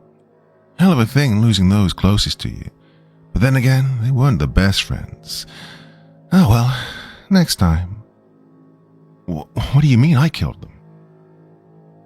Just that, Fred. You killed them along with your best friend. Reaching up, Beth removed her mask to reveal a patchwork of scar all over her face. All was self-inflicted. Well, helps you to blend in with the sheep. Pieces started to come together in Fred's mind, like looking at one of those magic eye books for a long time, only for the image to finally click. Well, you hated yourself for not seeing it sooner because you were too busy trying to make sense of it. And the more you tried, the harder it became. Sometimes you had to step back to take in the whole picture. There's There's no such thing as werewolf repellent. Duh, she said. The reason the Alpha didn't attack us in the car is because it smelled you. Uh-huh. You were never in danger. Well, some wanted to hurt me, but they knew better. The pups are the hardest to keep in line. She crossed her arms. You may have run across a few of them in the yard, too wild to fully understand what they're capable of. All they know is the pain and the rejuvenation that comes with killing. She pointed to her face. I did this to myself when I first turned. Took all my hair off. Would have taken my skull, too. Then I killed her. She took a step forward. She was my best friend, and I ripped her to pieces. Well, it hurt at first, then I realized how good it felt. The power.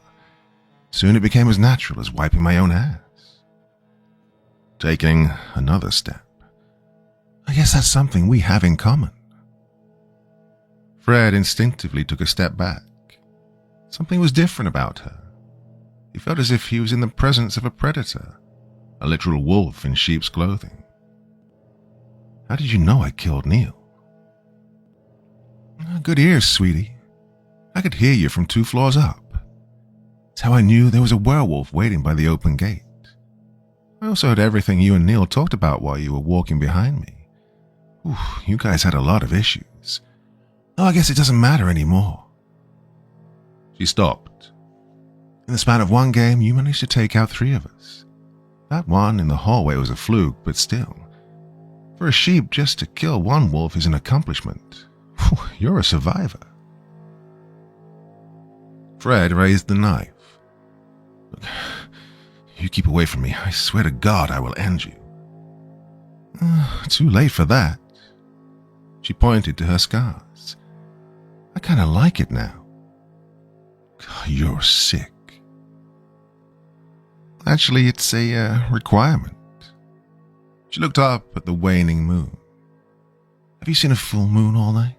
I haven't. That's because that stuff they teach you in the movies is pure bullshit. Pain activates the change. That's why we're forced to cut ourselves, physically injure our bodies until the beast decides to come out. Takes a bit longer for the young ones. Yeah, they need a lot of enticement. Fred thought back to the first werewolf, the one in the field of blades. Even after impaling the bar on its shoulder and bashing its nose, it took a direct cut from one of the blades for him to transform. A thought came to him. No fur, he said. That gets in the way of the change. Just more medieval superstition. We're as hairless as the day we were born. Why? She shrugged. Why not? Don't be stupid with me. Do you just like killing people? His hand was clenching the knife so tightly that it trembled. He felt the urge just to leap over, grab Beth by the neck, and drag the blade across her stomach, spilling her intestines. It was brutal, carnal. He was thinking more like her at every moment. Oh, she even moved like a predator now, casually circling Fred until she was standing in front of the door he'd just come from. Keeping the knife on her, Fred's eyes darted around as if expecting to be attacked at any moment. Wolves traveled in packs, after all. You ever make a really big mistake, Fred? Beth cupped her hands together, like a lecturer about to impart some knowledge to her class. You ever take something that didn't belong to you? Get into a fight over a parking space with some fancy-dressed prick only to find that he's part of the mafia? You ever cross somebody you wish you didn't? What am I saying? Of course you have. Taxi isn't pleased with you. In fact, he hasn't been pleased with you for some time. From your talk with Neil, I'm guessing he had no idea you crossed Taxi several times before. Now, he's small change compared to the people he works for. These are the real high rollers, people you wouldn't want to owe 5 cents. They made up games like The Hunt for their entertainment, watching people fight for their lives from the comfort of their yachts or 6-story condos. Well, they're watching us right now. She pointed. Look. A small drone was situated in the sky above them, watching their every move. Yeah, they've been watching you since you've arrived. Wave to the camera, Fred. And Taxi's part of this. A very small part. He finds players for the game. People nobody would miss. Drug dealers, gangbangers, migrants, orphans, sluts. The dregs of society. The type of people the cops will make only a half-hearted attempt to search for before closing the case. But Neil had a family, Fred protested. And Mike. Michael lived with an alcoholic father who doesn't know where he is half the time. And that's when he's sober. As for Neil, his mom's a recovering drug addict and his sister moved out to get away from her. Even when they do decide to look for him, the hunt will have moved on to another location.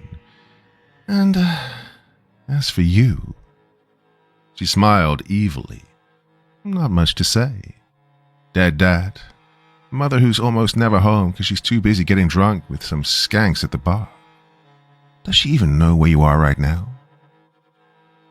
Fred's face said it all. Oh, we do our homework on all runners.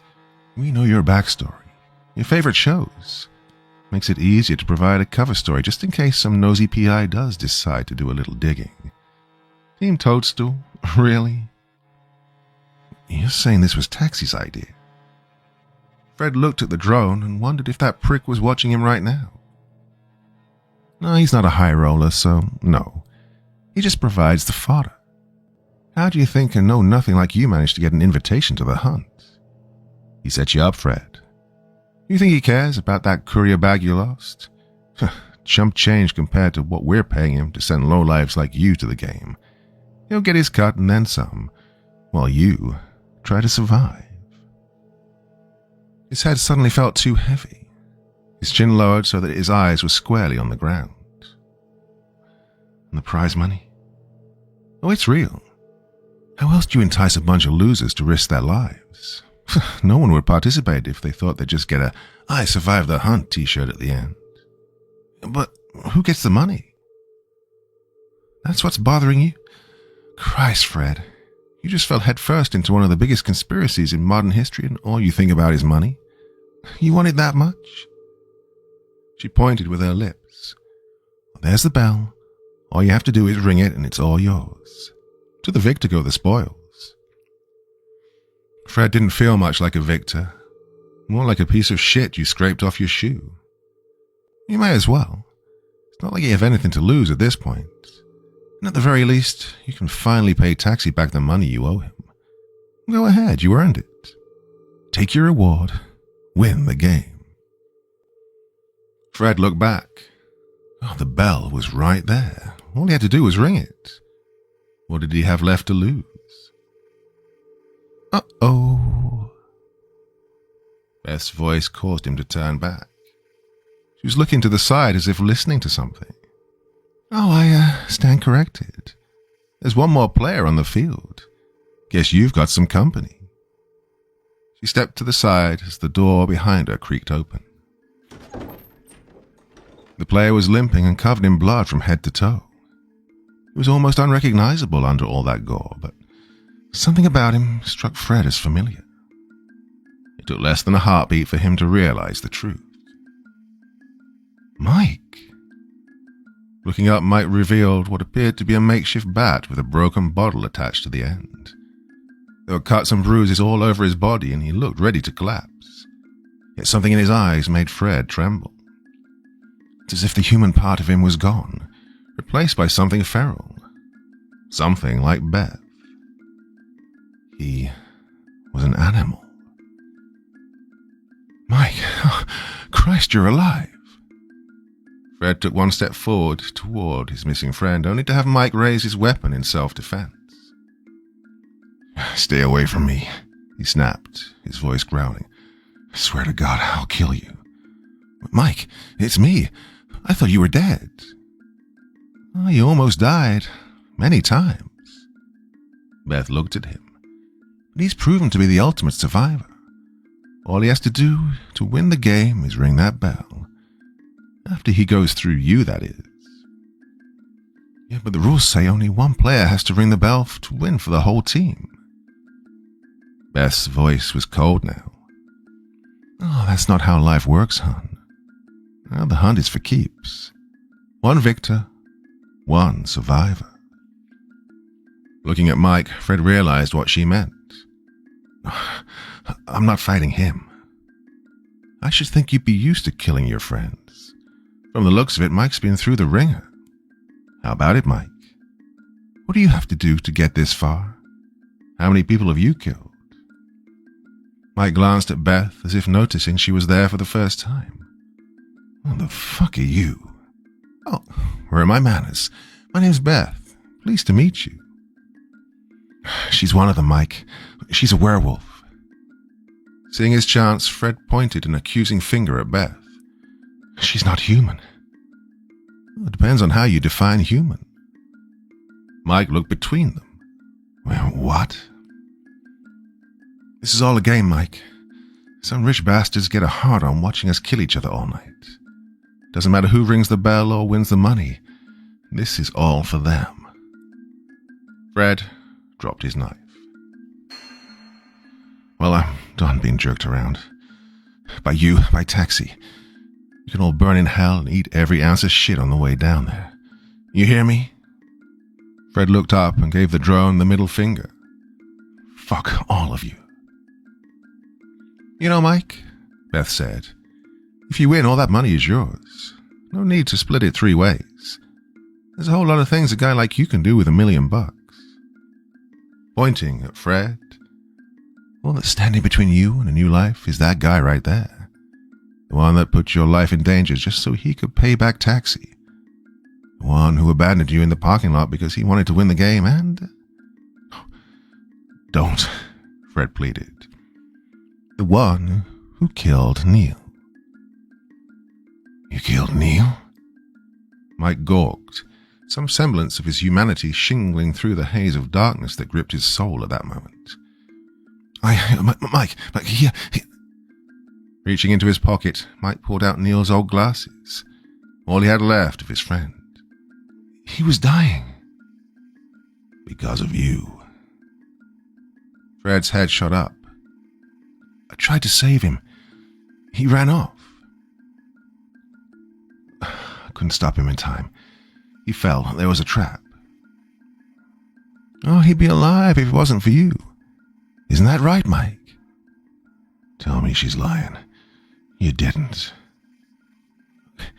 He wanted me to do it. Mike's voice was low now.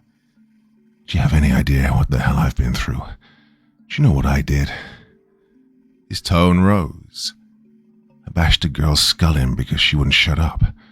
I let those things eat a man alive just so I could escape.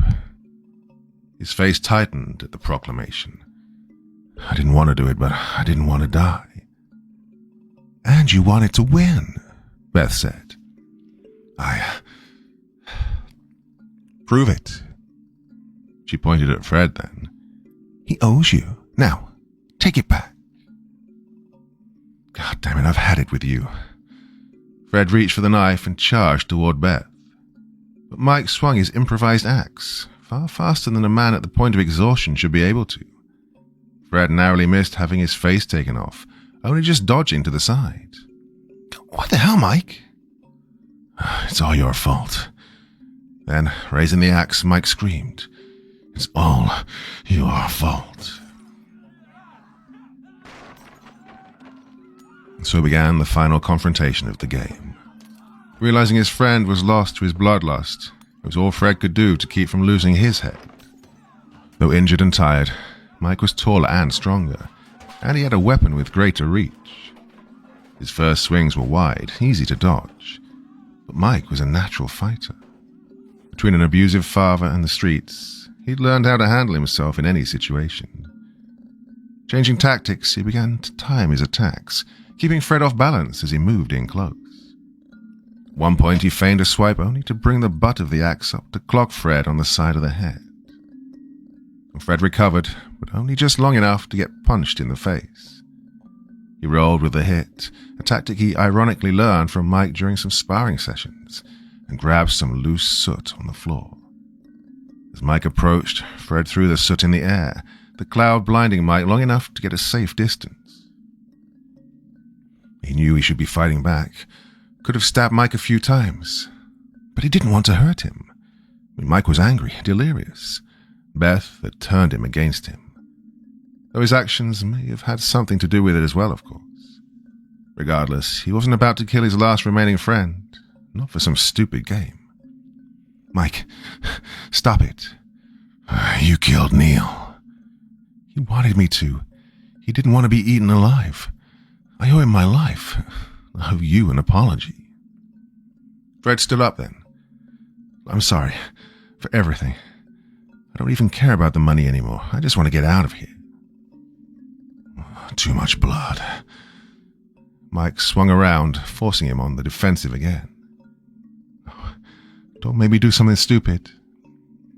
Too late. Mike bum-rushed him. With his back against the edge and a sheer drop below, Fred could do little but resort to drastic measures. As his friend came in at him, Fred ducked and made to ram his legs like a human bowling ball. Mike was lucid enough to jump, which is exactly what Fred had intended. The plan was to put Mike off balance and, in attempting to run at Fred at full speed before stopping, had done just that. Mike stumbled, realizing too late what Fred had planned all along. He didn't roll like he'd feigned to do, but turned at the last second, swiping at Mike's legs with the knife. He'd aimed for Mike's thigh, the blade cutting deep and causing Mike to scream.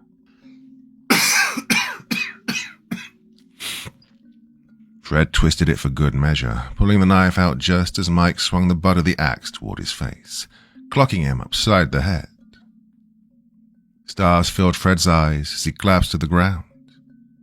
You stabbed me. Gritting his teeth, Mike clutched the hole in his thigh. Blood flowed freely from the wound. You gonna let him get away with that? Beth asked from the sidelines. She stood beside the entrance with her arms crossed, a smug look on her face. After all you've been through? Mike turned a hateful gaze in her direction. Shut up, bitch. I'll deal with you after this. Promises, promises. And to Fred she said, I had such high hopes for you, Fred. I really thought you'd go all the way. I'm betting Taxi didn't think you'd last an hour. But you made it to the top. Against all the odds. Now there's just one thing standing between you and victory. Fred hated her voice, hated her face. He hated her accent. He hated the fact that she was still breathing. Rolling to his feet, he risked a glance in her direction. Taking his eyes off of Mike proved to be a mistake, for the big man charged him again. The wound had slowed him just enough that Fred was able to tackle him before he swung the axe, putting both arms around his waist. Fred dug in his feet to stop Mike's momentum, but Mike raised the axe and brought the pommel down on Fred's back. He did this 3 more times, but Fred held strong. Get off me. Not until you stop being a dick. They're in love, Beth joked. The pommel strike to the back of Fred's head was enough to loosen his grip, and he fell, stunned. Mike began to step on him as if meaning to crush every bone in his body. Fred thought he heard something crack, though it turned out to be Neil's glasses as it slipped out of his pocket when he fell on top of it. Bruised and overpowered, Fred suffered the barrage, his body beaten and broken. Mike stood over him, gasping from the exertion and the loss of blood. Looks like we have a winner. Beth clapped her hands together as if applauding a child's attempt at doing a cartwheel. Guess bigger is always better. Fred forced himself to turn around, looking up at the man who would take his life, a man he once called friend. He still held the knife, though it would do him little good, as it was on the opposite side of where Mike was standing. His other hand clasped the ruins of Neil's glasses. Mike glared down at him. Even hurt, he was an imposing sight, a true warrior. Maybe he did deserve to win after all. Fred held up his hand, but it wasn't to plead for his life. In it he held Neil's broken spectacles. Do you know what it's like to kill a friend? You know how shitty it feels? It was a mercy killing. but still I'd trade places with him in a second. He's gone, Mike. I'll never see him again. Hell is too good for me. We're already in hell, Mike said. Fred had no response to that. Instead, he raised his head so as to expose his neck, like giving permission for Mike to end it all. Mike raised the axe. Nothing happened. Fred opened his eyes. We're waiting, Beth said. Looking up, the brawny youth locked eyes with the skinny girl. He kicked Fred one last time, eliciting a groan of pain, and then stepped over him. He was in no hurry, and Beth didn't seem the least bit afraid as the larger player approached. He stopped just short of her, looking down with his immense frame. Oh, you like to hear yourself talk, don't you? So, are you going to eat that? She pointed her chin at Fred. Eat this. Mike raised his axe in an attempt to dislodge her head from her body in one powerful swipe. The impossibly long arm burst through the door, and then an impossibly long arm burst through the door, catching the axe in mid-swing. Mike reacted as if he'd just lodged the weapon inside an oak tree by the way he stopped. The Alpha moved its large frame through the now open portal, its breath fogging up in the air as fresh blood dipped in its jaws. It stood behind Beth, towering over both of them. Well, try as he might, Mike couldn't dislodge the weapon from the Alpha's grip. He let it go just as the Alpha ripped it from his hands, sending the axe tumbling over the edge. Still on the floor, Fred watched with wide eyes as the Alpha took a swipe at Mike, an attack that would have taken his head. Mike dodged at the last second, although the effort caused him to stumble backward, his wounded thigh burning with pain. Should have taken that win, asshole. Beth looked up. How you doing, baby? The Alpha focused its eyes on the two boys now. It emitted a growl so deep that they all felt it. Up in the sky, the drone zeroed in on the action. She turned to Mike. Why are you making this difficult? It's you or him. Or none of us. Fred slowly got up, the beating he'd taken making every bone wince in pain. This is entertainment. Doesn't matter which of us rings that fucking bell. The audience wins either way. Does that matter if you're rich in the end? It matters if you lose everything you care about. He got up to his feet. That money will help me pay my debts. I could leave this city, move someplace safer, someplace with no wolves.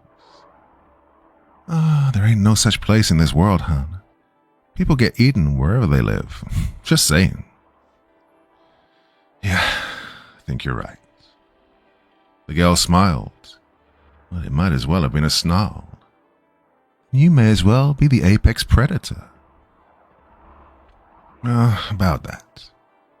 Fred smirked. I just realized something. This may be fun and games for them, but what about you? You do this for the kicks? It's about the hunt. Yeah, but you can do that anywhere. You can live in the woods and hunt deer, or tourists on some beach. The wolf lives and hunts where it wants to, but you're not a hunter. You're a pet. Well, Beth glowered. You do whatever your masters want you to do because it makes them happy, like a good little dog. He chuckled. You're a big dog, Beth. But a bitch is a bitch no matter what leg she walks on.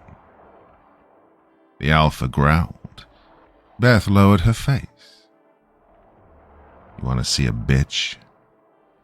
Pulling the set of keys she pulled from the dead player downstairs, she began to cut deep into her face, drawing blood. Beth trembled. Well, here she is, hon. Hope you like it. Beth started to go crazy, cutting lines all over her face and head. What the fuck? Mike said from the floor. He'd barely moved with the Alpha so close, but now he was backpedaling. Beth screamed as the transformation took hold. Her clothing began to rip as her muscles popped. Her arms and upper body extended as her muscle mass was redistributed. Her knees bent backward and her head elongated. Soon all her clothes were a tatter as the beast revealed itself. With her new claws, Beth began to tear at the rest of her skin, ripping it off her new body. Exposed muscle glistened, cords of meat and tendon as the flesh was torn. She fell on all fours as the transformation was completed. Looking up, Beth's canine face zeroed in on Fred. Feeling less confident all of a sudden, Fred stepped back. He didn't think he'd ever get used to seeing a human body desecrated like that. Whatever attractive features Beth once had were lost beneath the unleashed savagery. Having the alpha behind her only emphasized how truly fucked their situation was. God, if only Neil had been there. Neil. And just like that, Fred forgot what it was to be afraid. Hey, assholes. He turned towards the drone camera. You liking the show so far? Well, how's this? Fred flipped them off. That's from Neil and all the other people who died tonight. We're not here for you. We're here because we have nowhere else to go. We're desperate, but we survive. We take whatever you can throw at us, and we throw it right back. If that doesn't work, we burn it all down. Beth growled. Mike, who had been backpedaling to put some distance between himself and the werewolves, looked incredulously at his former friend. What the hell are you talking about? You lost your damn mind. We're not getting off this roof. Maybe, but neither are they. What? What do you say, Mike? One more time? Fred approached him and offered his hand. Not long ago, Mike was ready to bash his head in and walk away a rich man. That Fred was willing to let bygones be bygones seemed to unnerve him more than the bipedal monstrosities before them. For Neil. Serious? Fred's silence was all the answer he needed. Too confused and exhausted to make sense of it all, he took Fred's hand. It took effort to stand on his wounded leg, and he limped on one foot. Ah, shit, man. If Neil were here, I'd have already rung the bell. You'd have let him win, and you know it. You always were soft on him, Mike. Whatever's waiting for us after this, I'm going to kick your ass there, too. Mike, Fred said. When his friend turned to him one last time, he smiled. And I'm sorry for everything. This is not how I planned to go out. Me neither. You know I was totally kicking your ass back there. I was letting you win. Fuck off, man. And side by side they faced their imminent death. Even Beth had surpassed Mike in height when standing on her hind legs, her body hardening with the transformation. One swipe of her powerful claws could disembowel either one of them or crush their heads like melons. The alpha, on the other hand, was sheer horror given form. It was truly the most terrifying thing either of them had ever seen. Just a walking mountain of muscle, teeth, and claws. It sniffed the air as if tasting their fear. Mike, Fred whispered so that only he could hear. When I give you the word, I want you to run as fast as you can toward the bell. Mike looked at him as if to ask why. Just do it. Mike sighed, but Fred knew he would do it. If nothing else, he'd be the last of them to die, and he could at least watch Fred being torn apart first. It would be karma for all the shit he'd put him through tonight. Above the rooftop, the drone watched, its audience glued to their seats. Now. Fred rushed toward the werewolves while Mike did an about-face and began running towards the bell. Seeing this, Fred turned suddenly, his back towards the onrushing wolves. Oh, Mike, you son of a bitch. Fred tried to sound as betrayed as possible. With his back facing the wolves, they didn't see him reach into his pocket. He turned just as the alpha had reached him, his maw agape and jaws wide. What he got instead was a mouthful of fire, as Fred opened up the spray can while aiming the lighter. Like a torch, it blew a flame into the alpha's face, causing the beast to screech in agony as its tongue and nose burned. It swiped out at Fred, but he had the presence of mind to duck and roll. He rose up to fire another cone of fire directly into the alpha's face. Its eye socket popped, and it keeled over like a stuck pig. So much for apex predator. Fred kept pouring on the flame, so much that the alpha was covered in fire from the neck up. The beast howled in absolute agony as it ran back and forth, slamming into Beth. She staggered away as her mate, in a state of pure panic, didn't watch where it was going. The drone camera zoomed just in time to watch the alpha careen off the side of the roof, its howls of anguish filling the air as it plummeted towards the ground below. Having reached the bell, Mike turned just in time to see the alpha fall over. That's what I'm talking about. Beth made a sound so shrill that it caused the boys to cover their ears. It was pure rage generated from the deepest reaches of her soul. She stood on her hind legs now, towering over Fred.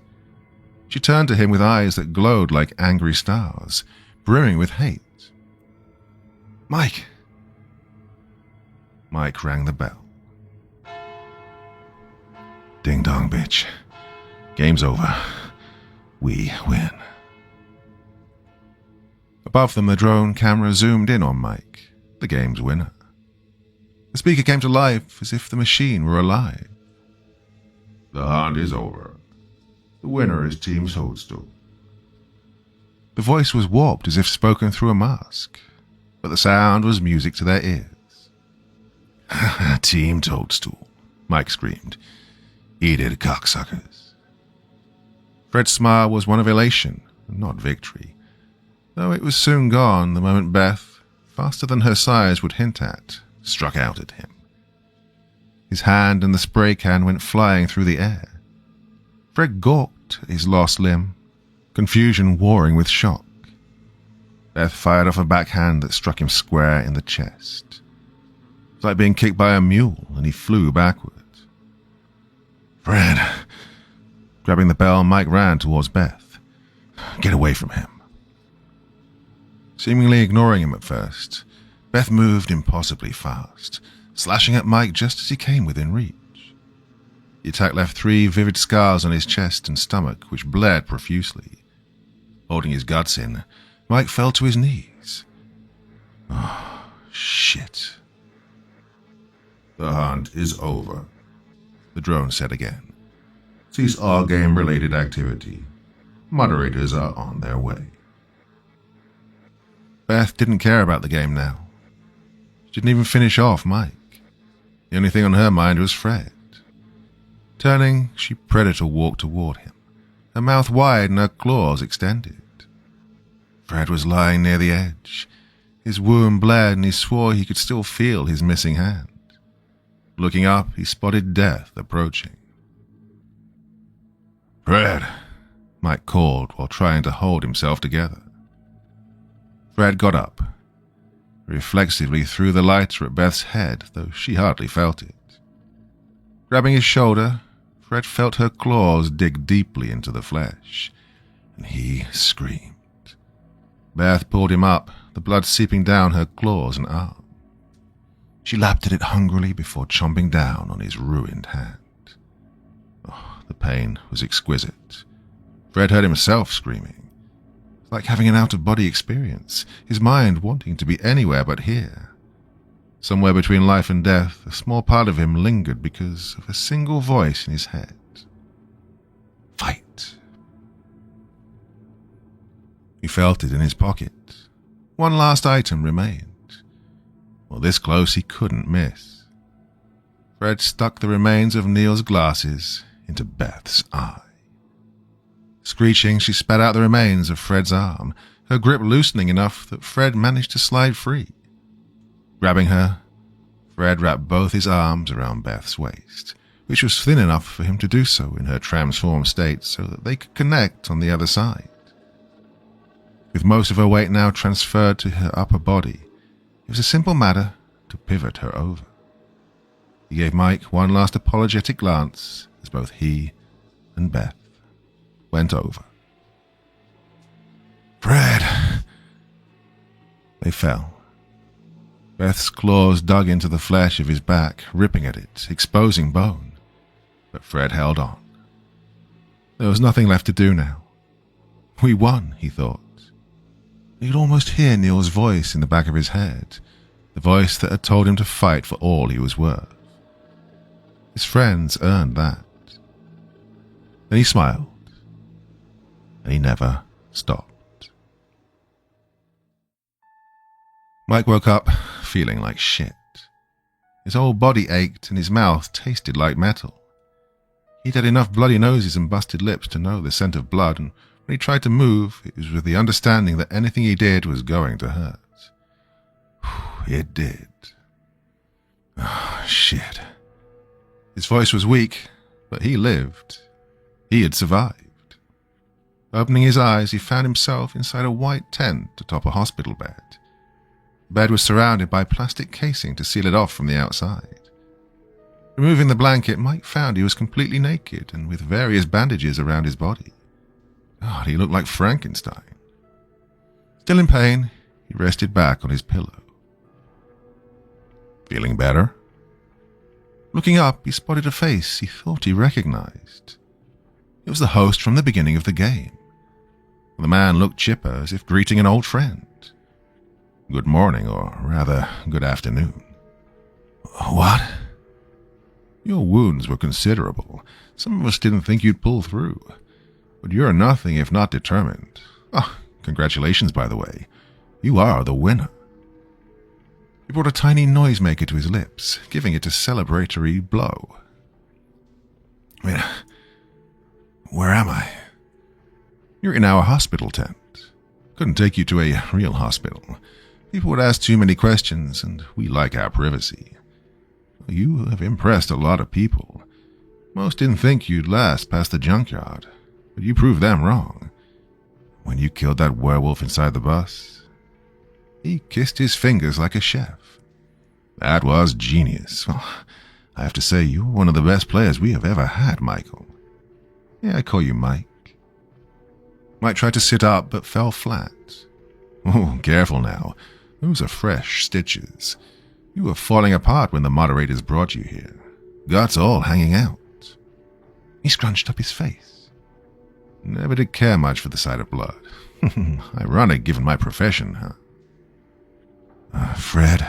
Mike asked, though he already knew the answer. Oh, he's dead. Really dead. Took out one of our best hunters, though. Never thought I'd see her go down. She was the real alpha of the pack. Sorry to see her go. She killed Fred, Mike growled. Actually, your friend killed himself when he went all kamikaze. A noble sacrifice. Mike tried to hide his anger, but he was never the subtle type. Don't care how long it takes. I'm going to find and kill each and every one of you. The host held up his finger and wagged it back and forth. Now, none of that. You won fair and square. Take your winnings and enjoy. In fact, stepping aside, the host revealed a suitcase on a stool. He opened it to show the prize money. This is all yours, I said, grabbing the sides of the bed to prop himself up. Mike grit his teeth. I'm going to kill you. The host's face darkened at that. Shutting the suitcase, he placed it on the ground. He took the stool and pulled it closer to the partition before sitting down. Now, Mike, I understand you've been through a lot, and you're mad and confused. I don't blame you for being emotional at the moment, but you must understand something. No one forced you to play the game. You could have left any time. You would have been disqualified, but you wouldn't be here. You'd never let us go. Did you try? The host inclined his head to one side. At any point, did you try to leave the gaming area? Mike vaguely recalled a conversation he'd had with Neil and Fred regarding that same issue. They came to the conclusion that they would never be allowed to leave. Well, I laid out the rules just before the game. You could have just left and no one would have tried to stop you. That you chose to participate in the game despite the consequences proved you were a willing participant. Just like that? Just like that. The host leaned in slightly. What? Do you think we were worried about you going to the police or the news? He scoffed. You think they believe you? A career criminal in the making. Besides, anyone is in our pocket. There are people in City Hall who are aware of the hunt, and they couldn't care less. You want to know why? His smile was more predatory than any of the werewolves Mike had encountered. Because they want you gone, Michael. You and all the other scum. For generations, the hunt has been an alternative means of punishment against those who break the law. Look at the players, thugs, criminals, prostitutes, dealers, tramps. You contribute nothing to society, only do everything in your power to bring it down. Well, the thing is, our correctional facilities don't work. Prisons are overcrowded and our schools are generating more delinquents than productive citizens. Little future crooks. So, sometime in the past, a bunch of higher-ups decided on doing something about it. Take a bunch of these lowlives and dump them in a place where they'll do what civilized society should have done from the beginning. We'll throw in a cash prize, some booby traps, a few cameras, and hey, you got a show. The werewolves were a nice addition. Originally, we had serial killers and cannibals serve as hunters. But that got old real fast. These things are true hunters. The best part? They were more than willing participants because they were just doing what they do best. Kill. 2 birds, 1 stone. He sat up straight. I see you're still conflicted. Let me ask you this. Do you feel bad about taking any of the lives you did last night? Did you do everything you could to survive, even if it meant killing your fellow man? Of course not. You wanted to win. I wanted to live. And for that, you almost took the life of your best friend. Mike had no reply to that. Beth may have egged you on, and Fred did lie to you. But still you were adamant about surviving, even if you had to go through Fred to do it. Yeah, you can play the victim all you want here, but in the end, you're no better than the beasts who try to eat you. The only difference is they accept who they are, and their actions benefit society. They help us clean the filth from our streets while providing entertainment as well. Given the choice between you or them, I choose them. And deep down, most people would too. Fuck you, Mike said, though it sounded weak and forced. Truth is truth, but enough with all that. You're the winner. You're rich. Be happy. I'm nothing like them. I'm nothing like you. Feeling sorry about your friends? Donate their share to their families. I'm sure they'd appreciate it. Plus, you still have more than enough to leave this city and live like a king. Or take all the money with you and spend it on yourself. It's not like we're going to stop you. He thought for a moment. Or if you're feeling really noble, just leave it. Walk away with nothing to show for it but your honor. I'm sure that'll pay the bills. Then the host stood up. Either way, the choice is yours. He turned to leave toward the exit. You're free to leave as soon as you're feeling better. Just walk out the flap and you'll be on your way. Nobody will stop you. Hey, have a nice life. The host opened the flap to allow sunlight into the tent. How, The host stopped. How do you live with yourself? Tears were building up in Mike's eyes. How can you go on calling yourself human after this? Well, I'm as human as you are, Michael. But I realized long ago that deep down, there's a monster in all of us. Doesn't take much to bring it out. That's why we create societies. We build cities and make laws so that we can control that darker side of our nature. When we forget that, the animal starts to work its way out. Claws at your skin, rips apart to reveal the monster within. No one chooses to be a monster. The host looked over at him. Oh, Michael. Of course they do. And the flap closed. Michael stayed there for a long time. There's something out there underneath the ice. By Impossible Bit995. Part 1. Bishop to g5. I said into the microphone. Bishop takes pawn. Check. There was a faint electric crackle over the headset as Donovan considered his next move. We were miles apart, separated by a heavy snowstorm that left the outside world in a blur of white fuzz. In my mind, I could still see him squirming in his computer chair, could picture his lips gently moving as he whispered to himself his next move. King to d7, Donovan replied. Can't. Queen at a4. You'll put yourself in check. A faint groan escaped through the headphones. Donovan had been operating on maybe 3 hours of sleep. His head wasn't in the game. The nightmares were getting to him, getting to us all in their own way, but I was used to little sleep. Before I started working at the United States Remote Research Station, Outpost Delta, I lived with my older brother and his girlfriend. They had a 2-year-old and a newborn. Sleep was a luxury that I hadn't experienced for about 3 years running. Fine, Donovan said defiantly. King to c8. Knight to e7. Check. Again. Emma, you think I don't see what you're doing? Please, enlighten me. I had to stifle the laughter from my voice. What am I doing? You're trying to force me into the corner, Donovan returned. You're lucky I don't have my queen anymore. Your king's wide open. You should probably do something about that once you're not in check. Yeah, real funny. You keep laughing. He didn't make a move for a while, and when he did, there was a growl in his voice. King to b8. You're getting awfully close to that corner, my friend. Why couldn't we have just played Guess Who like I wanted? Because we've played Guess Who almost 100 times by now. I'm sick of it. Yeah, but I hate chess. I actually hate it. You just don't have the patience for it. In the year we'd known each other, that was the first thing I came to find out about him. The second was that he was an immense cinephile. When he wasn't wasting his time playing board games with me or working, he was on the couch watching a movie with a bag of popcorn in his lap. Yeah, you know what I miss? He said. Papa John's Pizza and Netflix? Well, come on, who doesn't? We laughed about that. I miss RuneScape. I never got into it. My brother did for a while.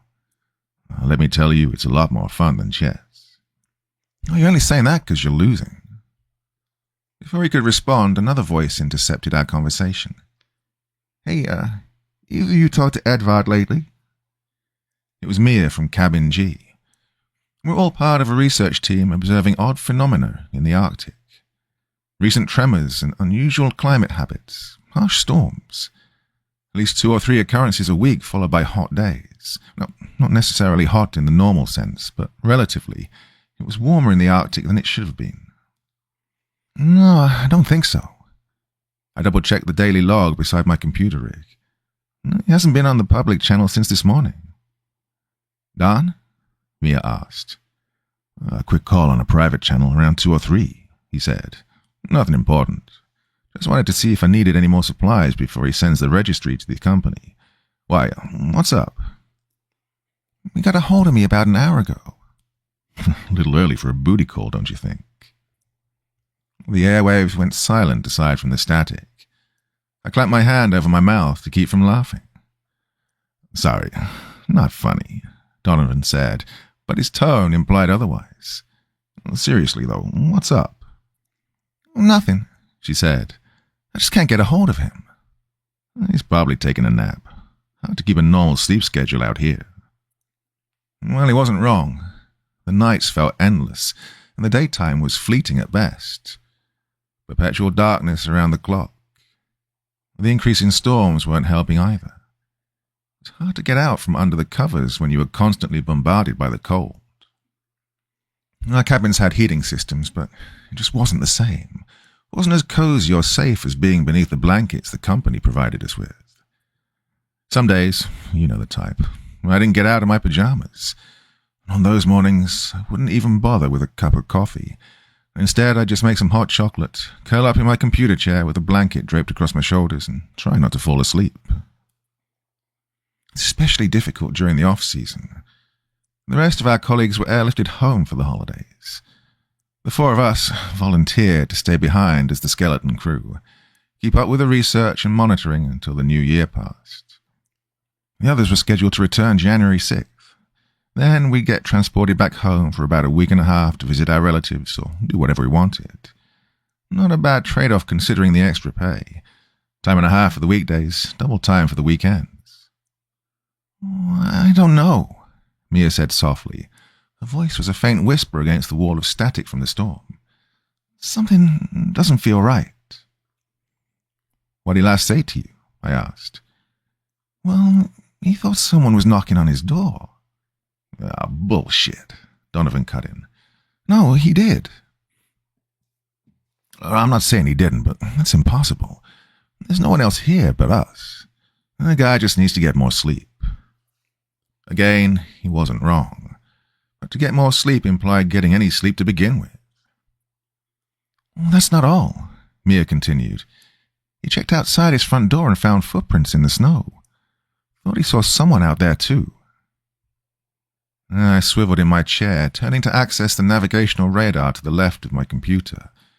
The display showed a circular grid with all the cabins pre-rendered into the system. When we had a full team, there would have been 26 colored dots on the screen, one at every cabin. Instead, there were only 4 available. One at Cabin C, Donovan, another at Cabin J, that was me, and a third at Cabin Y, Mia. Edvard was supposed to be at Cabin R, but his transmitter was casting a signal about 2 miles north of Cabin M. What the hell? I whispered, restarting the system in hopes that it might recalibrate. Well, it had done this before, almost 2 months ago. There was an interference of some kind that set all of our equipment on the fritz. GPS kept scattering our transmitters. Lights were going on and off. Communications were down for half the cabins. Everything was a mess. Oscar from Cabin D even had his power go out. Luckily, the backup generator kicked on long enough until Rita from Cabin L got over there to perform some much-needed maintenance on his fuse box. Blown circuit, corroded wires. Whole thing had to be replaced. It was a bad time for Donovan. The company couldn't send replacement parts for almost a week, so he and Oscar had to share a living space for a little while. Well, the cabins were about the size of a studio apartment, maybe slightly bigger. As you might imagine, cramped spaces aren't an ideal environment for multiple people. And you can't exactly complain about the other person without being overheard.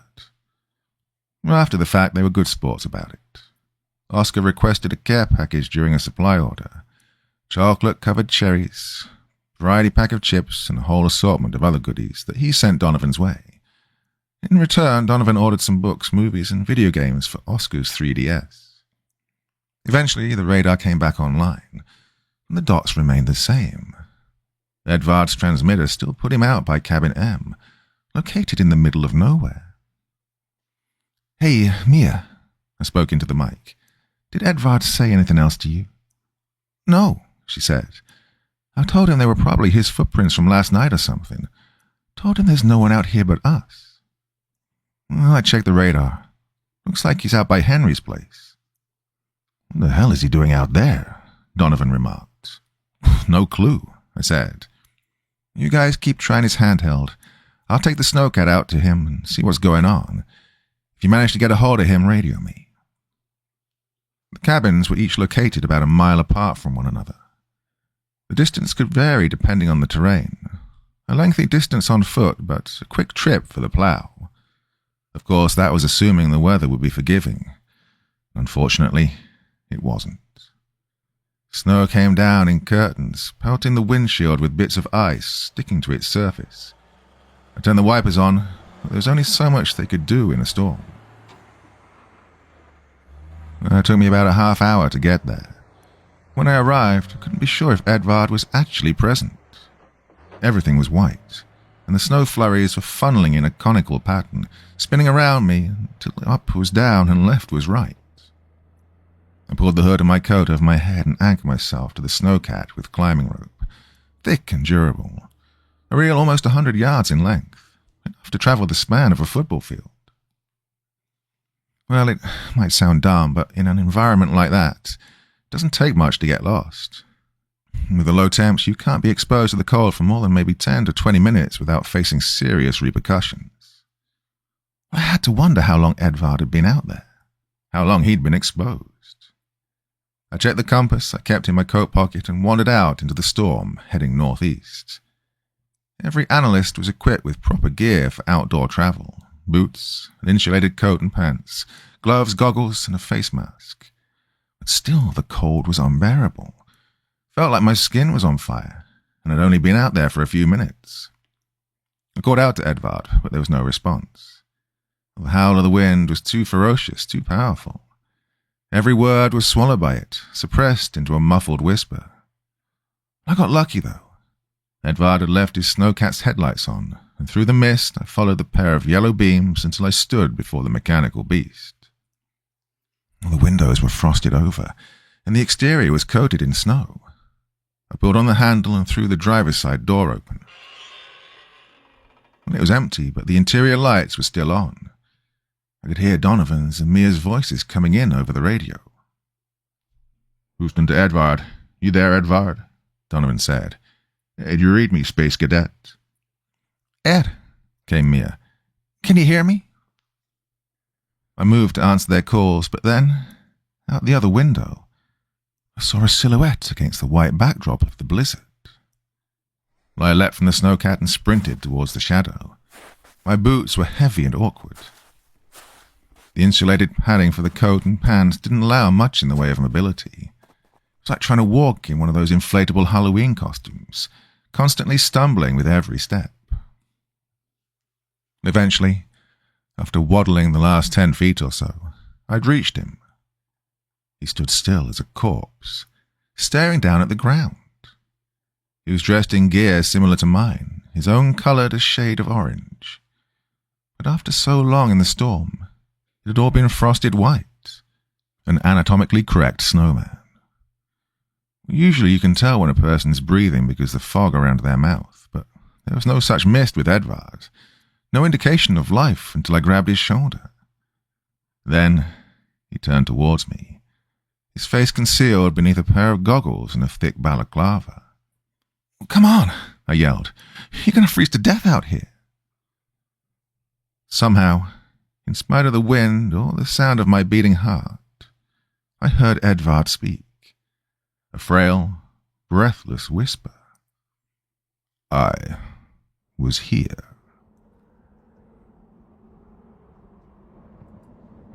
Part 2. The wind ripped at my jacket, pulled at the length of rope connecting me to the plough. "Ed," I begged, "we have to go." This time he didn't say anything.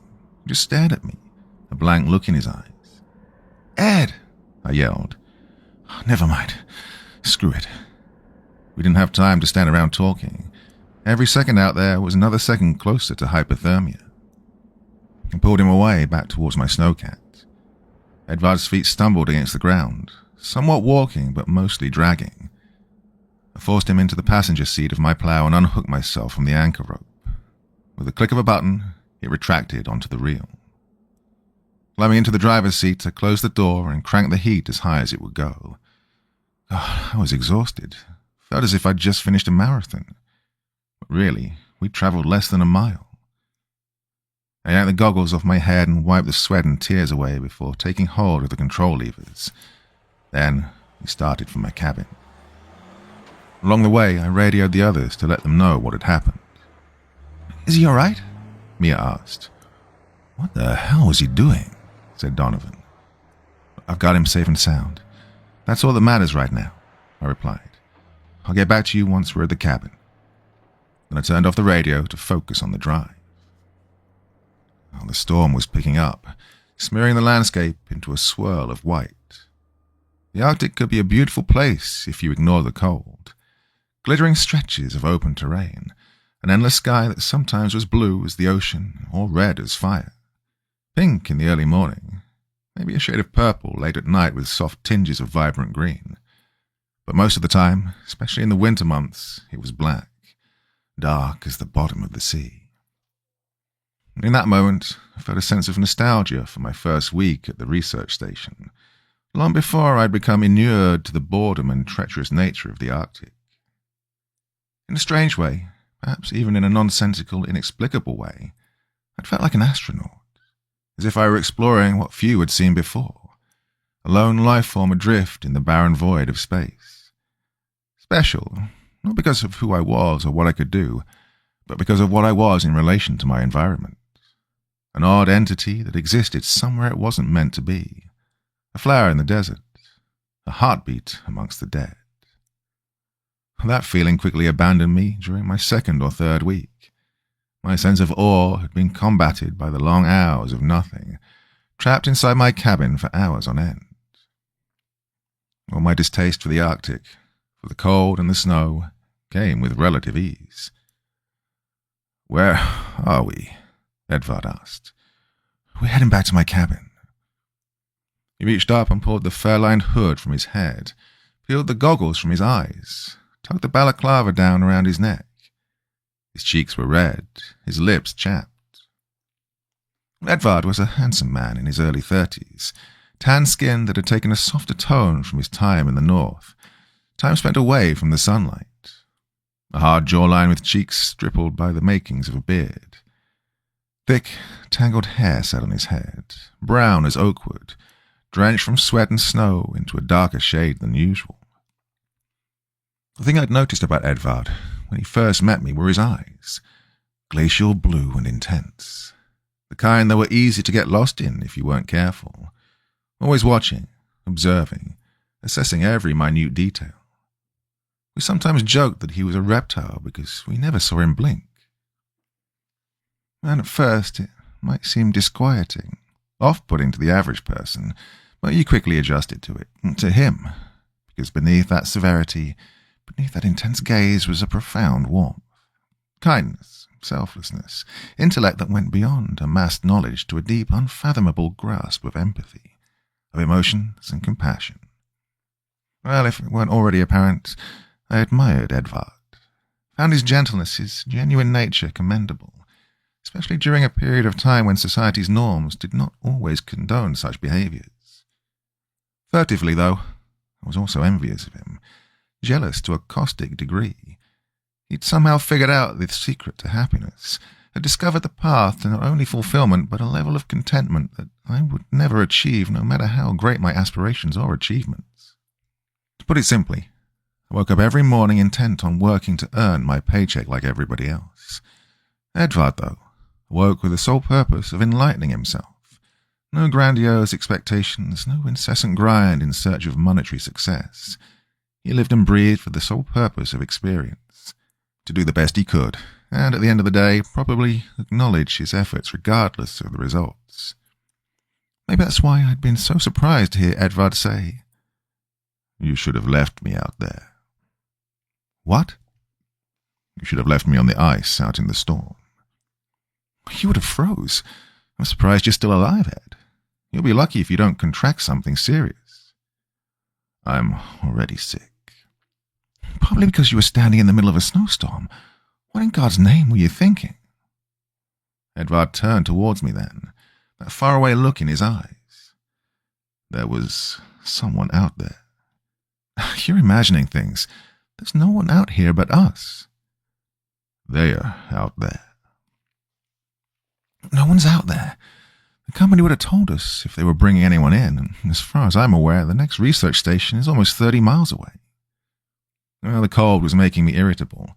I wanted nothing more than to get back, take a warm bath, and drink some hot chocolate. Maybe play another game of chess with Donovan if he was willing to lose again, or listen to music while watching the snowfall. I was an avid fan of low roar. Their music was oddly redolent of the Arctic, morbidly beautiful, haunting and surreal. I exhaled my grievances. "It's just us, Ed." He didn't seem convinced, but he said nothing more of the matter and leaned back in his seat, closing his eyes. "I've got a headache." "We'll get you some aspirin when we get back." Gently he massaged his temples as if to work the kinks from his brain. "Thank you, Emily." I hated when people called me by the wrong name, but Edvard wasn't in a state of mind to be scolded or reprimanded. "I'll keep you overnight to monitor your status," I said, "and assuming you haven't developed hypothermia by then, I'll take you back home in the morning. Maybe Donovan will help me retrieve your snowcat at some point." Edvard showed no interest in the current subject and instead said, "I had a dream about you last night." I scoffed. "Oh, for both our sakes, don't tell me of that." "You were dancing at the center of the sun," Edvard continued. "I think you were laughing. Even as the inferno swallowed you whole, you looked as if you were laughing." I blinked. The silence between us swelled, combated only by the sound of the wind as it thrashed the metal exterior of the snowcat. "Maybe we should let this just be a time of silent reflection," I suggested. "Take a moment to really think before we speak." Surprisingly, this made Edvard laugh, a subtle gradual thing that soon filled the inner cabin of the snowcat. "Well, if nothing else," he said, "you're funnier than me." I shook my head in disbelief. "Thanks. Glad to see the cabin fever hasn't completely turned you mad." Again he croaked with laughter, a small humoured chuckle that sat in his throat like the call of a toad. "Humour is a good trait to possess," he told me. "From what I've surmised, the general population appreciates good humour over almost anything else. They find it charismatic, endearing." The cold had corroded his brain, left him in a detached state, trying to further distance himself from the trauma he'd endured, from the realization that he'd faced the distinct possibility of death not 20 minutes prior. Well, I wasn't going to burst that bubble, wasn't going to ruin his method of coping. Well, simply I told him, "Ed, I think that's a very astute conclusion."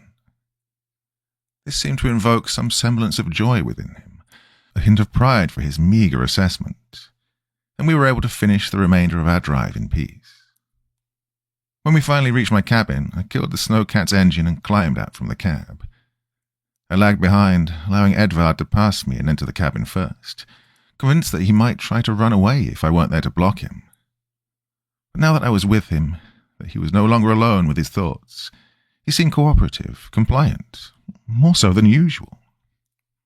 Now, Edvard was the unofficial leader of our little group, the spokesman for the skeleton crew. He ordered our supplies and reported to the company whenever they reached out, which wasn't often since most back at headquarters were away for the holiday. He didn't have any real authority, not like our actual superiors. He couldn't order us about or terminate our positions or anything like that. But he'd been taking on some of the responsibilities the rest of us wished to avoid, and for that we were all grateful. Maybe that had been affecting him. Maybe that's what had driven him out into the storm. The surmounted pressure and additional stress coupled with the inevitable madness provoked by isolation, by a lack of sunlight and exercise. Well, I would have asked him about it, not that he necessarily would have admitted this, but I was bone cold and exhausted. Didn't want to have a serious conversation right then. Didn't want to deal with the burden. I just wanted to call it a night and relax. Handle it in the morning after I'd had some rest, or about as close to rest as I could get. So instead of talking, I ran a hot shower and let Edvard wash up first. I threw his clothes into the laundry and started cooking tomato soup and grilled cheese sandwiches for dinner. Then I radioed the others to give them an update. Well, they had more questions than I had answers. I told them what little I knew and promised to give any updates if I found out more. An empty promise. Edvard was an adult, fully capable of making his own choices. If he wanted to talk, I was more than willing to listen. But in my mind, the last thing I would have wanted at a time like this was someone else poking and prodding, dissecting my every thought and decision as if I were no more than a hapless child. That didn't mean I wasn't going to keep an eye on him, though. He was in my cabin and therefore under my supervision. Until I felt comfortable enough with his current state of well-being, I wasn't going to let him leave. Some people might think I was being completely ignorant or stupid. Maybe I was to some degree. But I would tell those people you weren't there. You don't know Edvard like I do. Not that we're exactly close, but we've all been working together for the better part of a year, forced to spend almost every day within close proximity. It's not like we just clocked out at the end of the workday, Not like we could go to the bar on the weekends. If we wanted to socialize, it was with each other. If we wanted to play games or share a drink or have a movie night, there were only so many people we could do that with. Friendship or not, we were victims of circumstance. Animals sharing the same exhibit. You either learn to appreciate the company of the other 25 individuals around you, or you spend all your time locked inside your cabin slowly losing your mind. At this point, I'd had more conversations with Edvard or Donovan or Mia, or any of the other 23 analysts than I'd had with my actual friends, possibly even certain members of my family. We were more than familiar with each other. Edvard was whimsical, but he wasn't an idiot. He wasn't crazy or insane or anything like that. He was fully self-aware, more cognizant than 90% of the people I'd encountered throughout my life. And from what I could tell, he didn't seem depressed, wasn't displaying negative behavior to lead me to suspect that he'd gone out into the storm with the intention of dying. Still, despite my rationality, he had gone out there for a reason. There was intention. I don't know, he admitted between bites of his grilled cheese. About half of his tomato soup still remained, wafting little streams of mist into the air. I really thought someone was out there. I would have put all my money on it, every last dollar. And your first instinct was to go after them? I said. I didn't want them to freeze. He took another bite and chewed. Didn't you do the same thing for me? Well, that's different. I was almost certain you were out there. The transmitter even said so. Still, there was a slight chance that I wasn't. Well, I guess. But you went out there anyway. All right, Ed, you've convinced me. Next time I notice you're miles from your cabin in the middle of a snowstorm, I'll just leave you be. He laughed. No, that's not what I'm getting at. What are you getting at, then? He contemplated this as he chewed, going back and forth between his sandwich and soup until neither remained. Human nature is self-destructive at its core, he finally said. It's practically intrinsic to do anything in our power to help another member of the species without any regard for our own well-being. I looked at him for a long time without saying anything, bemused by his statement, stupefied even. Then, when I did speak, I told him, "You've severely misinterpreted human nature, if that's what you believe." Oh? He seemed disappointed. Is that so? Enlighten me, then. Gladly. I set my sandwich on the plate and leaned back in my seat. Have I ever told you about my father? He racked his brain for a memory that I already knew didn't exist. He was a good person, I explained. Served in the army for about 7.5 years. Honorably discharged due to mental concerns. Spent the rest of his life working minimum wage at a steel mill during the week. Nighttime security gigs at a bar downtown on the weekends. One day, I told him, he just dies. Heart failure. No warnings, really. He was overweight and had been a smoker in his younger days, but other than that, fit as a fiddle. Okay. Well, we didn't have much money growing up. We were just above the poverty line. So as you might imagine, we struggled to pay the funeral charges. It's expensive to properly dispose of a body, whether you cremate or bury. What did you do? We went to the VA, but they weren't going to cover it. Started a fundraiser online and in person. Well, that helped. People donated more than I expected. But at the end of the day, my family was stuck with a substantial bill, one that we're still paying, and it's been almost 3 years. Edvard frowned. I'm not fully grasping. The point is, there are good people and bad people, two sides to every coin. But self-destructive in a selfless, sacrificial way? No, I don't think so. I pushed my plate away. My appetite had abandoned me. There's a reason humanity still exists while other species go extinct. We're hardwired for survival. Our sense of self-preservation is greater than our innate emotional response to the condition of others. You think people should have donated more, until they had nothing left to give? Not at all. I don't hold a grudge, don't have any grievances. Hell, I'd probably do the same thing if I was in the same circumstances. But if our empathy is as great as you want to believe, we wouldn't have struggled in the least to pay for my father's funeral. There wouldn't be homelessness or poverty or starving nations. Society wouldn't completely break at the first sight of a pandemic. These things do exist. They happen because we're self-centered, most of us at least. We worry about number one and hope number 2 or 3 or 4 never come knocking on our door in search of help. Then why did you come out looking for me? I don't know. Just couldn't stand the idea of a coworker, a friend, being out there, left alone like that. Maybe you don't give the human race enough credit. Or maybe I'm just an idiot lacking the necessity for self-preservation. I'm not entirely convinced. He smiled then, a gentle pull at the corner of his lips. I possess enough knowledge, sufficient memories and experience to know that humanity can be full of destruction and hostility, but there's still compassion out there, enough altruism to deem worthwhile. It's a species worth protecting, one worth being a part of, don't you think? I scoffed. This conversation was absurd, but the question itself was beyond ridiculous. Not exactly what I'd expected from that night. It was commonplace to discuss politics or literature, pop culture and movies, weekend plans or outings with the family. The sanctity of humanity, the value of society, that just wasn't a popular topic. I think it's getting late, I said. I think we're too tired to be discussing ethical dilemmas or analyzing human nature. He put his hands up in surrender. All right, fine. But let me ask you one last thing, and I'll leave it alone. What makes a person? What standards qualify someone as a human being? Easy. They know when to drop a conversation.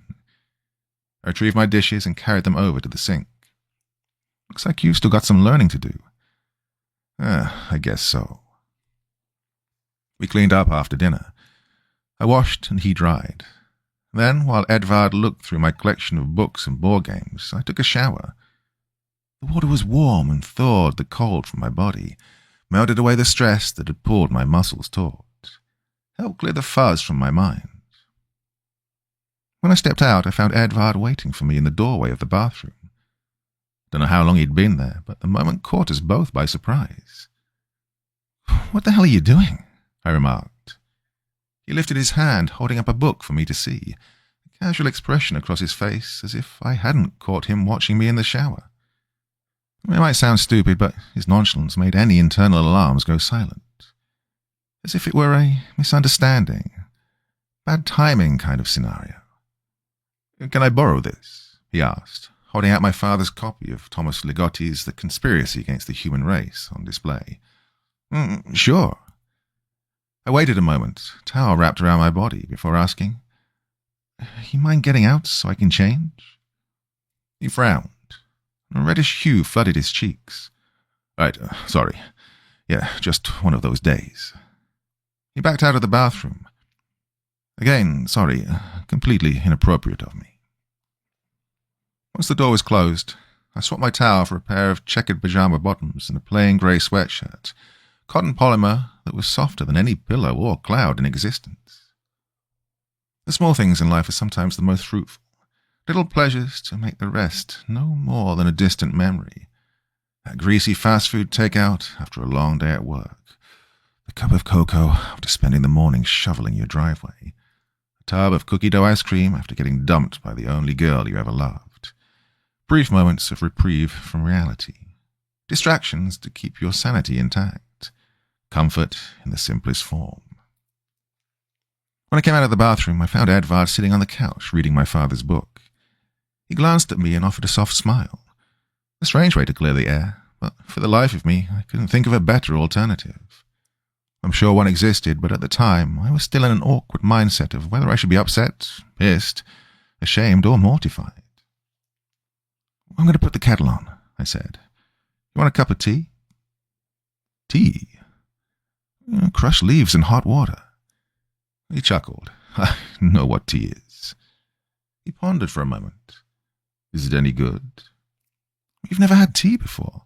"No, yeah, I have, but what kind?"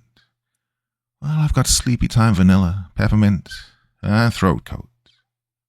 I checked the cabinet. "I've also got homebrew coffee and hot chocolate with marshmallows." The variety and choice seemed to confuse him. Is that an answer?" Again that warm, crooked smile. You know better than me. I'll let you decide. I filled the kettle with water and set it on the burner. Then I went to my rig to perform the nightly check-in.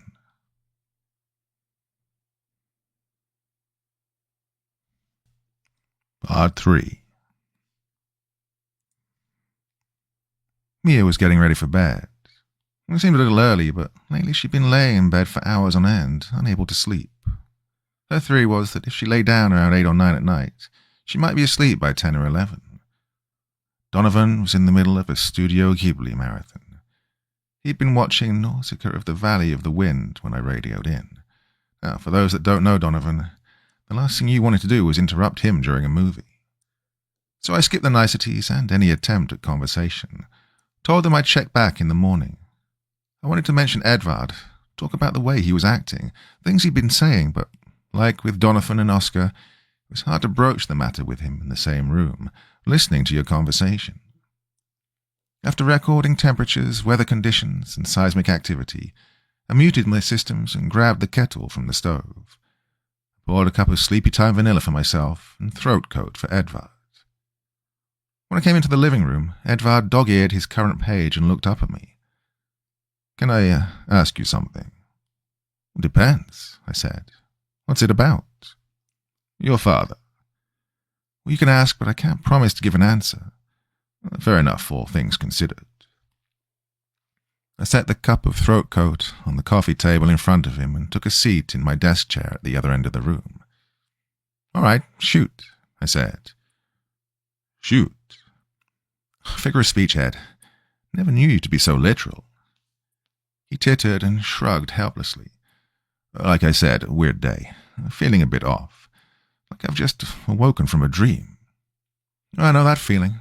Sort of like déjà vu." His brow knitted with uncertainty then. "I guess so, yeah." He set the book on the cushion beside him and took his mug by the handle, lifting it to his lips. "Wait a minute, that's—" But he was already gulping it down. Wisps of steam masked his face as he emptied the mug. Then he set it back on the coffee table and exhaled. "Oh, never mind," I muttered. "Guess you don't really need taste buds anyway." I blew on my cocoa before taking a drink. I don't know how he didn't react because I practically scorched the interior of my mouth with just one sip. "Anyways," I said, stifling a yelp, "you had a question about my father." "Right. I was going to ask if you missed him." "Of course. It'd be a crime not to." "Would it?" "Another figure of speech, Ed. Seriously, what's going on with you?" No, I understand. I just mean, what if I didn't miss my own father?" "I wasn't aware your father had passed." He pursed his lips, forming a firm line across his mouth. "Both of my parents, actually. They died in a car accident." I couldn't help the shocked expression on my face. Edvard was so vibrant and optimistic. Hard to imagine he'd ever experienced any serious trauma. That's just the way some people coped. Turn to the positive and leave the past behind. Let your shadow follow at your heels instead of plaguing your mind.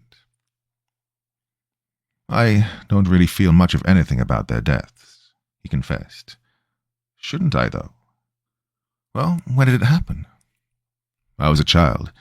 They were coming back from a date, and I was stuck at home with the babysitter, a young neighbor girl from across the hall." "Well, I remember hearing the police sirens from down the road," he recalled. "When I looked out the window, I could see the lights flashing in the distance. I felt helpless, trapped. I don't know how I knew it was them, I just did. But now I don't feel anything. It's like I'm watching that moment on TV, like it was someone else's life." "Well, I'm not a psychologist, but it sounds like you're still in shock." He shook his head. "No, I remember being in shock at the time. I don't know what this is." "You can be in shock more than once. Some realities take years to set in. It's not like you experience it once and it's done. These things come in waves." "Well, some days." I paused, wondering if this was something I wanted to share with him, something I wanted to share with anybody.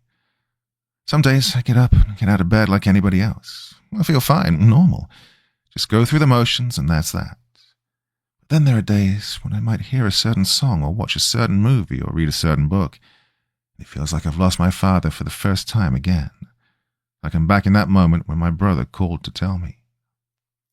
Edvard stared at me, wide-eyed and completely enthralled, as if we were sharing some ghost stories around the campfire. Well, it comes and goes, I finished. You don't ever stop grieving, you just learn to carry that weight, to manage it so it doesn't crush you. What if you could forget it? He asked. Lose those memories. Would you? Well, that was a tough question. Well, I suppose the question itself wasn't harder than any other question, but the answer was complicated, difficult to put into words, to explain outside of just feeling it. Well, I'm not sure, honestly, I said. I mean, it's why people drink or smoke or whatever, because they want to distract themselves, want to forget their pain.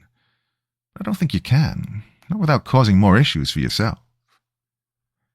You'll have to expand on that a little more for me. Life isn't a steak, I explained. You can't just cut away the fatty bits. I wish you could. I suppose some people really do try, but in my experience, it just doesn't work like that. It's a package deal. You get the good with the bad. Trying to eliminate that, cut out the parts you don't like, well, it'll hurt you as a person. It'll completely erase any tolerance for pain and leave you with unrealistic expectations.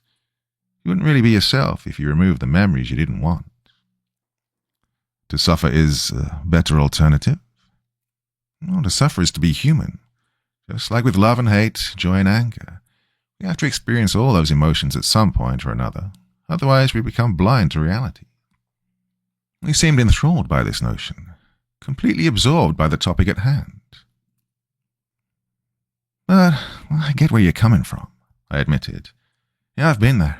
So overwhelmed by your grief that you almost find yourself wishing you don't exist, that you weren't real, because then you wouldn't have to feel anything at all. All that heartbreak, all that confusion and madness just fades away if you aren't there to indulge it. It becomes illusory. Edvard leaned back, resting his chin in between his forefinger and thumb. Interesting. Well, it's been a long day, I told him. Let's just call it an early night. Try to get some sleep and clear our heads. Silently, he nodded. I retrieved an extra set of pillows and blankets from the closet. I offered to sleep on the couch, but Edvard refused. He'd already taken the better half of my day with his antics. He didn't want to put me out any further by taking my bed. I was too tired to argue. I turned out the lights and climbed beneath the covers. It took me a while to fall asleep, partially because my brain wouldn't shut down. It's been a problem since childhood. Even when my body was on the brink of collapse, my mind stayed active. But also I wanted to wait until Edvard had fallen asleep. Not that he would have done anything, not that I didn't feel safe around him, but there was just this feeling I had. Didn't know what it was, but I couldn't allow myself to go to bed until I knew he was asleep first. That eventually came when I heard his soft snore sneaking through the dark. Then, and only then, did I close my eyes and relax. Well, it probably comes as no surprise that I dreamt of my father that night. I was outside, caught in the middle of an ice storm. There was nothing around me for miles. Empty fields laden with snow. Endless hills rolling in the distance like the gentle peaks of ebbing ocean waves. The sky was pitch black. No sun, no moon, no stars, just a blank void of darkness. I could hear my father calling out to me. It had been so long since I'd heard his voice, but even then I could tell it wasn't him. It was a guttural sound, sharp and grating, but inexplicably I was convinced that it was my father. The way that dream logic makes no rational sense, but you accept it as fact anyways. I followed the voice through the storm until it came from directly beneath me. Then I fell to my knees and started digging. We didn't have a shovel or gloves or any equipment, so I dug with my bare hands. My fingers went from red to pale blue. My muscles ached and burned. But I kept digging, pushing away mound after mound of snow. I found his corpse buried beneath a thick wall of ice, arms raised and hands poised as if trying to claw his way out. And I blinked, and my father was replaced by Edvard. I blinked again, and this time it was Donovan. Short black hair and a thin moustache above his upper lip. Skin the colour of milk. Then it was Mia, long auburn red hair and soft green eyes, mouth partially open as if frozen mid-scream. Lifting my fist, I pounded on the ice, cracking the first layer with relative ease, but struggling to break through anything deeper than that. And the wind picked up. Snow pelted me at an incredible speed, dragging across my flesh like the edge of a razor blade. When I blinked again, Mia was gone. Instead, it was me beneath the ice, a reflection interspersed by a spiderweb of cracks. Well, I woke up with a lump in my throat, wanting to scream but unable. My lips were locked together. I was paralyzed. At my bedside, Edvard loomed over me. He had a blank gaze in his eyes, looking without seeing, a lantern absent of light. "I am here," he said. His body began to tremble, and a crack split across his face. Blood seeped from the wound, but as it dripped towards the ceiling, I realized it wasn't blood. It was too dark, too viscous. Oddly, it reminded me of a lava lamp I'd had when I was a kid. The fake magma clumps slowly rising to the top, breaking apart and reforming into other clusters. Disobeying the laws of gravity and physics, the substance made contact with the ceiling, spreading across it in a pool of black sludge with tiny pinpricks of white fuzz. An entire solar system contained inside one body. "I was there," Edward croaked, "but now I am here. Yet I am still there. Help me. Release me from this prison." The crack widened with a bone-splitting snap. Edvard's head pulled apart, unleashing a tsunami of black mucus. Hard, gnarled branches protruded from within his skull, a coral reef spotted by fungus and an infestation of worm-like creatures. I watched in awe as it blossomed across the room, unfurling until its roots touched either wall. "I can't take it," Edvard said. "Release me. Please, let me out." Slowly he lifted his hand towards me. His fingers brushed my cheek. They burned against my skin.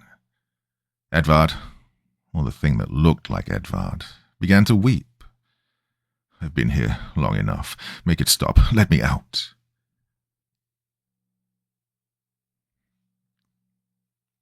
Part 4. This time when I woke up, I was greeted by a faint stream of light coming through the window. I bolted upright in bed, drenched in sweat and shivering. My heart pounded inside my chest. I looked around the room, but it was empty. No black goo, no fungus, no worms. No Edvard. The couch had been abandoned, blankets cast to the floor. Deathly afraid, I cautiously placed one foot on the ground. A moment passed before I had the courage to pull myself out of bed, to creep through the cabin as if every shadow might come alive and start attacking me. The kitchen was empty. The bathroom was empty. The shower was empty. It was just me, alone in that dimly lit cabin, accompanied only by a hissing silence as the wind whirled outside. Then the quiet broke as a voice crackled in over the headset. I went to the desk and booted up the rest of my rig. "Emmer, you there?" Donovan asked. "Emmer, answer the damn radio." "Yeah, I read you. What's going on?" "I've been trying to reach you for the last hour." "Oh, I was sleeping. What's up?" Is Ed with you?" "No, I don't think so." "You're not sure?" "I just woke up," I reminded him. "But the cabin's empty." "Did you check outside?" I lifted the curtain of the nearest window. With the current storm, I couldn't make out much, but the driveway was vacant, and my snowcat was missing. A set of treads led away from my cabin heading northeast. "Oh, son of a bitch, he's gone," I told Donovan. "He took my plow." "Oh, shit, I thought as much." There was a hiss of static interspersed with his words. "Mia radioed me earlier. Said she couldn't sleep, so she checked the monitors to keep herself occupied and noticed Edvard's transmitter was on the move." I turned to the radar. Edvard's dot had come to a standstill in the exact location I found him yesterday. Mia's dot, though, was gradually shifting towards him, and Donovan's was en route to me. "Look, I'll be there in a few minutes, he said. Get your gear on and be ready. I don't know what the hell he's trying to pull, but we're going to go get him. Don, I don't know. What? Emma, what? Interference. The static was getting louder. If you hear, be there. Minutes. I tried to respond, but the signal was gone. Every channel I tried was overrun with interference. I ran into the bathroom and grabbed my clothes from the dryer. I didn't bother changing out of pajamas. By the time I had my boots on, I could hear the engine of Donovan's snowcat growling outside. I grabbed my equipment bag from the closet and ran out the door. There was no time for greetings or small talk. I climbed into the passenger seat, shut the door, and we were off. He's lost it. He's actually lost his mind, Donovan said, teeth gritted, fingers strangling the steering levers. What the hell happened yesterday? Nothing. Oh, bullshit. You don't just wander into a snowstorm. What did he say to you? Lots of stuff, but it's not like he told me he was going to go do it again. Why'd he do it in the first place? We thought he saw someone out there. Donovan jerked the controls to avoid a steep bank. There's no one out there besides us. That's what I told him. What'd he say? Nothing. God damn it, Emma. Look, I'm telling the truth. He didn't say anything. I tried to convince him, and obviously he didn't believe me. No, that doesn't make any sense, Donovan said. Even if there were someone out here, they'd be dead by now. You can't survive 20 minutes in something like this, much less 12 hours. I don't think Ed's operating on logic for this one. Donovan muttered beneath his breath and steered us into a valley. It doesn't matter. Once we get him back, we're calling in for transport. He's clearly experiencing some sort of psychotic breakdown. He needs more help than what any of us can offer him. He's just confused. Looking for your car in the wrong parking spot is confused. Wandering into a blizzard in the middle of a tundra is, well, I don't know what that is. It's a death wish, I thought. The snowcat shook against the wind. Drifts of snow swept across the windshield in curtains of white. Furtively, I was relieved Edvard had taken my transport. At least I didn't have to navigate the perils of the storm. Donovan was from Canada. Spent most of his life in bad weather with beater cars and vehicles less equipped than the plow. And I trusted him enough to get us there in one piece, more than I trusted myself. He was acting kind of strange last night, I eventually said, when the storm had alleviated enough for the wipers to keep snow off the glass. When it didn't take every ounce of concentration for Donovan to maneuver the icy terrain. It didn't seem like he was fully there. What else did he say about this mystery person? Did he know them, or did he think that he knew them? He never said, and I didn't ask. You didn't ask? He was clearly going through something. It didn't seem like a good time to be interrogating him. Oh, you should have told us. It's not like I could have without him overhearing it, I countered. Plus, I didn't think it was this bad. Didn't think he was going to do it again. People have bad days and do dumb shit all the time. Spur-of-the-moment kind of decision-making. I thought after a hot meal and a good night's sleep, he might bounce back, come to his senses. Well, clearly not. What else you got, Doctor? Are you really going to pin this on me? Donovan glanced at me from the corner of his eyes. There was a ferocity in his gaze that quickly cooled.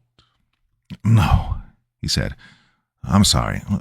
I'm not pissed, and I'm not trying to be an asshole. I'm just freaked out and confused and tired of being, tired.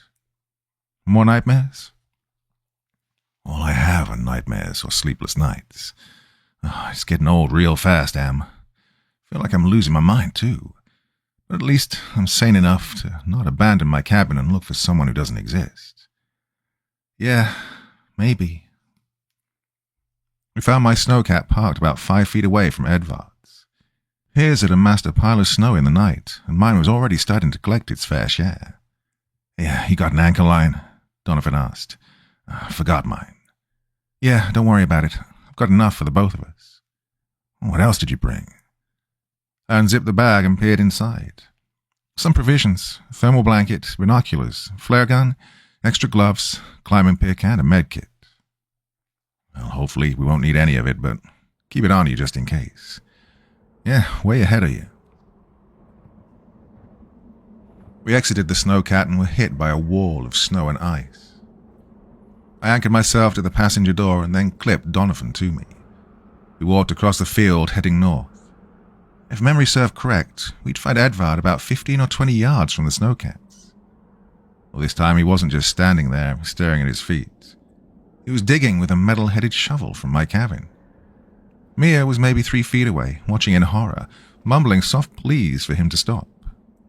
But Edvard was a man possessed, so convinced that there was someone out here needing his attention, needing to be rescued. "Edvard," Donovan called over the rage of the storm. "Ed, enough. Come on, man. There's no one out here." Edvard's only response was to keep digging, scooping and flinging piles of snow over his shoulder that were taken adrift by the wind. "Just put the shovel down and come with us," Donovan yelled. "You've entertained this madness for too long. You'll catch your death out here." There was a harsh crack as the shovel met ice. Then, instead of digging, Edvard lifted the shovel and stabbed it into the ground, over and over and over, chipping away at the ice, trying to break through a layer that must have been a foot or 2 in width. Donovan got closer, and due to the constraints of the rope binding us, I too was dragged with him. "That's it." Donovan's words succumbed to the howl of the storm. He stopped dead in his tracks at the crest of the hole, glaring down with a mixture of bewilderment and fear. Like the first time you reconcile your own mortality, when you realize just how finite life really is. "Hey, what's wrong?" I asked. But Donovan wouldn't answer me, couldn't answer me. I inched forward, my boots crunching against the snow. Inside the hole, beneath the ice, was a shadow. A figure with mottled, pale blue flesh that must have stood 8 feet tall, if not taller. Its head was a knotting of branches around a jagged plate of what looked like bone. And there were a dozen tiny, beady eyes staring back up at us. No mouth or nose or any structure that resembled a person. I couldn't even be sure that I was looking at its head, or that those spots were its eyes. The human mind naturally makes comparisons and associations, puts things into a relative sense so as to further comprehend what cannot be understood. This thing, though, was not something to be understood. Too foreign to reconcile. Fooling around the creature was a viscous black substance, the very same from my dream. Slowly, with every thrust of the shovel, cracks spread across the sheet of ice, its trenches growing deeper until that black substance was able to seep through. Then, as it wriggled its way free of the tomb, it began to lift into the air, flowing upward towards the sky. "I won't do it," Edvard grunted as he brought the tip of the shovel down, threatening to snap the wooden shaft. "I've been under long enough." "Edward, stop," Donovan said, weak with fear. "Stop digging." "It's not fair," Edvard exclaimed. "I don't deserve this." As the shovel lifted into the air, Donovan grabbed the top of the handle. A game of tug-of-war broke out between the two, but I don't think Edvard realized he was playing. He was far too consumed to notice the disturbance. He just knew that he needed to keep digging. "Yeah, help me," Donovan said. Begrudgingly, I wrapped my hands around the length of the handle that planted my feet in the snow. Together, we started to pry the shovel away from his grasp. Then, in a fit of rage, Edvard turned towards us with his lips peeled back in a snarl. "You can't stop me." He released the shovel. Donovan and I fell backwards into the snow. By the time I got to my feet, Edvard was out of the hole and upon us. He attacked Donovan first, ripping away the protective goggles and sinking his teeth into Donovan's right eye. I tried to stop him, but Edvard backhanded me with an unnatural strength, knocking me into the hole. I crashed against the ice with a dull thud. The cracks twisted and split around me. An onslaught of incoherent whispers snaked through my mind. It wasn't any language I'd heard before, but the very sound of it, the timbre of the voices, were like nails on a chalkboard, steel wool against a sheet of metal, growing louder by the second until it felt as if my brain might rip itself apart. Images flooded my mind. An endless stretch of black, I could see the stars and asteroids, the fiery sinews of a boiling planet. Galaxies devoid of life, devoid of anything and everything. Darkness all around me, cold and suffocating, deathly silent. My only saving grace was the sound of Mia screaming, an ear-piercing screech that made the whispers fade just long enough for me to climb out of the hole. When I returned to the surface, Donovan was on the ground, convulsing. He had his hand over his eye, an attempt to staunch the bleeding. Mia was on Edvard's back, her arms wrapped around his throat. But this had no apparent effect. Her weight and motion were nothing to him. He stood straight as an arrow, still and calm as the night. A blank, faraway look in those once warm eyes. "I won't be ignored," Edvard croaked. "I won't be forgotten. You understand, don't you?" Then, just as it happened in my dream, his head split apart. A mass of darkness spewed from his skull, projecting its own miniature replication of a galaxy. With it came that coral reef of barnacle-covered branches, a pink sludge that, against all logic and reason, I knew was Edvard's brain. Reformed and reshaped into this foreign matter that coalesced with the black sludge orbiting his body. Mia's screams were silenced as the darkness swallowed her whole. One moment she was there, and the next, there was no trace other than a glove that had been pulled off her hand during the struggle. She'd been absorbed and dissolved. Edvard spasmed and ripped open his coat, tore away the shirt underneath. A seam cut vertically across his chest, a mouth with rows upon rows of teeth. At the center was a bright light, a swallowed star. I squinted and turned away, bringing my hand up to shield my eyes against its glow. "I have traveled across oceans of cosmos to be here." His voice reverberated like a perpetual echo carried across the hollow of a mountain range. "I have endured tidal waves of darkness and deterioration to find this. You will not take it away from me." Donovan, fueled by adrenaline and numbed by shock, rushed in and thrust my climbing pick into the center of Edvard's chest.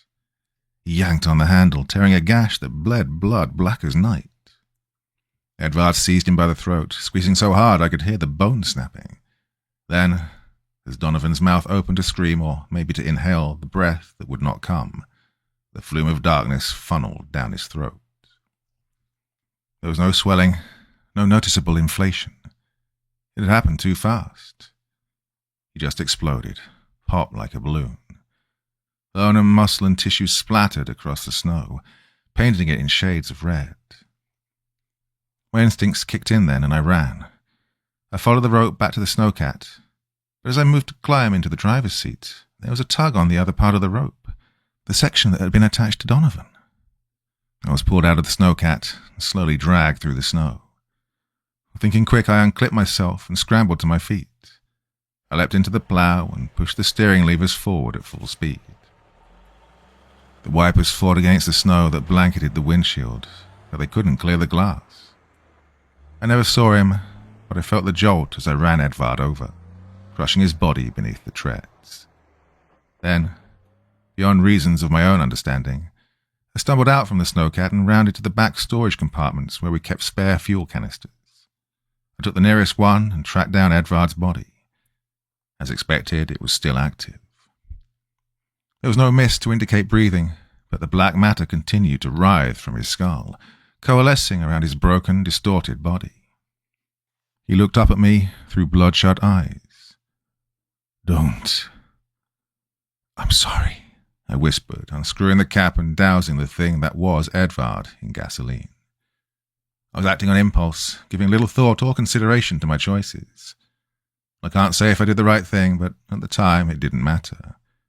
It felt like the right thing, the right choice. I found my bag and retrieved the flare gun from within. Then I took aim, my finger on the trigger. Slowly, as if it were a struggle, Edvard lifted his fractured head from the snow to look at me. In place of words was a prolonged, guttural moan that echoed across the sky. I must have been half mad because it felt as if the entire world was shaking beneath my feet. I fired the flare and set his body ablaze. I stayed long enough to watch him succumb to the flames. The flesh and darkness withered into ashes, stolen and scattered by the wind. And in time, the fire began to wilt. Nothing could persist in the Arctic, not even a burning inferno. Retreating to the snowcat, I twisted the levers and started back towards the cabin. The trip was longer than I remembered, and there was a moment when I was sure I'd been lost. But through a break in the storm, I saw my cabin, saw my home. When I was back inside, I stripped from my gear and cranked the heat. Then I retrieved my headset to report to the company, but there was no response. Too much interference, too much static to get a message across. I thought about taking the snowcat to the next cabin over. The door would be locked, but I could get in if I broke the window. Maybe their system would still be active. Before I could follow through with this plan, I heard a voice in my head. A distant whisper from the recesses of my mind. Slowly getting louder, its voice becoming less of a gargle and more like my own. It dawned on me then what this was, what had happened. A parasite that infects its host from the inside out. I can't say how long it's been here or where it came from, but I know what it can do. At least, I have a semblance of understanding. I'd seen what it did to Edvard, watched as it corrupted him within a matter of hours. Saw the change in real time, whether I'd realized it or not. It left me wondering if the person I'd talked to the night prior was Edvard or it. Maybe it was a mixture of the two, occurring at an awkward interval while one entity assimilated the other. The incubation period before the infection completely set in. And I was about to go through the very same thing. So I did what I thought was best. I went to my computer, opened a document, and began typing. I don't know if the radio will come back online, and this is my only means of warning the others. Well, hours have passed since that moment. I can feel it now. The voice worming its way through my brain, trying to make its thoughts my own. It's like a tickle at the base of my skull, like trying to perceive the differences between two photos that are almost identical, save a few minor changes. I know now that I won't make it out of this. I'll succumb to this thing by nightfall, losing any sense of self along the way. My only hope is that someone will recover this hard drive, that they'll read this and, against all plausibility, believe it to be true. That they'll know to abandon this place, mark it as uninhabitable, and, if I'm lucky, if we're all lucky, no one else will ever come here. No one else will discover what lies beneath the ice. This thing, whatever it is, it's getting close. I'm forgetting moments, I'm losing track of time. I don't want to become it, and I don't want it to become me either. There's only one choice left. This isn't an easy decision, but I have to do it. I've already prepared for it, and I just have to hope that during my next blackouts, I'll eventually resurface long enough to pull it off. I've emptied the remaining gasoline cans outside my cabin. I've got a bundle of flares waiting by the door. It seemed to work with Edvard. I imagine it'll work with me as well. I hope they don't make my family try to identify my body. There won't be much of anything left to identify. Just some charred bones, maybe a flick of hair. My family doesn't deserve to see that. I hope the company lies to them, tells them our expedition was a failure, that we were swallowed by the storm and froze to death, or that we starved. Something peaceful and humane. Something that won't haunt them for the rest of their lives. I have to wonder, though, if what I'm about to do will be considered an act of self-annihilation or not. It's still me, technically, organically. But this thing is infecting my insides. It's taking me over, erasing every last trace of what makes me, me. I'm sorry. I'm sorry I wasn't able to overcome it. Sorry that I couldn't defy this thing controlling me. I can only hope that no one else will have to go through this, that no one else will know this feeling, will know what it's like to lose yourself to a dominant parasite living within the grey matter of your brain. I wouldn't wish that on even my worst enemy. This is Emma, of Cabin J, from the United States Arctic Research Outpost signing off. If this message has been successful, you will never have heard about me or our operation. If I failed, then the population has most likely been infected. It'll be hard to spot at first, especially if this creature is clever and knows how to conceal itself. But trust me, the infection will spread. It'll pass from person to person, home to home, continent to continent, until no one is left untouched. Good luck, everyone. Stay safe, stay alert, stay alive. And whatever you do, don't go looking under the ice. It's not worth it. Just let it go.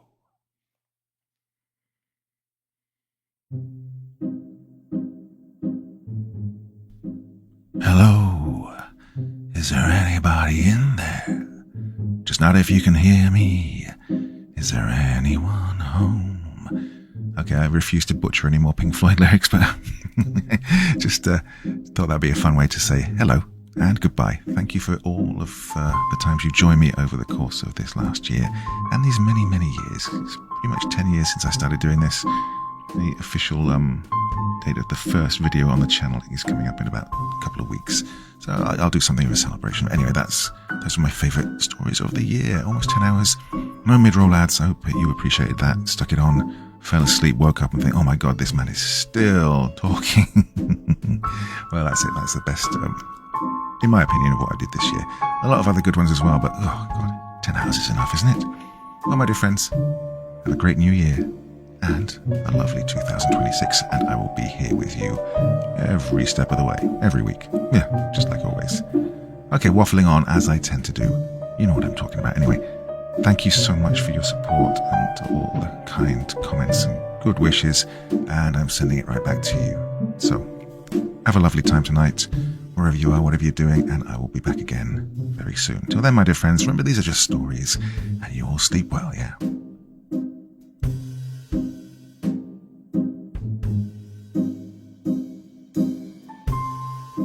Thank you so much for taking the time to listen to this story today. It really means a lot to me and to the author of the story, of course. Well, if you want to know more about me, I'm pretty much everywhere on social media. You can find me on Facebook, Twitter, Instagram. You can download my music on SoundCloud. I've got a Patreon if you feel like. Throw me $1 or $2. Very much appreciated. And of course, on Reddit, I have a place where you can leave stories if you want me to read one that you've written. Well, hoping to see you all again very soon. Till then, sweet dreams. Bye-bye.